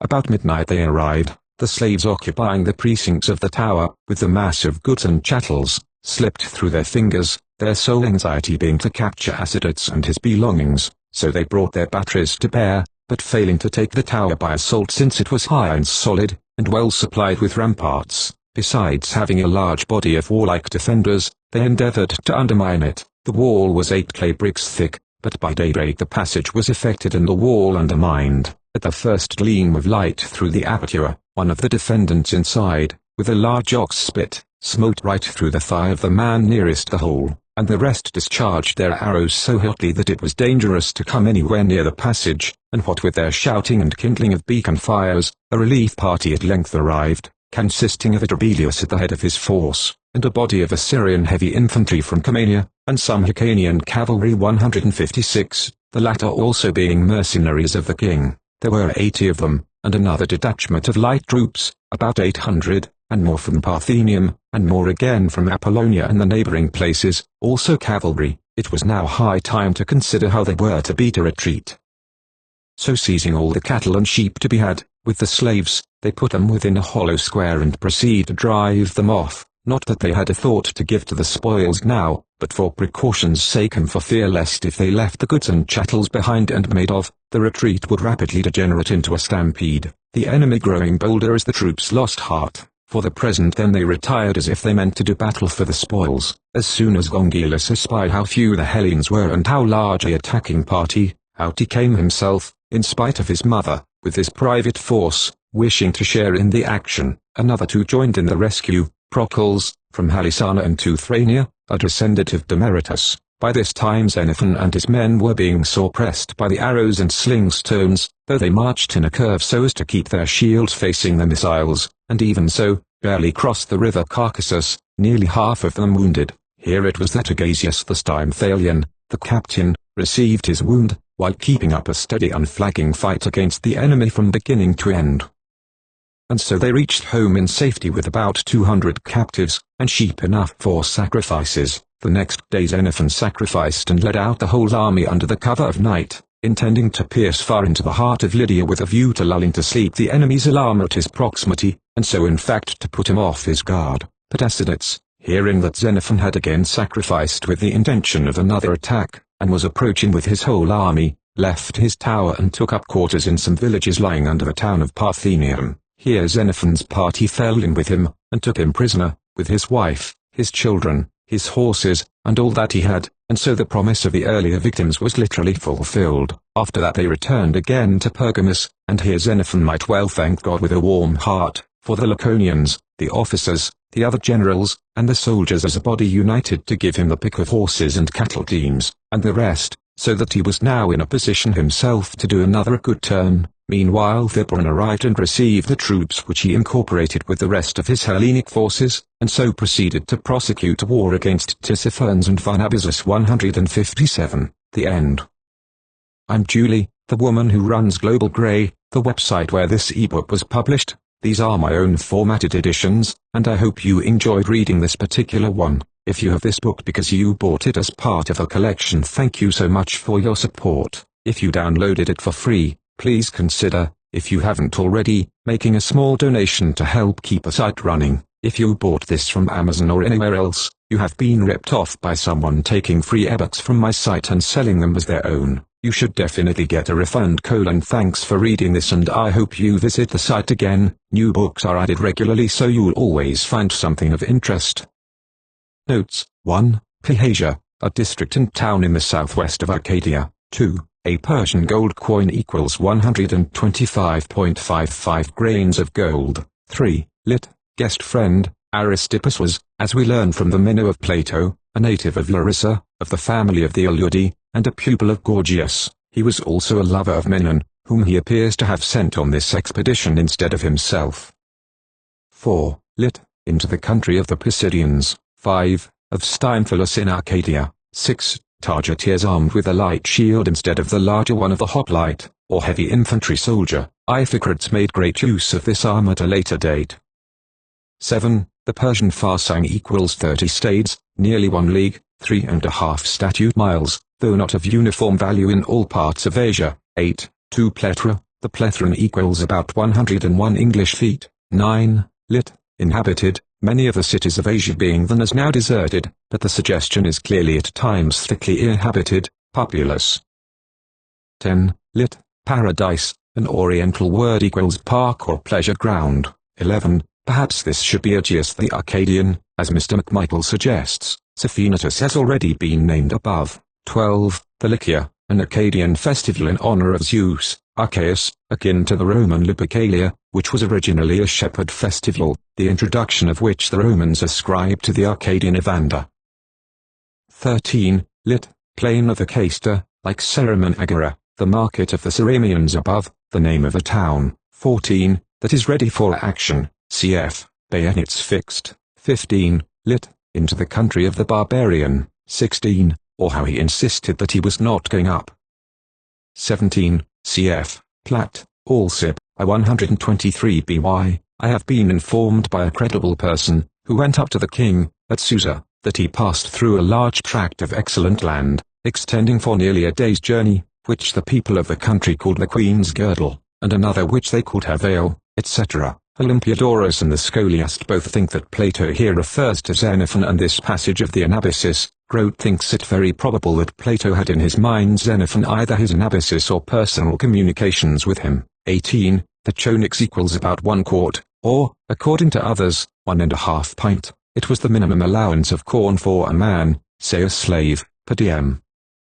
The Spartan was allowed at the public table 2 chonices a day. 19. For the wall of Media see Grote, Hist of Greece, Volume 9 page 87 and Full Note 1, 1st ed., and various authorities there quoted or referred to. The next passage enclosed in, may possibly be a commentator's or editor's note, but, on the whole, I have thought it best to keep the words in the text instead of relegating them, as heretofore, to a note. Perhaps some future traveller may clear up all difficulties.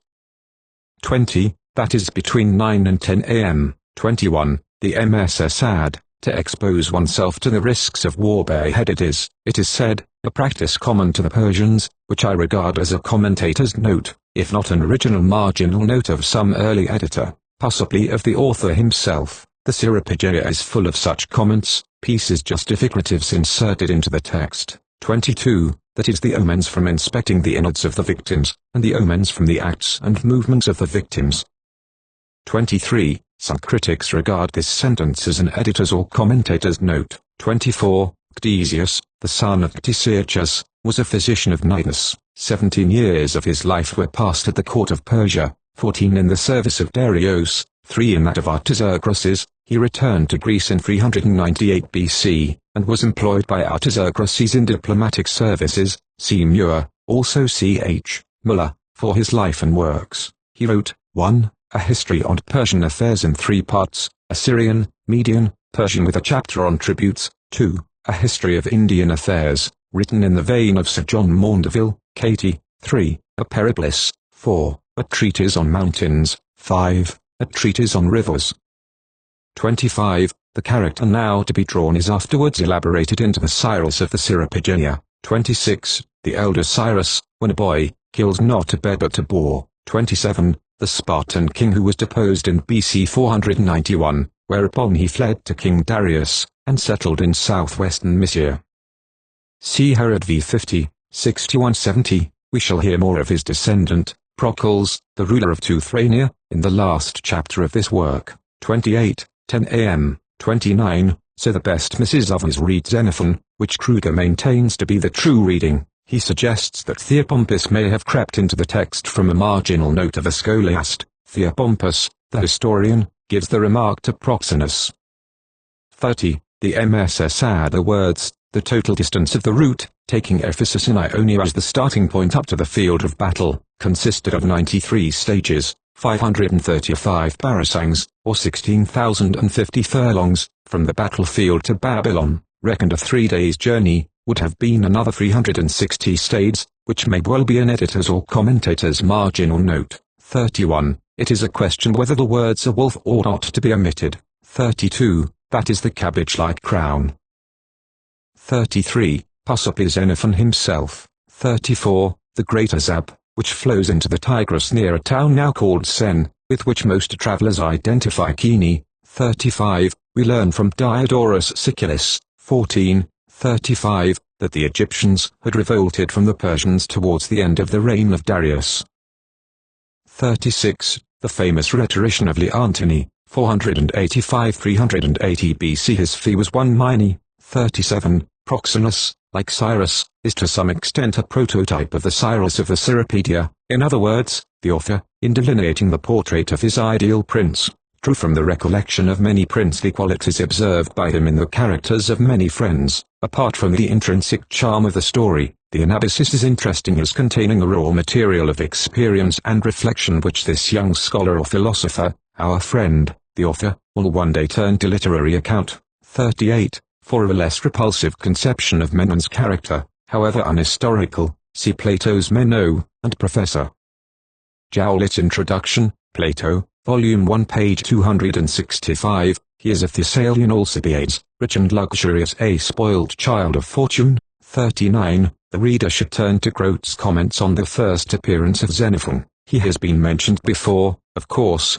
more than once before, but he now steps, as the protagonist, upon the scene, and as Grote says, It is in true Homeric vein, and in something like Homeric language, that Xenophon, to whom we owe the whole narrative of the expedition, describes his dream, or the intervention of Onerus, sent by Zeus, from which this renovating impulse took its rise. 40. So it is said of the Russian general Skobelev, that he had a strange custom of going into battle in his cleanest uniform, perfumed, and wearing a diamond-hilted sword, in order that, as he said, he might die in his best attire. 41. For this ancient woman see Odyssey, 17,541 even, as she spake and, Telemachus sneezed loudly and, around the roof rung wondrously, and Penelope laughed. Dost thou not mark how my son has sneezed a blessing on all my words? 42. See Herod. v. 114, the allusion is to the invasion of Greece by Datis and Artaphernes, and to their defeat at Marathon, BC 490. Herodotus estimates the number of those who fell on the Persian side at 6,400 men. The number of Athenian dead is accurately known, since all were collected for the last solemn obsequies. They were 192. Grote, Hist of Greece, Volume V, page 475. 43. The Nequals at Salamis, BC 480, and at Plataea and Mycale, BC 479, on the same day. 44. See Odyssey, 994, ever, feeding on the lotus and forgetful of returning. 45. Here seems to be the germ, unless, indeed, the thought had been conceived above, here at any rate the first conscious expression of the colonization scheme, of which we shall hear more below, in reference to Kotyura, the Phasis, Kelpie. It appears again 50 years later in the author's pamphlet on revenues, chapters I and V, for the special evils of the 4th century BC, and the growth of pauperism between BC 401 and 338, see Jeb, Attic Orators, Vol 1, page 17. 46. Can this be the same man whose escape is so graphically described above? 47. These words sound to me like an author's note, parenthetically, and perhaps inadvertently, inserted into the text. It is an aside to the reader, which in a modern book would appear as a footnote. 48. Larissa, on the side of the modern Nemrud, the southwest corner, as is commonly supposed, of Nineveh. The name is said to mean citadel, and is given to various Greek cities, of which several occur in Xenophon. 49. That is Cyrus the Great. 50. Opposite Mosul, the northwest portion of the ancient Nineveh, about 18 miles above Larissa. The circuit of Nineveh is said to have been about 56 miles. It was overthrown by Cyrus in BC 558. 51. The wife of Astyages, the last king of Media. Some think the wall of Media should be Media's wall, constructed in the period of Queen Nitocris, BC 560. 52. The best MSS read, Scuthi, Scythians. If this is correct, it is only the technical name for archers, cf. Arian, Tat. 2. 13. The police at Athens were technically so called, as being composed of Scythian slaves, cf. Aristoph, Thesm, 1017. 53. That is, in practicing, in order to get the maximum range they let fly the arrows, not horizontally, but up into the air. Sir W. Raleigh Hist of the World, 3x8, says that Xenophon trained his archers to short compass, who had been accustomed to the point blank, but this is surely not Xenophon's meaning. 54. In the passage above I have translated lokhoi, companies, and, as usual, lokhagoi, captains. The half company is technically called a pentakostes, and a quarter company an enomuti, and the officers in charge of them respectively pentakonter and enomatarch. These would be equivalent nearly to our subalterns and sergeants, and in the evolutions described would act as guides and markers in charge of their sections. Grote thinks there were 6 companies formed on each flank, 12 in all. See Hist of Greece, Volume 9, page 123, note, 1st ed. 55. That is, the Persian leaders were seen flogging their men to the attack, cf. Herod 7, 22, 3, 56, lit. A mere nail tip. 57. Some think that these 300 are 3 of the detached companies described above, others, that they were a picked corps in attendance on the commander-in-chief. 58. Some MSS and the men behind to pass him by, as he could but ill keep up the pace. 59. See Dr. Keepert, Man, Ank, Geog Mr. G. A. Macmillan I. 47. The Cardachians or Kurds belong by speech to the Iranian stock, forming in fact their farthest outpost to the west, little given to agriculture, but chiefly to the breeding of cattle. Their name, pronounced Kardu by the ancient Syrians and Assyrians, Kordu by the Armenians, plural Korduk, first appears in its narrower sense in Western literature in the pages of the eyewitness Xenophon's Kardauk Hoi. Later writers knew of a small kingdom here at the time of the Roman occupation, ruled by native princes, who after Tigranes II, about 80 BC, recognized the overlordship of the Armenian king. Later it became a province of the Sassanid kingdom, and as such was in 297 AD handed over among the regions Transtigritani to the Roman Empire, but in 364 was again ceded to Persia, 60, that is several ton weight, 61, or Mamelon. 62, to take up position, 63, that is of Lucy, or Lucia, a town, or district, in northern Arcadia, 64, that is the eastern Tigris. 65, it is impossible to give the true sense and humor of the passage in English, depending, as it does, on the double meaning of diabanein, 1, to cross, a river, 2, to stride or straddle, of the legs. The army is unable to cross the Centrites. Xenophon dreams that he is fettered, but the chains drop off his legs and he is able to stride as freely as ever. Next morning the two young men come to him with the story how they have found themselves able to walk across the river instead of having to swim it. It is obvious to Xenophon that the dream is sent from heaven. 66, or, having doffed it, that is the Rethon, action which the soldiers would perform symbolically if. Grote is right in his interpretation of the passage Hist, of Greece Volume 9. Page 137, 67, lit. Comrade women, 68, or, to stick tight to them and not to be outdone, or, as others understand, the infantry, soldiers clamored not to be left behind, but to follow them up into the mountains, 69, or, as we should say, in his shirt sleeves, doubtless he lay with his emation, or cloak loosely wrapped round him, as he sprang to his feet he would throw it off, or it would fall off, and with the simple inner covering of the kitten, to protect him, and arms free, he fell to chopping the wood, only half clad. 70. Reading Temniton, that is a native of Temnus, a district of Syracuse, Al, Temniton, that is from Temnis in the Aeolid, Al, Temniton, that is from Temnum in the Argolid, 71, Al, 10, Al, 5. 72. Hug, after a dance, would omit the words in the plenitude of health and strength, 73, or, the invalids, 74, probably a tributary of the Eryxis equals modern Pazinsu, 75, or, more lit, with the header mark for missiles.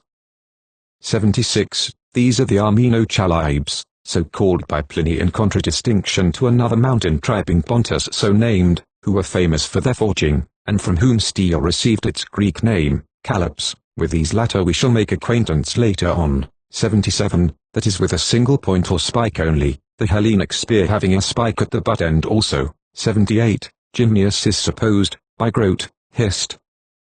Of Greece, Volume 9 page 161, to be the same as that which is now called Grumishkana, perhaps at no great distance from Babit, Tosa, Turkish Armenia, page 432, others have identified it with Erzurum, others with Ispil. 79, some MSS give a sacred mountain. The height in question has been identified with the ridge called Tikidek to the east of Grumishkana, nearer to the sea than that place, Grote, Ib page 162, but the exact place from which they caught sight of the sea has not been identified as yet, and other mountain ranges have been suggested. 80. For this formation, see The Retreat of the 10,000, a military study for all time, by Lute, General J. L. Vaughan, C.B., 81, or, we will gobble them up, or, he is thinking of the Homeric line, Iliad, I 35, perchance wert thou to enter within the gates and long walls and devour Priam raw, and Priam's sons and all the Trojans, then mightest thou assuage thine anger, Leaf, 82, this suggests 1,800 as the total of the Peltasts, 8,000 as the total of the hoplites, but the companies were probably not limited to 100, and under Peltists were probably included other light troops. 83. Modern travelers attest the existence, in these regions, of honey intoxicating and poisonous. They point out the Azalea pontica as the flower from which the bees imbibe this peculiar quality. Grote, Hist of Greece, Volume 9 page 155, 84, Trebizond, 85, or, to sacrifice to Zeus the Preserver, and to Heracles thank offerings for safe guidance, Heracles the conductor having special sympathy with wanderers. 86. The Pancration combined both wrestling and boxing. 87. A native of the country parts of Laconia. 88. Lit. Musus, Missus, a Mysian by birth, and Musus, Missus, by name. 89. That is of a sign, perhaps the place named in Thucydides 13, 54, v situated on the western side of the Messenian Bay. Strabo, however, speaks of another sign near Gythium, but possibly means Las. See Arnold's note to Thucydides 13, and Smith's Dict, Geog. SV, 90, cf. Herod. I-14, Strabo 9, 424 such private treasuries at Delphi, 91, that is in the year BC 394, the circumstances under which Agesilaus was recalled from Asia, with the details of his march and the Battle of Chaeronea, are described by Xenophon in the 4th book of the Hellenica. 92, Silas, a town of Tryphalia, a district of Elis. In BC 572 the Illyrians had razed Pisa and Silas to the ground. But between BC 392 and 387 the Lacedaemonians, having previously, BC 400, Hell, 3, 2, 30, compelled the Illyrians to renounce their supremacy over their dependent cities, colonized Silas and eventually gave it to Xenophon, then in exile from Athens. Xenophon resided here from 15 to 20 years, but was, it is said, expelled from it by the Illyrians soon after the Battle of Leuctra, in BC 371, Dict, Geog. SV, the site of the place, and of Xenophon's temple, is supposed to be in the neighborhood of the modern village of Christina, or possibly near Amazi. To reach Olympia, about 2.5 miles distant, one must cross the Alpheus. 93. Follow. This mountain north of the Alpheus, is an offshoot of Erymanthus, crossing the Pisatis from east to west, and separating the waters of the Peneus and the Lan from those of the Alpheus. Dict, Geog. Ellis, 94, that is dwellers in mossins, or wooden towers. See Herod 3, 94, 7, 78, cf. Also Strabo, G 41, 95, or, Consul. 96, that is chestnuts. 97, the MSS Hereid. Up to this point the expedition was conducted on land, and the distance traversed on foot from the battlefield near Babylon down to Quataora amounted to 122 stages, that is to say, 620 parasangs, or 18,000 stades, or if measured in time, an 8 months' march. The words are probably the note of some editor or commentator, though it is quite likely that the author himself may have gone through such calculations and even have inserted them as a note to his text. 98, lit. Harmost, the term, denoting properly a governor of the islands and foreign cities sent out by the Lacedaemonians during their supremacy, came, it would seem, to be adopted by other Greek communities under somewhat similar circumstances. Quataora receives a harmost from her mother city, Sinope, for the Greek colonies here mentioned. See Keepert's Man, Anct. Geog. Engeltr. Mr. G. A. Macmillan, page 63, 99, cf. Plato, Thiges, 122. 100. A Cycicene stater equals 28 silver drachmae of Attic money BC 335, in the time of Demosthenes, but, like the Daric, this gold coin would fluctuate in value relatively to silver. It contained more grains of gold than the Daric. 101. Of Dacylidus we hear more in the Hellenica. In BC 411 he was harmost at Abydos. In BC 399 he superseded Thimbron in Asia Minor, and was himself superseded by Agesilaus in BC 396. 102. The word, mastein, occurs above, and again below, and in other writings of our author. It is probably Ionic or Old Attic, and occurs in poetry. 103. Yeats is the patronym of the kings of Colchis from mythical times onwards, for example Medea was the daughter of Yeats. 104. Whether this was a local saying or a proverb I cannot say. The words have a poetical ring about them. When Boreas blows, fair voyages to Hellas. 105. That is a board of judges or jurors. 106. See the Dict of Antic, 622 a Hilbrius graph.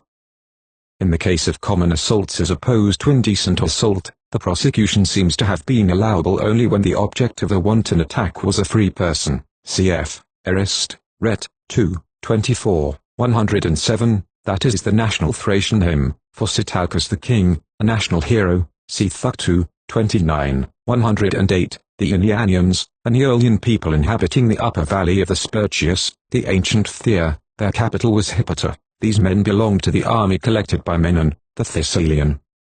So, doubtless, did the Magnesians, another Aeolian tribe occupying the mountainous coast district on the east of Thessaly. Sikipots Man, Anct. Geog. Macmillan's Tr. Chapter V, 161, 170, 109, see Plato, Rep. 400b, for this war measure, also Aristoph, Clouds, 653, 110, for this famous dance, supposed to be of Doric, Cretan or Spartan, origin, see Smith's Dict.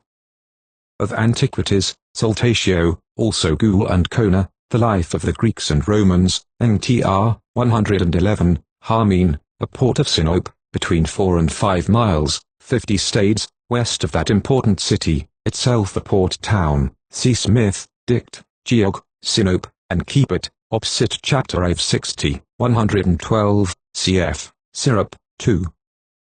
1. An eagle appears to Cyrus on the frontiers of Persia, when about to join his uncle Cyaxares, king of Media, on his expedition against the Assyrian. 113. It is important to note that the Greek word, oinos, a solitary or lone flying bird, also means an omen. It was a mighty bird and a mighty omen. 114. I have left this passage in the text, although it involves, at first sight, a topographical error on the part of whoever wrote it, and Hug and other commentators regard it as spurious. Jason's Beach, the modern Yasoun Baraun, and the 3 first-named rivers lie between Kotiora and Sinope. Possibly the author, or one of his editors, somewhat loosely inserted a recapitulatory note concerning the scenery of this coasting voyage at this point. By the way, I ought to have told you that as they coasted along, etc. 115, one of the most powerful of commercial cities, distinguished as Pontica, whence, in the Middle Ages, Pentaraclia, now Erekli, it was one of the older Greek settlements, and, like Colchidon, to give that town its proper name, a Megalo-Doric colony, see Keep-it, opposite chapter 62.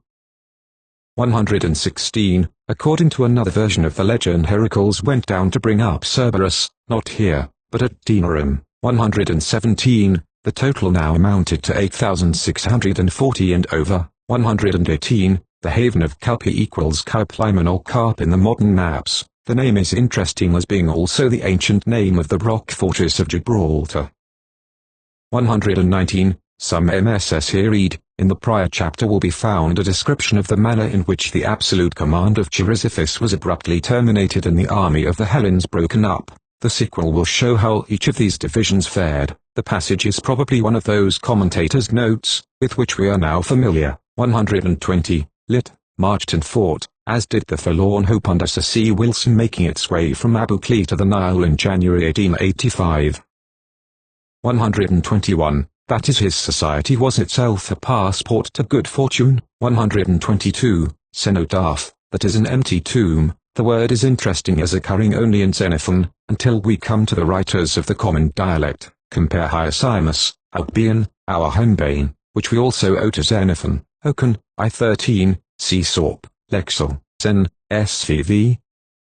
123, this I take to be the meaning of the words, which are necessarily ambiguous, since pharmacon, a drug, also means poison. Did Chrysippus conceivably die of fever brought on by some poisonous draught, or did he take poison whilst suffering from fever, or did he die under treatment? 124, lit. Here the wound off thread by thread. The metaphor is from unwinding a ball of wool. 125, Reading with the best MSS, Sozoist. Agasius ends his sentence with a prayer, Al, Sozest, act so that each, etc. 126, the name should be written called Tridonia. The false form drove out the more correct, probably through a mispronunciation, based on a wrong derivation. At some date long ago, the sites of Chrysopolis and Colchidon correspond respectively to the modern Scutari and Kadikoi. 127, so the mountain range is named which runs parallel to the Propontis, Sea of Marmora, from lat. 41 degrees north circa to lat 40 degrees 30, from Pisan, Rodosto, to the neck of the Kersnes, Gallipoli. 128, the exact locality, so called, is not known. Doubtless it lay somewhere between Byzantium and Sarmadessus, possibly at Deculus, Mod, Dircus, or possibly the narrow portion of Thrace between the Euxine, Bosphorus, and Propontis went by this name, see note in Pretra ad loc, and Dict, Geog, Thracia. 129. The MSS give the word so rendered, oidokai, didn't tar oplacata to scarus, which some critics amend, diadidants, others bracket as suspected, others expunge. 130. That is instead of letting them raise. 131. Tradition said that the Thracians and Athenians were connected, through the marriage of the former prince Tereus, or Teres, with Procne, the daughter of Pandion. This old story, discredited by Thucydides, 2. 29, is referred to in Arist. Birds, 368 fol. The birds are about to charge at two Athenian intruders, when Epops, king of the birds, formerly Tereus, king of Thrace, but long ago transformed into a hoopoe, intercedes in behalf of two men, Tezimes Gunacus and Suggen Kai Fulita, who are of my lady's tribe and kin. As a matter of history, the Athenians had in the year BC 431 made alliance with Sitalces, king of the Adricians, the son of Teres, the first founder of their empire, and made his son, Sadocus, an Athenian citizen. Cf. Thucydides, Arist, Achanians, 141 fol. 132, a Cycicene monthly is to be understood. 133, Isan, one of the Ionic colonies founded by Samos, with the Thracian name Redestus, now Redosto, strongly placed so as to command the entrance into the sacred mountain. 134, a Greek colony in Thrace. Among Asiatic-Ionian colonies were Abdera, founded by Tias, and Meronesia, celebrated for its wine, founded by Chios about 540 BC, Kepit, Man, Anct, Geog, 8, 182. 135, notably Alcibiades, who possessed 2 or 3 such fortresses. 136, or rather Saucer, Phil. 137, for the Thracian custom, Vidisutus, S3, Catus Kedazine. 138, or Magadis, this is said to have been one of the most perfect instruments. It comprised 2 full octaves, the left hand playing the same notes as the right an octave lower. Goul and Kona, page 203, Engel Transl, see also Dict, Antic, Musica, and Arist, Polite, 19, 18, Diate Diapason Symphonia Detemon, Magas's Ausigar Tauten, Alan Daudemian, that is since no interval except the octave, diapason, could be margidized, the effect of any other is well known to be intolerable, therefore no other interval was employed at all. 139, Our Lady of Athens. 140, Etroptes, a favorite word with our author. Herodotus uses it, so does Aristotle, so also Polybius, but the Atticists condemn it, except of course in poetry. 141, cf. Highlanders. 142, of Mesisthmus, a town in the Triphylia near Sillus. 143, if this is the same man as Hieronymus of Elis, who has been mentioned 2 or 3 times already, possibly the word, uod, points to some town or district of Elis, or perhaps the text is corrupt. 144, see above previous Teres, the words an ancient worthy may possibly be an editor's or commentator's note. 145, for Byzanth see above, Gannus, a little lower down the coast, with Neantichus once belonged to Alcibiades, if we may believe Cornelius Nepos, ALC, 7, 4, and Plutarch, ALC, C36, see above. 146, or, the Melanophagy, 147, c, for a description of this savage coast, Ish. Prom, Vinc 726, etc. 148, lit. 30 stades, Silibria is about 44 miles from Byzantium, 2/3 of the way to Perinthus. 149, that is the fate of a scapegoat is too good for me. 150, that is at this moment the vote of banishment had not been passed which would prevent his return to Athens. The natural inference from these words is, I think, that the vote of banishment was presently passed, at any rate considerably earlier than the Battle of Chaeronea in BC 394, 5 years and a half afterwards. 151, Reading Tar in Apnea, Orf, Tar in Toiltia, with Hug and others, translate the wall paintings or the frescoes. Others think that a writing, not a painting, is referred to. 152, Zeus Melicius, or the Gentle One, see Thucydides 126, the festival of the Diagia at Athens was in honor of that god, or rather of Zeus under that aspect, cf. Arist, clouds, 408.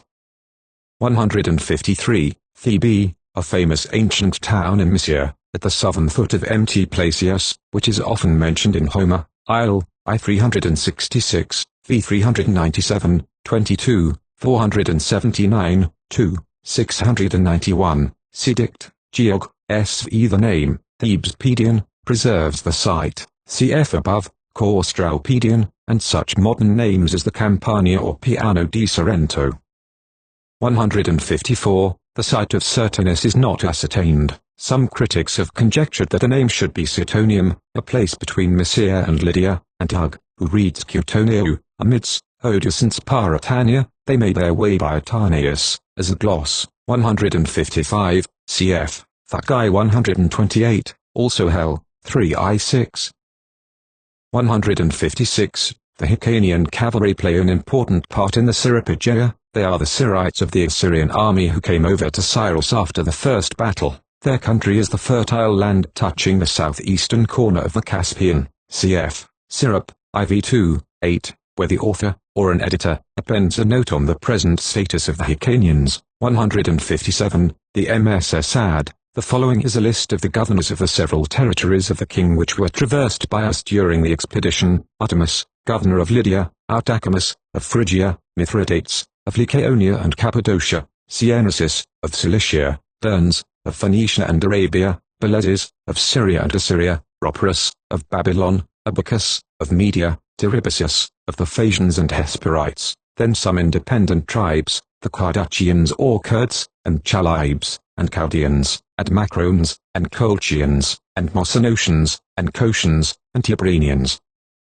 Then Coryllis, the governor of Paphlagonia; Pharnabazus, of the Bithynians; Suths, of the European Thracians. The entire journey, ascent and descent, consisted of 215 stages equals 1,155 parasangs equals 34,650 stades. Computed in time, the length of ascent and descent together amounted to 1 year and 3 months. The annotator apparently computes the distance from Ephesus to Kotyura,